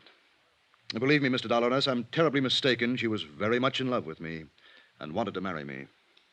Have you tried to find her, Mr. Dameron? No, I have not. I waited around the filling station that night hoping she'd return, but I didn't report the matter to the police, as I said before. I intended to hire private detectives to locate her, but then I gave that up, too. I'm afraid I don't understand this. If you loved her... Would this make it more understandable? Lorraine was a rational, normal human being when I left her in that car. No one forced her away from it, or me. The man at the filling station said she merely stepped out and disappeared down the street. She left of her own free will, for her own reasons. I think I see your point. Thank you. I've hoped that one day she would appear at my door, contact me, come to me. But she hasn't. The most matchless woman I've ever known. Is there any way I can help you more concretely? If you could tell me the exact location of that filling station. Yes, I believe I can do that, but why? Last place she was seen alive. Oh, that word alive. Just a word, Mr. Dameron. Have you spoken to many people who knew her? A few. The dentist she worked for, an apartment house manager, principal in her high school. Mm-hmm. Yeah, I think they all told me the truth. The what? The truth. You know, how it actually was. What really happened. Oh, Mr. Dameron, she would have run out on you in Westchester, taken a cab from your sister's place with her luggage, or she could have come to you and called off the marriage. Mr. Dollar, Now, looking at you and talking to you, anyone would be impressed by the fact that you're a reasonable and understanding man. I am. She could have left you a dozen easier ways, Mr. Dameron, but it doesn't stand to reason that she'd step out of a car on Christmas Eve on the way to a party and disappear. With no luggage, with the clothes on her back, and no more. Women don't do things like that. They want an overnight bag, a change of clothes, somewhere to go to. It doesn't make sense. But that's exactly what she did. They don't do it that way unless there's a mighty good reason. A real gilt-edged reason, Mr. Dameron. Something that says what's ahead is better than what's being left. How much did she swipe? What? What did she take? How much? Close to $6,500. $6,500. Lovely, sweet, gentle. She took it from the wallet in my overcoat while I was talking to the filling station attendant. I would have given it to her gladly. All of this, everything. But she had to steal it from me. She had to steal it from me like some common little thief. There's truly no fool like an old fool. Is there, Mr. Dollar?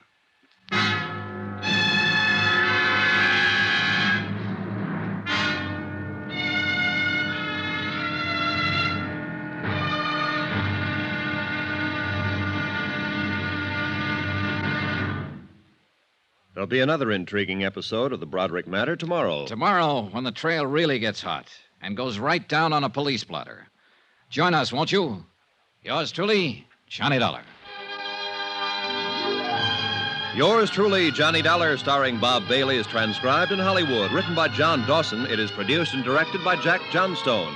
Be sure to join us tomorrow night, same time and station, for the next exciting episode of Yours truly, Johnny Dollar. Roy Rowan speaking.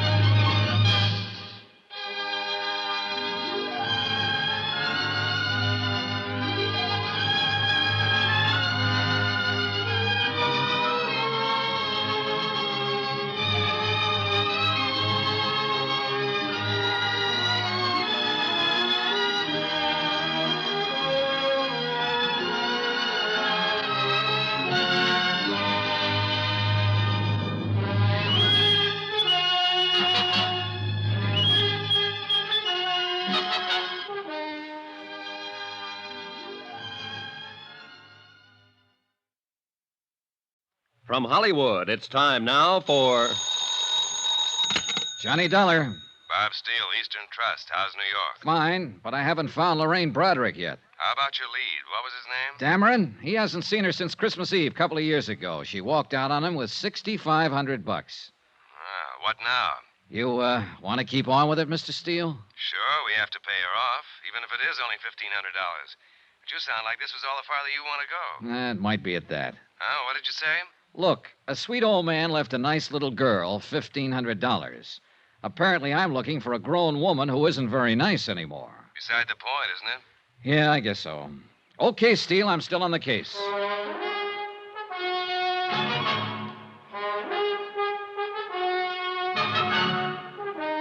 Tonight and every weekday night, Bob Bailey in the transcribed adventures of the man with the action-packed expense account, America's fabulous freelance insurance investigator. Yours truly, Johnny Dollar.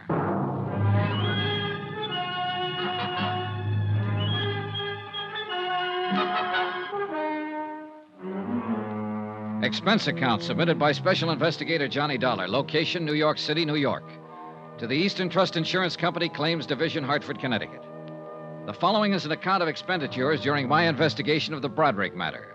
Subject, Lorraine Broderick. Object, to locate her and pay off claim. Results, disillusioning.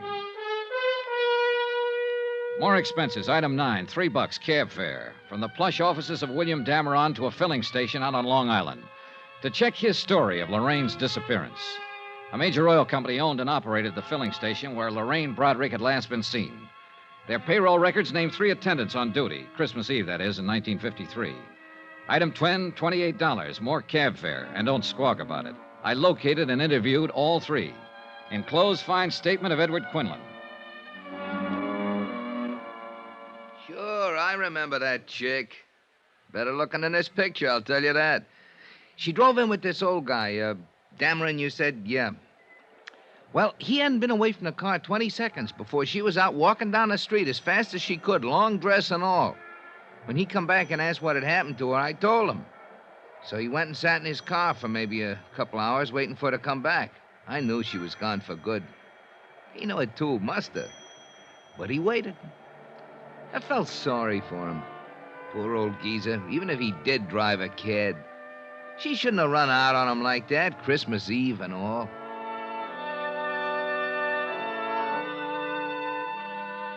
Pauline Dameron Whitfield, sister of William Dameron, living up in Westchester County, verified her brother's story. Lorraine Broderick had left all of her clothes and bags at her house. Mrs. Whitfield had not heard from her or seen her since Christmas Eve, 1953. A check of the luggage revealed no information that would be helpful in locating Lorraine Broderick. The following morning at the New York Police Department downtown, I requested a missing persons investigation on Lorraine Broderick. She was booked in under an alias, Jane Brown. When I got to court, she gave her right name, Lorraine Broderick. What was the charge, Sergeant? Misdemeanor, drunk, disturbing a peace. $25 in night court, April 25th, 1953. That the only time she made the blotter? Yep. What's the address, Sergeant? 1346 Yardley. 1346 That's 2 years Yardley, ago. thanks. At the address on Yardley, I learned that Lorraine Broderick had moved 18 months before. Again, there was no forwarding address, but the landlady turned out to be quite talkative. I'm glad she moved away from here, Mr. Dollar. I'd like to help you find her, but I'm awful glad she moved away. Why do you say that, Mrs. Gaines? Noisy. Parties all the time. I run a quiet place, you know. Yeah, I'm sure you do. When she first come here to rent the apartment, I thought she was the quiet type. Nice. She looked like she was just out of finishing school or something like that. Oh, she couldn't have been more than 20 years old. Well, maybe a little more, 22. She told me she was a secretary and she worked in Manhattan. Well, I let her have the apartment, of course. She paid her rent in advance, in cash. But once she was in, it was a different story. Yeah. Did she tell you where she worked in Manhattan? No, she never quite got around to mentioning that. Anyway, she couldn't have worked very hard. All the dates she had, night after night, honestly. Do you happen to know any of them, Mrs. Gaines? I do not. Big, noisy parties. Well, did she go with any particular man? A smart little girl like that sticking to just one man? I don't know whether she was very smart at all. Was she friendly with anybody in the building? Nope. Any idea where she might have gone from here? Nope. All I can say is I'm glad she don't live here no more. I went back to police headquarters. It had occurred to me that hardly anyone is ever arrested for being drunk and disturbing the peace alone. I was right. The night court files revealed that Lorraine Broderick had been arrested with 5 other people, 3 men and 2 women. I took down their names and began to check them out. Number 3 down the line was a man named Tyler in the hosiery business. Yes, he remembered Lorraine Broderick very well. No, he hadn't seen her for 6 months, but he could tell me where she lived. He'd seen her going in and out of an apartment on 61st Street several times. He gave me the address. The boy will take your bags. Willie? Yes, sir. May I help you? I'm looking for a Miss Lorraine Broderick. Broderick? Yes. I'm sorry, sir. We have no one by that name registered here. That's funny. I thought at first you were going to say Lorraine Bradley. We had a Mrs. Bradley here at one time. Oh. Did Mrs. Bradley look anything like this picture? Yes, that's Mrs. Bradley. Bradley, huh? How long ago did she move out? 4 months ago, anyhow. You have her forwarding address? No, sir, I don't. I wish I did. Huh? Mrs. Bradley wrote us a bad check for her rent. We've been trying to locate her. Did you report it to the police? Yes, sir. I understand she's been quite active along those lines. They're looking for her, too. For the 3rd time in one day, I was back at police headquarters, this time inquiring about a Lorraine Bradley. There were 5 wants on her for passing bad checks. Gave it up about 4 months ago here in New York, looks like. Then we got a buzzer from Chicago. She was there for a couple of weeks. Wrote about $600 in wallpaper. San Francisco people are looking for her, too. Here's something came in yesterday. Last job in Santa Barbara 3 days ago. Expense account item 11, $4.05. 1 long-distance phone call to Mr. Steele at Eastern Trust in Hartford. Using the name Bradley, huh? Yeah, it's probably just a phony. No record of a marriage in New York City to anyone that name. I looked. What's wrong with her, anyhow? I don't know. Well, you better get out to the coast and find out. Item 12, $38, hotel, board, and miscellaneous while in New York City. Item 13, $258.60, New York to Santa Barbara. A little town by the Pacific that impressed me as not caring one thing about the rest of the world. Sun, sea, a pleasantly crowded harbor, some sprawling hotels, 2 lush green golf courses, and acres of smug, expensive homes. At the police station, a Sergeant Martin was out, so I went over to the Harbor Inn to meet the latest victim of Lorraine Broderick's talents, a hotel operator named Harrington. Tall, gray-haired, slack sport shirt, suntan, and sandals. I suppose I'm avoiding this business and your questions because I still feel quite chagrined about this whole thing. Pretty understandable, Mr. Harrington. On the face of it, you'd think I'd been in the hotel business 30 seconds instead of 30 years, the way she took me. Well, if it's any comfort, she's done the same thing in several cities and as many hotels. No comfort, thank you. She was that good, huh? Brother, she was the best. She pranced in here as big as life, probably didn't have a nickel in the purse. What's more, for the whole 4 days she was here, she didn't break stride once. Only the best of everything. Uh-huh. Let's see, she gave you a check for $813, is that right? Painfully right. And I took it. No questions. Every night in the dining room, she'd order champagne, special dishes. That'd give you some idea of how she carried on. Yeah, I get the idea. I've seen my share of grifters and bad check artists, but she tops them all. Perfume, clothes, luggage, conversation. Can I ask you a question? I'm humiliated already. Go ahead. She checked in here alone, registered as Mrs. Lorraine Bradley, Beverly Hills, right? That's right. Well, now, didn't it strike you as odd that a woman would check in a place like this, a resort hotel, alone, stay 4 days, and meet no one, see no one? You're wrong. She didn't keep to herself. Became friends with at least half a dozen guests in the place. And the way she was throwing my money around, why not? She picked up all the tabs. She threw me off right from the start. Let's talk about that. Start at the top, please. Well, she showed up last Wednesday night in a cab loaded down with luggage. Probably wrote a bad check for that someplace. Probably. She came swinging into the lobby with the cabbie following her. Told the night clerk she wanted to see me. When I came down the stairs, she yelled, "Harry," ran up, kissed me, asked me how my wife was. You beat that. No. One of those tricks that your mind plays on you, I suppose. I actually thought I did remember her from somewhere. Pretty good. What was her story? She said she was on her way back from Lake Tahoe wanted to rest up. Something about just getting a divorce, being awarded $3,000 a month alimony. That impressed me. It would impress anyone, Mr. Harrington. Did she make up any kind of a story about where she'd met you before? No story. But I got the impression, and of course she saw to it, that she had stopped here before. I wasn't altogether a boob. I did check her home address in Beverly Hills. There was a Robert Bradley listed there, same address she gave. Later on, I found out that he's in Europe with his wife and children. But his name was in the book. Oh, yes. Say, getting back to that part about her being familiar. That's just a good trick on her part, Dollar. Yeah, I did think I'd known her from somewhere, and, well, she also arranged it so that I was too embarrassed to ask her specifically. In all honesty, I suppose I wanted to have known her. Can you explain that? She was about the most beautiful thing I ever saw. She walked through that door right now and told me none of this was true. I'd probably believe her. Mm-hmm. Do you have a copy of her hotel account? I'd like to look it over. Why? Oh, the phone calls mostly. Maybe she contacted someone we can trace. No phone calls. Here. This check was drawn on a bank in Beverly Hills. Was it personalized? No. Maybe I should have thought something of that. Huh? No, not particularly. Well, here's this much. I can't stand to look it over. It makes me kind of sick. $813.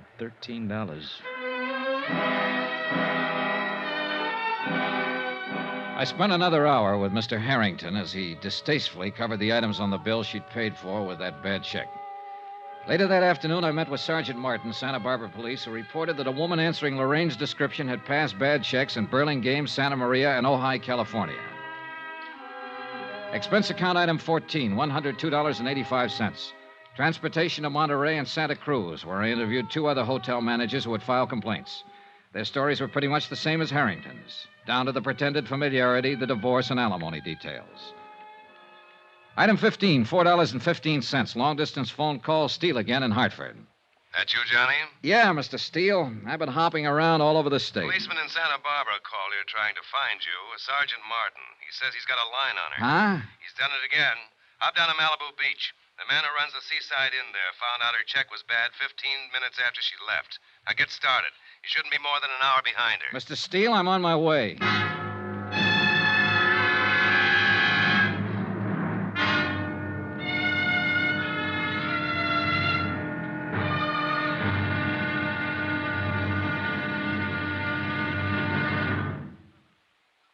There'll be another intriguing episode of the Broderick matter tomorrow. Tomorrow, a long look at what 7 years can do to a woman's life.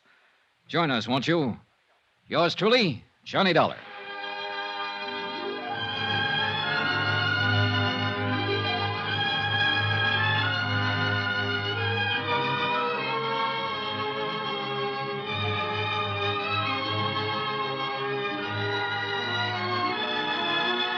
Yours truly, Johnny Dollar, starring Bob Bailey, is transcribed in Hollywood. Written by John Dawson, it is produced and directed by Jack Johnstone. Be sure to join us tomorrow night, same time and station, for the next exciting episode of Yours truly, Johnny Dollar. Roy Rowan speaking.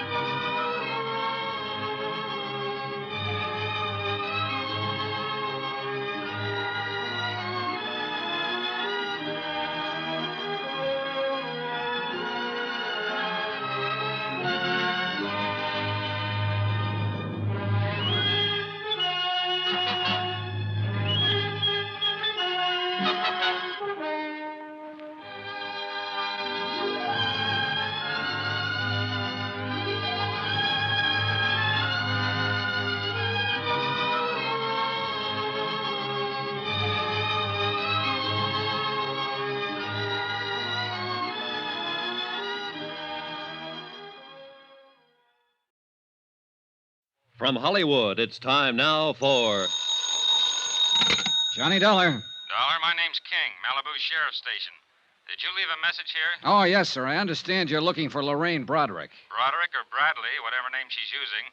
We want her. I'm looking for her, too. Well, what's your connection? I'm an insurance investigator. We've been trying to find her all the way from Hartford. We have to pay off a claim that's due her. Claim? Yeah, that's right. An old man left her $1,500. She doesn't deserve it, not that one. I can't tell him that. He's dead. I'm expecting a little action on it pretty quick. Like to be in on it. Come on over.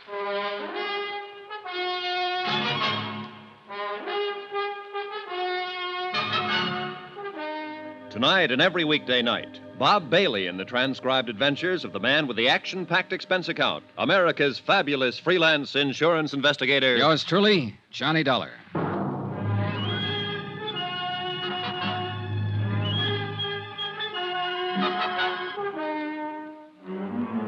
Expense account submitted by Special Investigator Johnny Dollar. Location, Malibu Beach, California. To the Eastern Trust Insurance Company, Claims Division, Hartford, Connecticut. The following is an accounting of expenditures during my investigation of the Broderick matter. More expenses, item 15, $38 even. More transportation. My trip here to Malibu Beach, where I didn't even bother listening to another disgruntled hotel proprietor repeat a bad check story I knew only too well. I went directly to the sheriff's station and Deputy King. Well, that's about the picture, Mr. Dollar. Lorraine Bradley was at the inn 4 days and checked out this morning. Used the name Bradley. Lorraine Bradley. She can't be too far ahead of you now. I hope not. This has been a long, rough chase. While she was at the inn, she took up with one of our local residents, a man named Joe Tappan, who lives over in the beach colony. We know this much. He drove her into town this morning when she checked out of the inn. Have you talked to this man Tappan yet? He hasn't come back yet. When did she leave the inn? Oh, about 10 this morning. Uh-huh. After 2 now. It gives him just about time. He has a house over in the colony. We've got a man there. Colony? Down the road a piece. They call it that because a lot of movie stars built beach homes there 25 or 30 years ago. Movie colony, right in the beach. Oh, this Tappan, is he an actor? Yeah, when he gets work, which isn't very often. Mainly, he keeps suntan. Excuse me. Sure. Yeah, this King. Oh. Good, right away. Tappan just drove up to his house. Let's go. I went with Deputy King to talk with Joe Tappan. He turned out to be a healthy, muscular man in his mid-30s. By the time we got there, he was in trunks and sunglasses, sitting on a porch at the front of his house. He was a little stunned by the news we brought him. What? Lorraine a phony? But are you sure about this, Sheriff? That's the man at the Seaside Inn. Oh, no. No, I don't believe it. Is this Lorraine? Go ahead, look at it. Well, that looks like Lorraine. Yes, but I can't be sure. She's older. Well, I mean, the girl in this picture's pretty young. It's her, all right. Mr. Dollar's been looking all over the country for her. Hartford, New York City, up and down this coast. Well, come on. Let's go up to the house. I thought I knew her pretty well. How long did you know her, Mr. Tappan? Well, not long, but I knew her.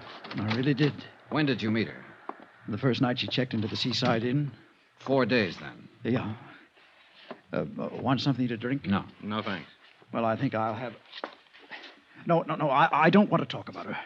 We have to talk about her, Mr. Tappan.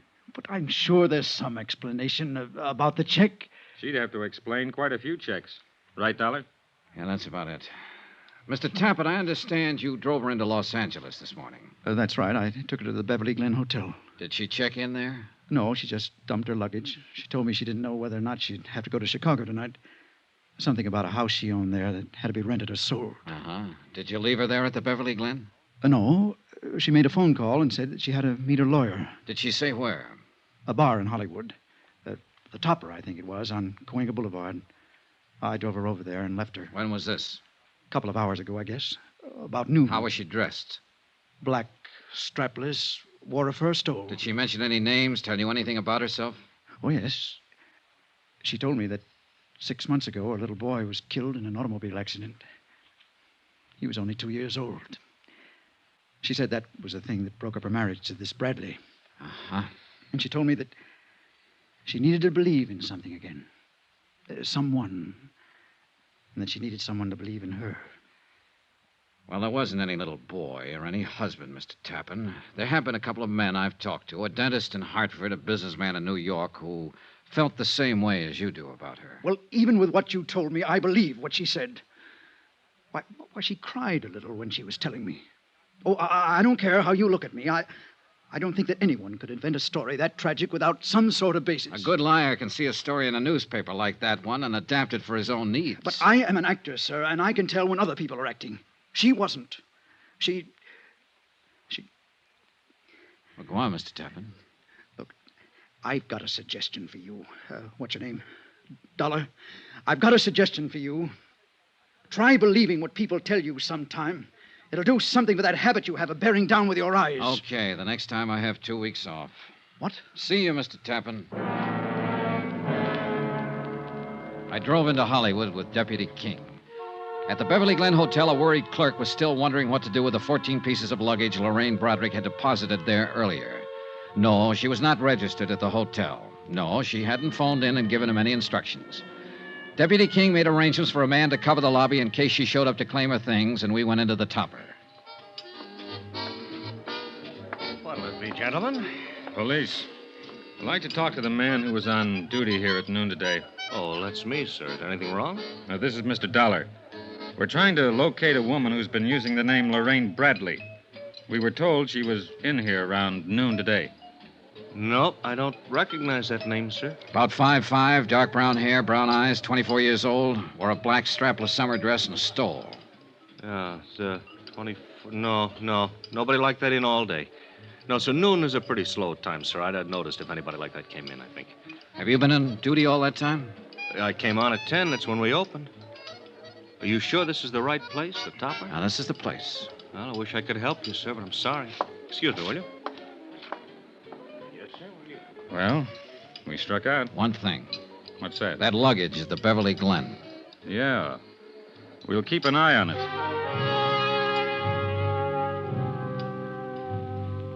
Lorraine Broderick did not return to the Beverly Glen Hotel that day to claim her luggage. The lobby was watched around the clock. Her description was on the Daily Bulletin. Every policeman in Los Angeles was on the lookout for her. I spent my time thinking about the little girl who had helped an old man sell newspapers one afternoon years ago. A little girl with a face like an angel. I didn't feel good about this case. But Joe Tappan felt worse when I went to see him again. Well. Hi. Mind if I come in? What now, Mr. Dollar? Your girlfriend. What about her? I've been thinking about what you told us. So? So maybe you didn't understand what I told you. Now, look I'm here. not pushing my weight around, Tappan. But it seems to me you're a little stubborn in what you want to believe about her.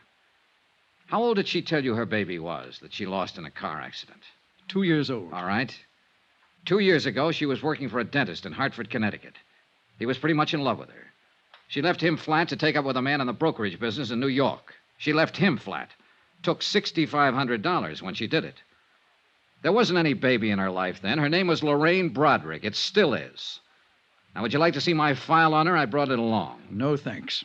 I thought I'd better prove that part was a lie. So you proved it. Mind if I sit down? Help yourself. Thanks. Do you have anything else to tell me? I suppose I do, Mr. Tappan, since you don't seem to want to tell me anything. Now, just sit down, please. I've heard every man who knew her describe her, and I think I can understand why they feel the way they do. All I've got is a picture from a high school annual taken when she was 17. That was pretty good. She's 24 now. She must be 7 years better. Anyhow, you're my only hope now. What? Lorraine Broderick can get away from the police for a while. Oh, yeah, she's smart and clever, and she can go right on doing the same thing she's been doing all along, stealing, writing bad checks. But that's police business. My part is to find her and give her something one man left her, an insurance bequest. But it's become more than that now, to find her and stop her, maybe. Look, they'll get her eventually, Tappan. Do you know what 5 years in prison can do to a woman like her?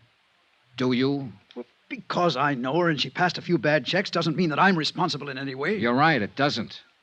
But you're involved just the same. Oh, you're different from just some hotel man who's been tilted. You're a boyfriend. True, just a 4-day boyfriend. But a woman like Lorraine Broderick can do a lot of damage in 4 days' time. Why are you here? What do you want? I'm here to disillusion you, Tappan, because I don't think you're disillusioned enough. Now, just You're a perfect stranger to me. I don't know you from a Grand Rapids chair, but I'm doing you a favor talking to you about Lorraine Broderick. I'm doing you a favor telling you she's a crook and a thief and a forger, and everything she ever told you was a lie. Now and then a woman walks into a man's life that he'd sell his soul for. But all she'll do in return is write you a bad check for it. She's trouble in a great big way, Tappan. You know it as well as I do. Oh, what do you want me to do? Apologize for meeting her? I'll be satisfied if you tell me where she is. What? And stop lying. Now, look here. I've listened to all I want to Lorraine listen to. Broderick never went to that bar in Hollywood you were talking about yesterday. You didn't drop her off there. No one there has ever seen her. And she's the kind who could walk around the polo grounds with 50,000 other people and still be seen. Now, where did you take her? Where is she now? Could it be fixed so she wouldn't know I told you? I suppose so. She's at the Wentmore downtown. Registered under the name of Evelyn Brady. Oh, this beats me, Dollar. I just don't understand it. What do you mean? How what you told me is true. I know that. But an hour ago, she called me up here and she said, Joe, I love you. Now, that sounded true, too. And I told her that I loved her. Now I'm turning her in. What kind of crazy world do we live in?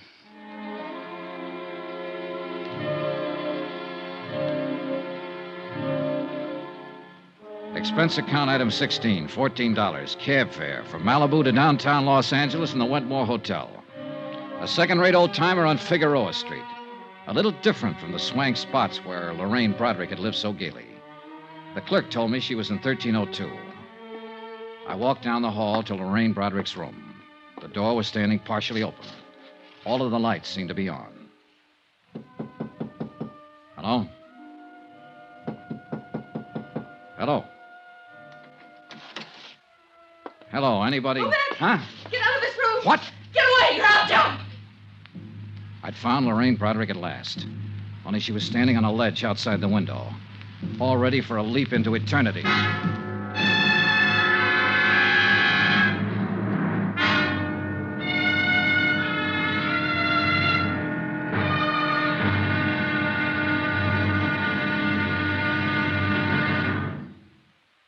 There'll be another intriguing episode of the Broderick matter tomorrow. Tomorrow, the end of the trail. For me and for Lorraine Broderick.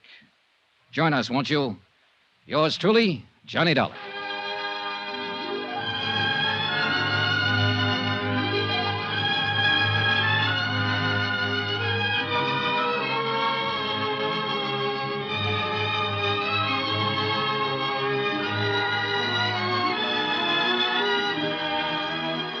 Yours truly, Johnny Dollar, starring Bob Bailey, is transcribed in Hollywood. Written by John Dawson, it is produced and directed by Jack Johnstone. Be sure to join us tomorrow night, same time and station, for the next exciting episode of Yours truly, Johnny Dollar. Roy Rowan speaking.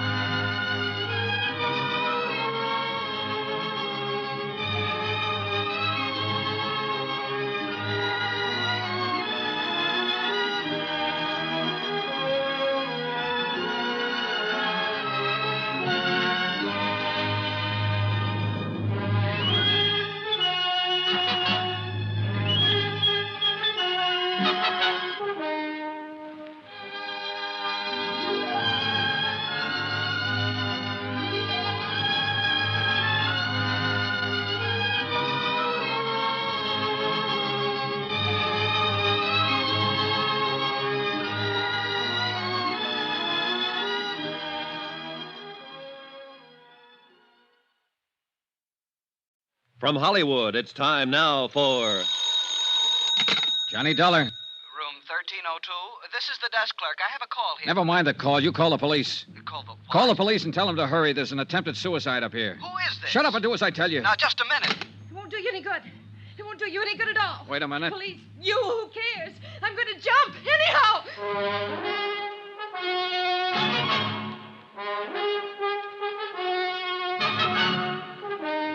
Tonight and every weekday night, Bob Bailey in the transcribed adventures of the man with the action-packed expense account, America's fabulous freelance insurance investigator. Yours truly, Johnny Dollar.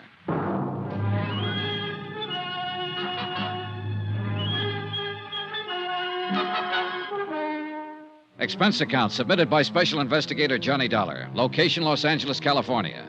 To the Eastern Trust Insurance Company Claims Division, Hartford, Connecticut. The following is an accounting of expenditures during my investigation of the Broderick matter.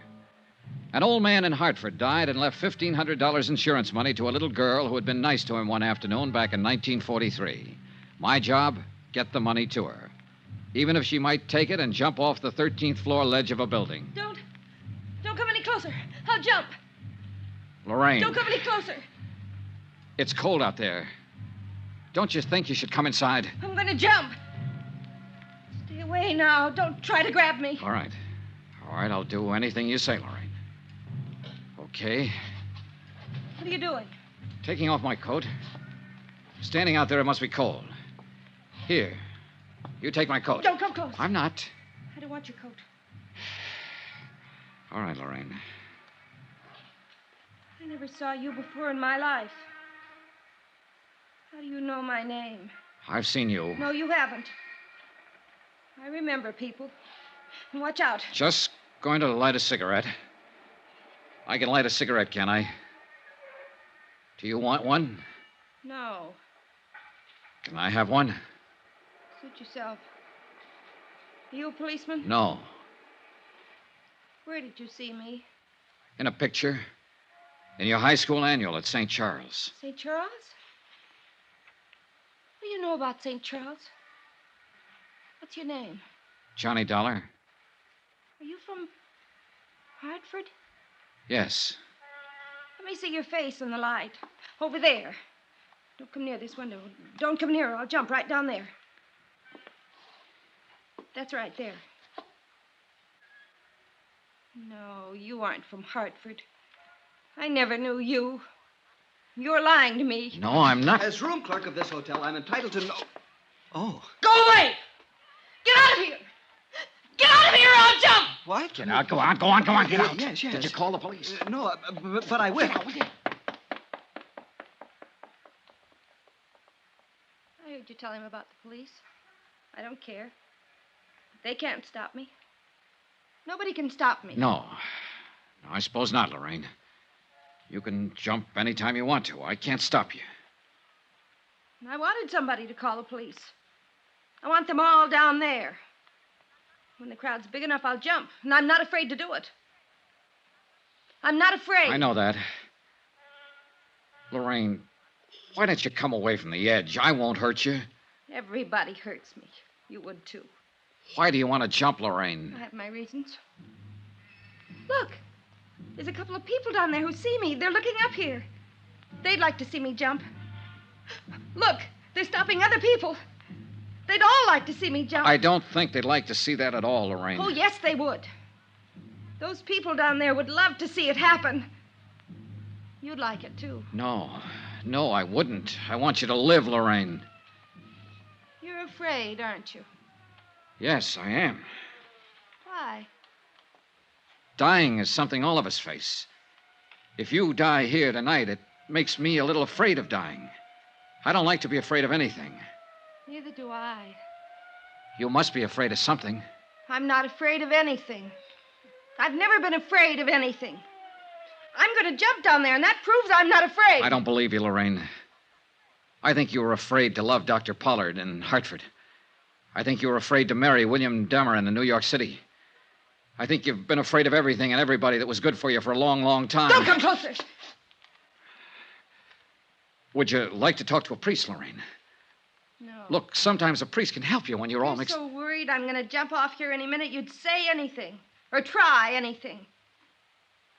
I don't even know what you're doing here. Why you came here. I told you, Lorraine, I've been looking for you. Tell him to go back. Tell him all to go back or I'll jump. Go back. Go on back, you crazy fools. Get back. It's all right. They aren't coming. I don't want anybody here. A lot more people down there in the street now. Oh, they're getting the big lights up here. Golly. Lorraine, look at me. Look toward me. What? I want to help you, Lorraine. Nobody wants to help me. Nobody's ever wanted to help me. You're wrong. Then why did Mama and Daddy die? Why did they have to die? Why did Uncle Jim die? Why was I left alone? Why didn't I have anybody? You did have somebody. You had Dr. Pollard if you wanted him. You had William Dameron. Did you meet William? Yes, sure, last week. He's still very much in love with you, Lorraine. After I stole money from him and walked out on him? Oh, the money meant nothing to him. He still loves you, Lorraine. He told me so. I don't love him. I never loved him. He thought so. He was just nice. Why did you leave him that way? I'm no good. I never have been. You know. I've never been any good to anybody. You're lying to me about him. Would you like to talk to Dameron? I can get him on the phone. No. I don't want to talk to him or to anybody I know. But after I jump, you can tell him something for me. Sure. Tell him I meant to send the money back to him. I didn't. You can tell him I loved him. He'd feel good if you told him that, I think. All right. Go back! I don't care who you are! Go back or I'll jump right now! Wait! Close that hall door. If you want to see me jump, you'll have to watch from the street, down there with the others. Close it! Was he a policeman? I suppose so. I don't know. He looked foolish. Oh, Lord, he looked foolish. Yeah, well, we all look foolish at one time or another. It passes. Do I look foolish? Yes. Yeah, you look foolish. You're not going through with this. You know that for the first time in my life, I know exactly what I want to do, how I want to do it. I'm going to jump. Somebody's on the roof out here. They have a net. A big net. From what I know about you, I thought you always knew pretty much what you wanted to do in life. Oh, that's funny. Oh, that's very funny. I knew what I wanted in life. I never knew anything. And it's all botched up. Mom and Daddy died. I should have died, too. I should have been with Mama and Daddy when they were killed in the car. Well, it won't be long. I'll be with them. I won't be tired anymore pretty soon. Those men with a net up there. Lorraine, wait. Wait for what? You said you talked to people who've known me, who know what I was and what I am. Well, I didn't turn out the way they wanted me to, did I? I didn't even turn out the way I wanted to be. Look at me. Why should I wait? One man had more faith in you than anybody else. They're trying to lower that It was an net. old man named John Smith. He sold papers back in Hartford. Old John Smith. Lorraine, I think I'd better... you met him one day when you were a little girl. You helped him sell his papers one afternoon. It meant a lot in his life, an awful lot. Do you remember him? No. You were 11 years old. You lived on Cushing Street. Yes.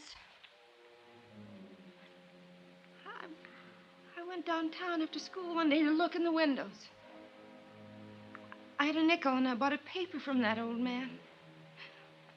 He had tobacco juice on his lips. I talked to him. He told me all about selling papers. He said I was a very nice little girl. He asked me my name and where I lived. He talked about school and about growing up. He told me I'd grow up someday and be a lovely woman. He said, lovely woman. He was very nice. He was the nicest man I ever knew. And I only knew him that one afternoon. Where is he? He's dead, Lorraine. Dead? He left you all his money, insurance money. It comes to $1,500. You're lying. No, Lorraine. He wanted you to have it. He worked very hard and sacrificed a great deal to make sure you'd have it. You're making all this up. It's all a lie. Only that afternoon. It was an important afternoon. Here, look. What? Don't come closer. These prove I'm from the insurance company. Here's the check. Throw them over. All right. Go ahead. Pick them up. I won't make a move. What do you think now? That old man?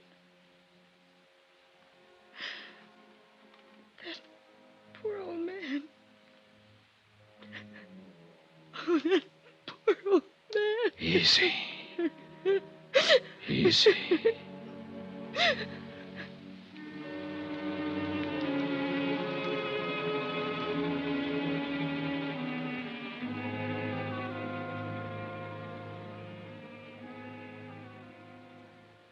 Expense account item 17, $5.50, martinis. I needed them. It was my first and I hope my last half hour with an intended suicide. Attach find insurance check payable to Lorraine Broderick for $1,500. The psychiatrist who examined her believed that she will make a complete recovery in time. Until such time, she's not classified as a responsible person. I notified 2 parties of the events at the Wentmore Hotel. 1, Mr. William Dameron in New York City, who arrived in Los Angeles yesterday morning. 2, Joseph Tappan, who has already secured legal counsel for Lorraine Broderick when she answers the bad check charges against her. As you know, in matters like this, restitution is usually preferred to prosecution. Expense account item 18, $185. Transportation back to Hartford. Total, $1,132.14. Yours truly, Johnny Dollar.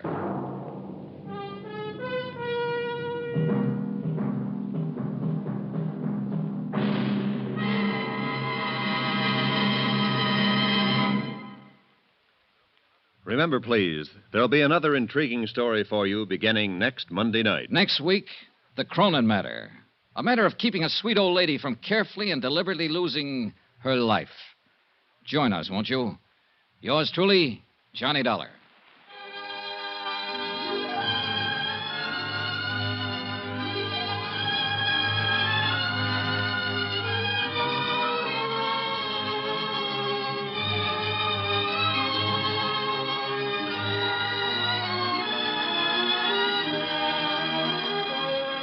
Yours truly, Johnny Dollar, starring Bob Bailey, is transcribed in Hollywood. Written by John Dawson, it is produced and directed by Jack Johnstone. Heard in this week's cast were Eleanor Audley, Barbara Eiler, Virginia Gregg, Carlton Young, Harry Bartell, Herbert Ellis, John Daner, Marvin Miller, Tony Barrett, Frank Gerstle, Chester Stratton, and Lawrence Dobkin. Musical supervision by Amerigo Marino. Be sure to join us on Monday night, same time and station, for another exciting story of yours truly, Johnny Dollar. Roy Rowan speaking.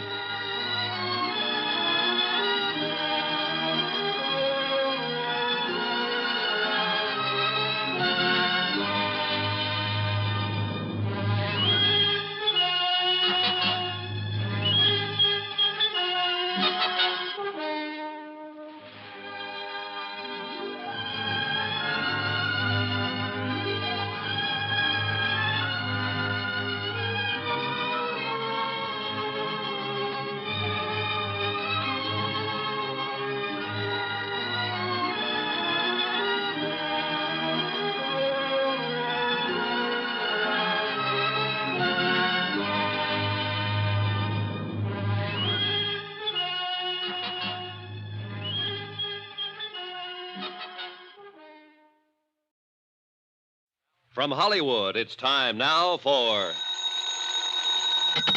Johnny Dollar. George Atkins at Northwest Indemnity. Oh, hiya, Georgie. How'd you like to go to New York, Johnny, and get into the gay-mad world of the theater? Thanks a lot, Georgie, but no thanks. I'm not the grease paint type.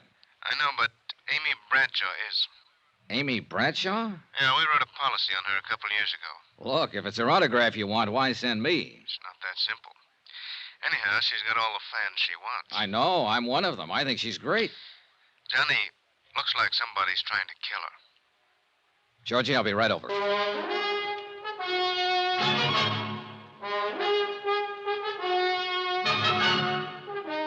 Tonight and every weekday night, Bob Bailey in the transcribed adventures of the man with the action-packed expense account, America's fabulous freelance insurance investigator. Yours truly, Johnny Dollar.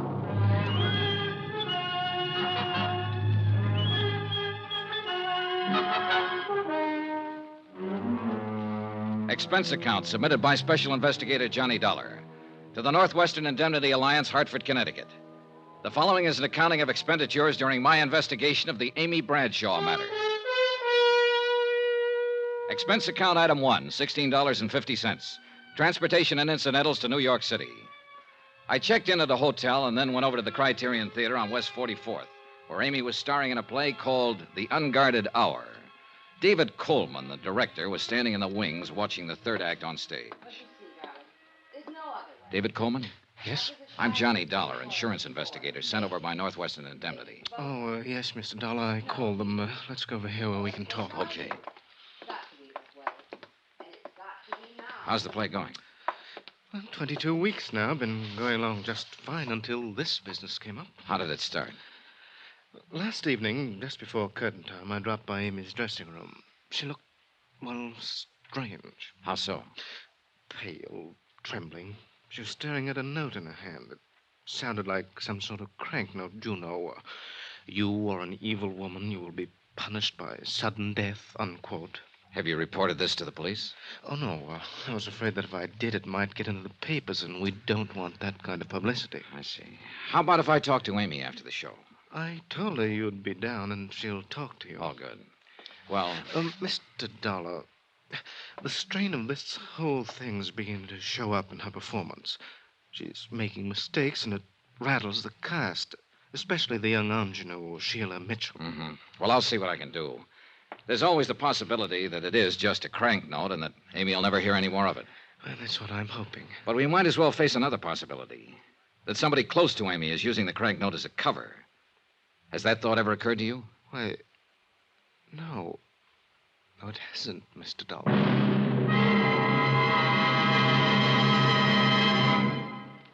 We will continue with the Bradshaw matter in a moment.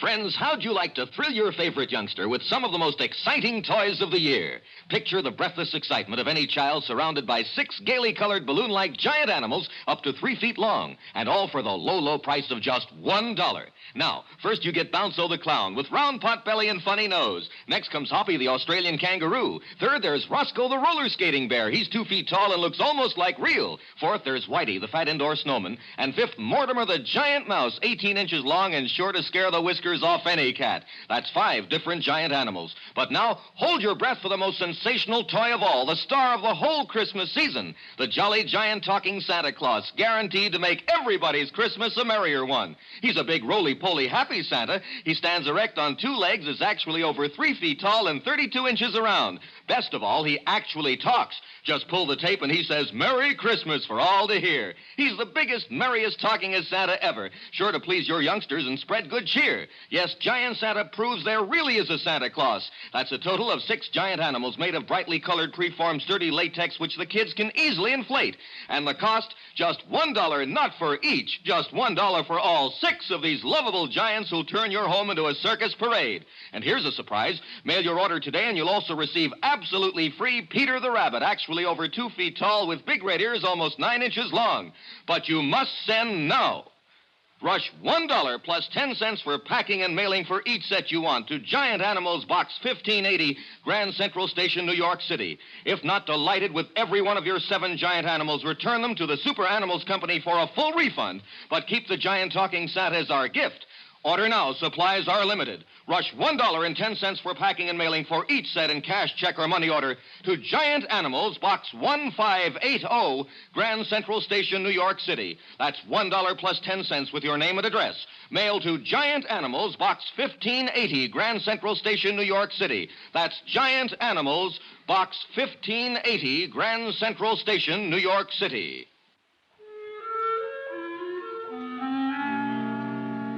I waited for Amy Bradshaw in her dressing room at the theater. 15 minutes later, after the final curtain, she swept in. Oh, there you are, Mr. Dollar. I'd never seen her from closer than the 15th row So sorry before, I kept you and waiting. needless to Did say, you I see was the show? impressed. Ghastly But I didn't have a chance to say Didn't so. you think the second act I didn't have a sagged when chance we to say rushed the anything. third? Oh, well, that's the way it goes. If you'll just give me a minute to get some of this makeup off. Now?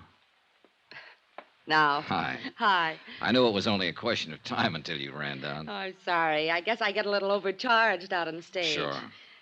Listen, it's nice meeting you, Mr. Dollar, and I know why you've come down here, but I think you're wasting your time. Oh? This whole thing's really pretty silly, you know. I hope so, Miss Bradshaw. You mean Amy. Okay, Amy. Say, look, how about having a drink with me somewhere? We can talk about it. Well, I'd love to, but I'm afraid I have a date tonight. Could we make it tomorrow, maybe? Sure, okay, anytime. Excuse me. Come in. Oh, Mike. Oh, hello, Amy. I'm sorry. I Didn't know you had company. That's all right. This is Johnny Dollar. Johnny, Mike Pomeroy, my agent. Mr. Pomeroy? How are you? What'd you think of it tonight, Mike? Well, they seem to like it okay. Oh. Tell you what, Amy, I'll see you tomorrow, eh? Tomorrow, Mike? I've got a few things I've got to take care of tonight. Contracts to go over, things like that. Oh, of course. Well, glad to meet you, Dollar. Night, Amy. Is that offer of a drink still good, Johnny? Well, sure, but I thought you said you have... Oh, sure. Let's go. Thanks for understanding. Anywhere in particular? There's a little place right down the street, small and quiet. Good. Oh, What's the matter? would you mind if we crossed the stage and went out the other door? Well, no. Why? I think someone's waiting for me outside this exit. Oh. Sort of a friend of mine, Porter Kane, but he can be a little wearing, and I'm rather tired. Sure. I could see him through the open door. A thin-faced, rather elegant-looking man in a black Homburg. We went out the other side and down the street to a bar a few doors away. Item 2 on expense account, $4, drinks. After the first one, Amy relaxed a little. I wanted to get her talking about herself, and it wasn't too tough to do. There's not really much to tell about me. I've been acting a long time. Sometimes it seems too long. I've come a long way. Some people would say up. I hope it is. You make it sound pretty simple, Amy. I guess we do what we have to. All of us. I had to act, so... So, just like that, huh? Just like that. You've always gotten everything you wanted, haven't you? I think so. Hasn't anyone ever gotten in your way? No, Johnny, that's never happened. If it did... It looks to me like somebody's standing in your way right now. What do you mean? That threatening letter you got the other day. I told you, the whole thing's silly. There's nothing to it. Now, that's what you told me, but I don't think you believe it. Okay. So maybe I have worried a little about it. I wouldn't have if it hadn't been for... Oh, it was probably only my imagination. What was, Amy? Well, last night after the show, I felt like walking a little. I went west on 44th Street to Times Square, and as usual, it was crowded. I stood on the curb waiting for the light to change, and suddenly I got shoved out into the street. Oh? Right out into the traffic. I jumped back just in time. You see who did it? How can you tell in a crowd like that? I know. It was probably only coincidence that it happened right after I got that note, but... Oh, Johnny, I still just can't believe anybody is really trying to do me harm, but... I guess what's been making me nervous during the performance is staring out at that blackness past the footlights, wondering if there's somebody out there who hates me. Uh-huh. I guess I can't stand being hated, Johnny. I've got to be loved. Look, Amy, did it ever occur to you this might not be a crank out in the audience, that it might be someone closer to you? What? Johnny, that's impossible. Isn't? I don't have many friends. They've mostly to do with the play, but those I have are good ones. Who else besides your agent, Pomeroy? How about the director? David Coleman. He's a very old friend and one of the best. How about the producer? Emery's the last person in the world who'd wish me harm. On a dollars and cents basis, if nothing else. He and Dora both. Dora? His wife. I like her very much. Does she like you? Why shouldn't she? What about this man you wanted to duck tonight, the one who was waiting outside the theater? Porter Kane? Oh, he's a sort of a fan, I guess. A little eccentric, maybe, but he's been very good to me. Johnny, really, it couldn't be any of them. Maybe, maybe not. Look, Amy, I was sent down here because Northwestern Indemnity holds a policy on you. I know. Now, who's the beneficiary? William York. Who's he? My husband. Oh. I didn't know you were married. We separated 6 months ago. What I wanted, he didn't. What he wanted, I didn't. It's as simple as that. Well, where is he now? Here in New York somewhere, I guess. I don't know. He's a writer, sort of. Johnny, I'm tired. Oh, yeah, sure you must be. I'm sorry I kept you so long. Oh, no, I didn't mean that. It's been nice. Very nice. It's funny. I seem to relax a little when I'm with you. We let that one lay and went outside. Item 3 on expense account, $2. Taxi to Amy's apartment. There was a car parked 2 doors down with a man just sitting in it. I saw Amy give it a quick look. Then as she said goodnight to me at the door, I noticed that she slipped the catch on it. I sauntered across the street and stepped into the shadows. A moment later, the door of the parked car opened and her agent, Mike Pomeroy, got out and went into the apartment house. Then I realized I wasn't the only one watching this. Half a block down the street, I could see a figure in a shadowy doorway. I ran toward him, but he took off around the corner. When I reached the corner, he was nowhere in sight. Amy might have been taking this thing only half seriously, but I was real serious about it now. She said she had some very nice friends. But I had a strong hunch that one of these very nice friends was out to kill her.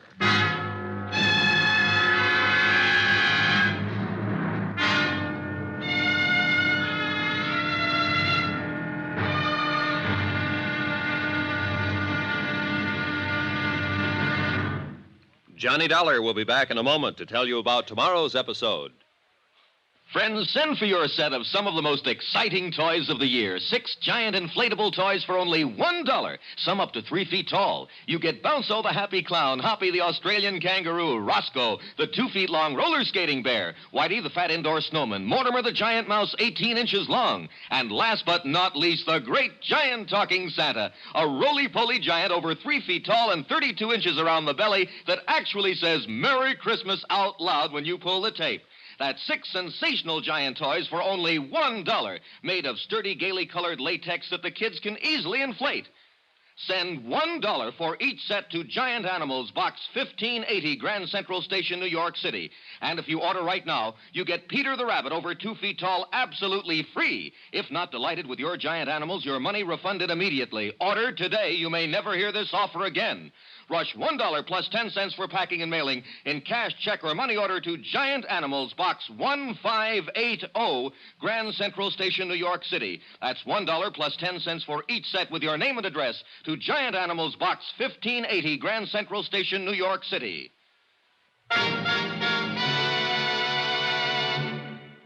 Now, here's our star to tell you about tomorrow's episode of the Amy Bradshaw matter. Tomorrow, the Criterion Theater again, and a third-act curtain that wasn't in the script. Join us, won't you? Yours truly, Johnny Dollar. Yours truly, Johnny Dollar, starring Bob Bailey, is transcribed in Hollywood. Written by Robert Reif, it is produced and directed by Jack Johnstone.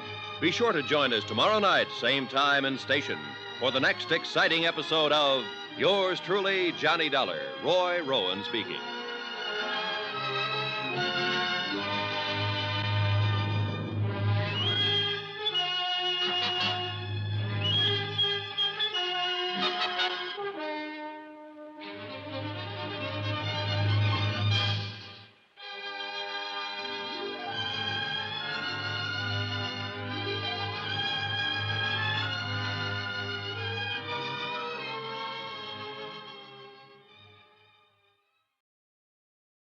From Hollywood, it's time now for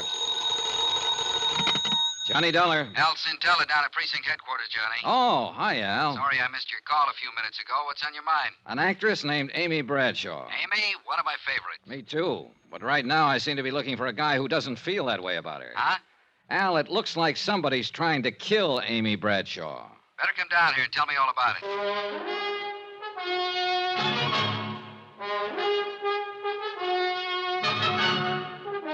Tonight and every weekday night, Bob Bailey in the transcribed adventures of the man with the action-packed expense account, America's fabulous freelance insurance investigator. Yours truly, Johnny Dollar.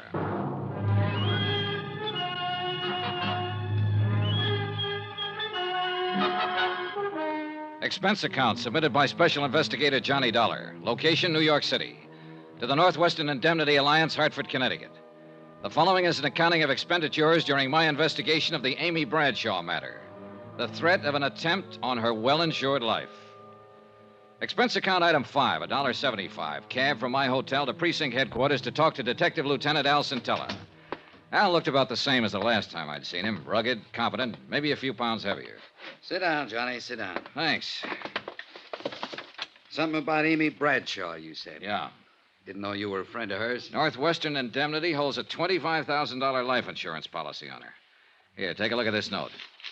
Amy got it several days ago. You are evil. You will be punished by sudden death. Oh, come on now, Johnny. A couple of nights ago, after the show, somebody shoved Amy off the curb and out into the traffic over in Times Square. Well, the same thing happens to me almost every time I'm around Times Square. You know what I smell in all this? Oh, sure. You probably smell a publicity stunt. I sure do. You think I'd fall for a thing like that? You known Amy Bradshaw very long? No. I'd seen her in a few shows, but last night was the first time I'd ever met her in person. If I didn't know you pretty well, I'd say you might be getting a little stage struck on her. Uh-huh. What about the man who trailed Amy to her apartment last night? Oh? Who? I don't know. I chased him, but he had too much of a lead on me. I still wouldn't go jumping to any conclusions. Who you got to work on, for instance? Well, for one, David Coleman, her director. Then there's the producer, Emery Taylor, and his wife, Dora. From what Amy said, I gather Dora doesn't like her very well. Anybody else? Then there's her agent, Mike Pomeroy. She seems to be pretty wrapped up in him. Whole stable full, huh? Yeah, looks like it. Also, a fellow named Porter Kane, who's usually hanging around the theater waiting for Amy. And finally, the man I really came to talk to you about. Who's that? Name is Bill York, her husband, but they're separated. Oh? She doesn't know where he is. You figure he might tie in somehow? He is the beneficiary of Amy's insurance policy. Well, I'll see if I can turn up an address on him for you. Okay, thanks, Al. In the meantime, I think I'll pay a call on this Porter Kane. See if I can find out just how good a fan he is.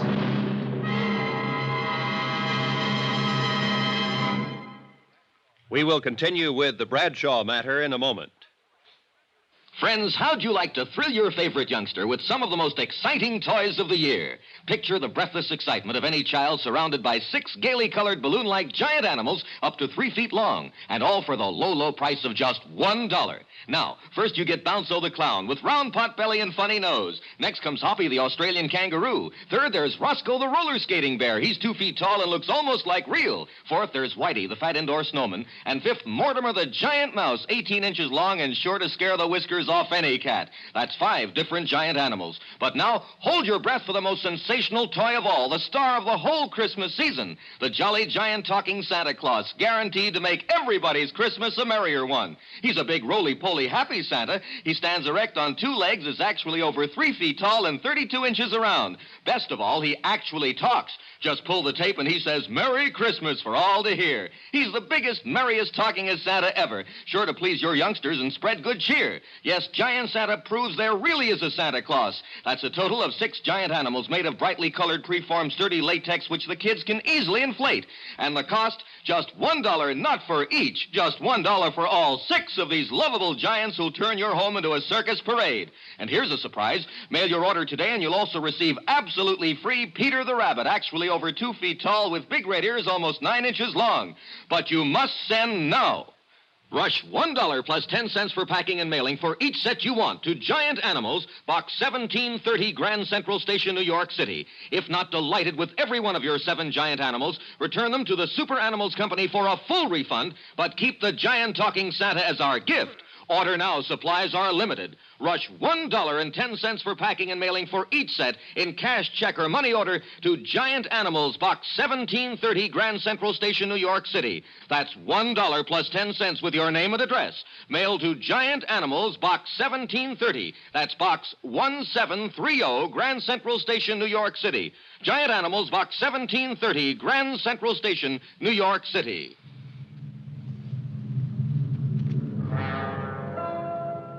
Expense account item 6, $225. Cab to the apartment of Porter Kane in the East 70s.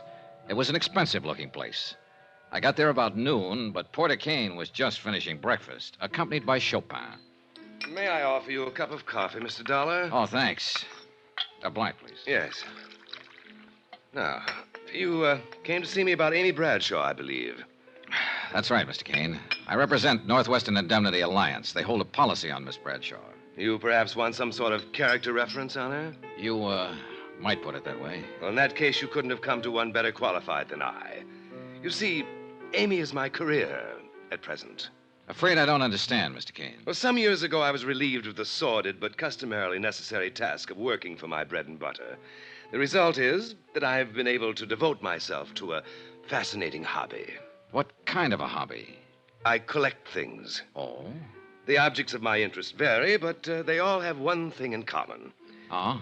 This signet ring I'm wearing, for instance. Yes, I noticed it. Very unusual. The crest is that of the Medici family, Renaissance Italy. The only ring of its kind in the world, so far as any of the authorities on that period are aware. That vase on the table, the painting on the wall, that sculpture. One of a kind, huh? Precisely. Which brings us quite logically to Amy, who is clearly one of a kind. So? So I plan to add Amy to my collection. Just like that, huh? I'm certain Amy will see it my way in time. And I have time. Now, if you'll excuse me, I must dress for the matinee. Will I see you again, Mr. Dollar? Yes. You probably will, Mr. Kane. I was glad to get out of the hothouse atmosphere of Kane's apartment. Real weird, this character. And I had a hunch I'd better keep an eye on him. Item 7, $1.65. Cab fare that evening to the Criterion Theater. I arrived half an hour before curtain time and headed for Amy's dressing room. Then, as I approached her door... You listen real careful. I'll give it to you once again. You've been tossing wrong cues to Sheila for 3 nights now. You've been doing everything you can to upstage her and make her look bad. Mike, it's just that I've been nervous lately. Maybe I have made a few mistakes in my life. Amy, you know I've got plans for Sheila, and I don't want her looking bad in this play. You've got plans for Sheila. What about us? Amy, we can talk about that some other time. But for now, I just want you to understand. You're to lay off Sheila. I mean it. Is that a threat, Mike? Take it any way you like. It sounded like Pomeroy was coming outside, so I ducked around behind a piece of scenery and waited a moment. Then I went back to Amy's door. Oh, Johnny. Hello, Amy. You look tired. I am. I just had a little go-around with Mike. Pomeroy? Uh-huh. I've been fluffing some of my lines lately. He seems to think I've been doing it deliberately to make Sheila Mitchell look bad. But he's wrong. Have you found out anything yet, Johnny? No, not much. I still can't believe there's anything to it. It's so silly to let it upset me. It's silly even to give it a thought. Well, try not to, Amy. Let me worry about it. All right. Did I ever tell you it's nice having you around, Johnny? I left her dressing room and started for the alley door, but somebody stepped out in front of me. It was Mike Pomeroy. Hello, Dollar. Oh, hi, Pomeroy. I was just talking to Dave Coleman, the director. He told me he was the one who sent for you. He told me why. You didn't know about the threatening letter Amy got? No, I didn't. Look, Dollar, every actress I've ever known has gotten at least one note like that during her career. You don't think this should be taken too seriously, then? No. Amy's pretty nervous these days, and as long as you're around stirring things up, she'll be worried about it. If there's anything to be done about it, I can handle it. In other words, you want me to mind my own business, that it? You said that, Dollar. I didn't. It might not be a bad idea. Funny thing. When somebody tells me to lay off a case, my interest in it always doubles. After the final curtain, I went backstage to wait for Amy. The stage door was open, and I could see Porter Kane waiting in the alley outside. So I went over to him. Well, Mr. Dollar, good evening. Hello, Kane. On duty again tonight? Perhaps that's one way of putting it. I thought I might have a little chat with Amy after she's changed. I'm afraid she has a date. Oh? Do you happen to know with whom? Yeah, me. Mr. Dollar, are you suggesting that I'm to regard you as some sort of rival? Not at all, Kane. I'm just suggesting that I'm a friend of Amy's. I see. Good night, Mr. Dollar.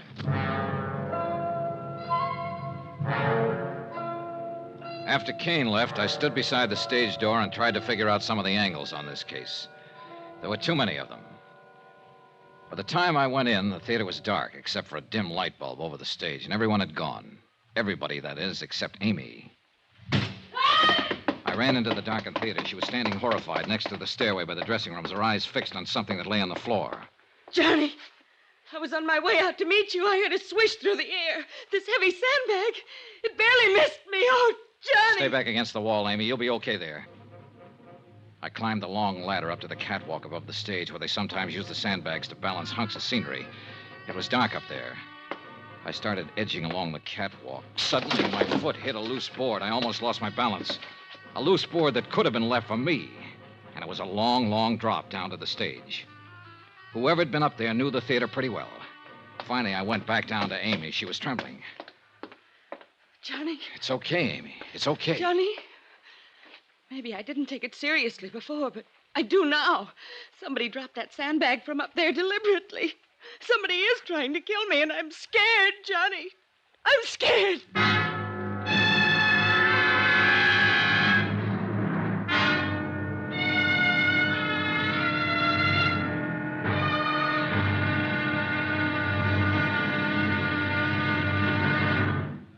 Johnny Dollar will be back in a moment to tell you about tomorrow's episode.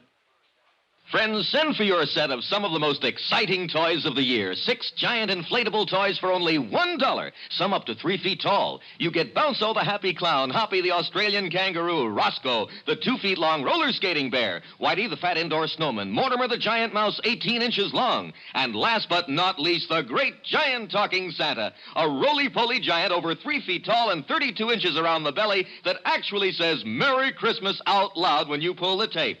That's 6 sensational giant toys for only $1, made of sturdy, gaily colored latex that the kids can easily inflate. Send $1 for each set to Giant Animals, Box 1730, Grand Central Station, New York City. And if you order right now, you get Peter the Rabbit over 2 feet tall absolutely free. If not delighted with your giant animals, your money refunded immediately. Order today. You may never hear this offer again. Rush $1 plus 10 cents for packing and mailing in cash, check, or money order to Giant Animals, Box 1730, Grand Central Station, New York City. That's $1 plus 10 cents for each set with your name and address to Giant Animals, Box 1730, Grand Central Station, New York City.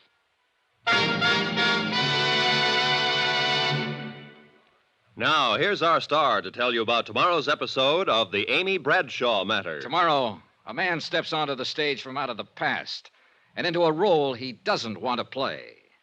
Join us, won't you? Yours truly, Johnny Dollar.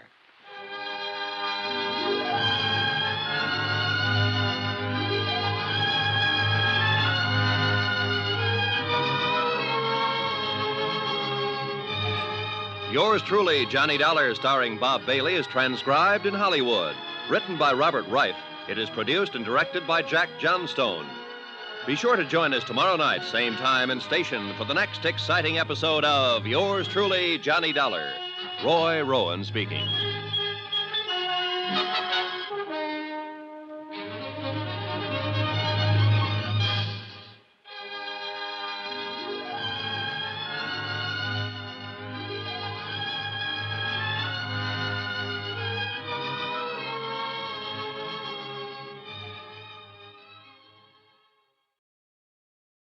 From Hollywood, it's time now for... Johnny Dollar. Al Centella at police headquarters, Johnny. Yeah. You hear what happened at the Criterion Theater after the show last night? I was off duty when you called, but Sergeant Rogers gave me a fill-in this morning.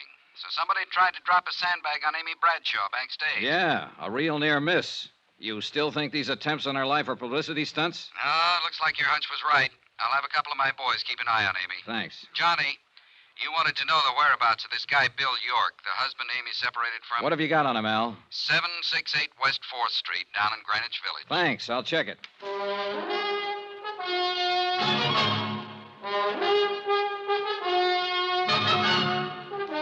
Tonight and every weekday night, Bob Bailey in the transcribed adventures of the man with the action-packed expense account, America's fabulous freelance insurance investigator. Yours truly, Johnny Dollar.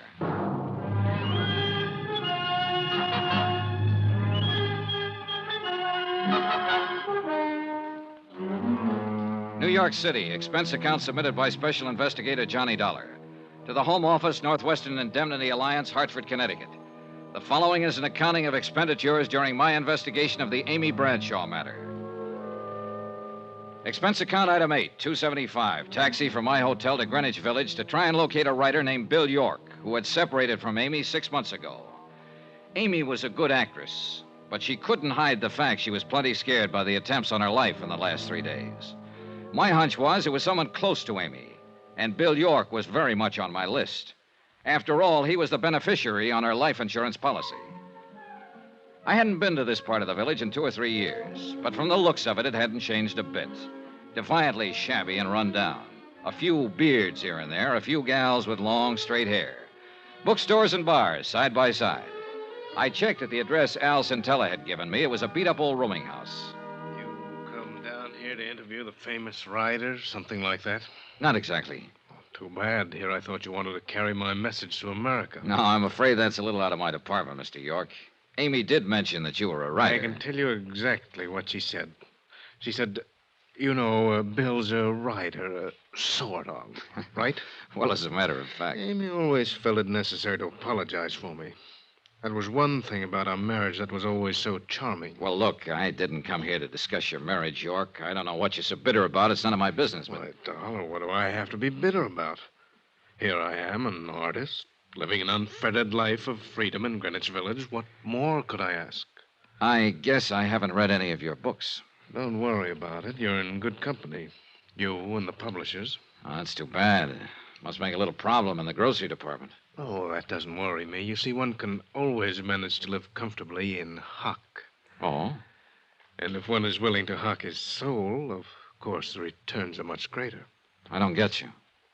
That's not surprising, because nobody else but me would call it my soul.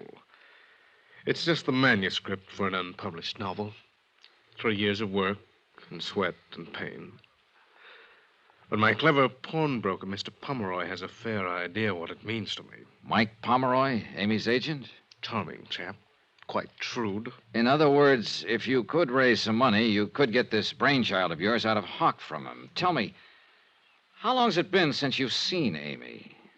Several months. Why? You haven't been uptown near her apartment the last few days, huh? No. You sure? Of course. Anything else? No. Not for now.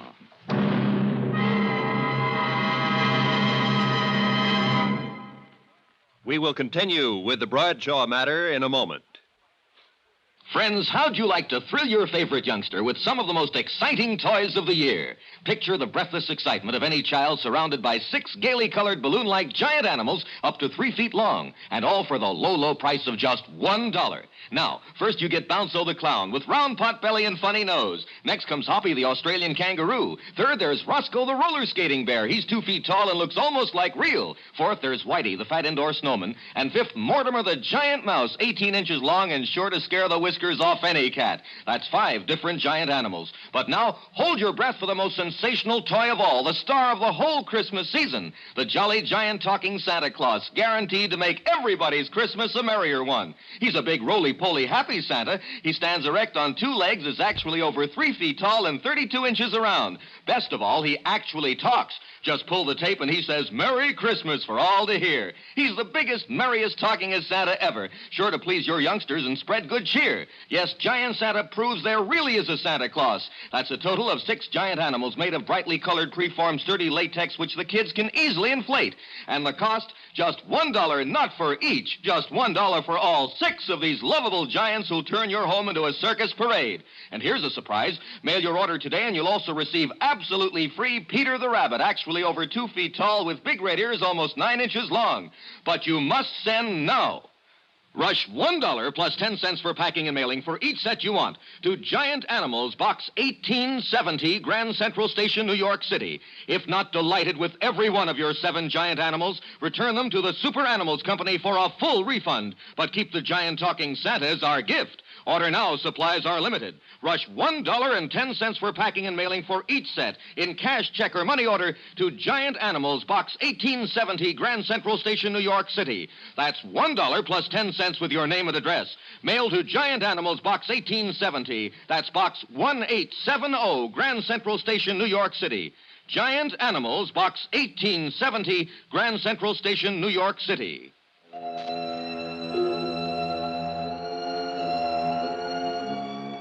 I was getting nowhere in my attempt to find out who was gunning for Amy Bradshaw, and I knew it. I called Mike Pomeroy, her agent, but he was out, so I took the next name on my list, the producer of Amy's play, Emery Taylor. Expense account item 9, $175. Cab fare to Taylor's apartment in the mid-50s near the Museum of Modern Art. Taylor wasn't in, but his wife Dora was.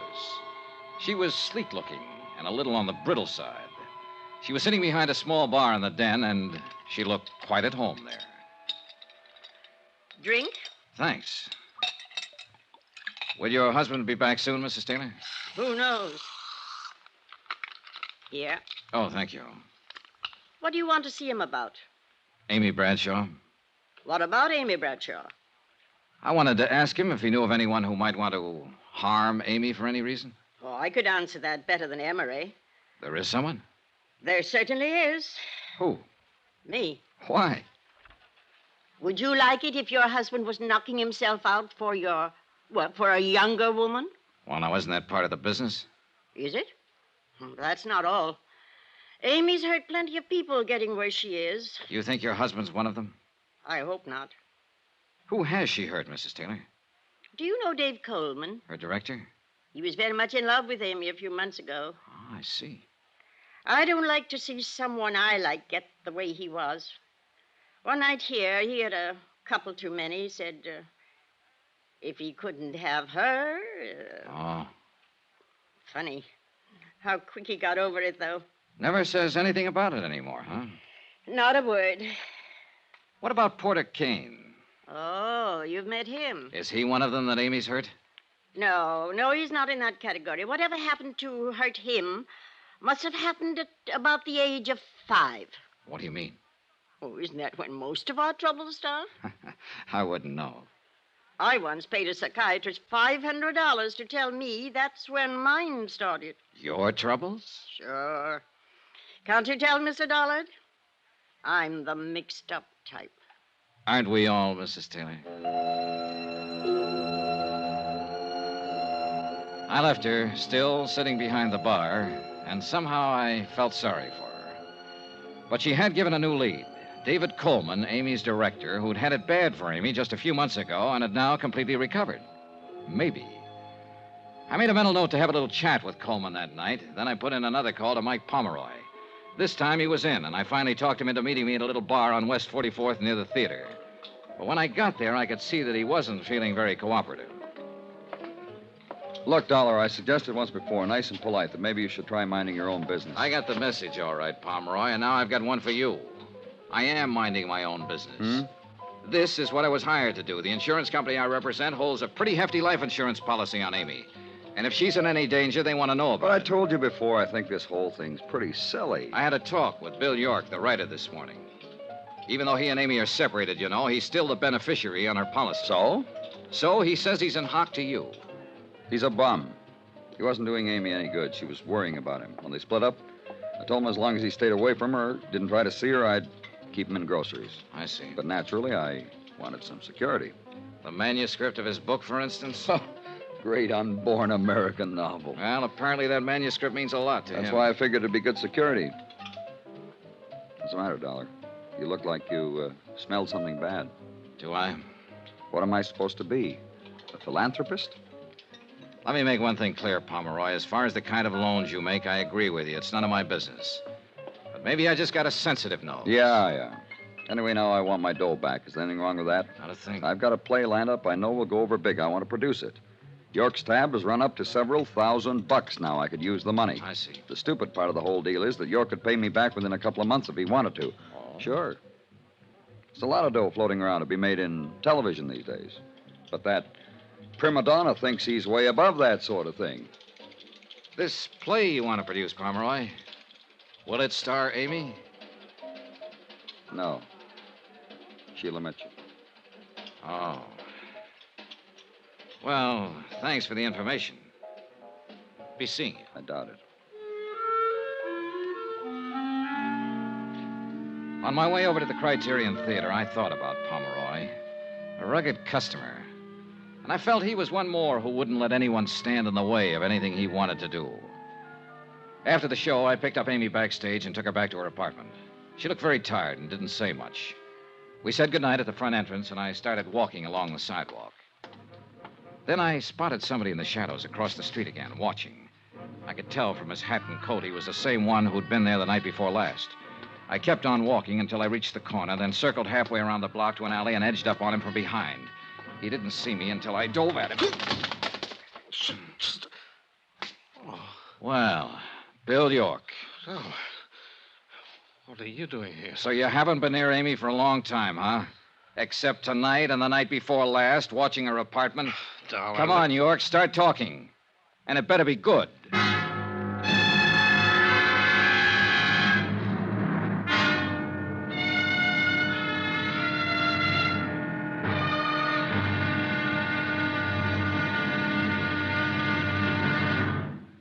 Johnny Dollar will be back in a moment to tell you about tomorrow's episode.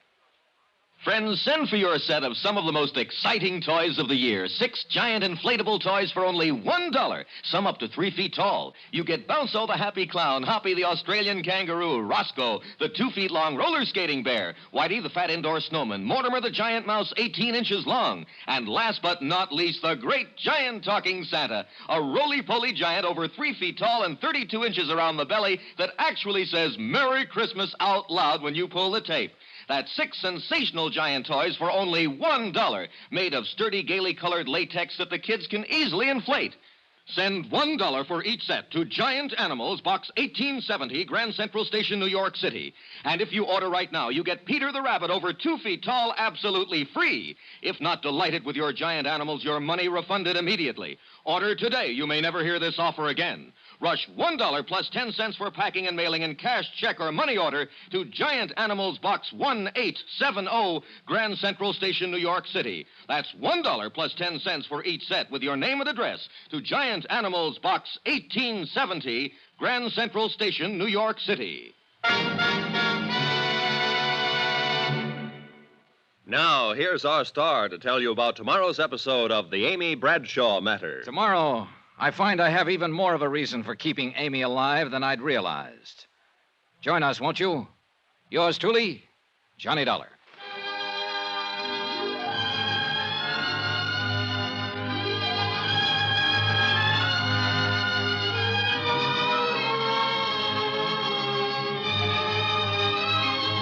Yours truly, Johnny Dollar, starring Bob Bailey, is transcribed in Hollywood. Written by Robert Reif, it is produced and directed by Jack Johnstone. Be sure to join us tomorrow night, same time and station, for the next exciting episode of Yours truly, Johnny Dollar. Roy Rowan speaking.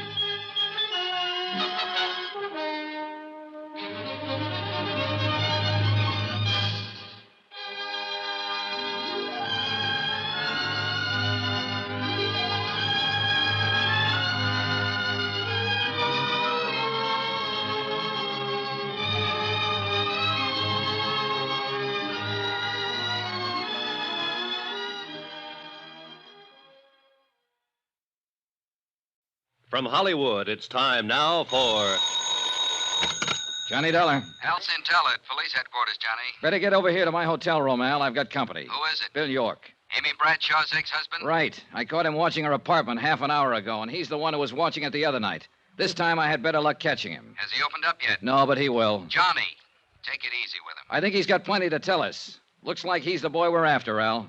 I'll be right over.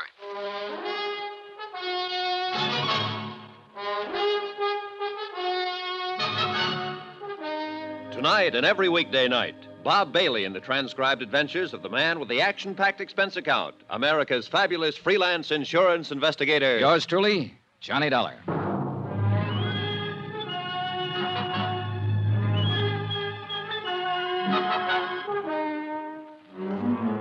New York City. Expense account submitted by Special Investigator Johnny Dollar. To the Home Office, Northwestern Indemnity Alliance, Hartford, Connecticut. The following is an accounting of expenditures during my investigation of the Amy Bradshaw matter. Amy, star of a Broadway play, and somebody was out to get her. Expense account item 10, $3. Repairs to 1 coat sleeve. Torn in the process of inviting Bill York up to my hotel room. Look, Dolly, you've got no right to drag me up here to your room this way. York, you're going to sit right here until you open up and tell me all about the attempt on Amy Bradshaw's life. What? You come in.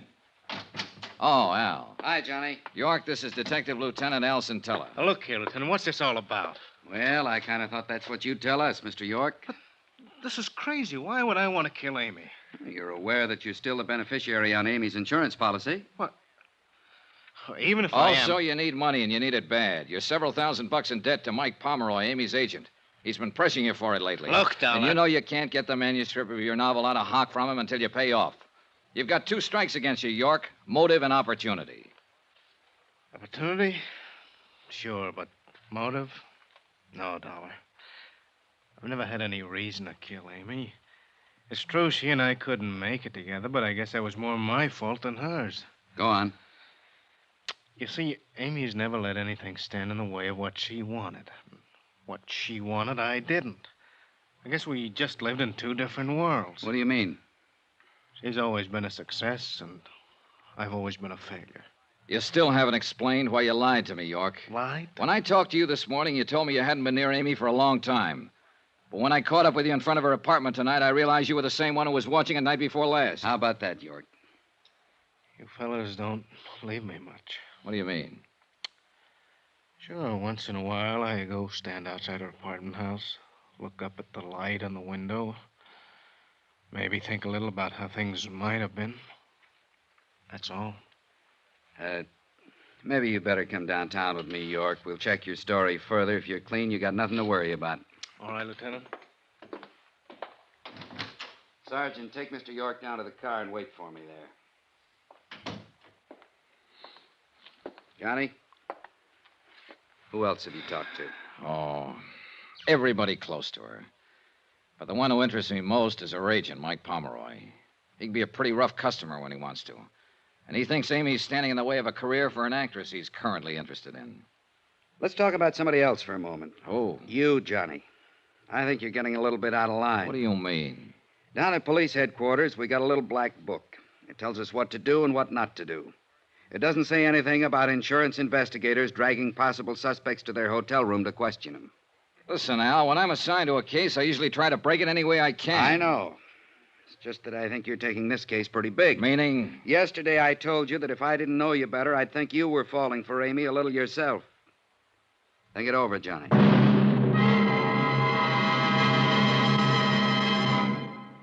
We will continue with the Bradshaw matter in a moment.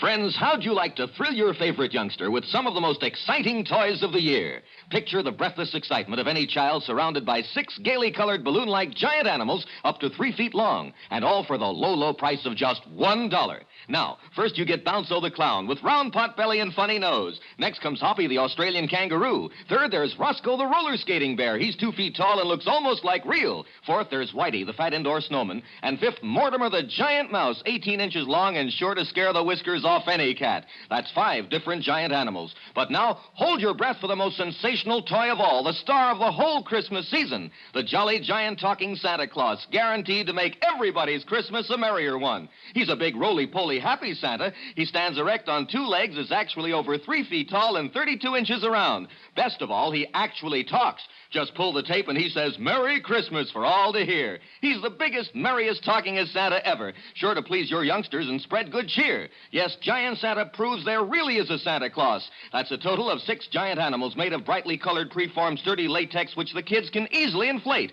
And the cost, just $1, not for each, just $1 for all 6 of these lovable giants who'll turn your home into a circus parade. And here's a surprise. Mail your order today and you'll also receive absolutely free Peter the Rabbit, actually over 2 feet tall with big red ears almost 9 inches long. But you must send now. Rush $1 plus 10 cents for packing and mailing for each set you want to Giant Animals, Box 1907, Grand Central Station, New York City. If not delighted with every one of your 7 giant animals, return them to the Super Animals Company for a full refund, but keep the giant talking Santa as our gift. Order now. Supplies are limited. Rush $1.10 for packing and mailing for each set in cash, check, or money order to Giant Animals, Box 1907, Grand Central Station, New York City. That's $1 plus 10 cents with your name and address. Mail to Giant Animals, Box 1907. That's Box 1907, Grand Central Station, New York City. Giant Animals, Box 1907, Grand Central Station, New York City.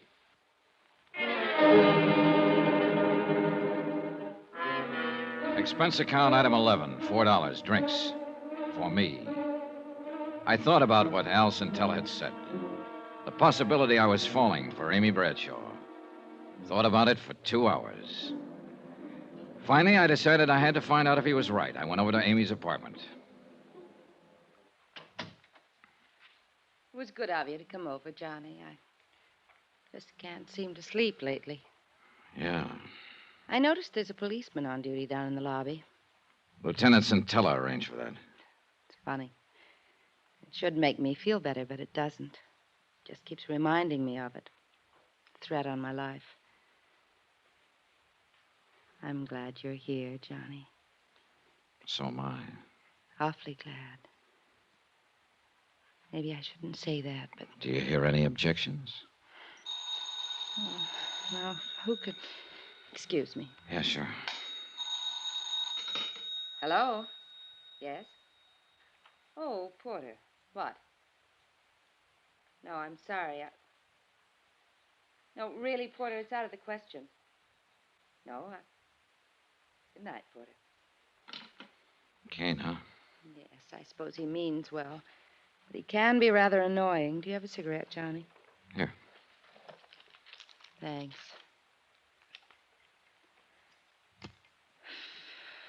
You seem rather quiet tonight. Oh, just thinking, I guess. It's funny. Hmm. A meeting like this. Yeah. Just a few days ago, I didn't know you at all. And now, And now what? I don't know, Johnny. I don't know.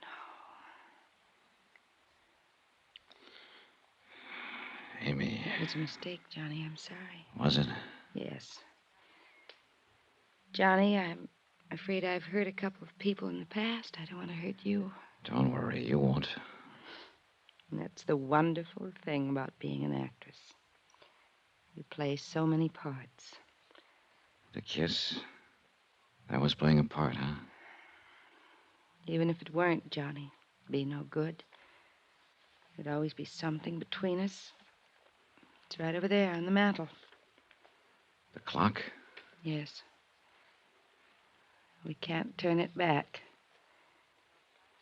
If I'd met you a long time ago before Mike, but I didn't. No. So? Is the clock so bad, Amy? It is to an actress.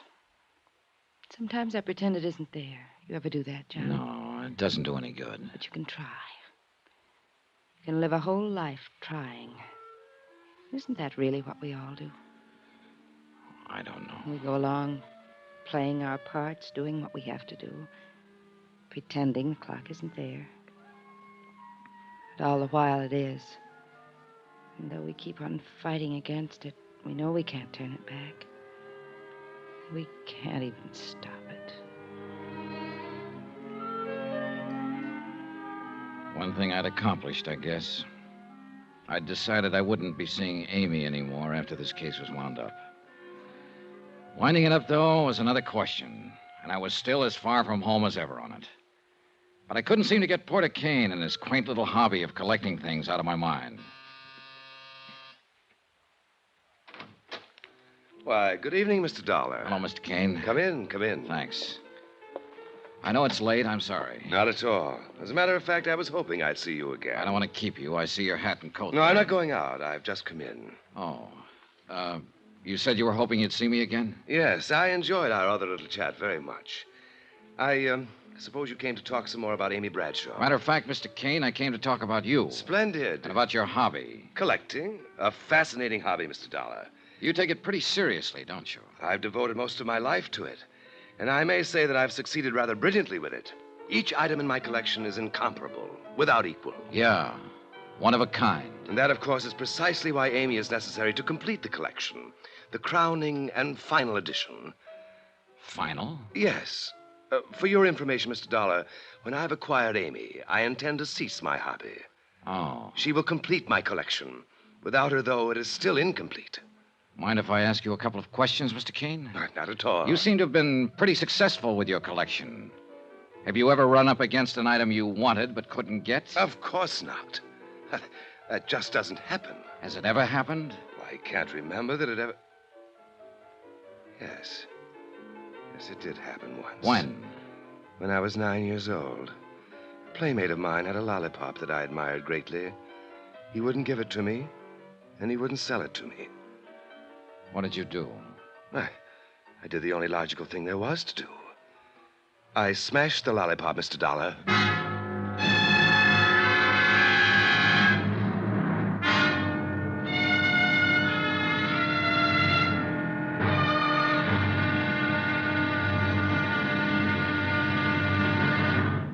Johnny Dollar will be back in a moment to tell you about tomorrow's episode.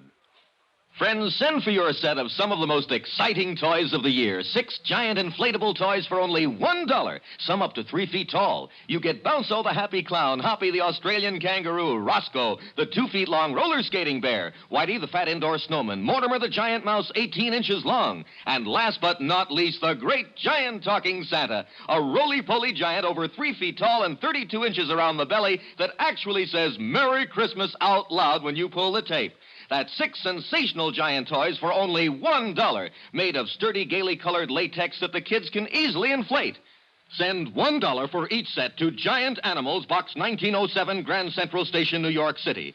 And if you order right now, you get Peter the Rabbit over 2 feet tall absolutely free. If not delighted with your giant animals, your money refunded immediately. Order today. You may never hear this offer again. Rush $1 plus 10 cents for packing and mailing in cash, check, or money order to Giant Animals, Box 1907, Grand Central Station, New York City. That's $1 plus 10 cents for each set with your name and address to Giant Animals, Box 1907, Grand Central Station, New York City. Now, here's our star to tell you about tomorrow's episode of the Amy Bradshaw matter. Tomorrow, well, it's the wind-up, and a pretty rough one. Join us, won't you? Yours truly, Johnny Dollar. Yours truly, Johnny Dollar, starring Bob Bailey, is transcribed in Hollywood. Written by Robert Reif, it is produced and directed by Jack Johnstone. Be sure to join us tomorrow night, same time and station, for the next exciting episode of Yours truly, Johnny Dollar. Roy Rowan speaking.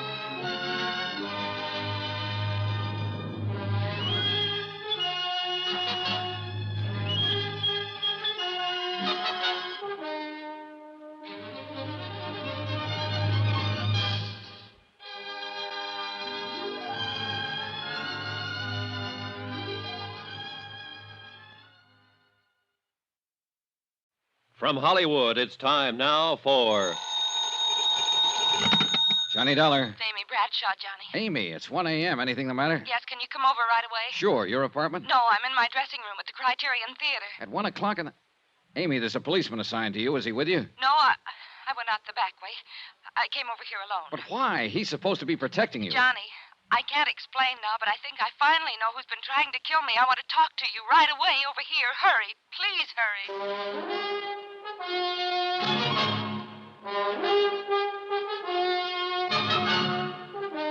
Tonight and every weekday night, Bob Bailey in the transcribed adventures of the man with the action-packed expense account, America's fabulous freelance insurance investigator. Yours truly, Johnny Dollar.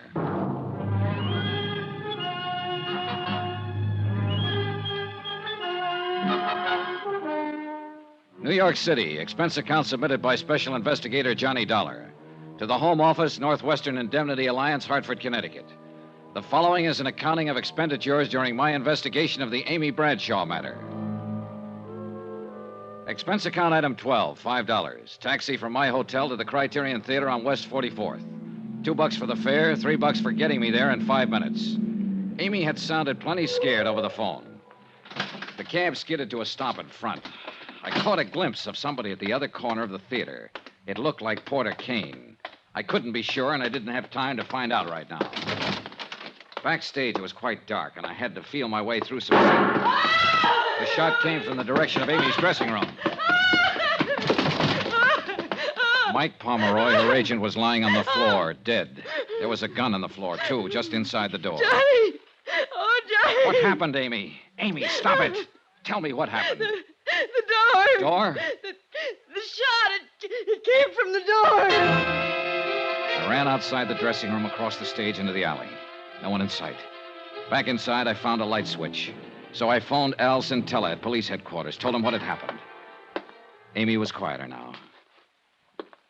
Johnny. Amy, look. I know it's tough for you to talk right now, but you've got to try and tell me. I know. A little after midnight, Mike called me at my apartment. He said he wanted to talk to me about something important. His office is nearby, and he asked me to meet him here in my dressing room. So I came over right away. Go on. Mike and I started talking. Suddenly, I saw the door opening a crack. A hand with a gun. Mike Mike! Easy, easy. Mike saw it, too. He dove in between me and the door. And collected the slug. He fell against the door and it slammed on the hand. The gun dropped. And the next thing I remember, you were in the room. You didn't see who was holding the gun? No, just the hand. Amy. And there was something on one of the fingers that I recognized. A large signet ring? Yes. Yeah. It belonged to the guy out on the sidewalk. Porter Kane.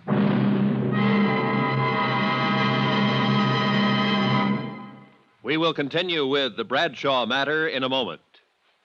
Friends, how'd you like to thrill your favorite youngster with some of the most exciting toys of the year? Picture the breathless excitement of any child surrounded by 6 gaily colored balloon-like giant animals up to 3 feet long, and all for the low, low price of just $1. Now, first you get Bounzo the clown with round pot belly and funny nose. Next comes Hoppy the Australian kangaroo. Third, there's Roscoe the roller skating bear. He's 2 feet tall and looks almost like real. Fourth, there's Whitey the fat indoor snowman. And fifth, Mortimer the giant mouse, 18 inches long and sure to scare the whiskers off any cat. That's 5 different giant animals. But now, hold your breath for the most sensational toy of all, the star of the whole Christmas season, the jolly giant talking Santa Claus, guaranteed to make everybody's Christmas a merrier one. He's a big roly-poly happy Santa. He stands erect on 2 legs, is actually over 3 feet tall and 32 inches around. Best of all, he actually talks. Just pull the tape and he says, "Merry Christmas" for all to hear. He's the biggest, merriest, talkingest Santa ever, sure to please your youngsters and spread good cheer.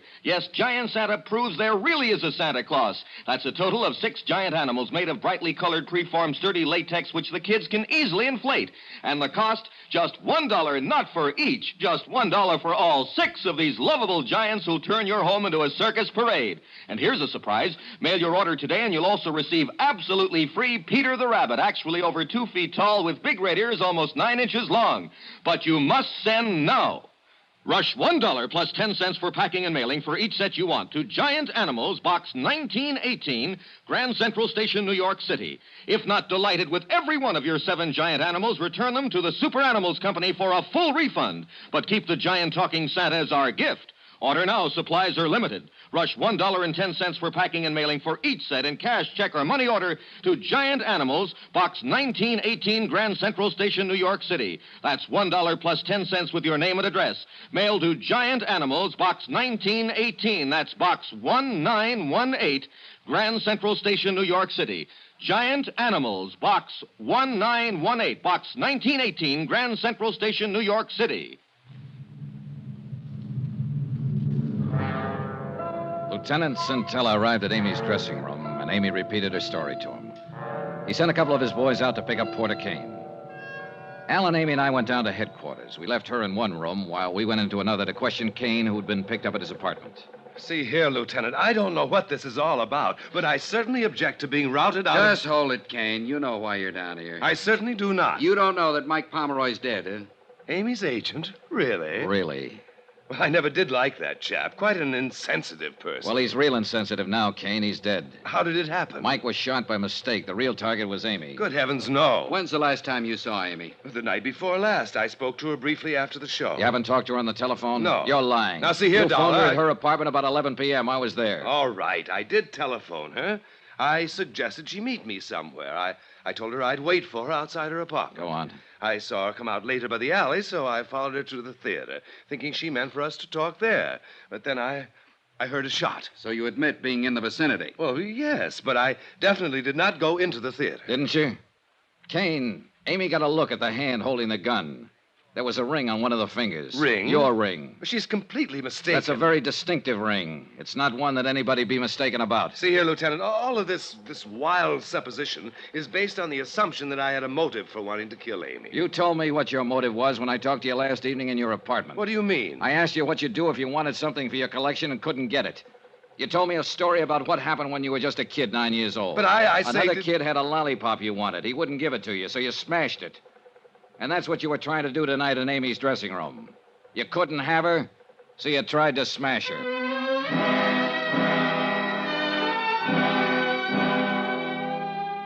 There wasn't much point in my hanging around. So I got Al Centella's permission to take Amy back to her apartment. We could wait there for any new developments. Amy didn't say a word all the way. When we got there, she sat in a chair staring at the wall. When she finally spoke, it was more like she was talking to herself. He's dead. Amy, He's dead because of me. stop talking that way. Mike Pomeroy jumped in the way of a bullet. If he hadn't, you'd be dead. Would have been better that way. Stop it, Amy. Johnny, Yeah. I think... You think what? Oh, just a minute. I'll get it. It was Al Centella down at police headquarters. When he finished talking, I didn't say anything. There wasn't anything to say. After I hung up, I stood there a moment, staring out the window. It had started to rain. I felt old and tired and empty and sick. I went back into the other room again. Amy was sitting there looking at me.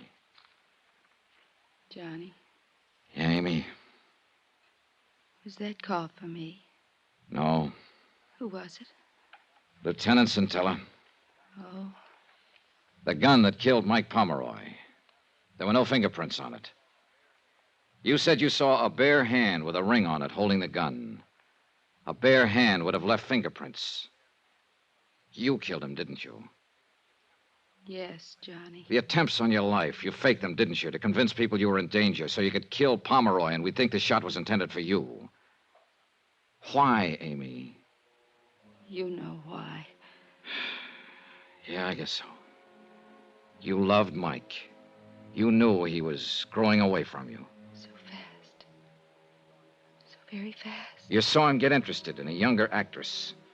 You knew she was taking your place with him. To Mike, I was dead. I couldn't stand that. I really couldn't. So I started making it look like I was in danger. It wasn't very hard, Johnny. I'm a good actress. Yeah. After a while, I almost began to believe I was in danger. Something was after me, was hunting me. It finally caught up with me, and I did what I did. Which of us is the hunter, Johnny? And which is the hunted? Amy, Yes. I think one of Lieutenant Centella's men is waiting for you out in the hall. All right. Just one thing, Johnny. What is it? I'll need something now. Something. Don't forget me, Johnny. Give me that. That you can count on, Amy.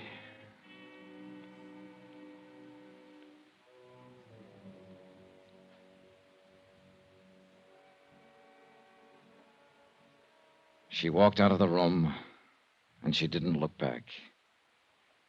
I'm glad she didn't.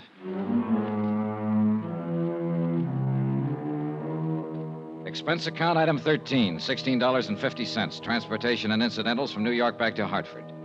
Expense account total, $185.20. End of account, end of report. Remarks? Amy repeated her confession to Lieutenant Centella. Her trial's coming up soon. Sweet case. Well, tomorrow's another day. So they tell me. Yours truly, Johnny Dollar.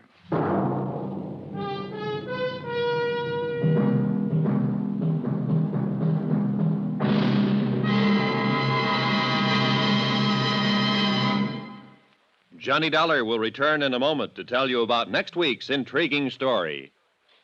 Friends, send for your set of some of the most exciting toys of the year. 6 giant inflatable toys for only $1, some up to 3 feet tall. You get Bounco the Happy Clown, Hoppy the Australian Kangaroo, Roscoe the 2 feet long roller skating bear, Whitey the fat indoor snowman, Mortimer the giant mouse 18 inches long, and last but not least, the great giant talking Santa, a roly-poly giant over 3 feet tall and 32 inches around the belly that actually says Merry Christmas out loud when you pull the tape. That's 6 sensational giant toys for only $1, made of sturdy, gaily colored latex that the kids can easily inflate. Send $1 for each set to Giant Animals, Box 1918, Grand Central Station, New York City. And if you order right now, you get Peter the Rabbit over 2 feet tall absolutely free. If not delighted with your Giant Animals, your money refunded immediately. Order today. You may never hear this offer again. Rush $1 plus 10 cents for packing and mailing and cash, check, or money order to Giant Animals, Box 1918, Grand Central Station, New York City. That's $1 plus 10 cents for each set with your name and address to Giant Animals, Box 1918, Grand Central Station, New York City. Now, here's our star to tell you about next week's exciting story. Next week, a case with a great big question mark. Accident, suicide, or just plain murder. Join us, won't you? Yours truly, Johnny Dollar.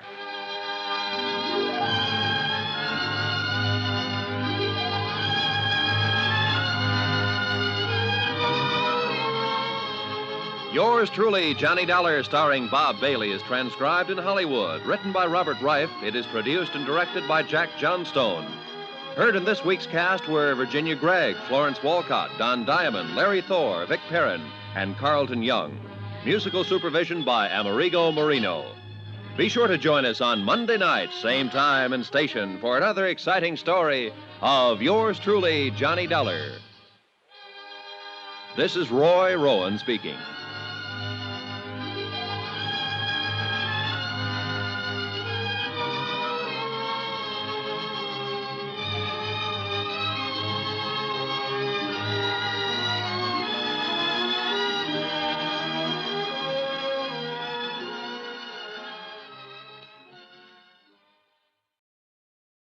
From Hollywood, it's time now for Johnny Dollar. Tim Connors, John boy. Congratulate me. Congratulations, Tim. What for? I just had another boy. 7 pounds, 12 ounces. Hey, you like cigars? Sure. Well, come on down and pick one up. Oh, maybe you better pack a suitcase, too. I got one for you out in Culver, Montana. Where's that? I just told you. Out in Montana somewhere. We have a dead policyholder there named Henderson. Henderson, huh? Yeah. Now, we don't know if he was murdered, committed suicide, or had an accident. Well, what does it look like? All three. Okay, Tim, be there in an hour.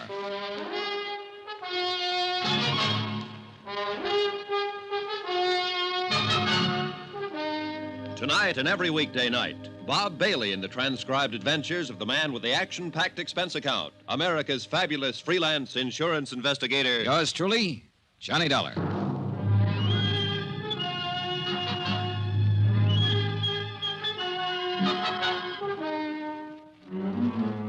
Expense account submitted by Special Investigator Johnny Dollar to Paramount Insurance Adjusters, Hartford, Connecticut. The following is an accounting of expenditures during my investigation of the Henderson matter, whatever it's going to be. Expense account item 1, $1.25 for a detailed map. I had an idea that Culver, Montana was a place that only Rand McNally might know about. They did. I found it tucked up in the high northern corner of the state near Great Falls. Hey, where's your bag? Home. I told you to pack it. Now, look, Give John. me a cigar, Tim. Tell me about the new boy and the new case. Okay, have a chair. There you are. I wouldn't smoke it if I were you. Terrible. Cost me $2 a box. Hey, you know something? I'm thinking of naming the new boy Johnny. Oh, tough case, huh? Yeah. Look, we're in the same sweet old spot, Johnny. Same old problem. One of our policy holders is dead, and for looking into the circumstances of his death, the insurance company is no longer a friend of the widow and orphan, but a big, bad monster trying to weasel out of a just claim. All claims are just claims, or are they? Well, of course they are. No one ever tried to pull a fast one on an insurance company. Well, the world's full of nice, honest, straight-playing people. Uh-huh. Now tell me about getting sandbagged in a poker game. Look, I want to get this out of the way and get back over to the hospital and see my wife. Now, John, this claim came into the insurance office yesterday afternoon, airmail special. The insurance company turned it over to me today. What company? Western. The policy's worth $25,000 face value, double indemnity if death was by accident. No payment for suicide. Uh-huh. You say the man's name was Henderson? Yeah, it says here, George Walter Henderson, Montana rancher. Last Thursday, he fell 4 stories out of a hotel window in Culver and died instantly. At least that's what we have in this report here. Somebody could have shoved him, or he could have taken the leap. Now, we have to know for certain. Oh, what's on the claim report? Accidental. There was no inquest, no police investigation, and that's not good enough for us. Uh-huh. This Henderson prominent? Well, he was big enough, Johnny. Cattleman, rancher. He was also a major stockholder in the only newspaper in Culver, so I doubt if his paper'd suggest suicide or anything else, do you? I don't know, Tim. I never met the editor. Well, meet him if you like. Talk to him. Talk to anybody in Culver. Find out what was what. This is a lousy cigar. Johnny, you know how to handle these things. We have to have more information than this. Have you tried to do anything on it at all? Yeah, I phoned the sheriff's office long distance and talked to a man named Holton, Eve Holton. He said he'd be happy to cooperate. What else? I phoned the beneficiary to get some information. Name's Pauline Henderson, his widow. Is she going to cooperate, too? I don't think so, pal. Huh? She hung up on me.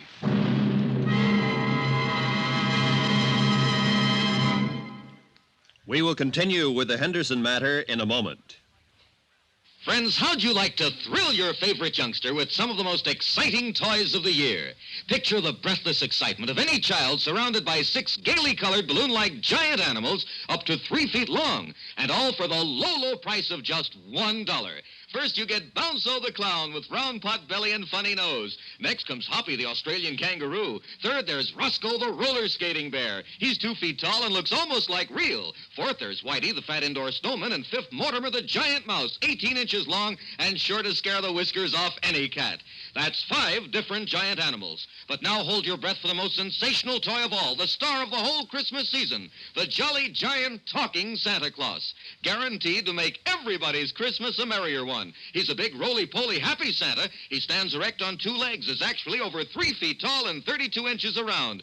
Best of all, he actually talks. Just pull the tape and he says, Merry Christmas for all to hear. He's the biggest, merriest, talkingest Santa ever. Sure to please your youngsters and spread good cheer. Yes, Giant Santa proves there really is a Santa Claus. That's a total of 6 giant animals made of brightly colored preformed sturdy latex, which the kids can easily inflate. And the cost just $1, not for each. Just $1 for all 6 of these lovable giants who'll turn your home into a circus parade. And here's a surprise. Mail your order today and you'll also receive absolutely free Peter the Rabbit, actually over 2 feet tall with big red ears almost 9 inches long. But you must send now. Rush $1 plus 10 cents for packing and mailing for each set you want to Giant Animals, Box 90, Grand Central Station, New York City. If not delighted with every one of your 7 giant animals, return them to the Super Animals Company for a full refund, but keep the giant talking Santa as our gift. Order now. Supplies are limited. Rush $1.10 for packing and mailing for each set in cash, check, or money order to Giant Animals, Box 90, Grand Central Station, New York City. That's $1 plus 10 cents with your name and address. Mail to Giant Animals, Box 90, Box 90, Grand Central Station, New York City. Giant Animals, Box 90, Grand Central Station, New York City. Expense account item 2, $185.65. Airfare, Hartford, Connecticut to Great Falls, Montana. The nearest point I could make to Culver by air. Item 3, $3. I took the train to Culver. Sometimes when I'm having nightmares, I dream about the smelter stack standing up against the cadaverous hills that lie to the south of town. Everything, including the 3 or 4 feet of snow covered with a uniform dinginess, made Culver an ugly little town set in an ugly notch between 2 ugly mountains. The only hotel in town was the Butte. It happened to be 4 stories high. It also happened to be the place where George Henderson had met his death.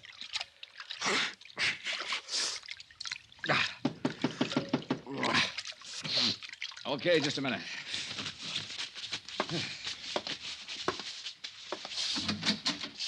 Mr. Dollar? Yeah. I'm Eve Holton, sheriff here. Huh? You're from the insurance people, aren't you? Yeah, that's right. Mm-hmm. Been expecting that you'd be in sooner or later. Well, I'm glad to meet you, Mr. Holton. Call me Eve, son. Everybody does. Hey, got a drink on you? And no, I haven't.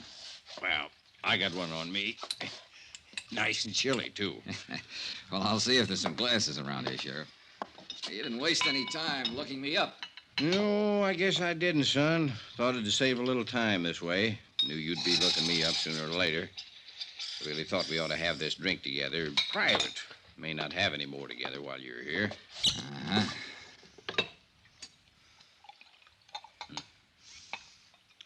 Well, health and happiness, boy. Same to you.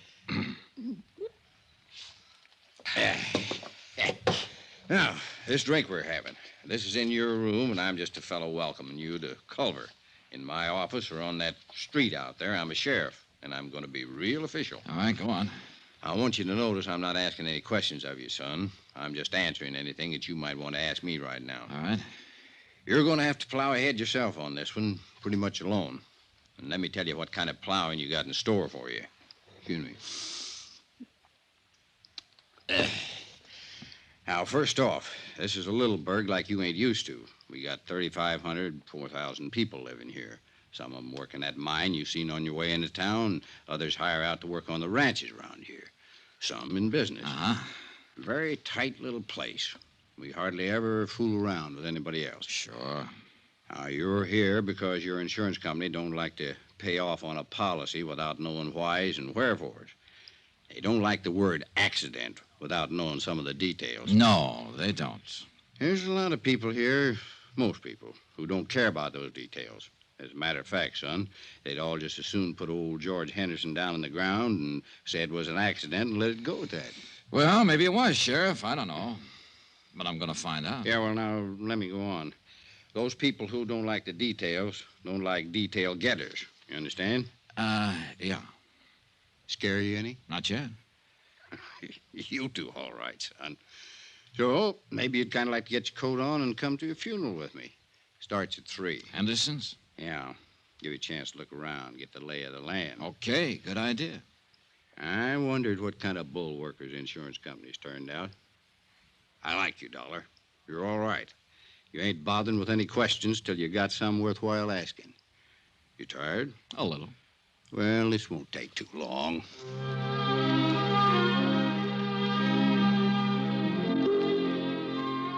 A half hour later, I was standing beside Sheriff Eve Holden on a flat-top hillside that served as a cemetery. The snow was white and gleaming under the winter sun of the mid-afternoon skies, the air cold and crisp. To thee, our heavenly Father, who knoweth all things, we commit the body of our beloved to thy eternal care. Thy will be done. Trusting ever in thy mercy, we invoke the consolation of thy sheltering wing.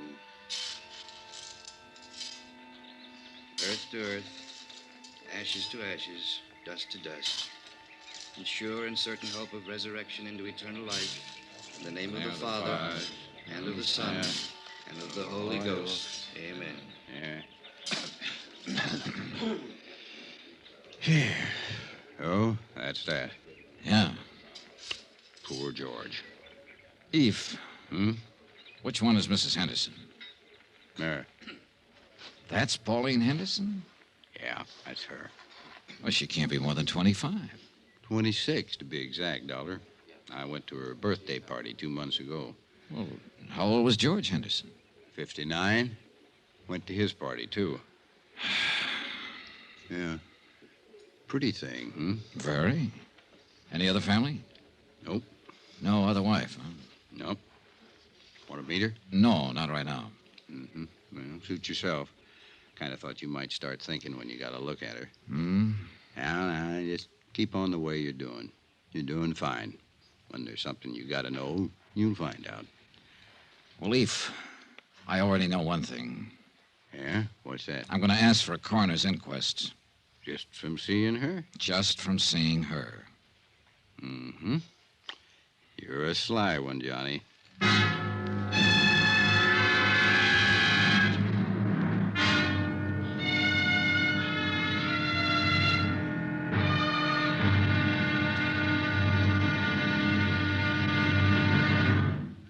Johnny Dollar will be back in a moment to tell you about tomorrow's episode.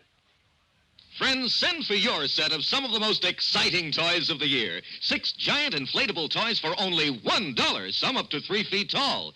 You get Bounce-O the happy clown, Hoppy the Australian kangaroo, Roscoe the 2 feet long roller skating bear, Whitey the fat indoor snowman, Mortimer the giant mouse 18 inches long, and last but not least, the great giant talking Santa, a roly-poly giant over 3 feet tall and 32 inches around the belly that actually says Merry Christmas out loud when you pull the tape. That's 6 sensational giant toys for only $1, made of sturdy, gaily colored latex that the kids can easily inflate. Send $1 for each set to Giant Animals, Box 90, Grand Central Station, New York City. And if you order right now, you get Peter the Rabbit over 2 feet tall absolutely free. If not delighted with your giant animals, your money refunded immediately. Order today. You may never hear this offer again. Rush $1 plus 10 cents for packing and mailing in cash, check, or money order to Giant Animals, Box 90, Grand Central Station, New York City. That's $1 plus 10 cents for each set with your name and address to Giant Animals, Box 90, Grand Central Station, New York City. Now, here's our star to tell you about tomorrow's episode of The Henderson Matter. Tomorrow, I find out how hard it is to believe what I see. And I see plenty. Join us, won't you? Yours truly, Johnny Dollar.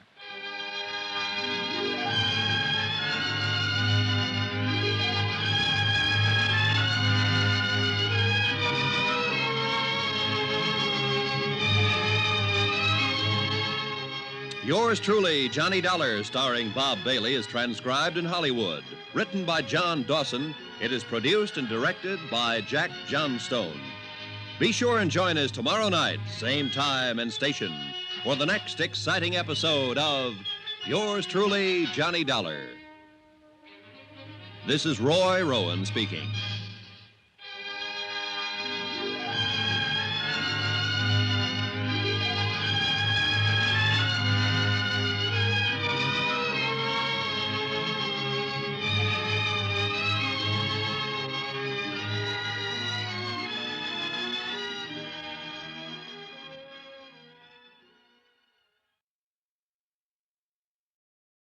From Hollywood, it's time now for Johnny Dollar. Eve Holden, how are you this morning? Oh, pretty good, Sheriff. How about yourself? Oh, I'm fine, dandy. You were over at the City Hall this morning, huh? Yeah, that's right. I requested the coroner to conduct an inquest into the death of George Henderson. Yeah, I know. The coroner left it up to me. Huh? Yeah, came into my office and asked me if I had any reason to conduct an inquest into the death of George Henderson. I told him I didn't have any reason, but I'd do it if I was ordered to. Well, what happens now? Well, somebody will have to decide whether there's going to be an inquest or not. Who? Mayor, I guess. I don't know. Anyhow, you stirred up some action, and you'll be getting it. Yeah, where? Just stay where you are, son. My guess is it'll come right to you.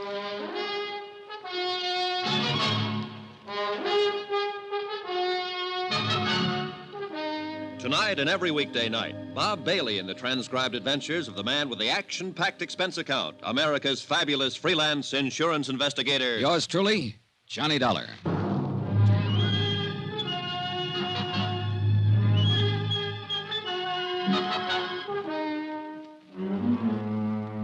Expense account submitted by Special Investigator Johnny Dollar to Paramount Insurance Adjusters, Hartford, Connecticut. The following is an accounting of expenditures during my investigation of the Henderson matter. The death of George Henderson of Culver, Montana, where I am today. A casual certification announced that death is accidental, having been received by a fall from a hotel window. No one in Culver seemed to be too worried about any of the details. But details are my job. That's why I requested the coroner's office to conduct an inquest. I took Sheriff Holton's suggestion and waited to see what my request flushed up in the dingy-colored mountains of Culver. An hour later, my first bird winged up to my hotel room. He was a tall, gray-haired man in a Stetson, earmuffs, and the western version of a Chesterfield. His Honor, Mayor Newton. Mr. Dollar, I want to talk to you about this request you made for an inquest into George Henderson's death. Yes, sir, Mr. Mayor. You are aware, of course, that George's death, and he was one of my beloved and personal friends for many, many years, was a great blow to the entire community. No, I didn't know that, Mayor Newton. Huh? Only the smallest part of the community were at his funeral yesterday afternoon. His widow and I'd say not more than half a dozen other people. Well, I understand that your insurance company is not quite satisfied with the certification. Is that correct? More or less. What would they need to be satisfied, sir? An exact knowledge of how Mr. Henderson fell out that hotel window. I would rather no inquest were held into Mr. Henderson's death. Why? Why, sir, George Henderson is dead and buried. It should remain that way. If an inquest were to be held, it would only prove that George fell out of a window. I beg you to consider that, Mr. Dollar. You seem very certain that an investigation would prove that death was accidental, Mayor. It was accidental. George fell out the window. Well, now, I can't just tell that to my insurance company, can I? We are a small community with a rudimentary police force, not equipped in any way for an exhaustive investigation, nor for the financial burden of such an investigation. I strongly urge you to reconsider this request for a coroner's inquest. You do? I do indeed. His untimely death was an unfortunate occurrence, outside the pale of any of our poor abilities to foresee. A terrible, terrible accident. I'd like proof of that. Proof? An inquest, Mr. Mayor. An inquest. All right.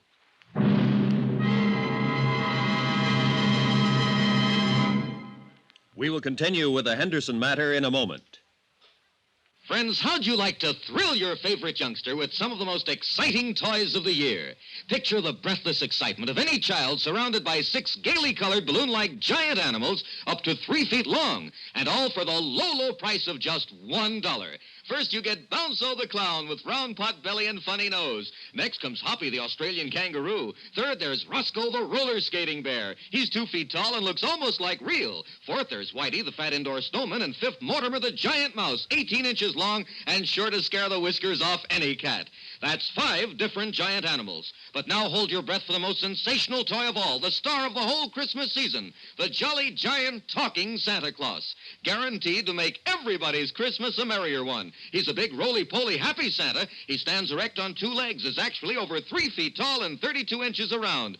Best of all, he actually talks. Just pull the tape and he says, Merry Christmas for all to hear. He's the biggest, merriest talkingest Santa ever. Sure to please your youngsters and spread good cheer. Yes, Giant Santa proves there really is a Santa Claus. That's a total of 6 giant animals made of brightly colored preformed sturdy latex, which the kids can easily inflate.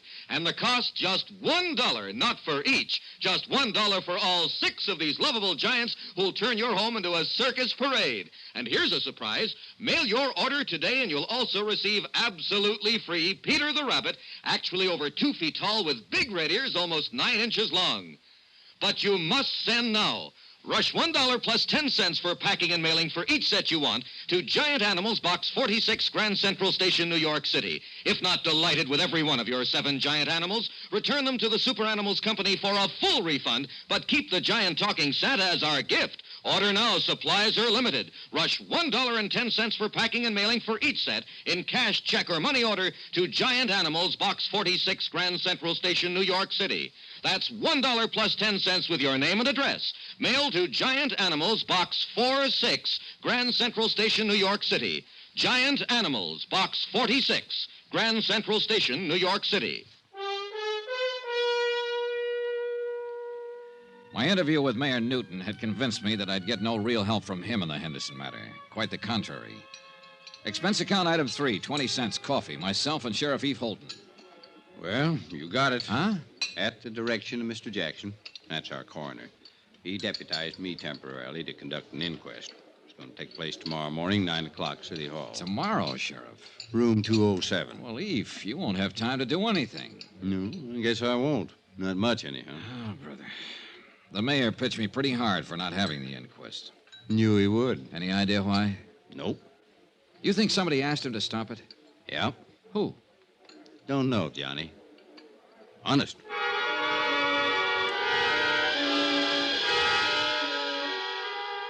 The next morning, I struggled my way against a belligerent north wind to City Hall and the inquest, if you could call it that. I sat in the back of the room and listened while a Dr. Horace Nam assured the 6-man jury that George Henderson was quite dead when he was called out of his office and examined him on the street. Dr. Nam reckoned George had died from a broken neck. An ancient bellhop, a desk clerk, and a chambermaid gave their versions of what had happened the day Henderson fell out the window. You swear to tell the truth, the whole truth, so help you God? I do, Sheriff. I'm the acting coroner today, Miss Cubley. Sit down. Now, when did you see Mr. Henderson last? Last Thursday morning. Where was this, Miss Cubley? At the Butte Hotel. Mm-hmm. You know what time of the morning it was? About 10 o'clock. I went in to make his bed and straighten up his room. I see. I made his bed while he worked on some papers there, and then I left. Did you see him after that? No, sir. You didn't see him come downstairs for breakfast or anything? No, sir. Do you know if anybody went up to see him? I believe I saw Mrs. Henderson in the lobby after that. Do you see Mrs. Henderson in this room? Yes, sir. I believe that's Miss Henderson over there. No, that's Mrs. Henderson. Now, do you know if Mrs. Henderson visited Mr. Henderson in his room? No, sir, I don't know that. Miss Cubley, did you happen to notice if anyone else went up to Mr. Henderson's room that morning? No, sir. It went on all morning long. Sheriff Holton, acting in the coroner's position, questioned person after person. All had more or less the same vague knowledge concerning George Henderson's death. I was most interested in Pauline Henderson's testimony.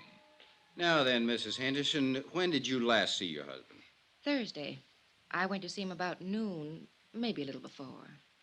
Where did you see him, Miss Henderson? At the Butte Hotel, in his room there. The same room he occupied prior to his death? Of course. The same room from which he fell? Yes. Were you alone when you went to see him, Mrs. Henderson? Yes. I must have left before 12:30. I had an appointment at the dentist. That was the last time you saw your husband alive? Yes. I was still in the dentist's chair when they told me he'd fallen out the window. What did you and your husband talk about, Mrs. Henderson? Must I answer that? Well, we're trying to determine something here. I'd appreciate it. George and I discussed our divorce. Could you tell us about that? George and I decided to part about a month ago. He moved out of the house and moved into the hotel. Mm-hmm. Outside of the divorce, were you on good terms? Oh, yes, we've always been on good terms. Mrs. Henderson, do you think there's a chance that he might have thrown himself out that window? Mrs. Henderson, do you think he might have thrown himself out that window? No. At least not over us, if that's what you mean. As far as you knew, was your husband in good health? Yes, he was. You happen to know when he was examined last? Oh, a month or so ago. He was in perfect health. One more thing. Did Mr. Henderson drink? Yes. Did he drink that morning with you? I think he had a couple of drinks. Yes, he had a drink or two while we were talking. He could have stumbled to that window. The clothes were New York, the perfume Paris, the jewelry Tiffany's. The look, you might expect it on the Riviera, where everybody tries to act bored with too many good things in life. Her dress, black for the occasion of death, was cut too well and too carefully for her to pass as a grieving widow. She answered the questions without hesitation or emotion. 15 minutes later, the jury brought in the expected verdict. Therefore, it is the opinion of this jury that the said deceased, George Walter Henderson, came to his death as a result of injuries incurred in a fall from the 4th floor of the Butte Hotel at or about 12:45 p.m. on the 19th day of this month. No evidence to the contrary, it is deemed and declared that the manner of death was accidental. Adjourned. And that was that. As far as Culver's people, its police, and its mayor were concerned. Yeah, the mayor. Well, Mr. Dollar, I hope you're satisfied. It was a pretty good inquest, Mayor Newton. I trust the official verdict of the jury will answer any questions your insurance company might have had on their minds and clear this whole matter up. I'll forward it to them and tell them the circumstances under which the inquest was conducted, Mr. Mayor. Satisfactory, I trust. No, but it served a purpose.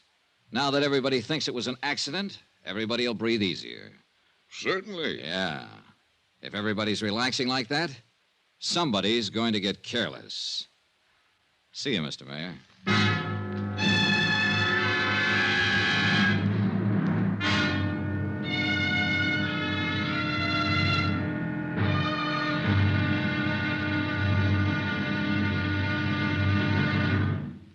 Johnny Dollar will be back in a moment to tell you about tomorrow's episode.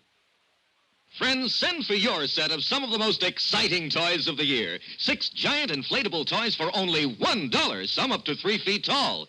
You get Bounce'o the happy clown, Hoppy the Australian kangaroo, Roscoe the 2 feet long roller skating bear, Whitey the fat indoor snowman, Mortimer the giant mouse 18 inches long, and last but not least, the great giant talking Santa, a roly-poly giant over 3 feet tall and 32 inches around the belly that actually says Merry Christmas out loud when you pull the tape. That's 6 sensational giant toys for only $1, made of sturdy, gaily colored latex that the kids can easily inflate. Send $1 for each set to Giant Animals, Box 46, Grand Central Station, New York City. And if you order right now, you get Peter the Rabbit over 2 feet tall absolutely free. If not delighted with your giant animals, your money refunded immediately. Order today. You may never hear this offer again. Rush $1 plus 10 cents for packing and mailing in cash, check, or money order to Giant Animals, Box 46, Grand Central Station, New York City. That's $1 plus 10 cents for each set with your name and address to Giant Animals, Box 46, Grand Central Station, New York City. Now, here's our star to tell you about tomorrow's episode of The Henderson Matter. People do get careless tomorrow, all over Culver, Montana. Join us, won't you? Yours truly, Johnny Dollar. Yours truly, Johnny Dollar, starring Bob Bailey, is transcribed in Hollywood. Written by John Dawson, it is produced and directed by Jack Johnstone. Be sure and join us tomorrow night, same time and station, for the next exciting episode of Yours truly, Johnny Dollar. Roy Rowan speaking.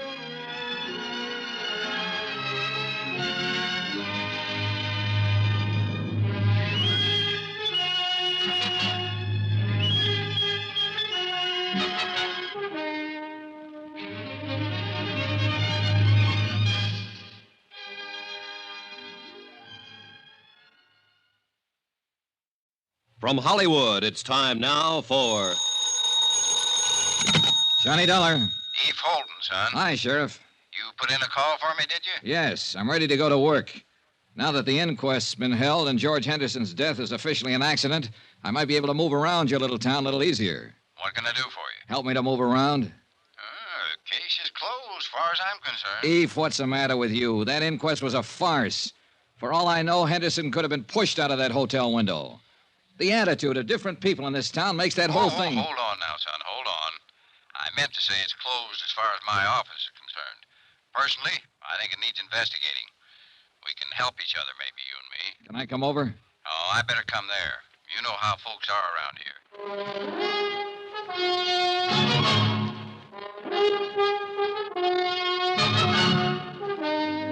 Tonight and every weekday night, Bob Bailey in the transcribed adventures of the man with the action-packed expense account, America's fabulous freelance insurance investigator. Yours truly, Johnny Dollar.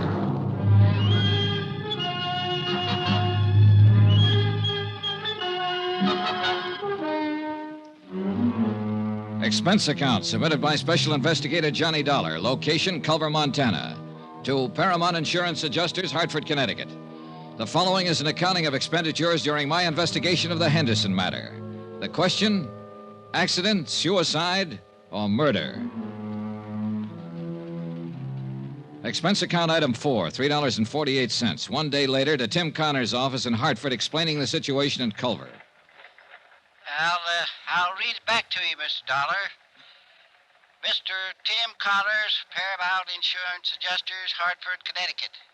Coroner's inquest into death of George Henderson, policy number EMP-196667, found death to be accidental. In my opinion, the inquest was not thorough. Have decided to stay on in Culver and conduct my own investigation. If any change, please advise via Western Union, Butte Hotel, Culver. Am forwarding copy of coroner's verdict this date. Best regards, Dollar. Correct? Okay. Oh, Mr. Dollar. Good luck. Yeah, sure. Expense account item 5, 68 cents, postage. I mailed a copy of the coroner's verdict to Hartford, airmail special. After that, I went back to my hotel to wait for the sheriff, Eve Holton. Come on in, Eve. Oh. Hello. Hello. Mr. Dollar, my name's Porter. I'm the manager of this hotel. Oh, well, come in, Mr. Porter. I can't right now. I've got some other things to attend to. Well, anything I can do for you, Mr. Porter? I'm going to have to ask you for your room, Mr. Dollar. Oh? When? Today. Any particular reason? We're all filled up. The room's been reserved for 6 weeks. By whom? What? Who reserved it? Why, a man from Bozeman. It's a sort of convention. Sort of convention? What kind of convention is that, Mr. Porter? Look, Mr. Dollar, you'll have to leave this room today. The man's coming in tonight. Uh-huh. And there's no other hotel in town? That's the way it is, Mr. Dollar. No other place to stay? No. So I have to pack my bags and get out of town, is that it? I must have the room, Mr. Dollar. Who asked you to say you wanted the room, Mr. Porter? Who asked you to come here and kick me out? Why, no one. Well, you go back to no one, Mr. Porter, and you tell no one that I'm staying right here in this room here in Culver until I finish what I have to do here. You tell that to no one, will you? Mr. Dollar, I'd hate to call the police. Go ahead, Mr. Porter. Be sure and tell them about the sort of convention you're having and how all the rooms are sold out. Tell them about Mr. No One and tell them I called your bluff. Anything else, Mr. Porter? I was at the stage where I was beginning to take notes for myself. Note 1, the mayor didn't want to have an inquest into the death of George Henderson. Note 2, when they did have an inquest, they didn't want to really find out anything. Note 3, Mr. Hotel Manager wanted me to keep on not finding out anything by getting me out of town. I explained all of this to Eve Holton when he showed up a half an hour later.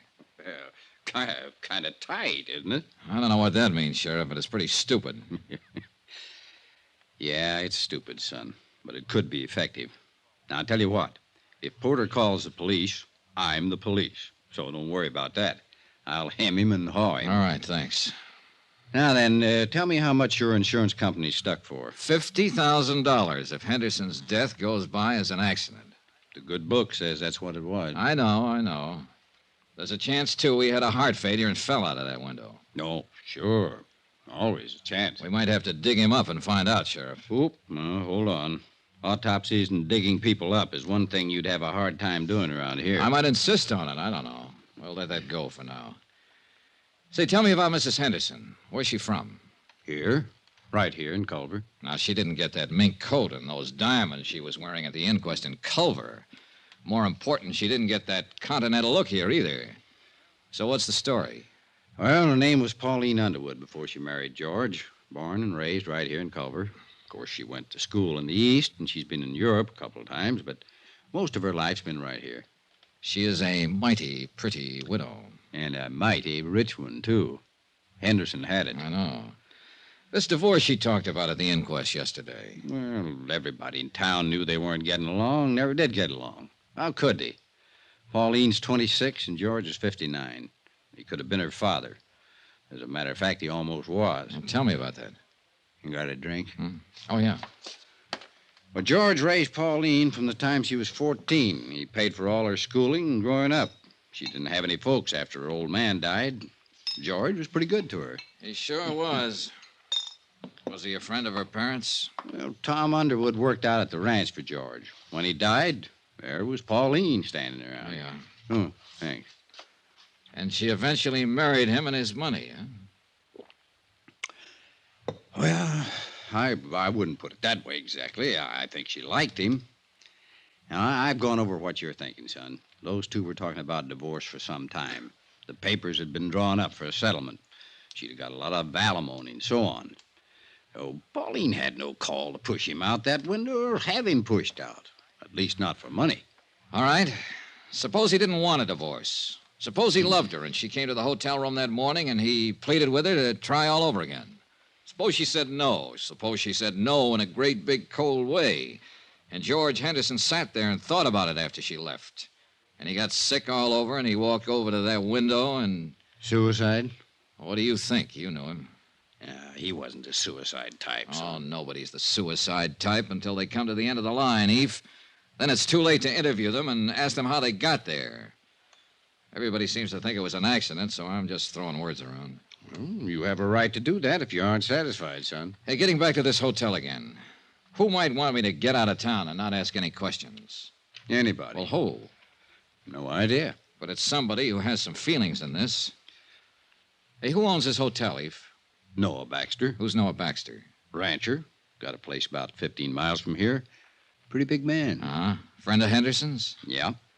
And let me put that question a little different. Baxter a friend of Mrs. Henderson's? I don't know. Can you find out? I can try. Well, find out about him and any other friends, Eve. Friends that might be younger, that might have gone to Europe or school in the East. Yeah, sure. What are you thinking now, son? Well, now, if I were Mrs. Henderson and my husband fell out of a window in this hotel and killed himself, I'd hire a lawyer and I'd sue the hotel for damages. If the insurance company didn't pay off my claim, I'd hire a lawyer and insist that they pay that claim. I'd do those things right away, Sheriff, especially if I thought it was all legitimate. Yeah. Yeah. 2 hours later, I received a wire from Tim Connors. He requested me to look up a man named Thurber, an insurance broker living in Great Falls. Expense account item 6, $4.92, tank of gas. I borrowed Sheriff Holton's car and drove the 80-odd miles to Great Falls that afternoon. Mr. Thurber bought lunch. My Lord, I hope there isn't anything to all this, Mr. Dollar. I just hope there isn't. George Henderson. Yeah, well, there isn't anything to anything yet, Mr. Thurber. I'm still trying to find out the facts. Oh, I knew you were over in Culver. I tried to call you there a couple of times. You were out both times. Finally, I put in a call to the home office in Hartford. I talked to this man, Connors, with the adjustment agency. Yeah. You see, Mr. Dollar, it's like this. I've been over in Jackson Hole for 5 days now hunting duck. We were way in, and I didn't hear about Henderson's death until I got back yesterday. Uh-huh. Now, look, Mr. Dollar, I don't know what reflection this will have on your attitude toward this case, but 2 days before I left, Mr. Henderson telephoned me here in Great Falls. He said he wanted to change the beneficiary on his policy. Oh, in other words, he was going to cut his wife out, huh? Yes, I suppose so. I know they weren't getting along. There'd been talk of divorce. Yes, I guess so. Uh-huh. Did he name a new beneficiary? Yes, a school teacher in Culver named Matilda Knickerbocker. Everybody calls her Maddie. What was his connection with her? None that I know of. I think it was just a name for him to throw in until he could decide on another beneficiary. Why, he didn't have... Wait a minute. Maddie Knickerbocker. Just a school teacher. Everybody knows her. He was awful mad when he talked to me that day. I could tell it in his voice. Now, here's what might interest you just a little more. The day I left on my hunting trip, Mr. Henderson phoned me again. He said to never mind. Mrs. Henderson was still his beneficiary. Had you changed the policies yet? No. Are you sure it was Henderson who telephoned you? Well, yes, I think it was him. Do you remember when you got the call? Oh, somewhere around noon, a little later, I guess. He died between 12:30 and 1. And it must have been just before he fell out the window. He phoned you long distance from Culver, huh? Yes, sir. Well, he was supposed to have been in the hotel all morning, so he had to phone from his room. Well, you can check that, can't you? You'd be surprised how hard it is to check simple things like that around the Butte Hotel. Did you know Henderson very well, Mr. Thurber? He was a customer. I wrote a lot of insurance for him. Know his wife? Oh, yes. Well, tell me about them. Well, go ahead, Mr. Thurber. Now, look, accidents rarely have reason behind them. Suicides and murders always do. You don't think it was an accident? Well, let's say I've heard enough and seen enough to make it a draw so far. Go ahead, tell me about him. And I wish I was married to Mrs. Henderson. I mean, I wish she could see me. I think most any man who's ever met her hoped the same thing. Young men, old men, any kind. But she picked George. George was as tough and leathery as these mountains around us, exactly her opposite. But Pauline married him. He raised her. He was close to her all her adult life. Yes. But, Mr. Dollar, you know and I know she didn't have to marry him. She could have married anybody here in Culver or anybody in London or Paris. You see what I mean? Not quite. Well, I always had the idea that after she married him, she kept letting him know she could have had anybody else she wanted. Go ahead, Thurber. I think she married him for his money. I think she would have killed him for his money.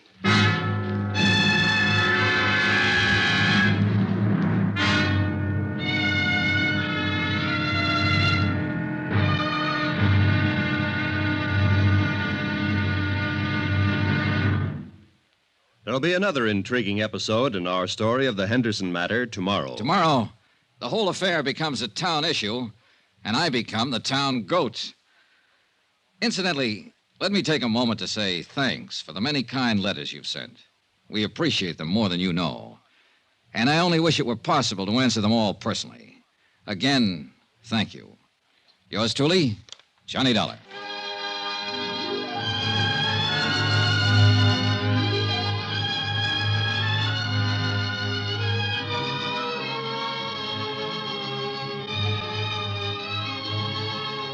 Yours truly, Johnny Dollar, starring Bob Bailey, is transcribed in Hollywood. Written by John Dawson, it is produced and directed by Jack Johnstone. Be sure and join us tomorrow night, same time and station, for the next exciting episode of Yours truly, Johnny Dollar. Roy Rowan speaking.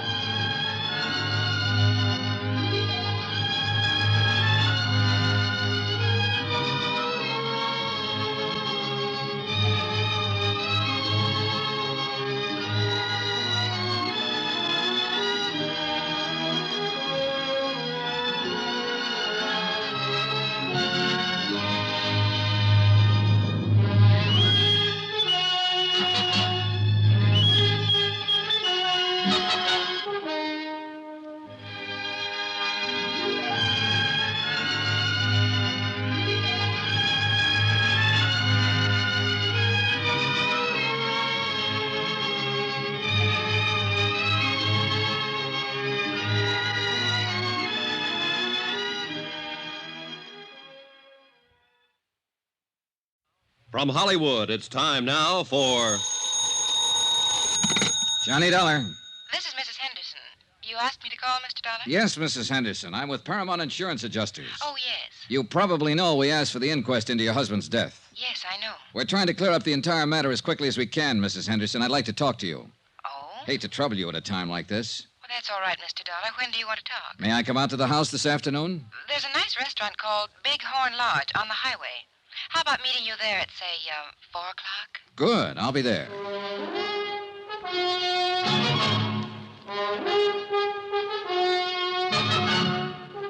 Tonight and every weekday night, Bob Bailey in the transcribed adventures of the man with the action-packed expense account, America's fabulous freelance insurance investigator. Yours truly, Johnny Dollar.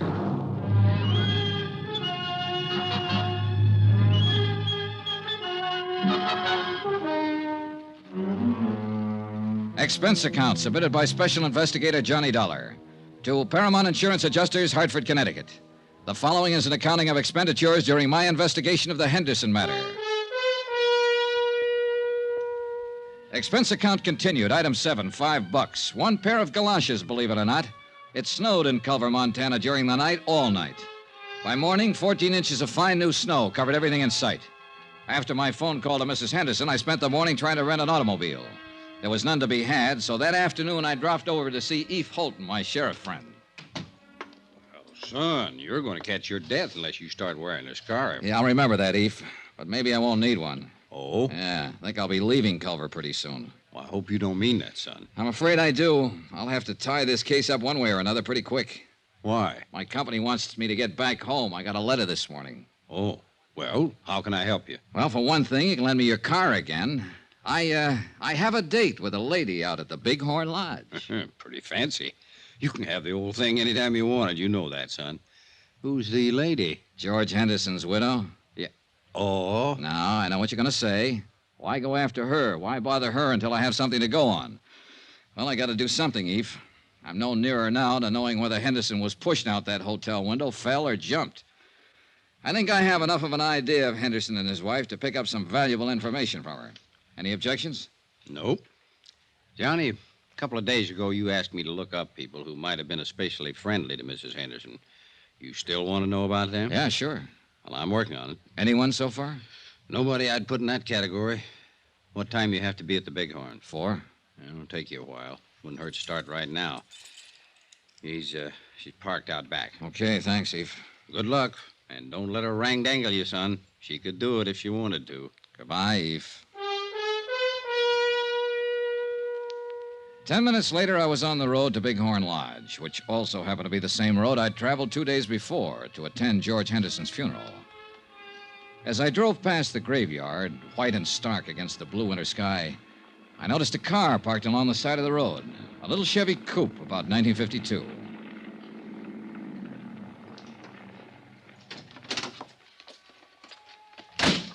There was the figure of a woman, all alone, standing by George Henderson's fresh grave. Her head was bowed. She didn't notice me as I walked up. A gray-haired woman, about 45, slight, delicate, gentle. Oh, I'm sorry. I didn't mean to start it. Oh, that's all right. Must be getting late. Dear, it is. Do I know you? Why, I don't know. I'm Mattie Knickerbocker. The name had startled me. The day before, an insurance broker in Great Falls had mentioned her. Told me that George Henderson had named her his beneficiary, then changed his mind a few minutes before he died. Your name's not Campbell, is it? No, Johnny Dollar. Oh, Johnny Dollar.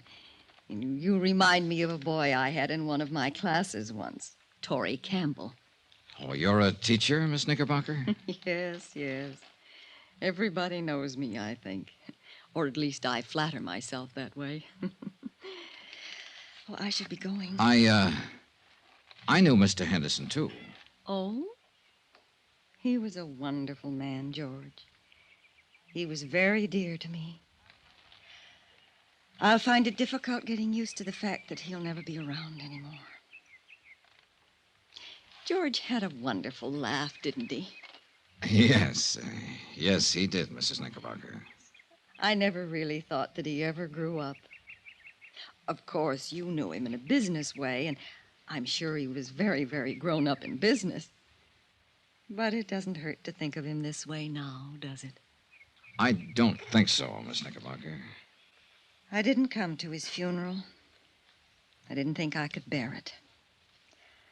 I thought I'd just drive out this afternoon and say goodbye by myself. Well, I apologize for interrupting you. Not at all, please. Funny little things. The birds in the snow. Oh. Such tiny, wonderful little things. A little bit of God in each of them, Mr. Dollar, wouldn't you say? Yes, ma'am. I don't know why. I think George would like to know they're here, near him. Miss Knickerbocker, I have to tell you... No, you don't, Mr. Dollar. I know who you really are. Everyone in town knows. You seem like a nice young man. Was it curiosity that made you stop your car? Yeah, I suppose so. I apologize. Oh, you needn't. I'm just an old friend of George's, saying goodbye to him. Good afternoon, Mr. Dollar. Goodbye. Talking to Mattie Knickerbocker, I felt that for the first time, somebody, namely Mattie, had talked frankly and truthfully about George Henderson. I was still thinking of the frail, drab little woman with the nice blue eyes when I met Pauline Henderson at the Bighorn Lodge. What are these matters you want to clear up, Mr. Dollar? Oh, just some doubts in my mind about your husband's death. What do you drink? Pernod. Pernod. I learned to like it in France. All right. One Pernod, bourbon, a little water on the side. Yes, sir. You sound like George when you order. Hey, I like your Bighorn Lodge. And I have to say, when it's elegant in the West, it's elegant. I'd like a light, please. Oh, sorry. Sure. Thank you. Mrs. Henderson, do you mind if I don't stall any longer with the drinks, the smokes, and the compliments? I'm surprised you've stalled this long. I've heard you're a very blunt and impulsive man. I spoke to an insurance agent named Thurber yesterday in Great Falls, your husband's agent. Mr. Thurber told me that your husband wanted to name a new beneficiary last week. Really? Yeah. He named Matilda Knickerbocker. Mattie Knickerbocker. I'm not surprised, I suppose. Mattie's a lovely woman. I know George was very fond of her. Mr. Thurber also told me that Mr. Henderson changed his mind about that the day he died. In fact, he phoned Mr. Thurber in Great Falls and told him to leave the policy as it was. He did that a few minutes after you left his hotel room, a few minutes before he died. Can you explain any of that, Mrs. Henderson? Why don't you ask Mattie Knickerbocker? Because I don't think she'd know. I ran into her this afternoon, and I talked to her. Oh, not about this, just about other things. I'll look her up again if I have to. But it's you I want information from now. Then why don't you ask what you mean, Mr. Dollar? All right. Did something happen in that hotel room that made him change his mind about you? That's better. I do wish that ridiculous little man would bring our drinks. He will. Don't misunderstand what happened in the hotel room. George and I were going to be divorced. He moved out of the house a month ago. We went to his attorneys and drew up a tentative property settlement. You mean... Dunlap, Eder, Reardon, and Blake, Great Falls. They have a copy of that settlement. George was quite generous to me. So I didn't kill him for his money, if that's what you're thinking. Here we are, sir. Pernod, bourbon. Thank you. I didn't see George for 3 weeks or so after we made the settlement. Then we happened to meet one day in Culver, and, well, we had a rather bitter argument. It was one of those ridiculous things. We quarreled and parted very angrily. The whole thing was childish. My first impulse was to go right back to the lawyers and demand every unreasonable thing I could on the divorce settlement. I guess George's first impulse was to cancel me out as his beneficiary. Did you go to a lawyer, Mrs. Henderson? No. No, I cooled off. I cooled off considerably, Mr. Dollar. After all, George had been everything to me most of my life. I was truly sorry we never got along as man and wife. I'm glad that we made it up before he died. That morning. He apologized when I came by the hotel. I apologized. After I left, he fell out the window. Then I can assume that this business with the policies had to do with the argument. Assume what you like, Mr. Dollar. I can understand why you're annoyed by me and my questions. It's just that it's kind of hard for us to believe that a man involved in divorcing his wife would still name her as his beneficiary. I say that because of past experience. Oh, it's happened, but isn't usual. I could have told you that we were reconciled that day in the hotel, that we were going to drop the whole divorce matter, and that George was coming back to the house to live. Yes, you could have told me that, Mrs. Henderson. Mr. Connors in our home office in Hartford called you a few days ago. You hung up on him. Why? Well, I was very upset. I've never been a widow before. Uh-huh. I believe you, Mrs. Henderson. Sitting here like this. You're a lovely person, and I know it. And you know it. And this is a pretty nice place to conduct business.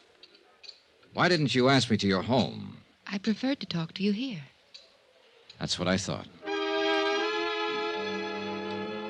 I saved all the did your husband have any enemies and did he seem depressed questions for another time.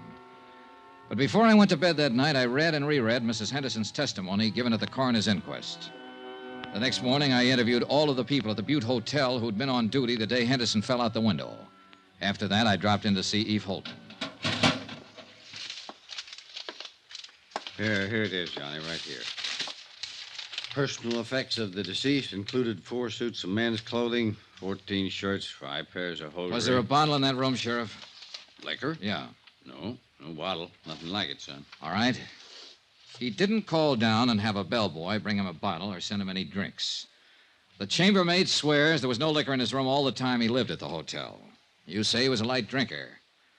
Now, what light drinker takes a nip before he has his breakfast? Who said he had a drink that morning? Mrs. Henderson. What? On the witness stand, under oath at the inquest. She testified that her husband had a drink before she came up to the room and while she was there. Now, mind you, she didn't say he was drunk, but she did say he had been drinking. You read over that transcript. So? So I think she threw that in, made sure it got in, because it's sometimes hard to believe that a cold, sober man will walk out of a hotel window and kill himself accidentally. A drunk or a drinker might do it. You and I and everybody at that inquest somehow got the impression that Henderson was slightly tipsy that morning, and Mrs. Henderson saw to that. Now then, if Henderson had a drink, I want to know where he got it. Tell me, Eve. No bottle in the room, no bottle brought up to the room. Where did he get that drink? That's a pretty good question, son.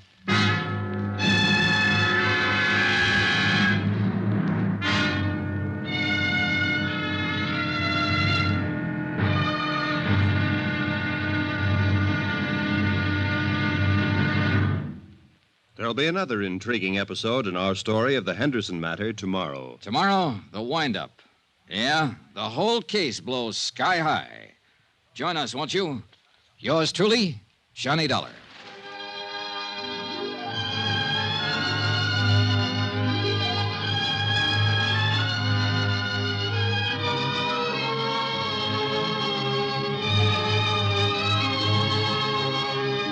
Yours truly, Johnny Dollar, starring Bob Bailey, is transcribed in Hollywood. Written by John Dawson, it is produced and directed by Jack Johnstone. Be sure and join us tomorrow night, same time and station, for the next exciting episode of Yours truly, Johnny Dollar. Roy Rowan speaking.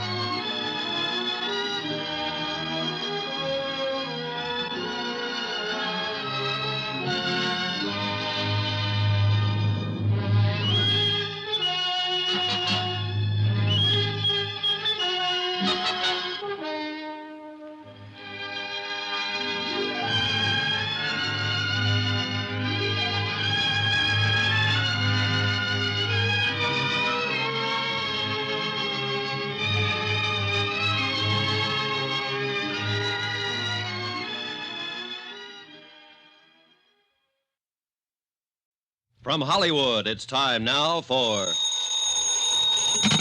Johnny Dollar. I have a call for you from Hartford. Go ahead, please. Johnny? Right here. Connors at Paramount Adjusters. Say, what was this wire, Johnny? You serious about denying liability to Mrs. Henderson? I sure am. I think it'll bring the whole thing out in the open. This is pretty serious. Have you got any concrete evidence death wasn't accidental? Jim, I have a copy of the coroner's inquest. Concrete evidence that Mrs. Henderson lied under oath. She said her husband was drinking the morning he died.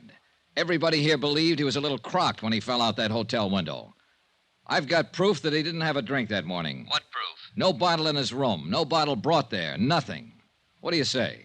Don't make a move, kiddo. I'll get the first plane.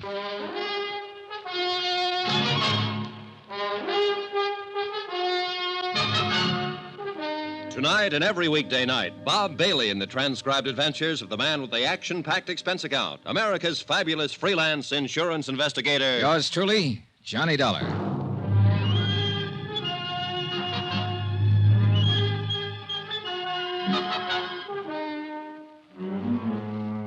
Expense account submitted by Special Investigator Johnny Dollar to Paramount Insurance Adjusters, Hartford, Connecticut. The following is an accounting of expenditures during my investigation of the Henderson matter. Sheriff Holton agreed that there was enough of a doubt about the circumstances prior to George Henderson's accidental death to warrant an official re-examination of all the facts. He promised me the police would start an immediate investigation. That was all I needed. I knew Mrs. Henderson would be re-questioned and that the pressure would start to build up. 14 hours later, when Tim Connors arrived in Culver, I had some pressure of my own. Well, Johnny, what? Well, the best thing we can do now is move in. Deny liability on the grounds that the accident is not proved. I suppose Mrs. Henderson sues us. All right, let her. Then the burden of proving that her husband's death was accidental would be on her. Look, Tim, contrary to her testimony under oath, Henderson didn't have a drink that morning he died. All right, she made a mistake. He had a heart attack, got dizzy, and tumbled out of the window. He wasn't drunk. Oh, don't talk nonsense, Tim. Listen to me. Mrs. Henderson was ready for the coroner's jury a couple of days ago, and she was ready for my questions when I saw her yesterday. The only one she wasn't ready for was you a few days ago when you phoned her long distance. You said she hung up on you. Well, she half apologized to me for that, but it was because she couldn't think of anything to say. Well, maybe you're right. But suppose he did die accidentally, and suppose it is a just insurance claim. I tell you it isn't. And the fact that she made a mistake testifying about him having a drink can... Hey, Johnny, do you have anything else? 3 things: instinct, experience, and statistics. Pauline Henderson's a young woman. She married a wealthy older man. With him out of the way, she has all his money and all her youth. All right, I'm going to phone the company as soon as I can find a phone. Tell him I'm working for evidence, and the best way to get it is to bring Mrs. Henderson out in the open. File a complaint against her. What charge? Suspected murder. Oh, no, Johnny, that'd get us in all kinds of trouble. Remember the drink, Tim. Henderson didn't have the drink. Now, we'll have to have more than that. I'm sorry, Johnny. All right, I'll get you more.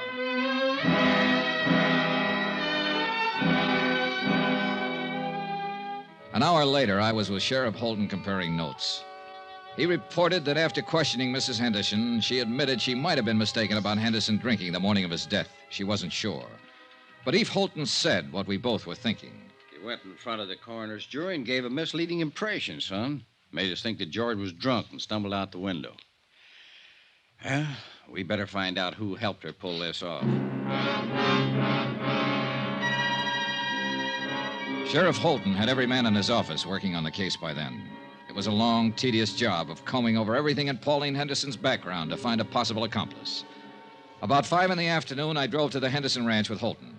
Mrs. Henderson was out, but we interviewed one of the servants. That's right, sir. Once or twice a week. Uh-huh. You know where she drove to on these trips? I have no idea. Mrs. Henderson get up early in the morning, be gone all day. How do you know she went out of town? Well, she generally take a small suitcase with her, change of clothes. You don't take those when you're visiting a friend in town, do you? Tell us what car she'd use on these trips. A Cadillac. Always come back covered with mud and ice. Always have to be washed up. Mr. Henderson used to complain about that. About the car being dirty? About the trips, mostly. He and Mrs. Henderson had some pretty good arguments about him.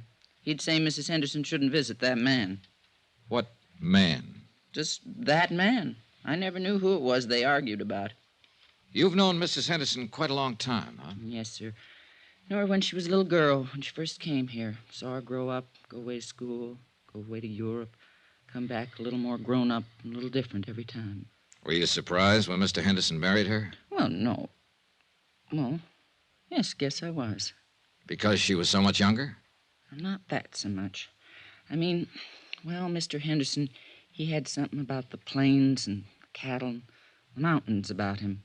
When he moved, it was as big as all them things. Mrs. Henderson was different. She didn't fit in here? Is that what you're trying to say? I think she fit. Not like him, though. Before they were married, they were sort of like good friends. I mean, they'd ride horses and go hunting and laugh and talk about different things. Mrs. Henderson, she traveled Europe, saw so many things and places in the world. She fit here, but then she didn't belong here. I feel awful about Mr. Henderson's being dead. If there was anything wrong with the way he died, I'd like it to be fixed. Mrs. Henderson will probably fire me for talking like this, but I don't care. This house isn't the same no more.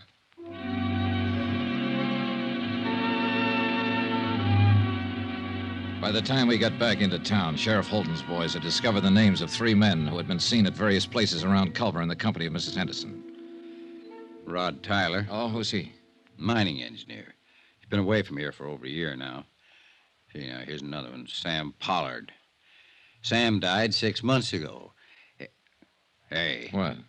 Noah Baxter. Noah Baxter. That name's vaguely familiar. Yeah, he owns a hotel you're staying in. A couple of ranches, too. Well, he might have been the one who tried to have you thrown out. Oh. He also owns the mayor. Young man? About 30, 35. Let's go see him. Another drive, this time north of Culver to the Baxter Ranch. We found Noah Baxter busy with his help shoring horns on cattle. A lean, tall man with thin features. If you're trying to find out if I've been seeing Pauline on the sly while she'd been married to George, why didn't you come right out and ask? All right, and have you? No, not on the sly. There's nothing between us. George knew any time she came over here to see me. He was a good friend of mine. I'm sorry he's dead. Pauline's a good friend of mine, too. I'm sorry you people are thinking what you are about us. Let's go up the house. It's getting cold. All right, Stan, that's enough for today. No, I got to ask you this. Where were you last Thursday? The day George died, Sheriff? Yeah. I was right here. And you prove that? Sure. Ask anybody. You boys want a drink? No, thanks. No. Well, I do. Mac! Mac! I can get it myself. When was the last time you were in Culver, Mr. Baxter? 3-4 weeks ago. My cook and the others handle what supplies we need. Do you mind if we talk to some of your help around here? No. What do you want to talk to him about? About last Thursday? About what happened when Mrs. Henderson came here to visit? It wouldn't look good if she came here to visit me, would it? Well, that depends on the circumstances, no? Well, she'd come and sit there and read and look at some of those paintings. We'd talk when I had time. Anything wrong with that? No. Mr. Baxter, I think I ought to tell you, I've asked my company to file a complaint against Mrs. Henderson. Suspicion of murder. Oh. I'd like to tell you something. She didn't kill him and she didn't have him killed. She loved him a lot more than George loved her, I think. Both of you know her. Her dad was a drunken cowhand. When he died, George took her over, gave her everything. So you see, you're wrong. She loved George for giving her what he gave her, and mostly for being the kind of a man he was. I lied to you a couple of minutes ago. There was something between us. It was bound to happen sooner or later. She'd come here to cry on my shoulder, and I let her. Cry? About George. He wanted to divorce her. Didn't you know that? I had the idea it was the other way around. You're all wrong. George raised her, educated her, made her into a woman, and then he married her. And she wasn't what he wanted at all. Do you know who George wanted to marry? Mattie Knickerbocker, the schoolmarm. Go on. Oh, there was nothing between George and Mattie, but there would have been if he'd lived. What about you and Mrs. Henderson? Yeah. The thing that was between us was that I wanted her. She didn't want me, but I wanted her. I was glad when she told me about the divorce coming up. I really think she would have listened to me. But she wanted to be married to George. She really loved him. Sure you don't want one of these? No. No.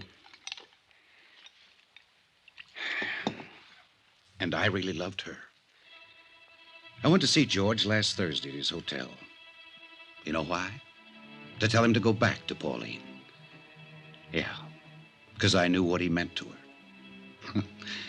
You can talk to my people around here. They'd lie for me and say I was here last Thursday all day. They'd tell you that Pauline never came to see me. They'd lie right down the line for me. But, Mr. Dollar, I can't let you get out that complaint and take her in. One of my trucks was taking some beef to the hotel last Thursday. I rode in with the driver and went in the back way. I went right up to George's room to talk to him. Pauline had just left. I wanted to talk to him about the same things I've been telling you. I didn't want to hurt him. I loved him, the same as everybody loved him. When I got to his room, he wouldn't let me talk at all. He was mad that I interfered, and he tried to swing on me. I shoved him once. He went out the window. That's all. I killed him.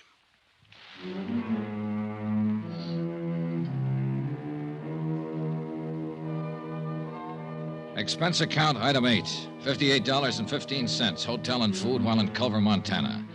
Item 9, same as item 2, transportation by train and plane back to Hartford. Item 10, $88, miscellaneous. Expense account total, $802.50. Remarks?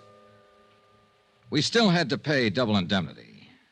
Mattie Knickerbocker, Pauline Henderson, Noah Baxter, they'll pay another way. With the hurt that comes to nice people. Yours truly, Johnny Dollar.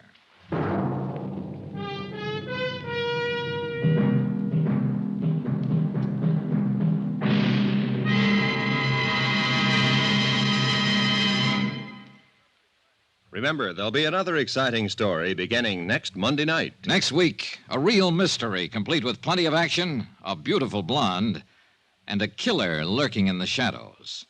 Join us, won't you? Yours truly, Johnny Dollar.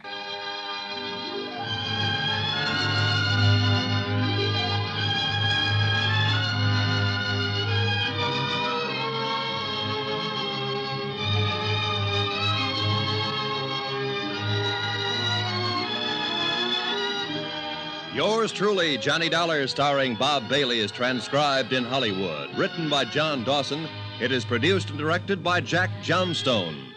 Heard in this week's cast were Lillian Baeff, Irene Tedrow, D.J. Thompson, Herb Ellis, Marvin Miller, Forrest Lewis, Bob Bruce, and Russ Thorson. Musical supervision by Amerigo Marino. Be sure to join us on Monday night, same time and station, for another exciting story of yours truly, Johnny Dollar.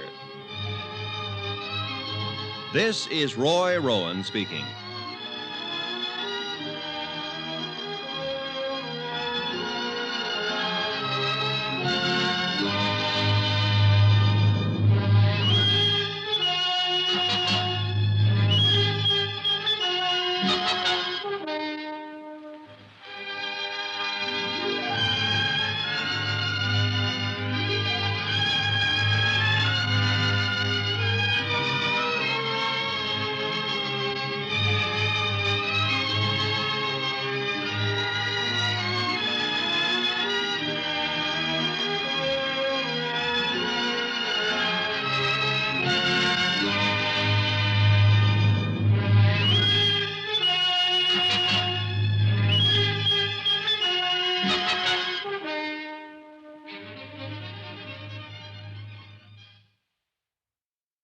From Hollywood, it's time now for Johnny Dollar. Joe Parker, Johnny, Surety Mutual. Oh, hi, Joe. What's on your mind? A gorgeous doll named Dolly McLean. Remember her? Sure. The Champagne Dream Girl. Yeah. Dancing darling of the roaring 20s. Finally married Barnaby Cronin, didn't she? Right. And for a wedding present, he bought her the Circle of Fire. Oh, yeah. One of the 5 most beautiful necklaces in the world. Diamonds and emeralds. Worth $500,000. It's been lying in a bank vault for the last 10 years since Barnaby died. We carry the insurance. So? She's coming out of seclusion, Johnny, giving a party. Just like the old days, she says. May go on for a week. Her last fling. And she's going to wear the circle of fire. Uh-oh. Get the picture? Gallons of champagne, everything mixed up, crazy. And that old lady with $500,000 around her neck. Target. You've got a problem, Joe. Johnny, we've got a problem.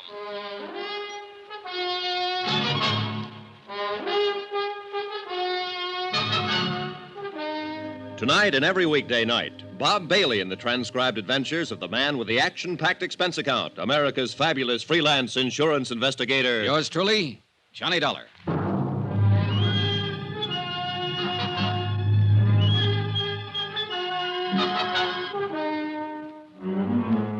Expense account submitted by Special Investigator Johnny Dollar to the Home Office, Surety Mutual and Trust Company, Hartford, Connecticut. The following is an accounting of my expenditures during investigation of the Cronin matter. Item 1, $14.80. Transportation to New York and to the apartment of America's one-time dream girl. One time, a long time ago. How do you do? I'm Johnny Dollar. I believe Mrs. Cronin is expecting me. I'm Mrs. Cronin, and yes, I am expecting you. Won't you come in? Oh, thanks. I did have butlers and maids and such for years, scads of them. But since Barnaby passed away, I've just hibernated, you might say. Oh, in here, Mr. Dollar. Thank you. 10 years now in this same little apartment. As you can see, I've just been living like a little mouse. It looks very comfortable. Oh, I suppose it's comfortable enough, but... Oh, Sylvia, I'd forgotten you were still here. Mm-hmm. But not for long, Mrs. Cronin. Oh, no. Please stay. We'll have some tea or sherry or something as soon as... Oh, you two, do you know each other? No, I'm afraid we don't. Oh, but of course not. How could you? Sylvia, this is Mr. Dollar. Miss Blake. How do you do, Miss Blake? Hello. Mr. Dollar's here to talk to me about, well, something or other. I'm not quite sure what, as a matter of fact. It won't take but a few minutes. If Miss Blake would excuse us. Sure. Go ahead. Have at it. Well, if you'll come this way, Mr. Dollar. Don't you leave now, Sylvia. Not a chance. I just spotted your bottle of tea. I'll have one or two with soda, if you don't mind. With so... Oh, I see what you mean. You young people. In here, Mr. Dollar. You by any chance, Johnny Dollar? Yeah, that's right. Why, Miss Blake? Just wondered. Well, here's looking at you. And, brother, I wouldn't be in your shoes for $1 million. No? How about $500,000?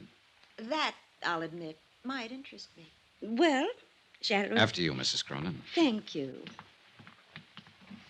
Wonderful girl, a born comedian. Yeah, she's a scream. What is she, an actress? Oh, no. She writes things for magazines and things like that. Sit down, Mr. Dollar. She came to interview me one time. That's how I met her. I see. She wrote a piece about my necklace, the Circle of Fire. Sylvia Blake. Oh, sure. Articles about gems, famous stones, jewel robberies. That's her. Oh, she's fascinated by the subject. She's coming to my party. Oh? Why don't you come to my party, Mr. Dollar? Fine, I'd love to. In fact, that's why I'm here. Oh? Joe Parker over at Surety Mutual is kind of worried about this party, Mrs. Cronin. He's afraid you might invite people like me. What? I mean, people you don't know. You're a detective. In a way. I told Joseph how I felt about that. He's not going to send any detectives around snooping into things, spying on my guests, wearing the hats in the house. Huh? Oh, not that you're like that, of course. But it's the principle of the thing. Well, wouldn't you have a better time at your party if you knew you were safe? Mr. Dollar, it was at a party that Barnaby gave me the Circle of Fire. Our wedding reception. There were over 2,000 guests, 1,000 of them invited. And we danced. Oh, we danced all night. And the necklace was beautiful. And I was beautiful. Back then. True, but... And then afterward, at 4 o'clock in the morning, we drove through the park in a hansom. Just the two of us. And the driver, of course. And I wore the circle. And I was safe, Mr. Dollar. I was perfectly safe. Maybe you were just lucky that night. Barnaby was so wonderful. And he could make living so wonderful. Well, I don't doubt it. He was probably a man who could manage things pretty skillfully. He was running 2 railroads and a bank, all at the same time. Then I imagine he had no trouble arranging for your safety without even letting you know about it. You mean guards all around? It's possible. Yes, it is. He was like that. He never wanted anything to worry me. All right, Mr. Dollar. You win. Good. But it's only because of one reason. I like you, and I want you at my party. Thank you, Mrs. Cronin. Oh, you're going to love every minute of it. It's up in the Adirondacks, our old summer place. Joseph told you, I suppose. Yes, he did. Mrs. Cronin. And the people I've invited, hundreds, literally. People I knew in the old days. Of course, a lot of them won't come, but, it was strange. So many of the letters came back undelivered. Mrs. Cronin. Oh, Sylvia, I didn't hear you. Come in. I'm the sneaky type. You've got a visitor. Says he's an old friend. Really? Well, I suppose I'd better see you. You'll excuse me, Mr. Dollar. Sure, go ahead. You and Sylvia talk to each other. I brung the bottle in case you're interested. Short on the soda. Right. She's on a cloud by herself. Of course, some of the invites to the party were undelivered. Those beautiful people had a habit of dying young. Say when. When? Who's the visitor? I'll guess with you. Looks like an overgrown leprechaun. Said his name was Shorty Weber. Shorty Weber. You know him? I know of him, an old-time song and dance band, among other things. She probably worked in a show with him back in those dear dead days.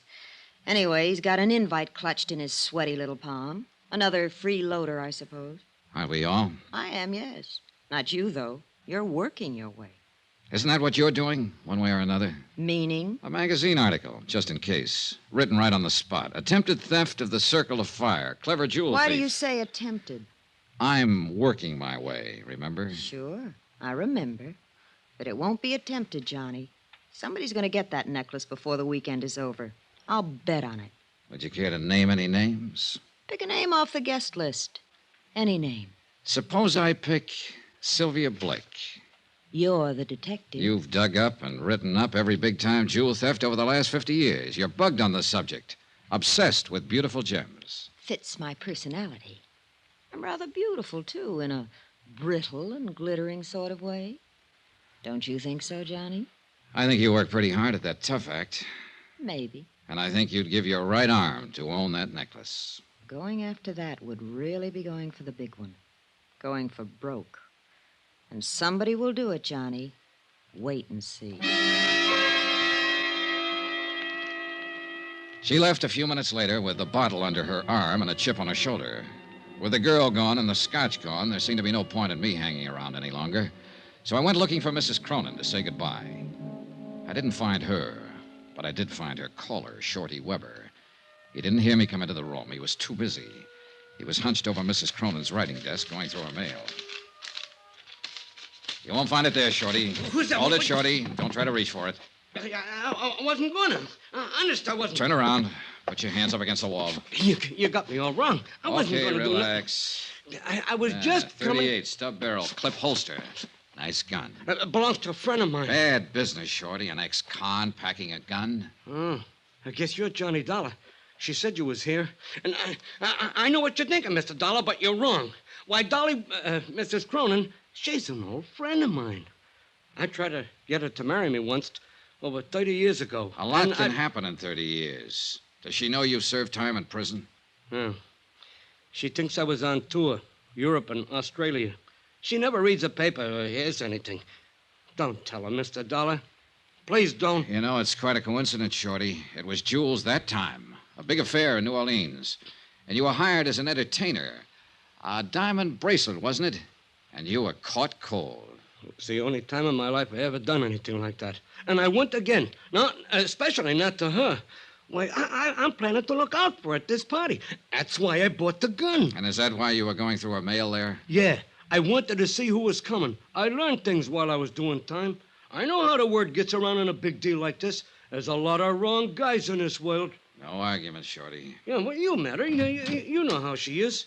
She's a babe in the woods on something like this. Should my ears be burning, or is it some other babe you mean? Not for me, Dolly. You're the only babe I ever could see. Oh, Shorty, you never give up. Oh, do you two know each other? Not exactly, but we found we had a mutual friend. A certain state prison warden. Oh, how nice. Shorty's always doing benefits at those places. Dolly. Yeah, that was it. He did a benefit there. Oh, well, I'll bet you went over big. Well, you know. You're too modest, Shorty. Why, they loved him, Mrs. Cronin. Hated to let him leave. Yeah. Well, speaking of leaving, I got a shove now. Don't take any wooden nickels. It was crazy and corny and sad. The whole idea. I guess the sadness of it hit me when I was saying goodbye to Mrs. Cronin at the door. The gaiety slipped for a moment, and suddenly she was old and tired. And at the same time, she was a scared little girl. And then she said something strange, and the shivers ran up my back. Do you believe in premonitions, Johnny? Well, I have a hunch now and then. Well, whatever it is, it's the reason I'm doing this. Having this party. One last fling, you might say, before it's too late. Oh, come now. You're still a young woman, Mrs. Cronin. No. I'm old, Johnny. I've been old for years. Since Barnaby died. We loved each other so, but that's not what I mean. I've had this premonition lately What sort of a premonition? that something awful, something terrible is going to happen to me.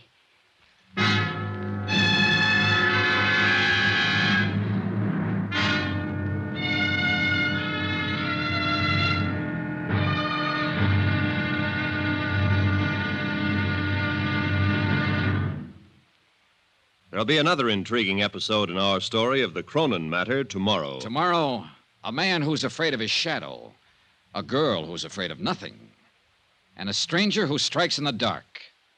Join us, won't you? Yours truly, Johnny Dollar.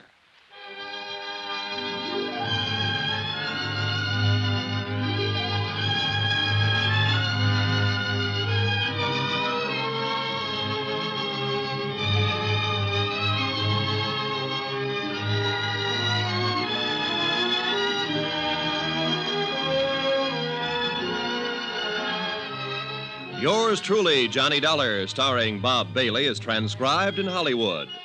Written by Les Crutchfield, it is produced and directed by Jack Johnstone. Be sure to join us tomorrow night, same time and station, for the next exciting episode of Yours truly, Johnny Dollar. This is Roy Rowan speaking.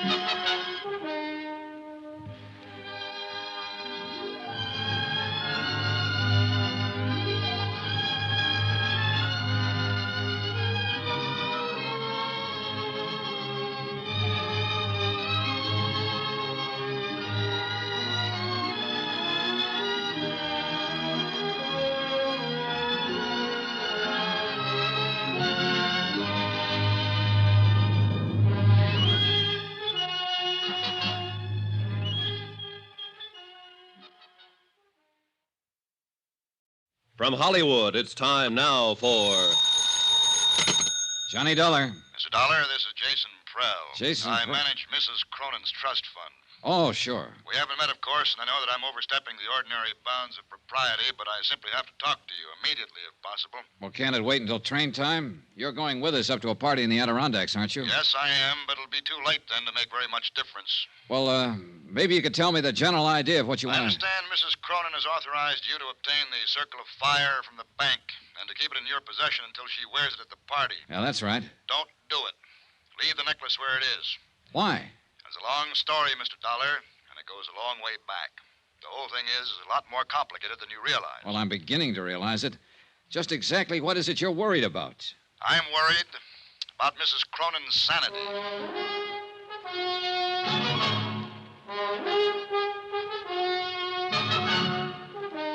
Tonight and every weekday night, Bob Bailey in the transcribed adventures of the man with the action-packed expense account, America's fabulous freelance insurance investigator. Yours truly, Johnny Dollar.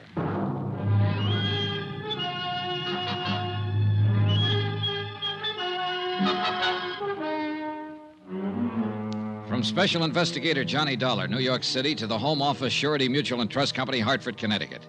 Assignment, the Cronin matter. Expense account continued.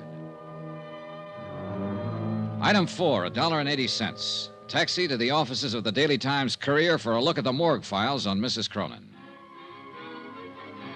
The clipping started with the year 1916, when a bright-eyed, wide-eyed kid named Dolly McLean danced her way out of the chorus lines of a two-bit musical and straight into the limelight of Broadway. One hit show after another, hits just because she was in them. And parties, balls, social affairs. The Dancing Darling. A critic tagged her with a name in her first write-up, and the name stuck. So she danced away the mad, crazy years that followed World War I. And like everybody else, she lived it up. There were rumors of engagements, love affairs, the Baron this, Count that, one after another. Shorty Weber was mentioned a few times. And Jason Prell was in from the beginning, as a promoter, though, a business manager, not as a lover. Her friends were mentioned, hundreds of them. Then Barnaby Cronin came into the file. Boy wonder of the business world, the golden prince. Engagement, marriage, and Barnaby's fabulous gift to his new bride, a $500,000 necklace of diamonds and emeralds, the Circle of Fire. Then Barnaby's sudden death, Mrs. Cronin's seclusion. End of file. Expense account item 5, $24.30, transportation, hotel, and incidentals.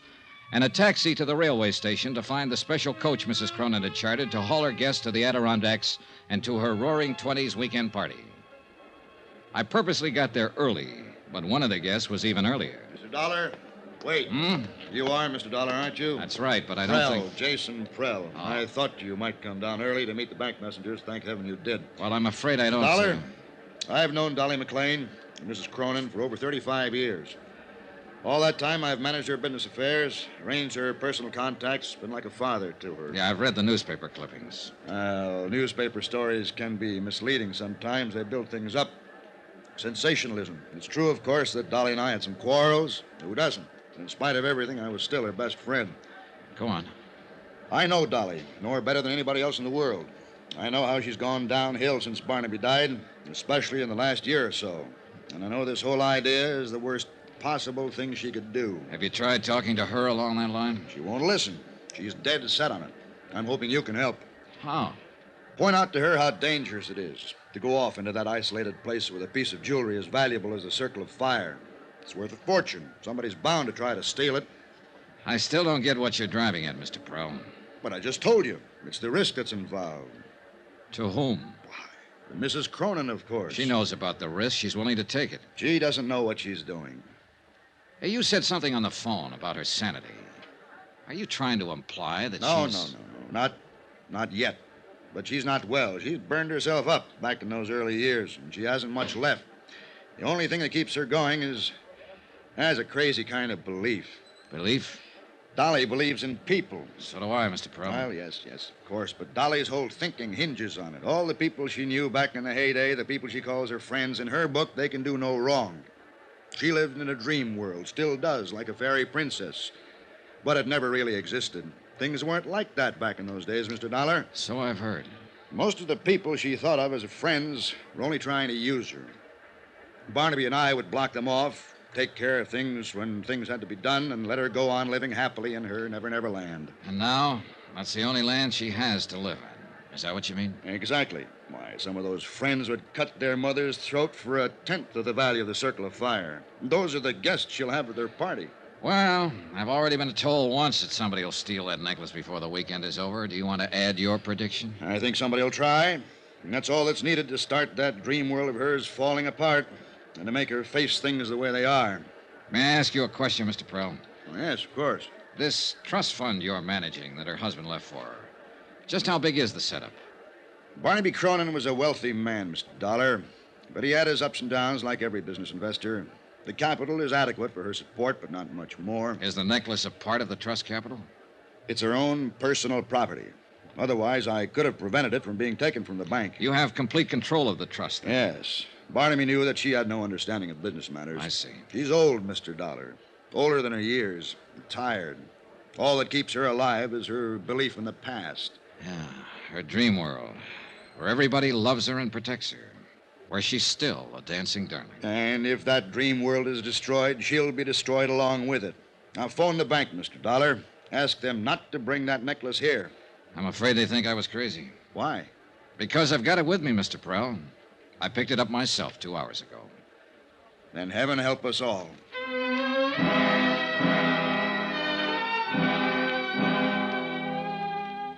The convention coach Mrs. Cronin had chartered for the run to the Adirondacks was arranged with a long aisle of individual staterooms and a main lounge area at one end. It could accommodate 50 people, but when the train pulled out, there were only 6 of us in the coach. 6. Out of the hundreds of friends she'd had in the old days when she was in the big time and on top.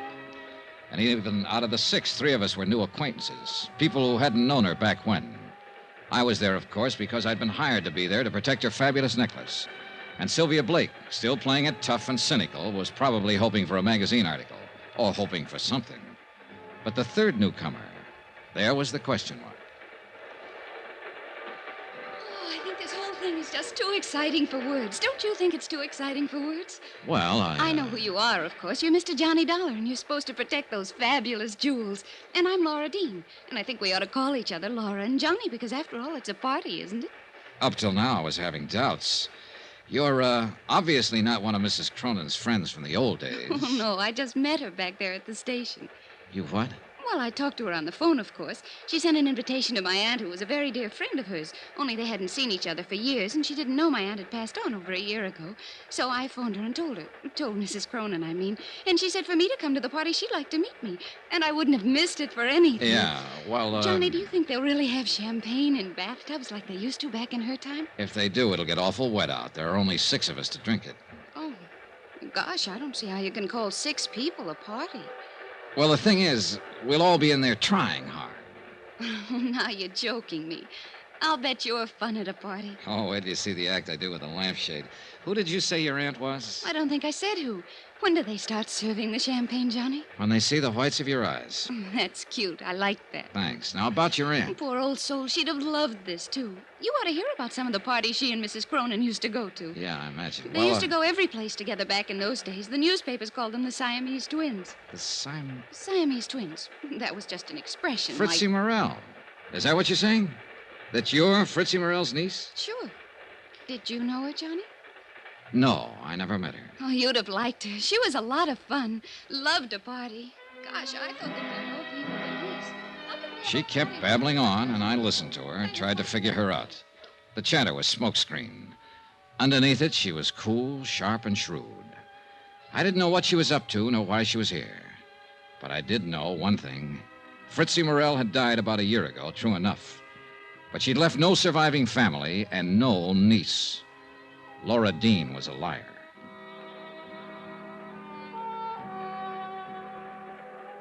I hadn't seen Mrs. Cronin since we pulled out of the station. She'd greeted us, then gone right to her stateroom and stayed there. And when I saw Jason Prell come hurrying from that direction, I could read the look on his face even before he reached me. Mr. Dollar, please. Mrs. Cronin? Yes, go to her at once. What is it? What's wrong? She was suddenly taken ill, very ill. Hurry.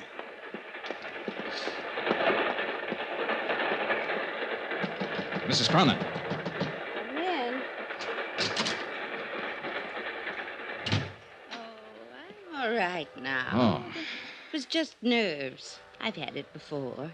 My doctor in New York gave me some tablets to take whenever... Are these the tablets? This bottle here? Well, yes. You know what they are, Johnny? Yeah, I know. All right. So he does say it's my heart. But he's wrong. It's just nerves. Yeah, sure. That's not why I sent for you, Johnny. You have the necklace. Yeah. Want to see it? No. I'll wait until it's time to wear it. Johnny, I've written something here. I'm going to sign it, and I want you to sign as a witness. Well, all right. Unless you'd rather have Jason Prell. No, Jason would argue about it. There. Now you sign. There you are. Keep it for me. Do you mind if I know what I've signed? Of course course not. Read it if you like. In the event of my death, I, Dolly Cronin, being of sound mind, bequeath the necklace known as the Circle of Fire to Sylvia Blake. Sylvia loves jewels. She'll appreciate it. Yeah, I imagine she will. She's not to know about this, you understand, because, of course, it'll be years before she gets it. Oh, sure it will. Now, you'd better try to get some sleep. I'm going to. And thanks, Johnny. It was nothing. You know something? I was heartbroken when they didn't show up at the station. All my old friends. But I've been lying here thinking, and I've finally figured it out. Oh? They all went on ahead. They'll be waiting at the house. They're trying to surprise me. Don't you think so, Johnny? I said, yes, I thought so. But I was lying because I didn't think so. But she was still a dancing darling, and she had that way about her. You wanted to protect her. I didn't go back to the lounge. I walked down the corridor to my stateroom. It was night by then, and the corridor was only dimly lit.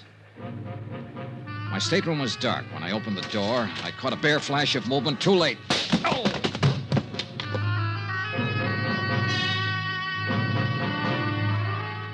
When I came to minutes later, I was lying on my stateroom floor, blood seeping from a cut in my head.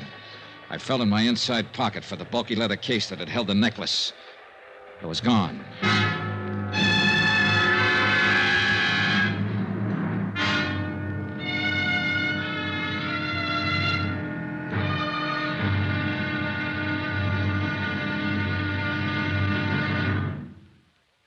There'll be another intriguing episode in our story of the Cronin matter tomorrow. Tomorrow, an old love and an old hate.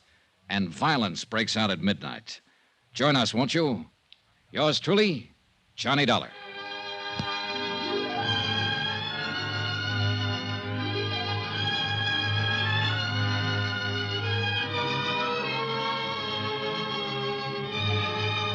Yours truly, Johnny Dollar, starring Bob Bailey, is transcribed in Hollywood. Written by Les Crutchfield, it is produced and directed by Jack Johnstone. Be sure to join us tomorrow night, same time and station, for the next exciting episode of Yours truly, Johnny Dollar. Roy Rowan speaking.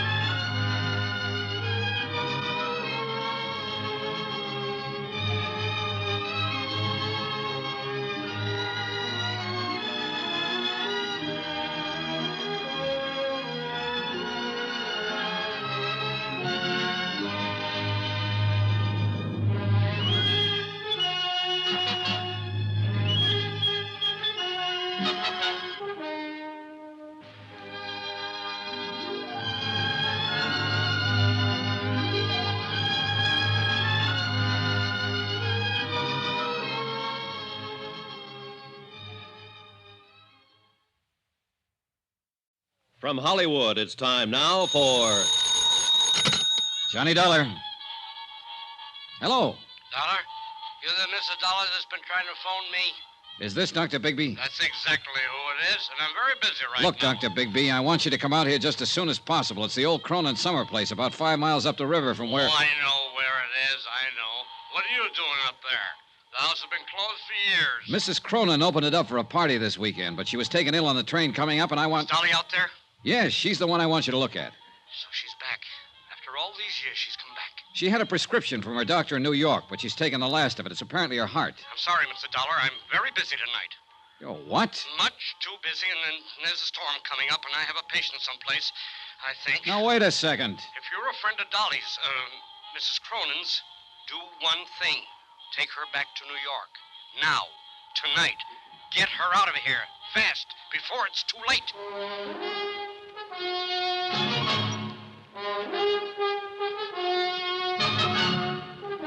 Tonight and every weekday night, Bob Bailey in the transcribed adventures of the man with the action-packed expense account, America's fabulous freelance insurance investigator. Yours truly, Johnny Dollar.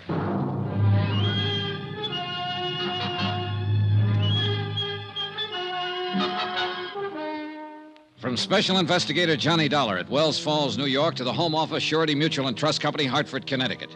Assignment, the Cronin matter. A $500,000 necklace. Expense account continued. Item 7, $5.40, taxi. I figured I'd find Dr. Bigby in one of the local pubs, but I covered them all in about 30 minutes. No sale. And unfortunately, Bigby was the only doctor in Wells Falls. Worse, the local druggist couldn't fill Mrs. Cronin's prescription. The nearest chance was Tupper Lake, 25 miles away. Back out at the Cronin place, I turned the taxi over to Jason Prell, Mrs. Cronin's business advisor, and he took off for Tupper Lake to look for the medicine. Then I went looking for Mrs. Atherton, a village woman who had been housekeeping on the estate since the place was built. I found her in the kitchen. Storm's brewing up, coming out of the mountains. It'll hit us before morning. They always come in the night. I guess you've seen a lot of storms in these hills, Mrs. Atherton. Lived here all my life, never been out of them. It's Miss Atherton, not Mrs. Oh. She's the missus up in the bed, even if she is a widow. Little Dolly, Mrs. Cronin, till death do us part. Did you know Barnaby Cronin, Miss Atherton? Yes, I knew him. Of course I knew him. I worked here. Oh, yes, you were here then. What kind of a man was he? Like any other man. Not according to Dolly, Mrs. Cronin. She apparently worshipped him. Still does, in fact. Dolly's always worshiping something. Everybody was always worshiping her. She had us all dancing to her tune, and without even trying. You knew her back then? She was born and raised here in the village. I thought everybody knew that. No, that's what I missed. Well, we used to work together, waiting tables at the summer hotels around here. That's where Jason Prell saw her. Told her she ought to be on Broadway. She left the town the next week. Didn't come back again till after she and Barnaby was married. And she got him to spend a fortune to build this place for her. Well, I guess he had the fortune to spend. Oh, yes. She married well. Count on Dolly for that. Always got whatever she wanted and never even had to ask. Things were just given to her, always. Yeah, probably so. But she's been pretty generous herself. Like keeping you on here, for instance, when the house has been closed up for years with nobody using it. Oh, she's the dancing darling, all right, right to the end. Well, now, if you'll excuse me... There was something else I wanted to ask you, Miss Atherton. I'm not one to talk ordinarily, but you got me started. Well, this is not about Mrs. Cronin, at least not directly. She was taken ill on the train. I don't think it's serious, but I wanted a doctor to look her over. The only one in the village seems to be a man by the name of Bigby. Bigby? He's the coroner here, but he's not a doctor. No? No, not anymore. Still calls himself one, but he lost his license 10 years ago. He's a drunken sot. Yeah, I kind of figured. But he sobered up fast when I told him on the phone that the patient was Mrs. Cronin. He refused to come out, told me to get her away from here fast, and then he hung up on me. Forget him. He couldn't do her any good. But I'd like to know why he acted that way. Do you happen to know any reason? Bigby is a drunk. Who knows what his reasons are? I thought you might. Better ask him. What difference does it make anyway? He can't help her. Nobody can. What do you mean? She's come back, finally. For the first time in all these years. Took sick on the train. That wasn't any surprise to her. She knew it was going to happen. Well, I guess she halfway knew. She knew. It's like with an animal. When it's hurt or sick and it comes home to die, and that's what she's done. She's come home to die. No, I think you're wrong there, Miss Atherton. I don't think she's anywhere near that sick. Barnaby didn't think so either when he came back here to die. Barnaby died here? Yes, in this very house. A heart attack, it was called. He came up on the afternoon train and... That's strange. It was the same kind of night. A storm like tonight. Strange how things move in patterns. Were you here with him, Miss Atherton? Barnaby died alone. And the doctor? Bigby? Miss Atherton, was the doctor... I'm sorry. I was thinking. The bridges were washed out. Bigby didn't get here till the next morning. Wouldn't have mattered. He couldn't have done anything. Nobody could have. When it's time for a thing to be done, It's done. Nobody can stop it. Nobody. It was a strange evening, ominous and oppressive, with a feel of violence in the air. Even the house itself added to the feeling. Furnished lavishly in a style 30 years forgotten, it seemed garish now, old and tired and lonesome. Like Mrs. Cronin herself, who'd planned a grand party for all her old friends, and instead lay ill and alone in the bedroom upstairs. The Queen gave a party, and nobody came. All dressed up, no place to go. Yeah, gloomy evening. Jason Prell came back from Tupper Lake with the medicine. Miss Atherton served a dinner of sorts, served it in silence, and we were left to our own devices. 5 guests in a mansion built for 100. Prell stayed pretty much to himself. Lovely Laura Dean, with that air of knowing innocence, inveigled Shorty Weber into teaching her some of his old dance routines, and they cranked up an old phonograph in the music room. And me, I just stood at an open window and watched the rain come down and tried to think. That's the perfect touch. It's exactly what the evening needed. That music? Now, Sylvia. Really cornball, isn't it? No, Johnny. I meant the thunderstorm. An isolated old mansion, fabulous necklace of diamonds and emeralds, a weird housekeeper, a hostess lying ill, and now rain. Shades of a House of Usher. That'll make a good lead for your magazine story. I should have stayed in New York and just written it, not lived it. Oh, I thought you were the big take-a-chance girl, Miss Blake. Danger, mystery, adventure. Don't those things appeal to you? Maybe. Is there any of that lying around somewhere? There may be, before the night's over. Well, all I can see at the moment is sheer boredom. You have to know where to look. In the bottom of that scotch glass, for instance? Just killing time. Oh. I've been wanting to ask you, Johnny. How'd you get that cut on your head? It's a long story. It happened on the train, I know that. You didn't have it when we left. A sudden stop. I fell over my suitcase. Sure you did. Backwards. Huh? It's on the back of your head. Somebody made a try for it, didn't they? On the train coming up. Well, I don't know what they were trying for. There wasn't time to ask. Maybe they even got it. That's the way you were betting, wasn't it? That it wouldn't be just an attempt. That somebody was going to get it and get away with it. Did they? Is that what happened? Is it gone? All right, just stand there and grin then. Oh, rain. I'm going back to the city tomorrow. You are? Well, don't smother me with your pleading. No, stick around, Sylvia. Things may get better, including the music. You know, in a way, I hope somebody did get the circle of fire. Why? What good is that fabulous necklace doing her now, lying up there? She's had everything she ever wanted. Life's been too easy on her. She doesn't deserve it. She ought to lose it. Her life or the necklace? The necklace, of course. You know, for reasons I can't go into, I think you'll be sorry you said that someday. Sorry? Why? She's a woman who's had everything. You're a pretty predator, aren't you? Hurt and afraid. Am I? You feel something big may have passed you by, and you put up that tight, bright front for protection. But inside, you're tied in knots. And what is your recommendation, Doctor? A man, perhaps? That's the usual advice. Now, you said it. I didn't. Well, you're a man, Johnny. Why don't you smooch with me? It'd be a way of passing the evening, killing time. All right. What are you... Johnny, wait! Johnny, why did you do it? Because you wanted me to, and because I wanted to. Adventure, mystery, danger. Who's bored? Who's going back to the city? Those doctors are right.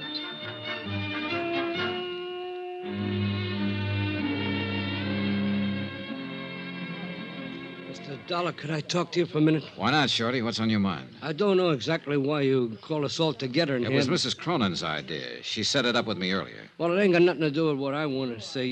You seen me in a bad light there yesterday at Dolly's apartment. Well, you found a gun in me. You know about my record. It made it look bad. I know it did. But so help me, Mr. Dollar, everything I told you was the gospel truth. Yeah. I'd break my arm before I'd do anything to harm Dolly in the least bit. You see, I've been in love with that woman for 35 years. Like to broke my heart when she married Barnaby. But I always knew I didn't have no chance right from the start. She was up there, big, somebody. Me, I was a nobody. But I'd still die for her any time. That's all, Mr. Dollar. I just wanted you to know. They were all there, gathered around the big dining table, watching me and waiting. Mrs. Cronin had asked me to arrange it.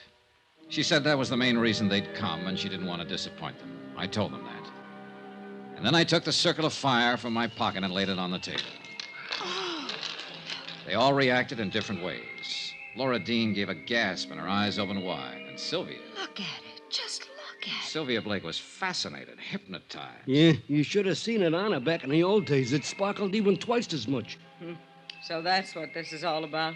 It's only jewelry. I've seen it before. But there was one special reaction I was looking for, and I got it. Jason Prell's face went white. Who could imagine anything so beautiful? Mr. Prell, you seem surprised. I wasn't carrying the necklace in its case, the case you stole from me on the train. What? I was carrying it loose in my pocket. What did you do, throw the case off the train without even bothering to... It's running away! Prell! I went after him, but he'd already disappeared somewhere down the hall. He knew the layout of the house, and I didn't. I searched the different rooms quickly as I passed, but there was no sign of him. He couldn't have reached the floors above, but he might have gone down toward the game room and lower halls. I eased my gun from its holster and started slowly down the stairs. And at that moment, every light in the house went out.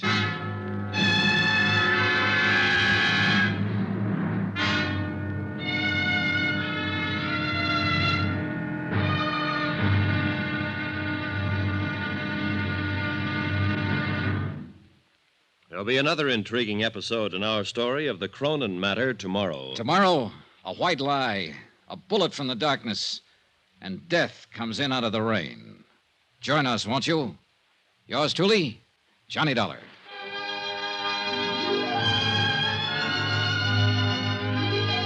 Yours truly, Johnny Dollar, starring Bob Bailey, is transcribed in Hollywood. Written by Les Crutchfield, it is produced and directed by Jack Johnstone. Be sure to join us tomorrow night, same time and station, for the next exciting episode of Yours truly, Johnny Dollar. Roy Rowan speaking.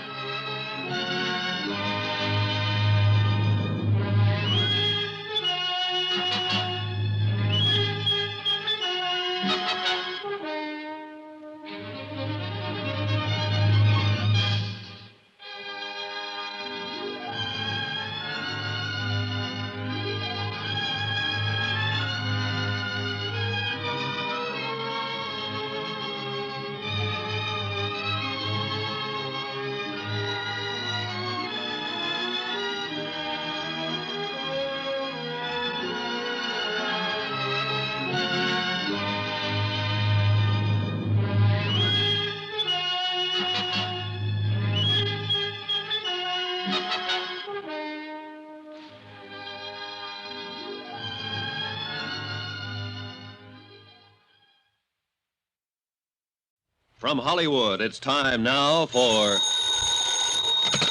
Johnny Dollar. Hello, Sheriff.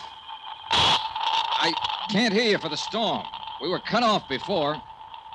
Hello? Is that you, Sheriff? I said... Hello? You get cut off again, Mr. Dollar? Not this time, Shorty. Somebody cut the wire. The phone's dead. Then we got no way of getting White out, no way of getting help. No, not at the moment. And he's out there in the dark somewhere. He's got a gun and there's no telling what he may try and do. Shorty, get away from that window. Well, we know where he is now and what he intends, because he just made a try at it. What are you going to do about him? Only thing I can do, Shorty, go get him before he gets me.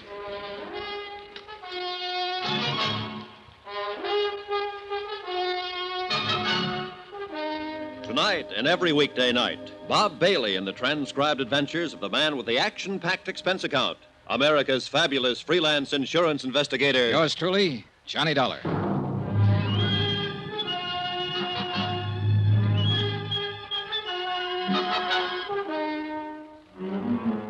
From Special Investigator Johnny Dollar at the Cronin Estate, Wells Falls, New York, to the Home Office, Surety Mutual and Trust Company, Hartford, Connecticut. Assignment, the Cronin matter. Protection of a $500,000 necklace. Expense account continued. Item 10, $135. One tweed sport jacket to be purchased on my return. Both lapels and one shoulder ripped by a bullet. Also one pair of slacks to match. Destroyed a few minutes later in the mud, slush, and underbrush in the grounds of the Cronin place while pursuing a suspect who'd already tried twice to kill me and who made a third go at it when I stepped out of the side door of the house. Shorty, away from the door, quick. Whew, boy, that was close. Yeah, he can see the door opening, but he can't see us, not in this mess. He's desperate. He's shooting blind. Look, Shorty, why don't you go on back in the house? There's no reason for you taking chances like this. You're taking them? With me, it's a job of work. I get paid for it. I told you earlier how I felt about Dolly, I mean.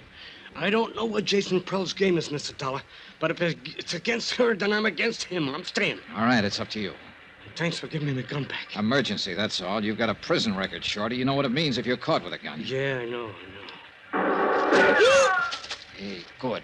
I figured Prell would give himself away if he kept that up. I got him spotted now. Where? At the base of that tall pine, a little to the left. Watch for it, the next flash of lightning. There, yeah, now I see it. I know the one you mean. Then stay here and keep him pinned down. It's a good spot. You've got cover from the wall of the terrace there. What are you going to do? Circle around and come up beside him. Just throw a shot at the base of that pine tree now and then. Keep him tied down. Keep him busy. You got it? Right. And good luck. I left the shelter of the house and started edging through the shrubbery. The undergrowth was a regular jungle. It would have been impossible to slip up on Prell without his hearing if it hadn't been for the storm. Shorty Weber fired now and then at the pine tree. And twice Prell fired in answer. Jason Prell, so-called friend of old Mrs. Cronin, knew I had him tagged. At first, I'd been guessing mainly, but he didn't know it. And he'd lost his head and made the guess prove out. And now he was apparently ready to risk murder or death rather than face a prison term. I was within 30 feet of him. He hadn't heard a sound. He was still firing at Shorty over on the terrace. His back was turned partly toward me. He didn't know I was near, so I leveled my gun. Get your hands up, Prell. Drop that gun. You're covered. He whirled, peering into the darkness of the bushes, trying to see me. He knew I was close, but he couldn't tell where. He raised his gun, started to turn, and I'm not quite certain what happened next. The light was bad, and I could hardly see him. Whether he stumbled accidentally or what is something I'll never know. All I know is that when I walked over to him, he was dead.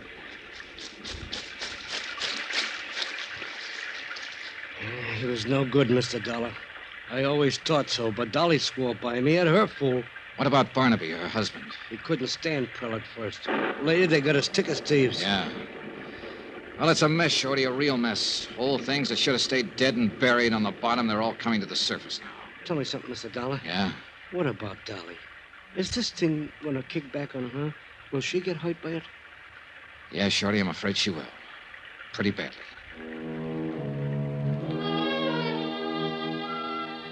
It was deep into the night, edging toward dawn, when I got back to the house.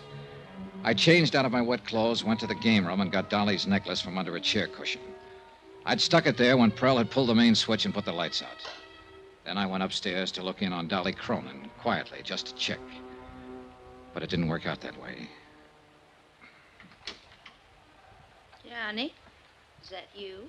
Yeah. I didn't mean to wake you. Oh, you didn't. I've been awake most of the night. Come on in, Johnny. All right. How you feeling? Oh, just fine. There's nothing wrong with me. I feel fine. Good. Isn't Laura Dean a nice girl? Huh? Yes, she is. And I'm glad she came. Company for you, Johnny. Oh, yeah. Quite a storm we had, wasn't it? Oh, it was beautiful. All that lightning, wind, and the thunder. Oh, I haven't seen such a beautiful storm since I was little. Johnny, thought I heard shots a while ago. Shots? Outdoors, off toward the woods somewhere. Oh, it might have been lightning, thunder. Sounded like a gun, like somebody shooting. Well, sound plays funny tricks up here in the mountains. I guess so, but... Well, I've been thinking back over the past so much that makes the present a little unreal. I'm afraid the past is about all I have left now. Now, don't be so quick to sell this future of yours short. You've got a lot of years yet, good years. Well, I had a lot of good years. Good friends, good times, a good life. And best of all was Barnaby. You loved him very much, didn't you, Mrs. Cronin? I worshipped him. He was perfect. He never did a wrong thing in his life. Now that he's gone, is the one fine memory I always cling to. Oh, if I didn't have that, well, I just couldn't go on. Well, then let's hope you never lose that memory. Of course, there were other good friends, too, over the years, like Jason Prell. He is so quiet and withdrawn, it takes a long time to get to know him. But he's been such a good friend to me. He's so patient with all this silly ignorance of mine about business problems. Yes, I'm sure he has. I just don't know what I'd do without him. Yeah. Now, don't you think you'd better get some sleep? In a little while. You know, Johnny, it's funny how things work out. In what way? I was born and grew up right here in this village. Yes, your housekeeper, Miss Atherton, told me the two of you were girls together. We were inseparable. Like I said, I grew up here and then I went away. And Barnaby and I came back and built this house, and we went away again. There were always so many places to go, new things to do. It's a big world, isn't it? And finally, Barnaby came back for the last time and died here. All alone, poor boy. And now I've come back, the place where I was born. Everything finally comes home, doesn't it, Johnny? Yes, nearly always. I'm very tired. I think I will sleep now. Be good for you. The necklace, Johnny, do you have it with you? I sure do. Here you are. So beautiful. And so many memories. All so long ago. Put it on me. Will you, Johnny? Of course. Raise up now. Just a little. There. How do I look? Sweet enough to kiss. Well? Nice. You go to sleep now. Yes, sir. I'll only look at the necklace for 1 minute only. Then I'll take my pills and go to sleep. And then I'll dream up a dream. A great big dream. Good night, dancing darling. It's been a long time since anyone called me that. A long, long time. Good night, Johnny. And thank you. I left her and went downstairs and rustled myself a pot of coffee. I sat down by an east window and drank it cup after cup and watched the morning sun come up. Dream a big dream.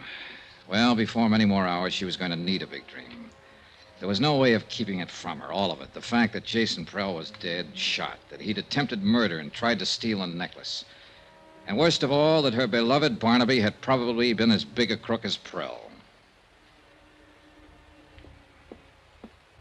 Is it all right if a girl who can't sleep sits this one out with you? Sure. Pull up a chair, Laura. Like some coffee? Just black, thank you. I guess it wouldn't do much good to ask you what's been going on around here all night. Something has? Like I said, I guess it wouldn't do much good. Here's your coffee. Oh, thanks. That's how I found you. Just followed the smell of this coffee. Good. I guess if I said I heard somebody shooting up the place during the storm, you'd just say, really? Never use the word. And I guess if I showed you that broken window over there, you'd say maybe a pigeon flew in. Might if I happen to think of it. I'm sorry all this kept you awake. Well, don't apologize. I probably wouldn't have slept anyway. Why not? Guilty conscience? Don't be silly. I didn't even do it. Do what? Whatever it is I'm supposed to feel guilty about. Lying is what I had in mind at the moment. Oh, I do that all the time, but I never feel guilty about it. I just call it making up things. Like claiming you were the niece of Fritzie Morel, Mrs. Cronin's oldest friend. Gosh, went down my windpipe. Like claiming you're Fritzie Morel's niece. Mostly I drink tea, but you already had the coffee Like made. claiming you're Fritzie... All right. How'd you find out? Nothing very spectacular. She just didn't have a niece. I wasn't sure, but I thought she must. Everybody her age has at least one niece. What was the idea? Well? Well, I lived in the same rooming house she did. She liked me, talked to me a lot before she died last year. So when the invitation came last week, I got the idea of going as her niece. I didn't mean any harm by it. I just wanted to go to the party. All right, relax. That's about the way I figured it. Well, it turned out to be quite a party, didn't it? I hope I never see another one like this as... Johnny. Johnny, what's wrong with her? It was Miss Atherton. I got up slowly from my chair as she walked toward us and then stopped a few feet from the table. Her eyes were fixed on something far away, and the look on her face was strange and grim. I think I knew even before she spoke. Mrs. Cronin is dead.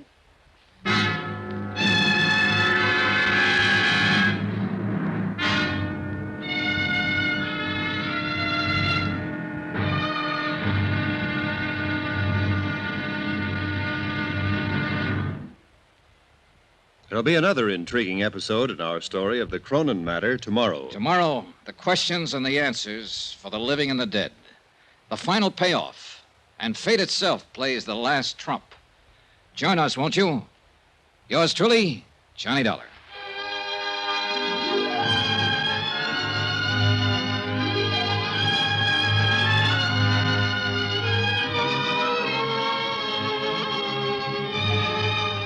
Yours truly, Johnny Dollar, starring Bob Bailey, is transcribed in Hollywood. Written by Les Crutchfield, it is produced and directed by Jack Johnstone. Be sure to join us tomorrow night, same time and station, for the next exciting episode of Yours truly, Johnny Dollar. Roy Rowan speaking.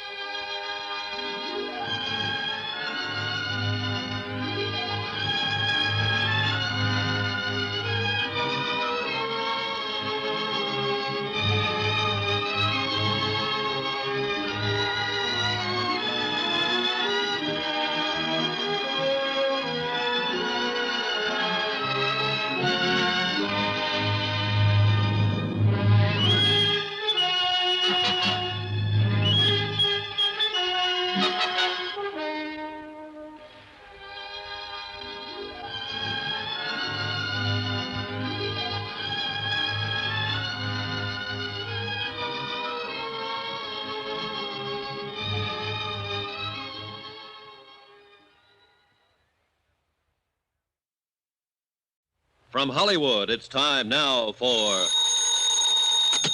Johnny Dollar. Dr. Bigby here. Dr. Bigby.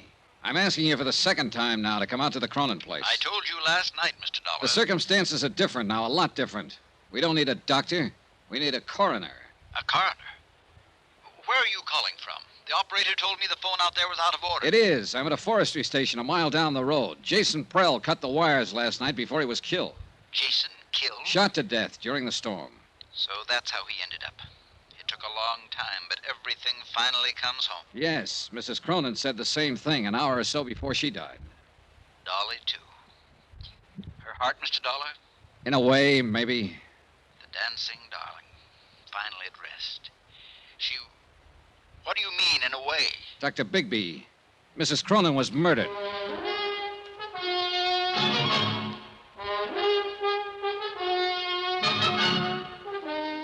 Tonight and every weekday night, Bob Bailey in the transcribed adventures of the man with the action-packed expense account. America's fabulous freelance insurance investigator. Yours truly, Johnny Dollar.